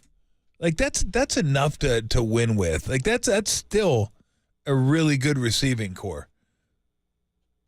But defensive line could use an upgrade. Linebacker can use an upgrade. Like those two are the areas to me that make more sense because it's been the defense that has been lagging behind a little bit. And once you get McCaffrey back, you're going to be running it more. Well, let me back that up. If you get McCaffrey back, you'll be running the ball more and throwing the ball less. I mean, they're still running it at the same clip they did last year with McCaffrey now. Yeah. So we'll see. But I don't know. Johnson seems to make sense. Again, I don't know. I'm just not that into the receivers because I think they need other position groups. I think you're probably right. Linebacker's the one that stands out. But again, when you think you might be getting guys back, I just don't know how aggressive you are in going to add a piece. Like I don't know that they'll go get a linebacker if they really do think Greenlaw is progressing well and there haven't been any setbacks. Yeah, no, that's true. That's true. Like I don't know. And the what receiving about D-line? Well, I think D-line they would do anyway. I think even if you had Hargrave, they may be shopping for D-line at this point. Yeah. So I don't know. I mean, that's like bullpen relief. We talk about that. You can't have enough of them. What about special teams? Can we Let's get a trade for special teams? Can we do guys. just like a defensive special teams unit trade like they do in fantasy football? Just go get a whole special teams unit? Did you see where they were? I forget where I saw this. Somebody had it up on Twitter, or maybe it's on The Athletic, possibly. Like, I think punt and kick, they were like 30th in the league, 30th and 31st. In what? Like punt return, like yards against, or everything. I guess it was yards against, but all I know is it's bad. Like, that's bad. Like, in the 30s is bad. That's not good. But you can't just say go swap out special teams. Like, hey, give me a special teamer. You probably could, but again, it's frustrating that we talk as much special teams as we do here on KNBR. We shouldn't be talking about that kind of stuff, but we do because they suck. I bet their gross punt yards per game is pretty good. Which now she's got a big leg. Well, gross a good term. I mean, gross Matos is another good term. Yeah, very gross good. Matos. Yeah, I don't know. A lot of gross. I think everybody looks at receiver, and because they spend so much to keep Brandon Ayuk, I think that's why everybody goes, yeah, well, you need something else there. It's really more about the health of the rest. Again, to your point, if Debo's back on the field, Juwan Jennings back on the field, if Kittle's out there, I don't think this is it doesn't bottom out your wide receiver room because, again, it's not like Brandon Ayuk was producing at the level that Nico Collins was, you know what I mean, when he went out, and now their passing offense is falling apart, and they still have hopes for Ricky Pearsall. So I'm with you. I think as long as Jennings can get healthy, it's when all of those guys are out at the same time where you're like, well, then one receiver in Darius Slayton or Cortland Sutton isn't going to help you or save you anyway if all those other guys are out. Maybe they could sign Wayne Gross. Who's that? Former baseball player. Don't know Wayne Gross. Yeah, Wayne Gross. Yeah, I'm sorry. It doesn't sound like a valuable. That's my gross knowledge. Doesn't sound like a good play. That's it. Yeah, my gross knowledge only goes so deep, and it ends with Wayne. So that's it. That's all I have for you. I don't know if that's helpful to anybody. I didn't think totally. so. Okay, I didn't think so. No, not really. Yeah. So we'll see what they do at the trade deadline. NFL trade deadlines.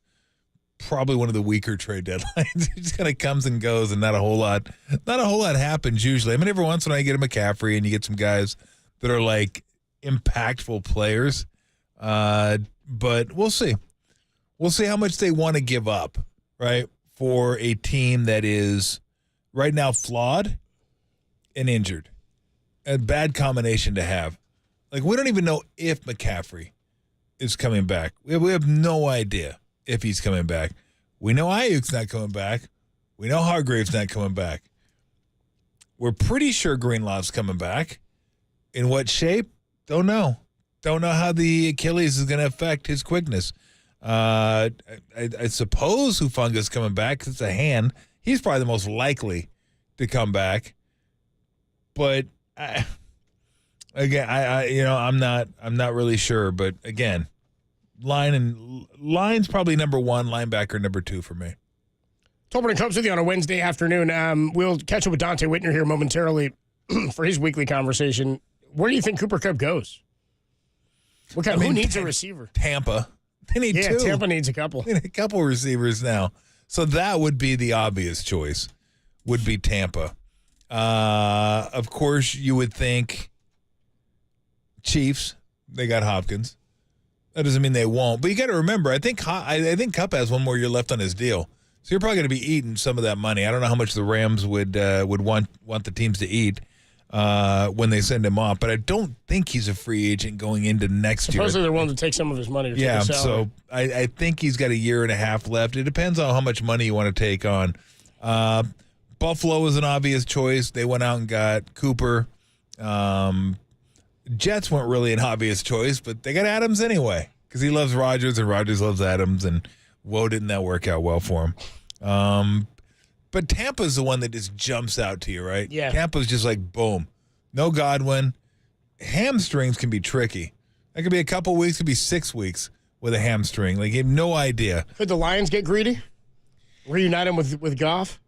I guess they could. Jameson Williams facing But you got suspension. Williams coming back in a couple weeks.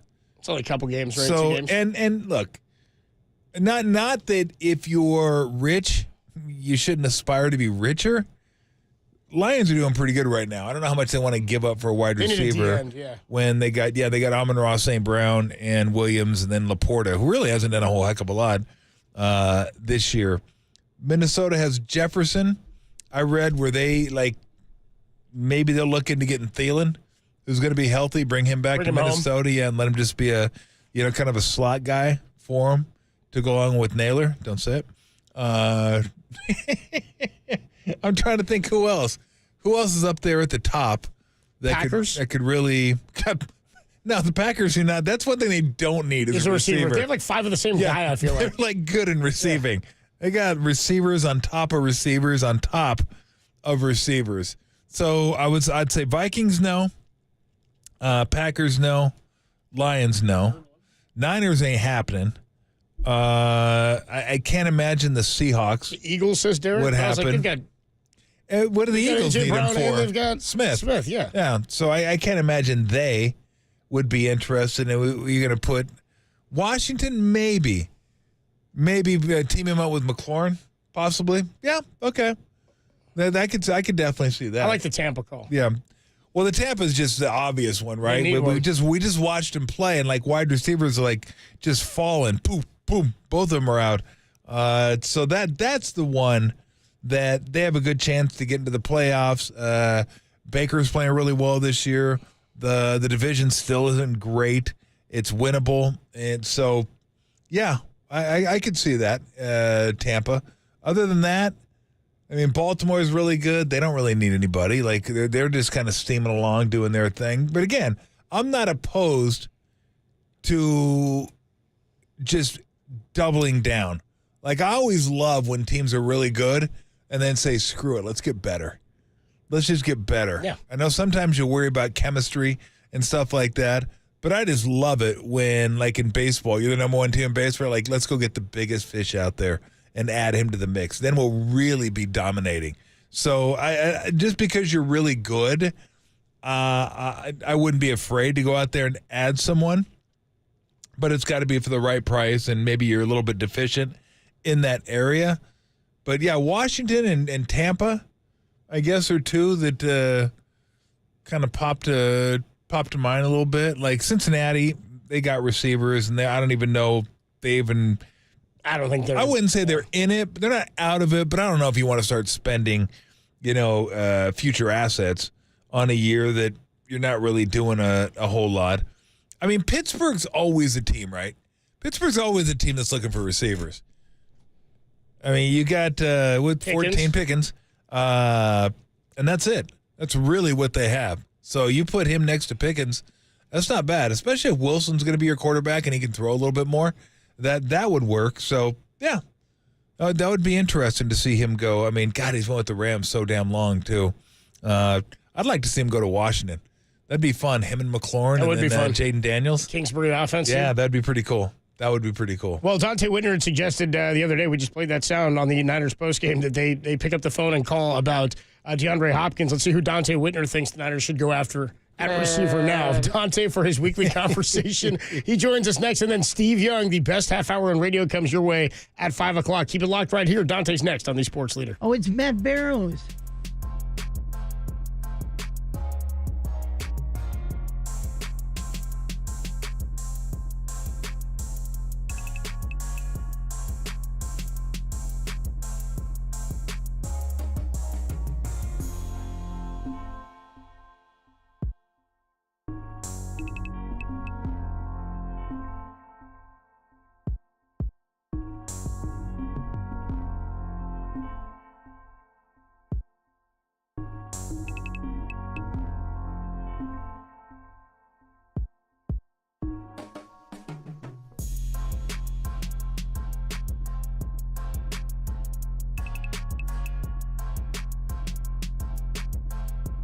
Colbert and Copes is back on the brewery tour this Friday. Join us as we're back at Almanac in Alameda from 2 to 6. Come see the show live in person on the Sports Leader.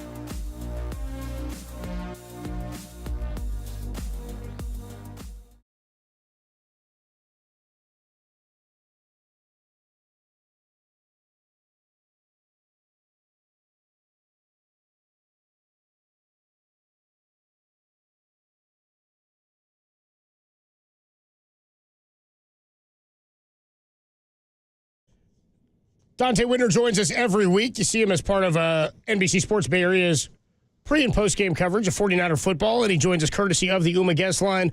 What's up, Dante? How are you, man? I'm doing great. How you guys doing? We're doing well, man. Better than I think that the health of the 49ers right now. I mean, they're dropping like flies, dude.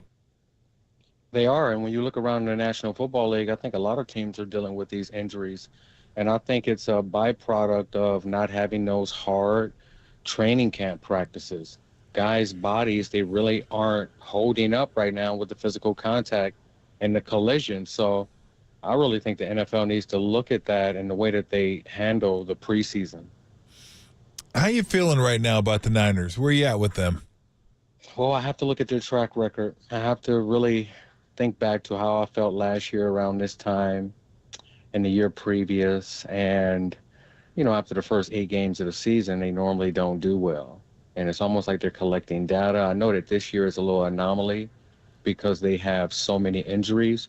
But if you really going off their track record and what we've seen in the past and how they fix things, and getting Christian McCaffrey back will almost be like when they made the trade for Christian McCaffrey. I think that they can still go on a high streak. So I'm not too down on the 49ers right now. I just know that this is a must-win this week.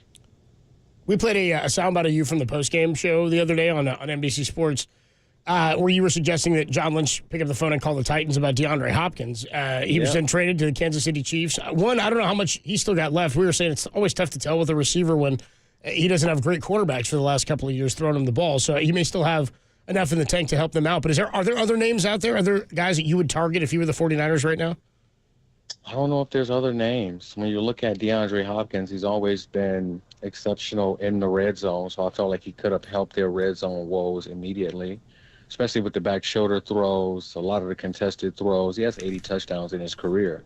And I was telling somebody, I know that when he received that call that he was getting traded to Kansas City, he was jumping for joy. It was almost like it was draft day all over again for him. He felt like he came back from the dead, and he did. He was in Tennessee. They send you to those type of organizations to really end your career, and now he has another jump start. So I said it. I felt like the 49ers, they lost to Kansas City last week, and they couldn't lose two in a row, right? So I look at it as another loss, not getting ahead of it and getting DeAndre Hopkins for what, a 5th-round draft pick?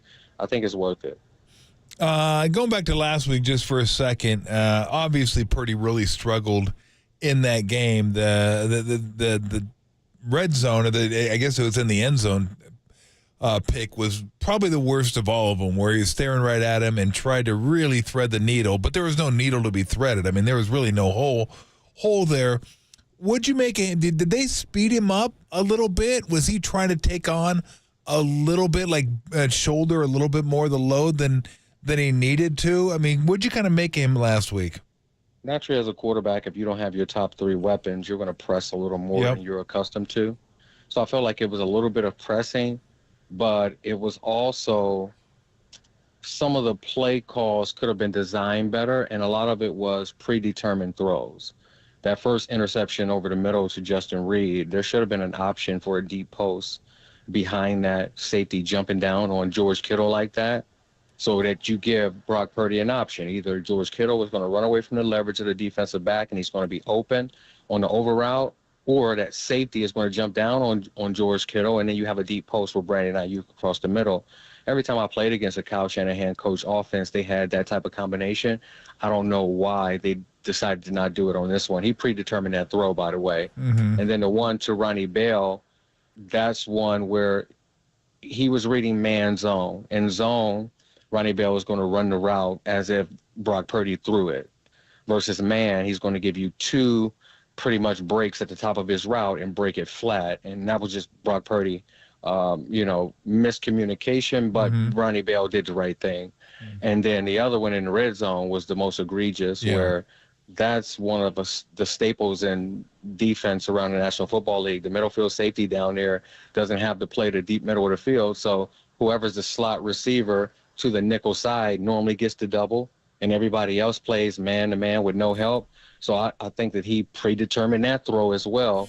I don't know what he was looking at, but this is a week-to-week league. We've seen Brock Purdy do that last year versus the Baltimore Ravens, where he threw 4 interceptions, I believe, on Monday night or Sunday night. And he bounced back and had a phenomenal year. So I'm not really worried about Brock Purdy. I'm just worried about who's going to be healthy and available and separating versus man coverage. Copes asked you about the receivers. Could they use a trade deadline? Could they use an extra defensive lineman, a linebacker? I mean, do you just wait for Greenlaw to get back? Because the other linebacker spot has not been good for him this year. Outside of Warner's been fantastic, although he didn't have a very good game against the Chiefs either. But the defensive line just hasn't. There hasn't been a lot of bite to it other than Bosa. No, there really hasn't, especially with the four-man rush that we're accustomed to seeing from the 49ers, where they get consistent pressure. And that's where you have to manufacture pressure, and then you make your defensive backs a little vulnerable. So they're going to have to go to the drawing board there. I don't really know if it's as easy as trading for any player and then just plugging them in and it just going well. Yeah. There's so much learning and so many intricate details that go into every call on offense, defense, and special teams that for the rest of the season, that player would probably be handicapped, and the defense will be handicapped as to what they could call. So I think that the way that John Lynch and Kyle Shanahan feel right now is, hey, we have the guys that we have. This is the best that we're going to have, and this all we have. So we have to figure out a way to make it work, and they have to get back to complementary football, sticking to the run, finishing plays, sustaining up front, protecting the quarterback, all of those small things that we've seen them do for years. They just have to get back to that and the attitude. Dante Whitner, the voice you hear, joins us courtesy of the UMA Guest Line. Dante, sponsored by Dignity Health, the official healthcare partner of the San Francisco 49ers and Levi Stadium. Upon rewatching the game and looking at some of the tape, what do you think of Ricky Pearsall's debut?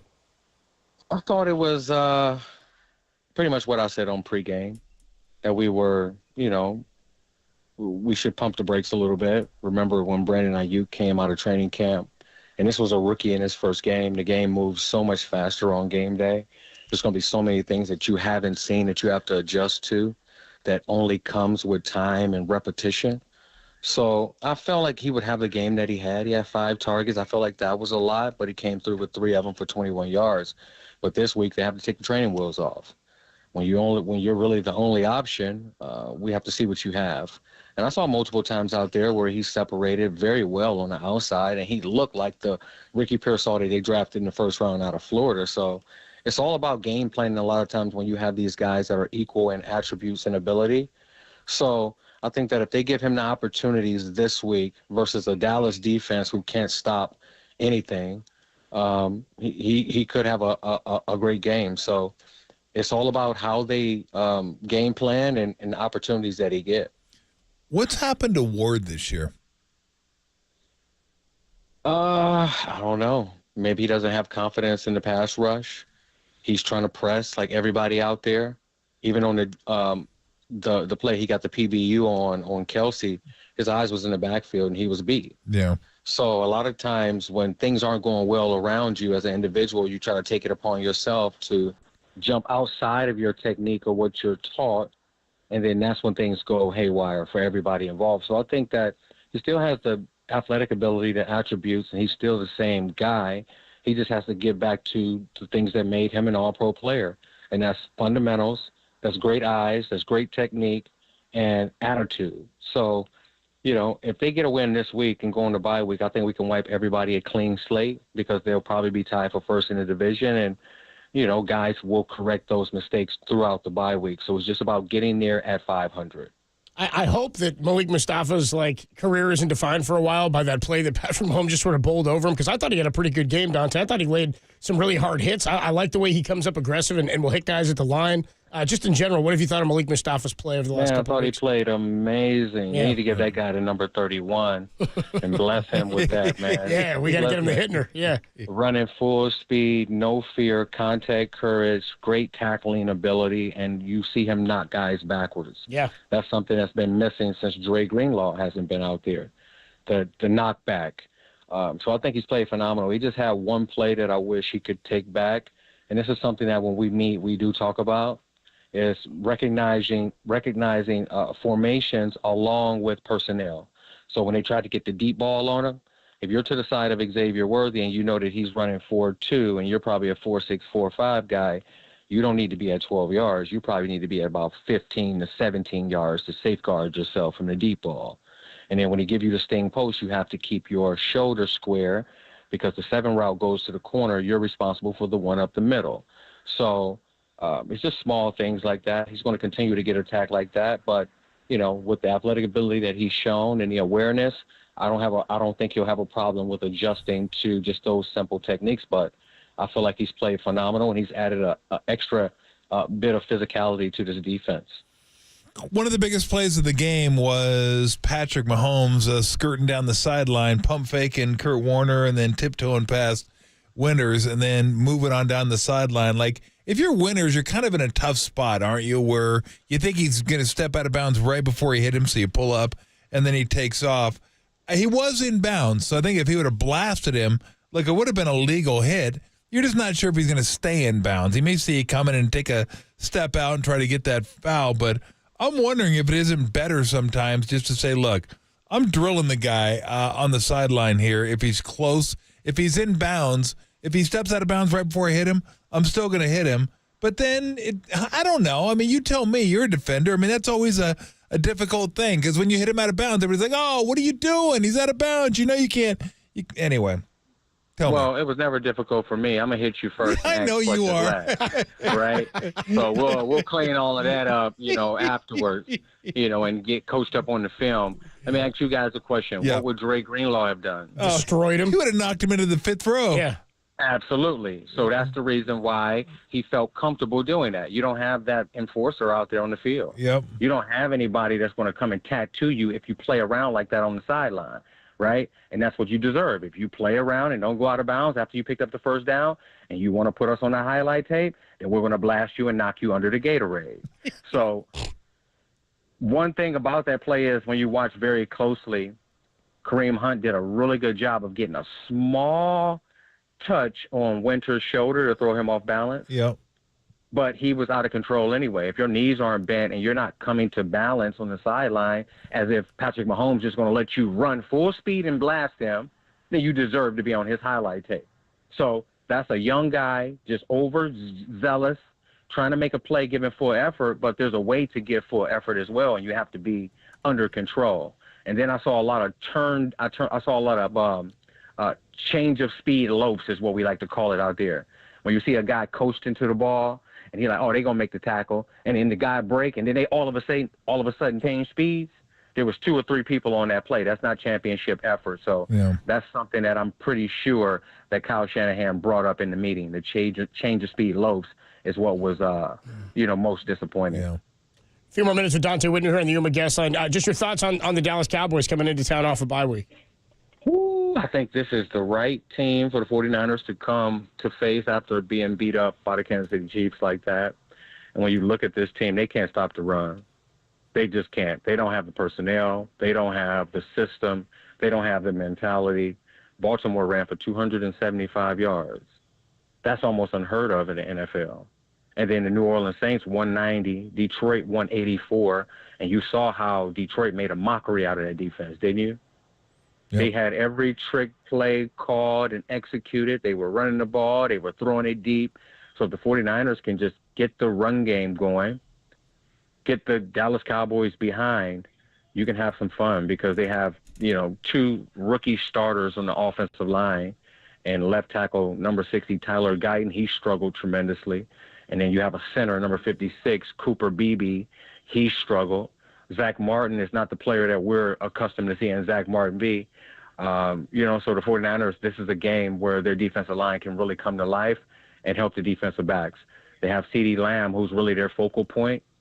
And then they have a couple young guys like Jalen Tolbert, number 1, and Jalen Brooks. But my brother. You don't have to worry about those guys. My brother. Yeah. But it shouldn't be a hard task, guys. I'm expecting a surprise, though. After coming off the bye week, remember Dalvin Cook has been on their practice squad all year. Yep. Since week 1. And this is the perfect time, he should be caught up on the playbook and, physically ready to go out there and take some carries. But this is a game that the 49ers should win. If they play like last week, they will not win. Dante, always appreciate the time, man. We are looking forward to Sunday. And if the Niners win this one big and they handle business, then the bye week is a lot more palatable, I think, after the first half. Absolutely. I'm going down to Miami for the bye week, so I need something to feel good about. Yeah, you do. As if Miami's not good enough. All right, man. Have a great week. We'll talk to you later. All right, talk to you guys. Thanks, Dante. Have a good one. Good stuff there from Dante. How about that? I didn't even knock him under the Gatorade. I love that. Under the Gatorade. I mean, you just visualize it. Yeah, I know exactly what he means. You're under the table, under the Gatorade. That's beautiful. I think that happened to the water boy in the movie. Yeah, I did. Well, he might have knocked the whole Gatorade over. Shoves the whole thing into him, yeah. It's Opening Coach of the Wednesday afternoon. We are under an hour away from the best half hour in radio. Our guy Steve Young is going to stop by at 5 o'clock. We'll talk a lot more about all this stuff with him. The Niners last week and taking on the Cowboys this week. He was also on the Dan Patrick show. He's been making the rounds, dude. Back from Korea, I think. Korea Steve. Now U.S. Steve. By the way, when we go Steve Arene, Korea Steve, when we come on back. Dumb bastard. When we come on back, the sound soiree, some of the best sounds from across the sports world you might have missed. J.J. Redick in his first postgame press conference as Laker head coach. John Gruden's got a new nicey video. And Donald Trump tells you about his all-time favorite golfer. That's all coming up in the sound soiree next on the Sports Leader.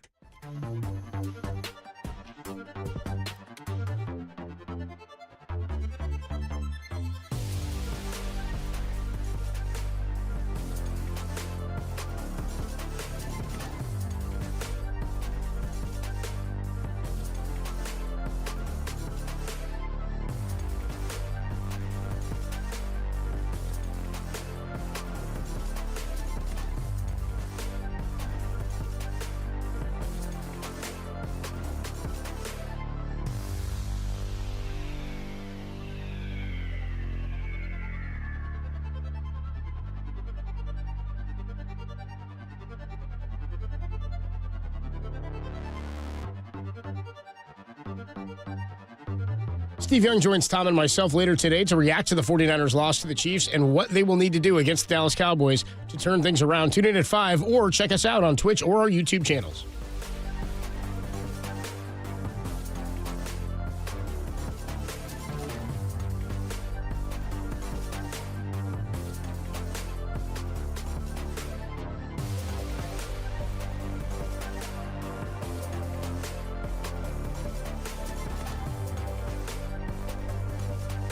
Hey, what's going on, everybody? Adam Copeland here, reminding you that Underdog is the place to play if you're a sports fan looking to win money while watching sports. With over 5 million happy players across 33 states and $2 billion won, Underdog makes it fun and easy to cash in on all your favorite athletes' performances with their pick'em game. You can win up to 1,000 times your money just by choosing higher or lower on player stats. With MLB, NFL, or NBA, you can create entries or mix and match across some of your other favorite sports for a shot to win real cash prizes. Now you can either keep writing with your entry or you can tap the Win Now button to cash out whenever you want. That's a new feature here on Underdog Fantasy. With Underdog's double flex option, you can even take 2 L's and still have your entry be a win. This season, Underdog will be running a special promo or bonus on almost every single day throughout the basketball season. It's currently Boosttober from now until October 27th, where you can boost your profit on all NBA entries by 20%. Underdog is literally giving you unlimited profit boosts to make basketball picks. Download the app, sign up with the promo code KNBR, and deposit now to get $1,000 or up to $1,000 in bonus cash instantly. That's promo code KNBR. You must be 18 or older and present in a state where Underdog Fantasy operates. Terms apply. Concern with your play, call 1-800-GAMBLER or visit www.ncpgambling.org.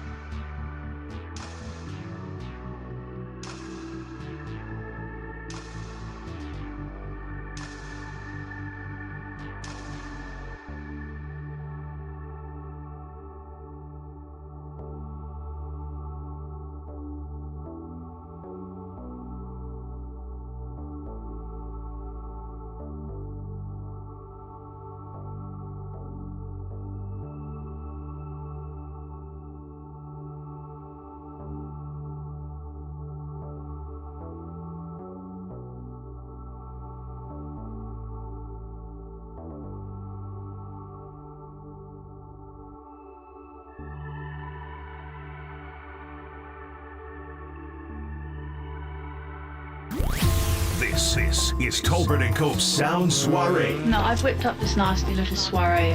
The best sounds you might have missed. Soiree, what? Soiree, honey. I think that means party. On the Sports Leader. Tolbert & Cope's the Wednesday afternoon. Steve Young going to join us at 5 o'clock for his weekly conversation. If you missed any of Dante Whitner, that's all up, KNBR.com and the KNBR app. Sound Soiree is going to start with J.J. Redick. I want to see, when didn't he have a funny press conference or something when he got hired? Didn't he drop a bunch of F-bombs? Yep. Yeah. Bunch. Yep.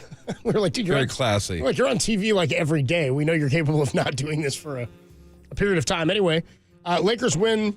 Last night was at 110-103. Was that the final? Sounds right. Yeah, they beat Minnesota last night in their opener under J.J. Redick. His first postgame press conference as Lakers head coach. Here he is. In terms of the process of generating threes, look, the paint was open in the second half. We took, I think, 19 threes in the first half, which is right on pace to kind of where we want to be for our season average in terms of a full game. And we got great looks. And there was even some threes there in the second half that I thought were wide open, and we just couldn't knock them down. I'm going to send in a request for the league tomorrow that we can play with worn-in basketballs. I'm not sure why we're playing in real games. I'm being dead serious. I'm not sure why we're playing in real games with brand new basketballs. Anybody who's ever touched an NBA ball brand new, it's a different feel and touch than a worn-in basketball. I didn't realize it till a timeout. There was a long rebound. I grabbed it. I was like, what? Why are we playing with this ball? Give the guys the opportunity to pick a good basketball. You think I'm joking? No, I'm positive. I'm neurotic. I'm positive you're not joking. I mean, he just sounds like a real treat at a cocktail party. Like, I would love to invite him. He'd be like the life of the party. Like, I mean, he is right. Like, who wants to play with a new ball? Nobody. No player I've ever played with in my entire life wants to play with a new ball. They suck. They're shiny and they're slick and just nobody wants to. You want a worn-in ball, of course, but golly. I mean, even he makes that like sound like you're going to the gas chamber. I was with you. I agreed with him, and then I was like, you know what? I don't think I agree with him now because I'm just annoyed. Yeah, like by the end, you're going to be really annoyed with him by the end of the year. I was like, shut up. You're going to be really annoyed with him. Yeah, I just don't. That's him. Yeah. I don't know that he's Mr. Giggles. I'm neurotic. There we go, Tim. You got it. Oh man, Mr. Giggles. There you go. Thank you. Yeah, I don't know about that one. I don't know, JJ. Nah. I mean, he would know. He's an all-time great shooter. Not a huge fan. Moving on here in the Sound Soiree. You think I'm joking? No, I'm positive. I'm neurotic. Ugh. Here's Steve Kerr and Tim Kawakami. Is this like a back and forth that they had at Steve's media session the other day where they're talking about Warriors rotations? And Tim Kawakami, our guy, and Steve Kerr, our guy, have a little back and forth with each other. Here you go. It does look like you've kind of got 9 solid guys, and maybe Moses and Gary Payton are kind of like, slash in a role. Is that your 9? You're 9, yeah. I mean, the way you've been playing it, just looking from afar, not that I. And then who's 10 and 11? Would be Moses, and then you have. Well, I can't even count it, but you got Looney, Field, then Pajemski or Melton, whoever doesn't start. You've got Kuminga, that's 9. GP2 would be 10. Moody 10. And keep going too. I'm kind of messing with you a little bit, but I want you guys to know the game I play in my head every day, and I can tell you right now, Lindy Waters has had a fantastic camp. I think he's second on our team in plus minus over the course of the training camp games. Guy can help us win a game. Those are the only 2 guys I would tell you right now are not going to be in the rotation Wednesday. I've told them both that.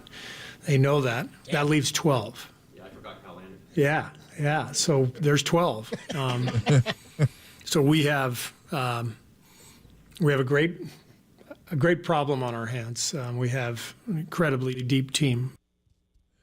Again, and I brought this up yesterday, it sounds great in theory. But sometimes you can have too many players because everyone wants to play. Guy can help us win a game. Might be my favorite thing Steve Kerr's ever said. Guy, is it Guy Ritchie? Guy LaFleur? Or Guy Santos? Who's the answer to this trivia question? Who's the tallest? I don't know.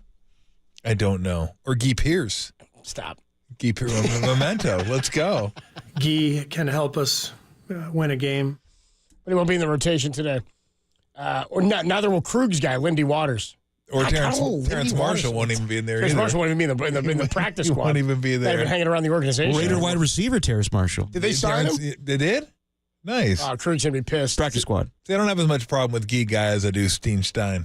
Yeah. I have a bigger problem with that. Hurts you more. Yeah, it's more irritating. Well, Tom's pick for what he thinks the starting lineup will be tonight for when the Warriors take on Portland at 7. You said Steph, Trace Jackson-Davis, Draymond, Wiggins, and Pajemski. Yes, that's what I'm going with. I think that's a good. I'm with you on that. That's what I'm going I would with. agree with that. Unless they go Buddy Hield second, but I think they'll probably bring Buddy Hield off the bench. I would think so. With Steph, I would think so. But you know what? I wouldn't I don't feel super confident. Put it that way. The only reason I'm saying that is because I think Draymond plays 4 because Steve said he didn't want him to play that many 5 minutes. So that means TJD will be your 5, and then you can kind of fill it in from there. But who knows? We should have the starting lineups around 5:30 too before we get out of here. So Guy can help us win a game. Yeah, Guy and Lindy. How about Rex Ryan? Let's go to eat a goddamn snack. Okay, he's on the Pivot podcast, and I have no idea what this is. It just says, just being Rex Ryan. Here you go. I love my wife's feet. Like, I don't know what it is, but if a chick's got jacked up feet, I'm out. I don't care how gorgeous. I'm out. I don't know what the hell it is, but it's like some people are boob guys, leg guys, whatever. Of course, I notice a pretty gorgeous face, whatever, but no yourself. I'm checking the feet out. And it's funny when that came out, front page New York. My wife's gonna freaking kill me, right? When that came out, but I'm like, damn, I can't tell you how many of my players came up and said, dude, I like feet too. And I'm like, hell yeah, dude, you're a freaking man. You know what I mean? Like, damn right. I don't know what it is, but now that's who I am. I own that. And if a chick's got great feet, I'm looking. Whatever works for you. All right, man. I mean, whatever works for you. I ain't mad at you. I'm just kind of old school. I go with the butt and boobs. I'm sorry. And I did the feet, whatever. I'm old school. Yeah. I go elbows. I like a good collarbone. Yeah, dude. Good shoulders. Good collarbone. But I will say, if there's one thing I do find super attractive on women that's not the obvious, shoulders. Like Elle McPherson, remember her shoulders, the body? Like she had like just incredible shoulders. All right. Incredible shoulders. Hey, you know, like shoulders. I don't know. Yeah. Mr. T here for shoulders. Yeah. But not like Dwight Howard. It's like I'm talking that I'm going that route. So yeah, shoulders. Nobody likes shoulders. Am I the only guy that likes shoulders? Bam Adebayo? Like really? Shoulders? White tank top? Let's go. Jean shorts? Here we go. I got something we're all down with. What are we talking about? Like nobody's going to turn that down. Nobody's saying a girl with like great shoulders, white tank top, and jean shorts. I mean, come on. Nobody's saying, nah, none for me, thanks. I don't want that. Okay. Nobody. What do you mean, okay? You're like saying it like, oh, that's wild. Like feet. You're like putting in the same category as feet. I don't think anybody has Not said even anything close. to you since you started this rant. You just started. Nobody said a word. We just handed you the shovel. Can't even get a second on shoulders. Good Lord. Can I get a minute for shoulders? I mean, good night. Okay. Where's Shoulder Nation? Are they out there supporting you? I don't know if there is a Shoulder Nation. I'm not sure. I'm not positive. Wait, you said no, thanks. I don't want any of that. I draft shoulders in the third round. Also nice that you said of Elle McPherson's best features, it was her shoulders. No, did I say best? You didn't say best. No. See, Tim does putting that. words in your mouth. Tim loves putting words in my gaslight, mouth. dude. Yeah. I never said that. I just said she has great shoulders. And if you don't believe me, go look. Incredible shoulders. Mount Shouldermore? Of course, she had the incredible everything. That's why they called her the body. The body, not the glove, the body. The glove. That was her nickname, the body. You know, you have a pretty good nickname, or a pretty good body when your nickname's the body. Text line's gone weird now. Well, not surprising. What you did. Text line We went just weird. kind of took a left turn in the last 5 minutes. 925 saying Rex Ryan isn't wrong, isn't that big of a deal. But then 510 jumping in being like, it's the outer thigh muscle definition that gets it for me. I'm like, hold on a minute. Hold on. Here we go. Hang on. Here we go. 405 says, I'm so glad it was 420 during this segment. Thanks, Tom. Yeah. No worries. I'm here for you. 209 says, my wife's always liked Andre Iguodala's shoulders. Good shoulders on Iguodala, yeah. Very good shoulders. Lodo from the YouTube chat says, I don't even think there's an OnlyFans for shoulders. I don't think there's an OnlyFans for shoulders. I bet you're wrong. You haven't looked hard enough, probably. You know? Yeah, 707 says, do you incorporate head and shoulders during foreplay? And knees and toes. Yeah, thank you. Thank you. 415. 415 right in the middle of all this. You know, John Dickinson was on earlier. He was big on Melton starting. Just throw that in I love how I'm like, oh, yeah, we're doing a sports show, too, huh? Yeah. Forgot that was going on. Never forget. Went to a fight. Never forget. Went to a fight and a hockey game broke out, right? Moving on here in the sound soiree. Brother. Here's one of our favorite sounds. John Gruden, dude. We told you, dude, the origin of that soundbite is him just sitting at a computer with his Chucky shirt In the on, dark. in the dark. The glow of the computer on his that's face. it. It's all you get. And he's not giving you any analysis of anything at all. He's just running through stats of guys from last week.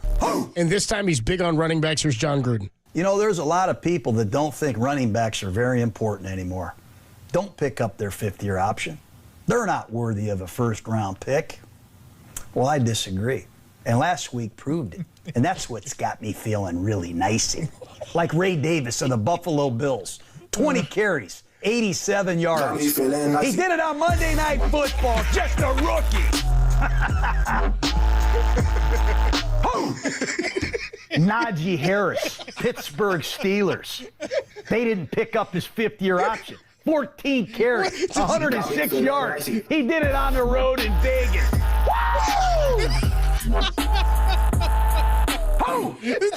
Joe Mixon, Houston Texans. The Bengals didn't want him. He goes for over 100 yards on 13 carries. 55 yards on a YWAM. Never saw it, did you, Patriots?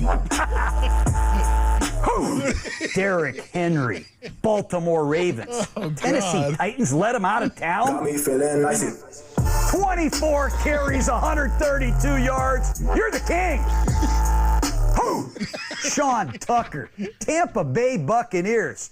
Who is this guy? Over 100 yards, 9.7 yards a carry. Ric Flair would love you. Wow! I'm telling you, give me the Tucker one again, please. The Tucker one is my absolute favorite one. Who is this guy? Sean Tucker, Tampa Bay Buccaneers. Who is this guy? Over 100 yards, 9.7 yards a carry. Ric Flair would love you. Wow! I gotta see the video, dude. I'll show you the break. I'll show you the break. Tim and I were driving back. We were driving back from Stanford pregame. My God. And I was like, Tim, dude, I knew Gruden just dropped, and I just played it in the car. Tim almost drove off the road at the Sean Tucker one, dude. The best is he doesn't give any analysis whatsoever on a wide wham. Patriots didn't even see him. Najee Harris didn't pick up his 50-year option. Like, what? Ric Flair would love you. Wow! Good night. The guy has perfected. Perfected TikTok. I don't know what happened, dude. Oh man, that's amazing. Oh, dude, that is amazing. That's fantastic. Crashed the car. Man. Oh God. 669 goes. There's no way these are real. Yeah, dude, they are. I swear to God. He's like putting them on his own TikTok account. They're wild. Oh man. Oh my God. And then 408 simply says, 408 says, I'm in on armpits. Who is this guy? Oh man. Oh God. That's too much. That is too much. Here we go. One more piece of sound here. I saw this over the weekend too. Yeah, how does one get put on after this? I don't know. I mean, this is like following the Beatles reunion on stage. From now on, Gruden goes last. Okay. Jeez. Gruden might get his own segment. But we got to get you know why it's getting topped? Never did that. Because when your boy DJT starts talking about the hammer, especially if one of the all-time great golfers, You're greater than Vince Lombardi. you bat him clean up. Here's the former president talking to Arnold Palmer. But Arnold Palmer was all man, and I say that in all due respect to women, and I love women. But this guy, this is a guy that was all man. This man was strong and tough, and I refuse to say it, but when he took showers with the other pros, they came out of there, they said, oh my God.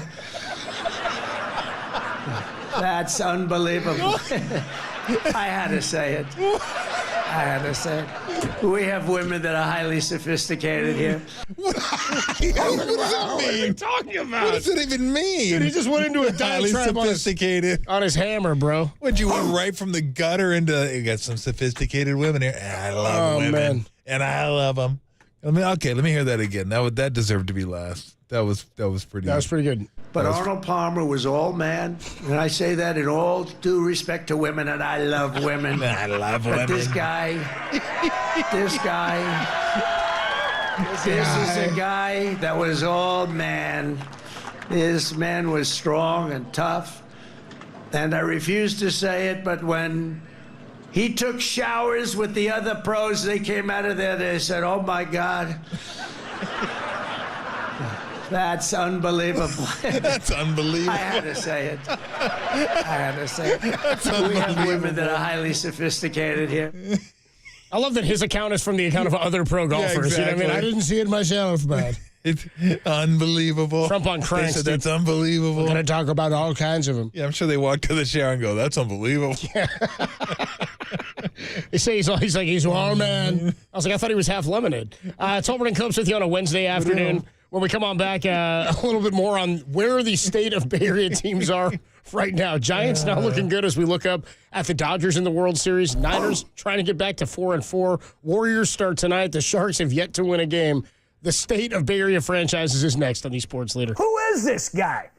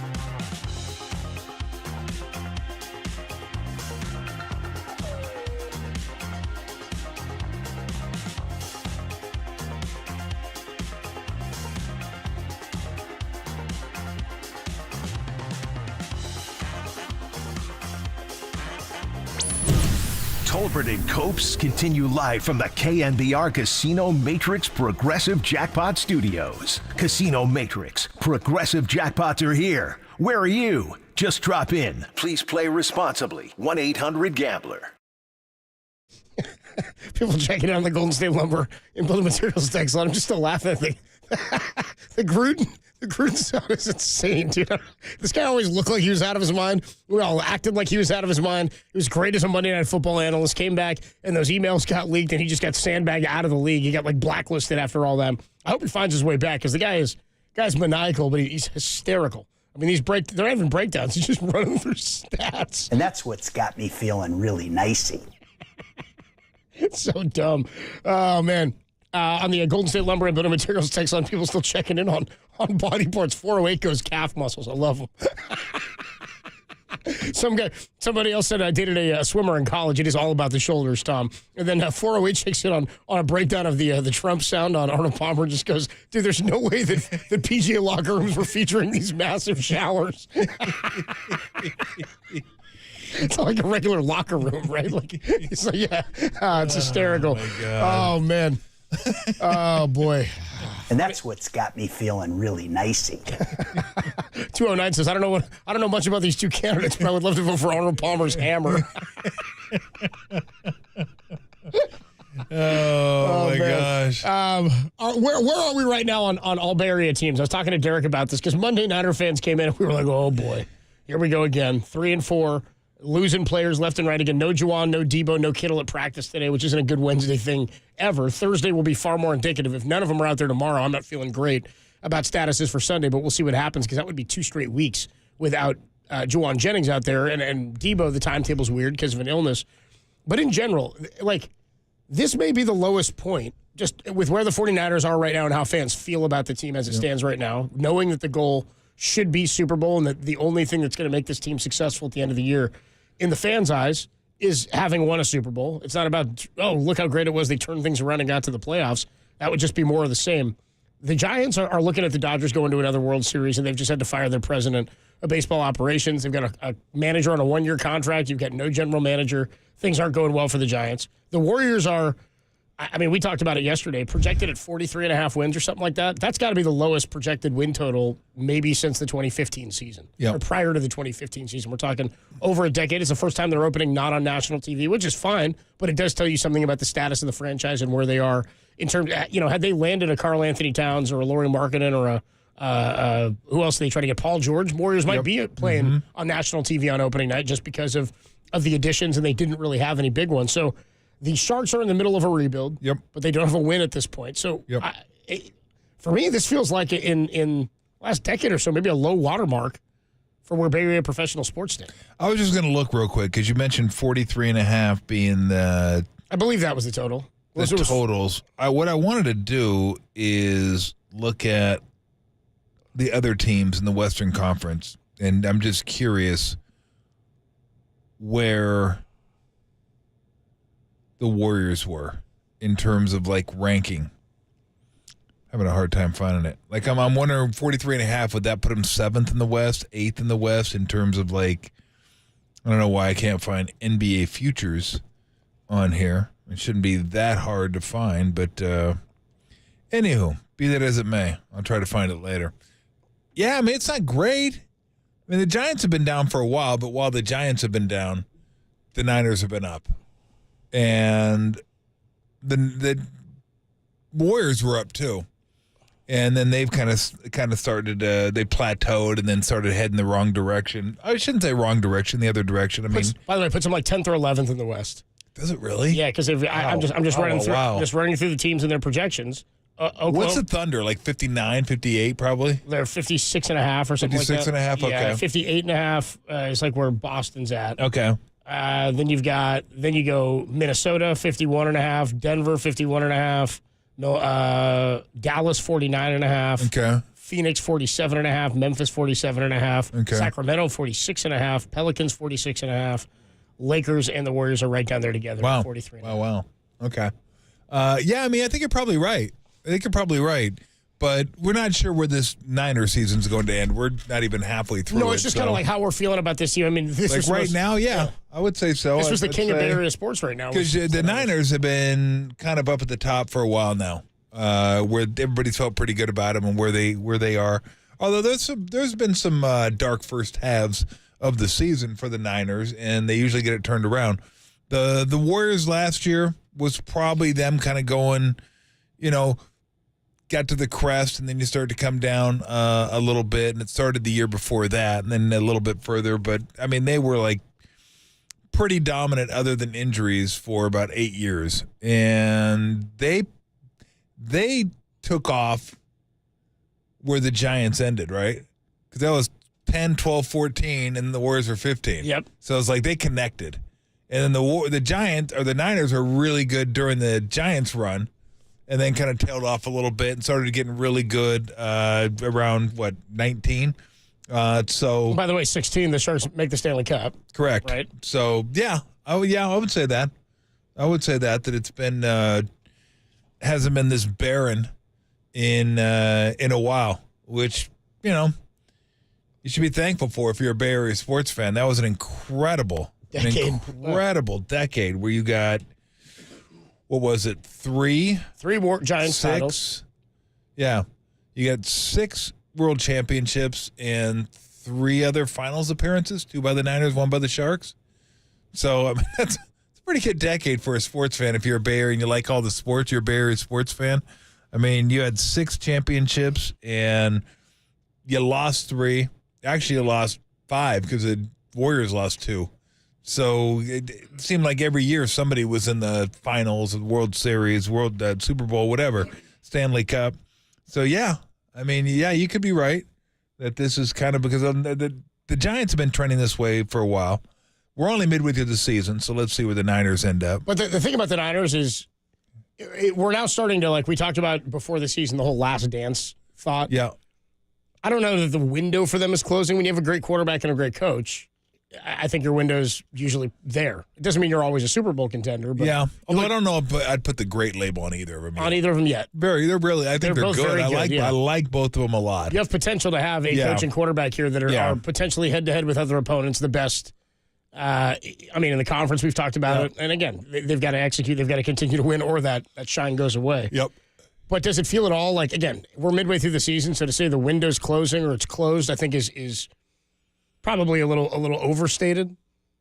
But with the injuries and the health of the team and the guys you've already lost for the season, doesn't feel great. It's a Super Bowl or bust season. If they don't win it this year, things get really funky and hairy after this. Yeah, I don't know if it's I guess by definition it probably is closing because it's not as open as it was a couple years ago. Yeah. So just because guys are getting a little bit older. More expensive. So I would say for this group of players, you're probably looking at this year and then last year, probably in the next year, probably in the last year, that they have the gang together and everybody's like together and they're going to have to start making some really tough decisions. Like it's got a bit of a feel of that Toronto Raptors series. Yeah. You know what I mean? Like you're there, but you're falling apart. Yeah, because Purdy's going to get the big contract, but that won't hit the cap next year. It'll start hitting the year after, and that's when it's going to really kind of jump on you. So, yeah, they'll have to figure things out then, but you talked about it. We talked about it a little yesterday with Ayuk being hurt. Debo's more than likely to be on the team next year, you would think, right? You're hoping some of the young receivers jump up, take a step forward, and really show that they can play this year. So who knows how long Trent Williams is going to keep doing it. Quiet as kept, he hasn't been as good as he normally is this year either. No, but he also wasn't in training camp. Go figure. Yeah, usually there's a cause and effect there. So we haven't talked about him that much, but he has not been the dominant Trent Williams that we're used to seeing out there. So, you see him not quite be himself, Ward not nearly himself, injuries factor in. It's just, again, it's not great, but I could definitely see a scenario where everybody's hurt this year. They never get it together. They don't even make the playoffs. They get super healthy. Everybody's motivated. Then next year is like the charge. It's the bounce back charge. It's the charge. Like easier schedule. I mean, you get a dominant team on like a second or third place schedule where you don't make the playoffs and everybody has an extra month to rest up. So obviously it's not what everybody wants. We'd love to see them make a push and get to the playoffs, but I could definitely see something like that happening. But we'll see. This year's just been such a grind. Last year would seem so smooth, just kind of winning from the get-go, staying healthy. It was like a clean ride all the way through. This year it's just been, it's like you're in traffic the whole way. You're like weaving in and out of traffic. Like, okay, do I go to the rail? Do I go to the outside? Another, It just doesn't end. Where last year it was like they were like on the lead and just kind of had a hand ride right into the Super Bowl, and then it kind of ended. It did end there. So this year's just been tough. It's just been such a grind, and they're not even to their bye week yet, and it's been such a grind. So you would hope at some point things start leveling out, and you just start deep breath, couple guys back. You feel like you're getting some rhythm back, and you string a couple wins together, and you can start moving forward. But man, it's just been, it's been a rough go so far.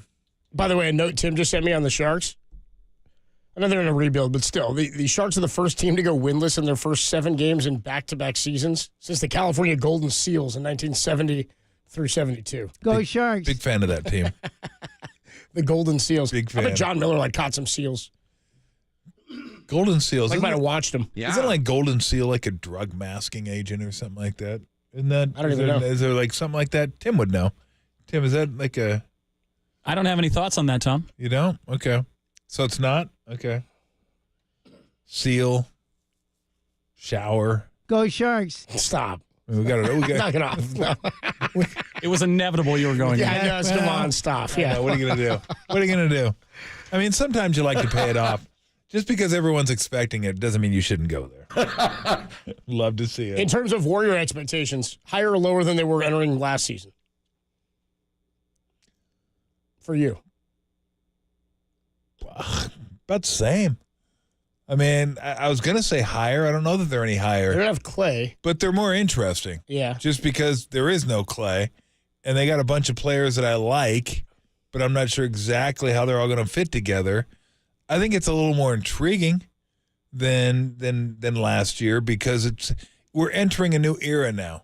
Even though Draymond's still here and Steph's still here, there's no Clay. It feels different. It just does.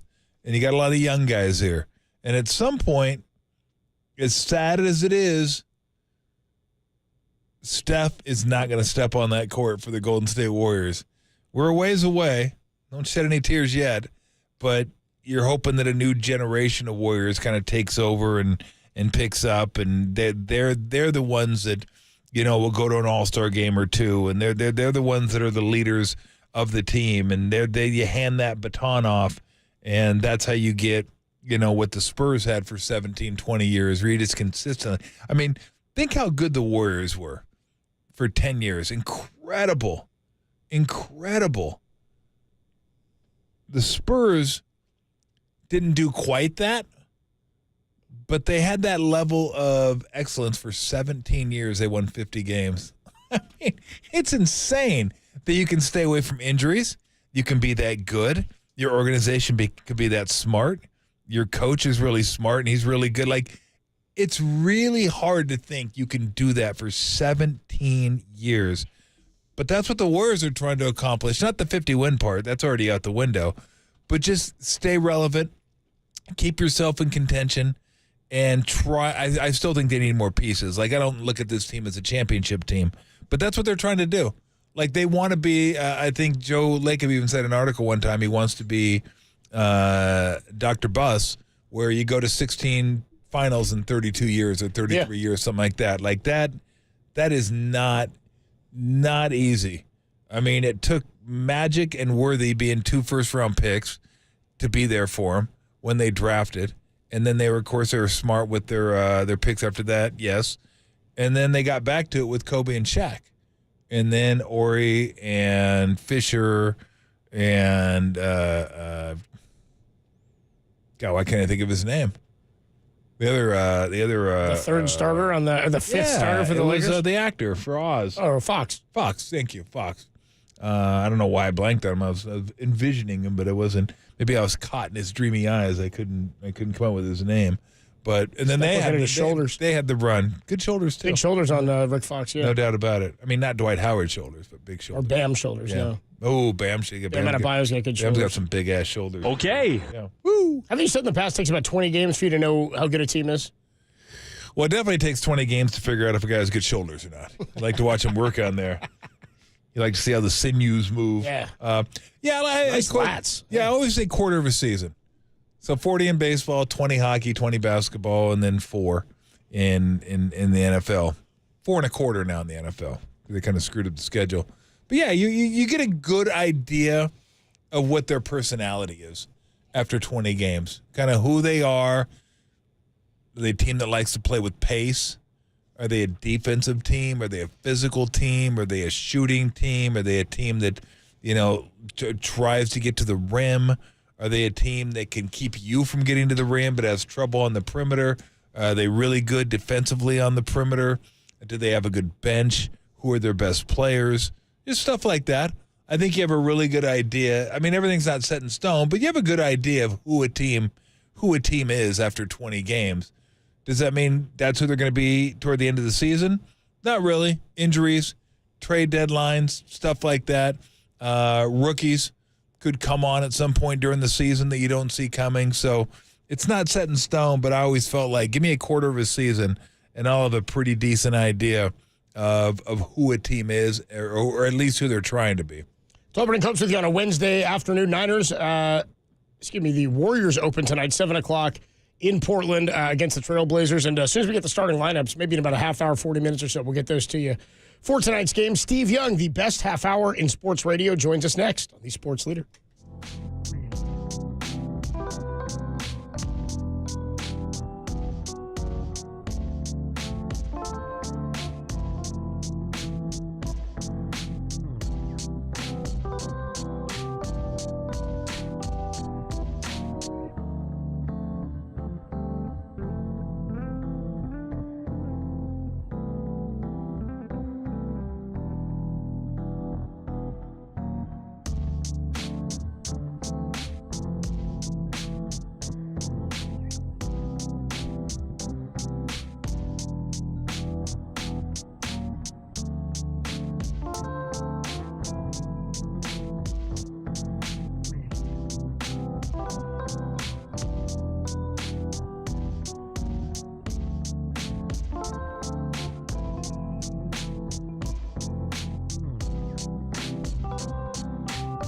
Steve Kerr and Bob Myers joined Tom and myself yesterday to discuss their expectations for the Warriors this season. Listen to both podcasts that are available now, KNBR.com and the KNBR app.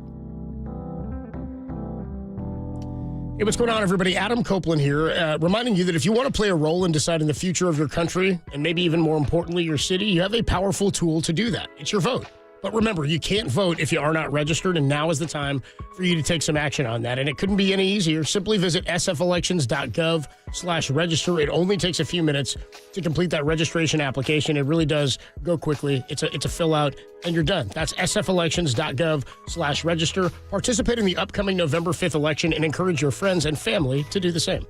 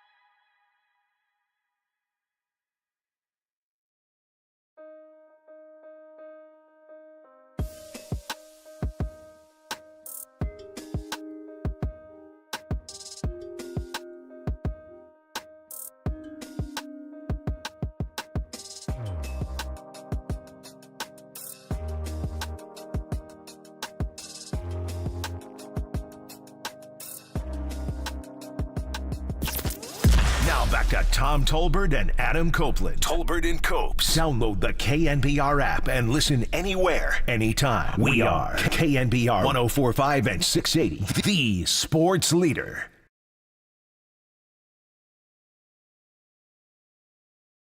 Tolbert and Copes with you Wednesday evening here. Steve Young joins us momentarily for his weekly conversation. Best half hour in sports radio. Love catching up with Steve. Can't imagine he's real thrilled about what happened last week, but I also imagine that he would call on the Cowboys being the perfect elixir for the 49ers. If not, 3-5 into the bye week is going to be a long couple of weeks before the Niners come out of that thing. And again, schedule doesn't get any easier. Got to go to Tampa, who, at least for the time being, doesn't have a frontline receiver like they had. I mean, I thought the 49ers secondary going up against Chris Godwin and Mike Evans was going to be really, really problematic. And obviously, Chris Godwin now is out with ankle surgery after dislocating his ankle on Sunday night. Was that Monday Night Football, actually? And then a hamstring injury for Mike Evans. So we'll see what his status is, but he's going to be out for some time as well. We'll make the connection momentarily here with Steve Young. And we are underway, by the way. Philadelphia and Milwaukee have tipped off as part of a big NBA slate for tonight. Warriors tip off in a couple hours, 7 o'clock up in Portland. Yeah, big slate. This is an interesting game. Like, I like Philly because I'm a big fan of Maxey. Yeah. I love Maxey, and I think he fits, like, really well with Embiid and George when they play. And they don't play, or they're not playing tonight. Drummond will be an interesting rebounding machine. He'll be an interesting guy coming off the bench, but he's nice to have. But I'm really kind of interested in Milwaukee this year to see if they have it figured out a little bit. Because by all accounts, it should work, right? You have Lillard, the sniper. Giannis does everything but snipe. Like, that's it. That's about all he doesn't do is hit the shot, hit perimeter jump shots. They'll give it to him, and he'll hit him occasionally, but he's just he guards, he runs, he gets downhill, he gets to the bucket. He's not a great free throw shooter, but getting him going downhill and then surrounding him with shooting, in theory, should work. Well, last year it didn't. It didn't even. I mean, it just was clunky all year long. It just never. They never got in gear. I believe we've made the connection. We've made the connection with Steve Young. What's up, Steve? How are you? All right. It's a big deal. What's up? It's not hard to make a connection. I'm here. No, we're there. We got you. Never a doubt. No, there wasn't a doubt. You're like my dad, who I came home late one time from curfew, one time, and forevermore he's always late. Kid doesn't understand. Like, bro, I've been on time for years, and you got to leave. You got to hold on to this one thing that happened, and just like it's like a dear friend. You guys are the same. It's like, well, Steve, could he make it? Is he going to be here? I don't know, but here I am. By the way, you never called your dad bro. I did not call my dad bro. My dad's name was Grit, and it was kind of serious. Yeah, I can see where it would be. Let's get into this. Every week we like to start off our conversation with Steve by making note of the Forever Young Foundation Hero of the Week. Every week, KNBR and Steve Young's Forever Young Foundation are honoring a Bay Area hero as the Forever Young Foundation Hero of the Week. We've seen so many great individuals and organizations go above and beyond over the last year and a half to support those who needed most. And this week, we salute Bay Area Flag Football, the 49ers Flag Football facilitators. And here to talk about it is our guy, Justin. Justin, what's going on, man? Joining us on the guest line as well. Copes, how are you, Tom? What up? Justin, hope you guys are doing well. What's up, Justin? Executive Director of the 49ers Foundation. Is this Justin Prettyman? This is Justin. Yes, it is. Oh, dude, Justin, what's up, bro?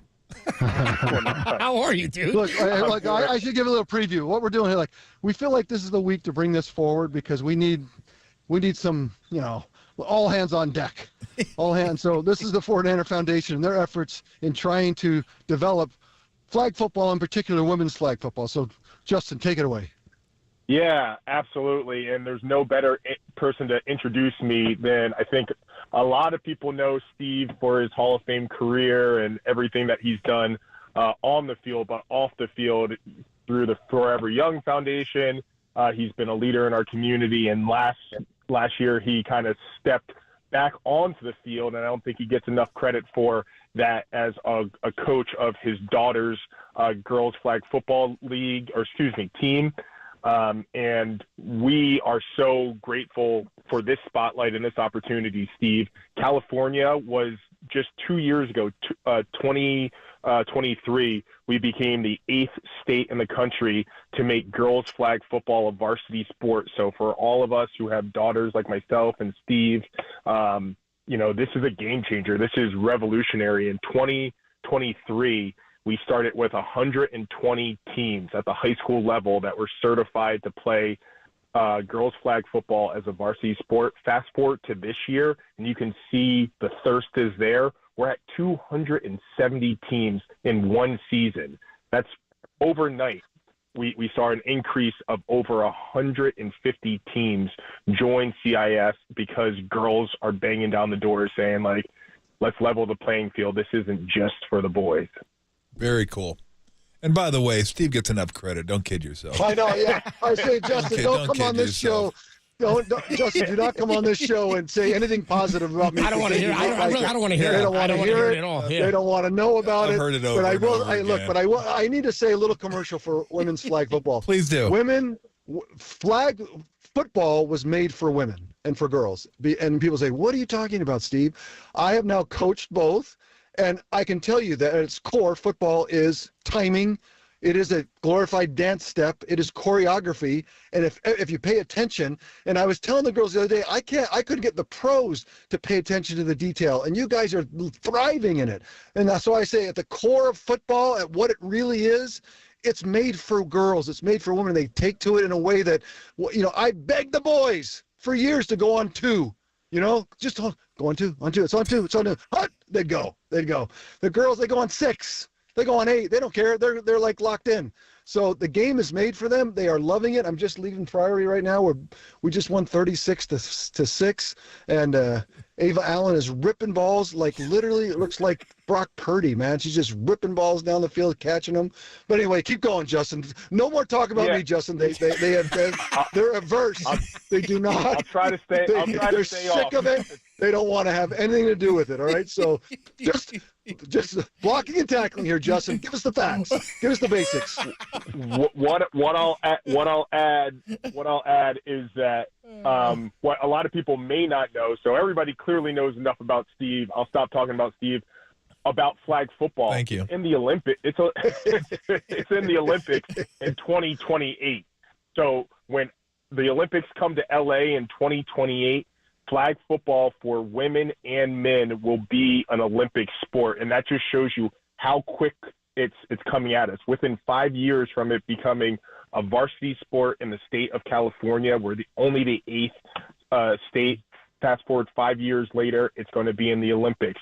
I'm on the phone with folks from the NFL almost weekly, it feels like, talking about flag football's growth and growing this game of flag football, both regionally in California, nationally throughout the U.S., but there's a lot of interest from international markets saying, how do we introduce the game of football and use, similar to basketball when you can go outside and just shoot hoops and, baseball, pick up a glove. Getting into football, the traditional tackle is a little bit intimidating because you need all the resources. Flag, you need a ball, a waist strap, and flag. So it's really appealing to a lot of international markets because it's a lower point of entry. And Justin, let me jump in. The problem is that funding new sports, CIF and California bringing it as the 8th state, as you said, funding it is not easy. And there are a lot of schools that don't have the money. And so myself, the 49er, we're gonna work to try to fix that. And that's the spirit of what we're trying to do, because the game of girls, particularly flag football, is going to explode. I think it'll take over soccer, it'll take over volleyball. They love it too much. And I've seen it. It's visceral. And so we're gonna find solutions for people who can't afford it. We're gonna figure that out. I love it. Anybody who's coming out to Levi Stadium, if you come over to Gate C, Charlie, enter through that gate. There's a whole flag. We have turf down there. We put kids through a flag football combine where they have a chance to win prizes for free on game days. And then some of those lucky winners and some of those kids who finish in the top time, they have to go through this combine little circuit. The top ones get to stand on the sideline during the national anthem. So when we're watching the Cowboys on Sunday Night Football, you're going to see girls and boys who have gone through our flag football activation at Gate C getting recognized on the field next to our players. We're also honoring this year. We're going to be honoring the player and coaches of the week for flag and tackle football on the field at Levi Stadium. It just shows how far we've come just since last year. So I thank Steve for the platform. Sorry to thank him again. I thank KNBR for this incredible opportunity. Justin, you're a good man. Appreciate you, Justin. We're grateful. The 49er Foundation, Jed, John, they started this. It does good work, and go ahead, Copes. You were going to finish it. No, up. I appreciate you, Justin, and we will see you on Sunday, huh? Can't wait. See you, Justin. Thanks, man. Great stuff. Well done. Good work. We got to make the shirts. Football was made for girls. Get the shirts made. We got to get them handed. He's already off the line, Steve. He's already gone. That's right. Well, no, I was talking to Tom. Make him up, Tom. I'm in. That's cool. Steve, you got a song? Although, I was thinking. Just play the song. We played. Shut up and play the song. We played flag football when I was in 8th grade. It was a little weird because it was like co-ed flag football. You had to be real careful back then. It's like, okay, especially you got to be like, let me make sure I'm getting the flag. Okay, let me make sure. 300. I do anyway. Play the damn song.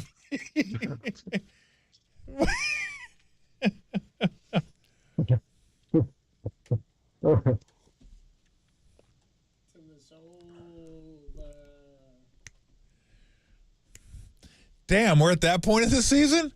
We're at the it ain't over till it's over point of the season? There's a lot of panic in the streets. There's a lot of panic in the streets. And I just want to. The mean streets around your house. A lot of panic, I'm sure. Oh, my God. Somebody took the new Tesla truck before I got a chance to buy it. Oh, no. Anyway. Hey, Coach, you notice when I put him on his heels, he gets desperate? No, I'm not doing it. Desperate. Put him on his heels, dude. It's just haymakers. He's just haymakers. Just starts bombs. Came right at your neighborhood. You didn't know where to go. Yeah. Anyway, moving on. Get your Halloween lights up. Let's get something done here. Let's do something productive. Well, no, we did do something productive. We got the top. That was a good 7 minutes of productivity. Let's just see if we can come up with some other productivity. So where are we at right now? I mean, I'm not panicking, but you can't be feeling good right now. Well, let's step back. Are we talking about, because I hear, we win this game, we could still lead the division, we could still win the division, it's not going to be that hard. If that's the conversation we're kind of backing into, that's not the conversation that we talked about what we're about. Yeah. We're about Super Bowls, and I know it feels further away today. Fine. It felt further away in other years. We were 6-5 in '87 when we won it. Stop. But we have to stay the course on the conversation. The conversation is what will keep us from winning the Super Bowl rather than what's going to get us to win the division. And that's where we saw really obvious to me on Sunday was the Chiefs have what I'll call, retail is what's called out of the huddle, and wholesale what happens after. There's a wholesale game that Patrick Mahomes runs that 4 or 5 red zone appearances are touchdowns. They didn't play any good. They weren't there. Both teams are kind of crappy. It wasn't the Chiefs dumb. There's a bunch of crap in a way, offensively especially. But what was the difference? 4 to 5 in the red zone. 4 to 5 in the red zone. Yep. And so we have struggled. We led in the red zone last year. We led. We how many times I talked about most yards per attempt behind the line of scrimmage. Yep. And I think the league has come to us and have closed down some of those avenues. And because we're not going to be able to go the retail route, last year was the most amazing retail football. When I talk retail, call the play, run the play, score touchdowns. And we're going to be forced into a lot more backyard stuff if we're going to compete at the top level, not to win the division, but to get to the Super Bowl. And so we've got to figure out how we become more of a wholesale team. I've been talking about it for a couple of weeks, and that's, as I said, Brock coming out of the huddle running the football, RPOs, scrambling and throwing behind his back. I mean, we're going to have to come up with ways to make sure that we're not just going retail down the field hoping that as the league gets closer to us and studies us for 6 months, that we're just going to be able to run the table like we did last year. And I don't believe there'll ever be another year like last year. Yeah. That was an amazing run of what I'll call retail football. And it was unbelievable. It was unbelievable. You know what's crazy? You're talking about the red zone. So the Niners scored a touchdown in the red zone, and it was a different type of play, right? It was like, hey, we're going to fake run, we're going to send the offensive line to the right, and then we're just going to quarterback sneak Purdy. And everyone's going to move over with them because they're going to read their keys. It was a touchdown. It wasn't a straight quarterback sneak. It was kind of one of those, okay, let's back up and like a little whoop-de-doo, right? Exactly. But they're not doing that, Steve. Like, I mean, the two best plays I've always found in my extensive play calling duties, running plays in the red zone. But watching plays, the two that work all the time is when you run the tight end from one side behind the line of scrimmage to the other side. Yeah. That's a good one. And then when you run like if they're going to run that zone toss or whatever, you fake it and you send Juszczyk out to block, and then you just let him keep going and you throw it to him. Like those, I haven't seen those at all. But I haven't seen like any, and I know most of the red zone stuff is your personnel's got to be better, and everyone's got to be really good in the red zone because it's so tight. But you do got to come up with something. Yeah, but if it's not going to get better right away, we're going to have to concoct ways to get into that. Yeah. And because think about it. The game's 14-12. It's been a struggle, but we're in the mix. And then what happens? Patrick Mahomes runs, then he runs again. Like, in other words, that's the game. That was 21-12. Now, it didn't end it, but that was that drive of whatever that was, which was not anything. Andy Reid could flip his script over 14 times and not find any of those plays. Yep. Not one of them. And so, and you watch the Ravens on Monday night. I mean, there's some scripted plays. I get that, but there's stuff all over the place, and it just adds to the retail game gets better with the wholesale game in the game today. I mean, you have to be able to create all kinds of opportunities that are off script. And we just got to get more dynamic, and we've got to get more, because we have struggled in the red zone, and the only people say CMC, it's got to be Christian. It can't be one person.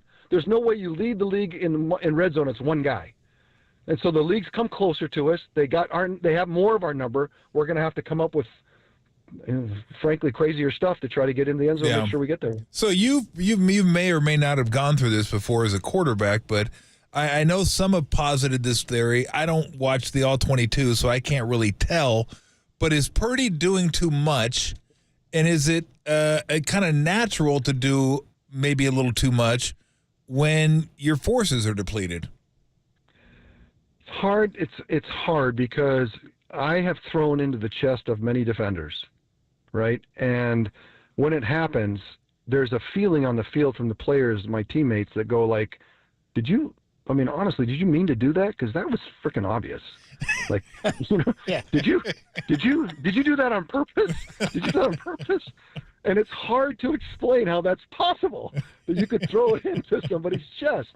And I think when that happens, I will tell you from experience that it's when I'm behind the data, right? I'm behind the defense. I'm behind. Somehow I have, I haven't owned whatever's happened. And a lot of times it's, we talk about Spagnuolo. We talk about what's happening with Brian Flores. We talk about the better defenses. We talk about the Ravens at Christmas last year. There are defenses that create that kind of doubt and anxiety. And then all of a sudden we're getting balls into chests. And so I think it does come, Tom, from trying to do too much. I think there's an element of that, especially when people go down. Quarterbacks want to rise up. But as you rise up, obviously the maturity of the position is, how do I rise up and not overextend myself? Who am I? What am I capable of? What are the extremities of what I can do? Like, really owning all that is super important. That's a mature, sophisticated NFL quarterback, and Brock's in that process of figuring that out. So that's one aspect of it, is that he needs to grow into that place where he's like, okay, what is too much? What can't I do? And I think last year, almost, I think he left the year like, well, there's nothing I can't do. Like, I just run the table. Like, we just dominate. And I think that this is harder, and there's going to be growth out of this because he'll figure the growth out. But the problem is that people have created that kind of doubt and anxiety, and now you've got to drag yourself out of it. You've got to figure it because you have to carry that now. Play next Sunday, and that you have it in your heart. Like you try to put it away. Oh, I put it away. I'm new, fresh start, new game, new team, but yet there's this thing that because quarterback, it doesn't get erased off of the hard drive, and so you have to kind of work your way out of it to make sure that you don't get behind the data, you don't get behind what's happening with the defense, and so that you don't make throws like that. Because there were essentially all three throws were just behind the data, right? It's like, I'm confused, I'm not sure, I'm letting balls go that I don't. I mean, even the first ball he threw on the waggle, the one to Kittle? He got rushed, right? He got rushed, and then no, you don't lop it up there when the safety's coming down, downhill. He's right there. You watch it from the end zone, and you can see that that's not going to work. Yeah. But so you obviously your vision isn't there for that play, and so you've got to figure out, okay, why, what happened, and then it happens two more times, and it's like, why and what happened, and that's what you want to play good quarterback. You got to fix that. Though you can't. You don't have to tell Brock that you can't play like that. Like that's freaking obvious. Nobody's going to be but how do you make sure? And I think that things are going to be harder this year. That's the problem of running the table like they did last year and dominating like they did. Well, everyone in February, the coaches come together. Who should we study? Well, I think the 49ers, because that was something that we got to figure out. And then they make it harder. And so this year is harder. And it's going to be harder. And so now we can't do the same things we did last year. We have to innovate. He has to be better because defense are now, because they're getting a beat on Brock. Brock is somebody that wants to decipher the play really quickly, stay ahead of the data, get the ball out fast. That's why Brandon is such an important part of the puzzle. It's so terrible and tragic for him. I pray he gets fully healthy again. But his ability to get open quickly is fed into Brock's superpower. And so when those things don't happen, people aren't open right away, and he's deciphering through, and I was like, where do I go? And now he starts to scramble. That's not his best thing. He can do it, but it's not his best or favorite thing. And we've got to figure out how to go win a championship now, not win a division, not hang around, because there's a lot of teams that hang around winning a bad division and play one and go home. Like, we have to think to ourselves, if we're going to compete with what looks like the Lions, it looks like the Packers, it looks like, I don't know who else you want to name. Maybe. Vikings, maybe. And that's to get to the Super Bowl. And then who are you going to see? If the Ravens keep this up, it'll be tough to beat them. But the Chiefs will be there, the Bills will be there, these kings of wholesale football, which is the football of 2024. That's how you do it both, right? It's 70% retail, 30% wholesale. That's how you do it in today's game. And if you don't have that buttoned up, you're not going to get there. So let's start figuring out how I got off on this one. I'm sorry. I apologize for the 30-minute soliloquy on that. No worries. I was digesting it. I'm trying to think wholesale retail. You weren't like my wife. Barbara, listen to this. I'll get going like that, and you can see she's 5 counties away. She's done. Then I'll finish, and she's like, honey, what do you think about that? And she's like, wait, what? The whole thing. The whole thing you missed? At least tell me you got half of it. So the fact that you got the fact that I had you hung in with me, I really hung in with you. I know this may not surprise you, but it's probably one of 100 ways Barb and I are different. But we are Bear Downers. So we have that going for me. There's a kindred spirit there. We're Bear Downers. It doesn't matter how different, how Bear Downers for life. She tells me every day, be good to Tom. He's one of us. I know. You have been kind of beating on me lately. I think I've had a little fun, and you overreact. Oh no, no! I feel it. I feel the hostility. I feel it. Well, Steve, Colt, we got it. By the way, let me just tell you gloves, Colt, kid gloves. Steve Young is sponsored by Putnam Family Dealerships, car shopping driven by you and by Friedman's Appliance, proudly serving all of Northern California with a wide selection of luxury appliances. Visit them in Pleasant Hill to see the Friedman's difference. Level of confidence in them turning things around without Brandon Ayuk and if Christian McCaffrey doesn't return. Look, what I just described, if anyone did hang in and listen to me just now. Did you answer that actually in the last one? Because I actually missed most of it. No, I'm going to say, wholesale. based on everything I just said, it's going to be hard. It's going to be hard, and it's going to be innovation. And it's going to be also, there's going to be, I came to the game the other day watching everyone walk in, and you see the Purdy jerseys, you see the Ayuk jerseys, you see the Debo jerseys, you see the CMC jerseys. It's going to be so like New Year's Day or soon after. If we're going to be able to do this, they're going to be wearing jerseys of somebody they do not have right now. Whether that's somebody that gets traded for, maybe it's Ricky, but it's going to be somebody that needs to rise up and help us. Because it's not, we're a little depleted right now, and I got to believe that December, either Christian McCaffrey or Debo are going to be offensive players of the month. Like that's the kind of thing that needs to happen for us to get to where we want to go. Look, if they're not healthy, the way I read it, they're going to need. It's going to have to be more wholesale, not enough retail. They're going to need less retail. More wholesale. So what I'm talking about is they're going to have to go the Costco route. And I'm not sure if they have a membership to Costco. It doesn't matter if it's a family membership, business membership, single membership, but they're going to have to get that membership, go to Costco, load up, come on out, and then get going. Don't abuse my analogies, bro. That's like you are like Barb on that one. What are you talking about? I love analogies. I thought I made perfect sense. I love analogies that have legs, and I believe that the retail wholesale market had legs, and clearly it's something to be made fun of. Are you kidding me? That had legs like Cindy Crawford. What are you talking about? All right. Let's go with it then. What are you talking about? I was with you next week, and if Larry Krueger or somebody or Murph or Matt, if Murph says, "Hey, we got to get more of a wholesale game," then I'll know that we made a difference. Somebody's going to start using it in wholesale football. Yeah, you definitely made a difference. Absolutely. I was with you. I totally get it. Yeah, did I have a little fun with it? Of course I did, because that's what I do. But I got it. Costco. See, wholesale's Costco. That's how much I love. You know how much I love Costco. You were at Costco one time when you called the show. It's a verb in our home. You got Costco. Is it really? My wife is. You get Costco. Yeah, but here's the thing I hate about Costco. You go to Costco and you always leave with stuff you don't want, just because it's such a great deal.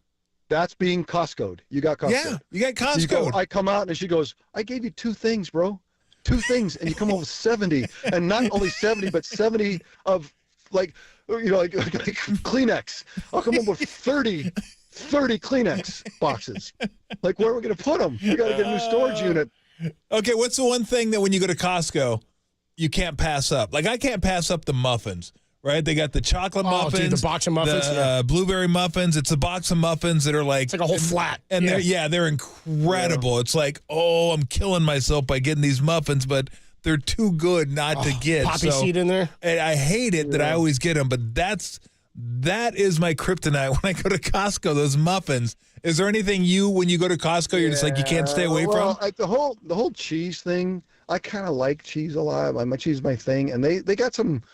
But they still like a good charcuterie board. Yeah. No, but like a big thing of cheese, and so that's why I'll come up with 4 of them. Barb says I can't fit them. But the number one thing at Costco is Aussie Bites. That's what you got to check those out. Aussie Bites. So I know what you're talking about. Some of those with your coffee or something in the morning. These little, like just a little nugget. It's just a little. You can get like a bathtub full of them. Really? Little nugget. Little nugget. Yeah, you come up with 70 of them. 70's light, by the way, for those. Probably 170 of those at Costco. The Aussie Nuggets. I remember my mom bought Laura Scudder's peanut butter one time. Lasted 2 years. 2 years. Oh no, you can come on with the cheese, the cheese. Not the crackers, but the cheese puffs. Yep. And the bag is bigger than the car. Like you can't get. You got to tie it on top like a Christmas tree. It's like a clown bag. A clown bag. You can't put it. You say it's bottomless. Yeah, you just keep reaching in there. So Steve, when you think about an elixir for the Niners, Cowboys a good one on Sunday? Of course, always winning makes a big difference. Absolutely, no question about it. And we're we'll have to concoct new stuff. We'll have to figure out. And I think there's a lot of complaints I heard just anecdotally from fans, and people are just like, look, I want to see the innovation that everyone talks about.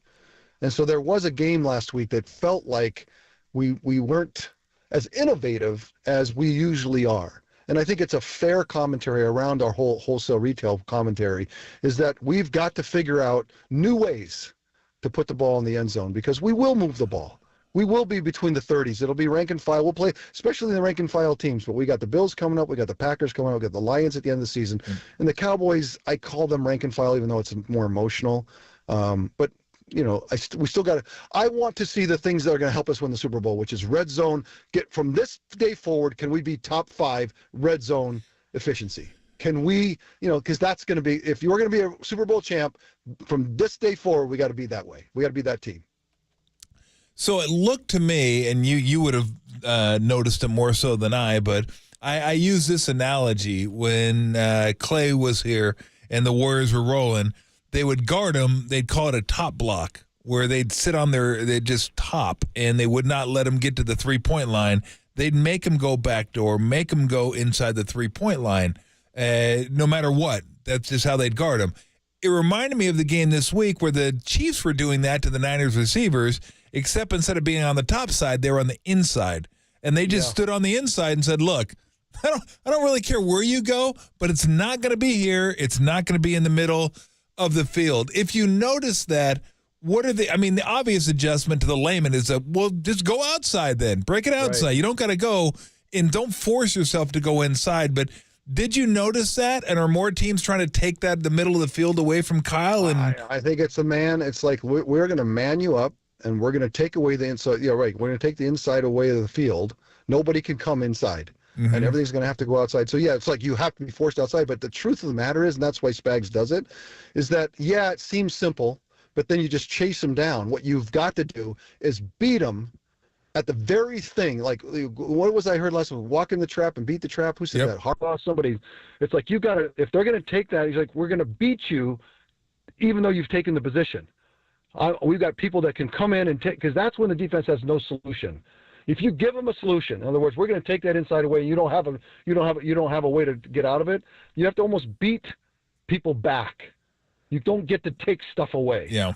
Nobody takes any part of the like. We're not stupid. We're not just walk into crap. But no one's going to take something away on the field. We will beat you back. And that's why the threat of all the guys we had last year coming out of our ears with all the talent and out of the huddle was unbelievable. So if we lose some guys, we still have to take the same mentality. And that's why it's harder. It's harder when you don't come out of the locker room with all the names every time. It's just it's going to be significantly harder. Doesn't mean it can't be done. It's just harder. And we got to lean into that. Yeah. Did you see, Steve, what happened to the Cowboys kicker? Remind me. Brandon Aubrey. Well, it just broke today. He wasn't at practice, and everybody's like, "Where's Brandon Aubrey?" Dude, he may not be.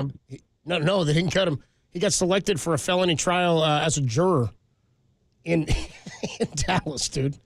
Yeah, you put that off. I mean, come on, you can put that off. No, they're saying there's no timetable. Yeah. No, that's mismanagement of. It's not. No, it's not jury duty. He has been selected for the trial. He will be on the jury for this trial. You can't kick it down the road? No. Yeah, nice. There's hardship, like jury trial, voir dire, man. Like there's hardship. Like, come on, this is Texas. This is Texas. You got to be kidding me. Voir dire. Tell me. Voir dire. He says that in a Mike Isaac video at one point. Yeah. I apologize. I did a little lost. I know. I got it. I picked it up. We got you. I watch. I watched Lincoln Lawyer. I got you. We're good. Mismanagement there. Mismanagement. Well, no. Somebody, Arizona State's got. Did they do the tryouts for the kickers? Did any of the kids? The coach said that they were going to try out they were going to try out anybody Monday morning. That's right. Was it Kenny Dillingham or I forget what he is, but yeah. There's a lot of kickers. There's a lot of kickers, even locally. That's like, how can I enroll fast enough? Go down there and get a job and kick next week against against Iowa State. I mean, it's ASU. They'll let you in. yeah. I can almost guarantee you that. If it's 10 o'clock tryouts, 9 o'clock you show up, you're in. You just need an hour. I mean, it was amazing one year. I think Arizona State's acceptance rate was 101%. I mean, I don't even know how they do that, but it was more than they actually accepted. Go figure. That's ASU. When they 70, an enrollment of 72,000. It's a big school, man. 72,000 students. It is a massive school. All right, before we let you go, Halloween lights up? No, it's bad. It's tough. Okay. It's tough. I don't know what's going on. I think Korea threw me off. It was, Korea threw you off. Yeah. I need Desiree to come help, man. I need somebody to come down and. You don't want Harmony to come help, Dude, or Desiree, or whoever. Yeah. You don't want her. I don't know how Harmony would play in your neighborhood. I'm not positive. I don't know. Some of those type of neighborhoods are pretty freaky. We were down in San Mateo, dude. That's a possibility. They're mean streets, bro. Come on. The mean streets of Greenwich, the mean streets of wherever the hell you are. Barely got out. I barely got out. I really wish Tim and Derek would have plugged in Harmony so she could have been ready to say hi to you today. Maybe next week for you. We'll get her to say a special hi to you. She's going to get mean. Yeah, she's not going to be happy you keep messing up her name. I tell you that right now. I need help. I got the lights for the tree, the Halloween tree. I'm ready. Okay. Well, I'm sure she'll have commentary on it next week for you. But it's bad. We don't have our 10th grader, Lila. They don't want to, this is the first year in our lives. It's chilly and shut it down. We got nothing. We're not walking around. We're not taking into all the spirit of it all that night. It's rough. It's rough. It's rough. Transition. Fire up the chili. Fire up the chili. That's transition year. Yeah, get the chili going. And again, for those that don't know, it used to be in Steve's neighborhood, they give the big full candy bars for Halloween. Now he just does cash, right? Well, now they do iPhones. They just give iPhones to the kids. Nice. That's good. They hand those out, which seems excessive, but look, I get it. If you have it like that. All right, my friend. We'll talk to you again next week. I think he's gone. I think he cut out. He left me. He's gone. Steve's gone. He's all pissed about it and he left. Oh, my God. Anyway, that's it. If the defense would like to voir dire, I'm sure they'll be more than satisfied. He is the best. All right. He's the best. We have a starting lineup for the Warriors tonight. Oh, we do? And it's not the one you might think. I'll tell you about it next on the Sports Leader.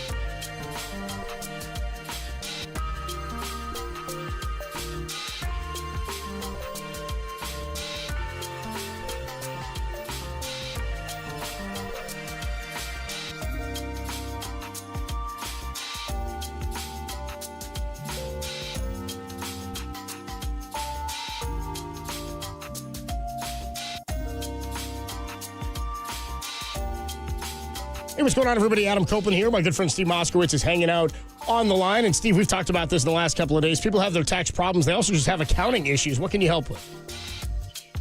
There's so much we want to do for your listeners. And, before I was a tax attorney, I was a CPA.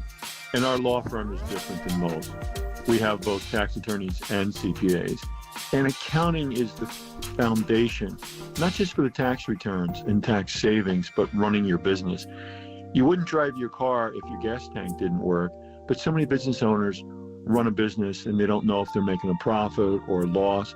And the bottom line is, if you don't have an accounting system, we can set one up for you and do your accounting. If you have one, but you have some questions, or maybe it's not perfect, we can clean it up for you. The bottom line is this: we have a free consultation. Let's talk. Let us tell you what we want to do for you, and then let us go ahead and do it. And right now, here it is, October 23rd. This is all end of the year stuff while you still have time to do things to save on your current year's taxes before you file it, because next year is right around the corner.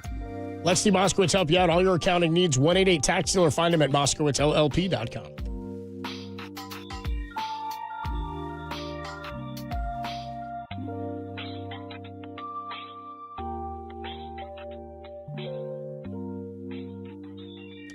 Warrior season is officially back, and so is the return of KNBR's Dubs OT. John Dickinson and Greg Silver recap tonight and every Warriors game right after the buzzer sounds. Tune in tonight on KNBR, or you can stream us, KNBR.com, KNBR app, YouTube, or Twitch right after the Warriors game goes final.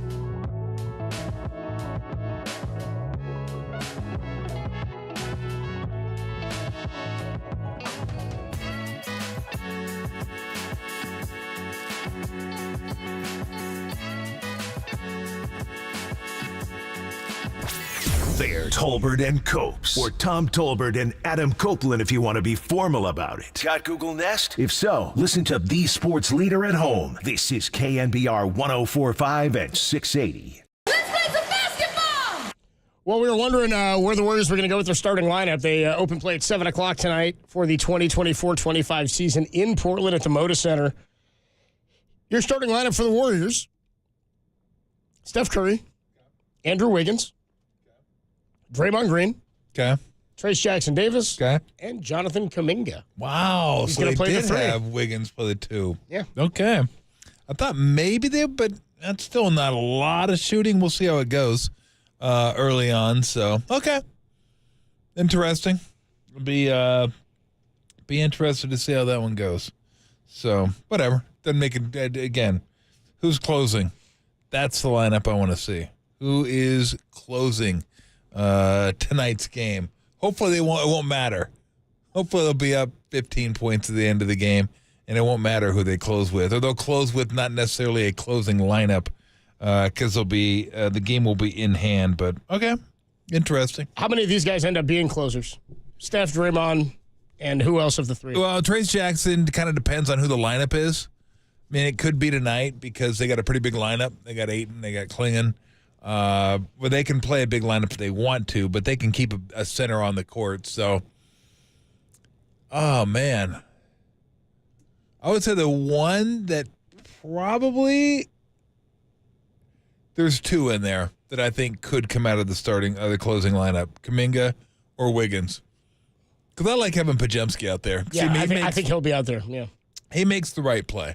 Like, he just knows, he knows what the right play is and knows how to play. He plays good defense, can get you extra possessions, getting you charges, and stuff like that. But I just like him. I feel calm, like, when he's on the court. You feel like he's going to make the right play. He's not going to get too far ahead of himself. So if it isn't that lineup, I could see Pajemski replacing either Wiggins or Kuminga. Yeah, that's kind of where I'm at. Yeah. And then, so Pajemski the only one you're saying? One of those other guys I would think so. I would think so. The rest sound good. But, I mean, again, they could change on a matchup type basis. But maybe Draymond's at 5 some nights.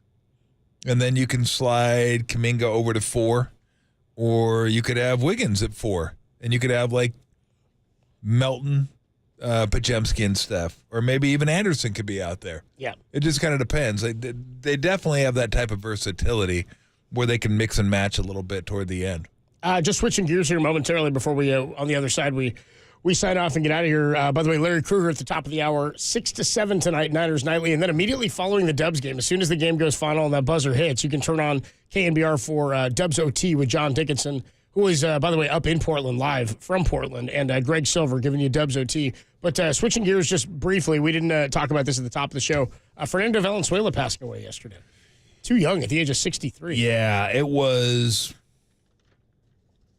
And thank you, Derek, for letting us talk about him. Yeah, thanks, Derek. That's awful gracious of you. Tom's Dodgers. That's fantastic. Go Dodgers. Come on.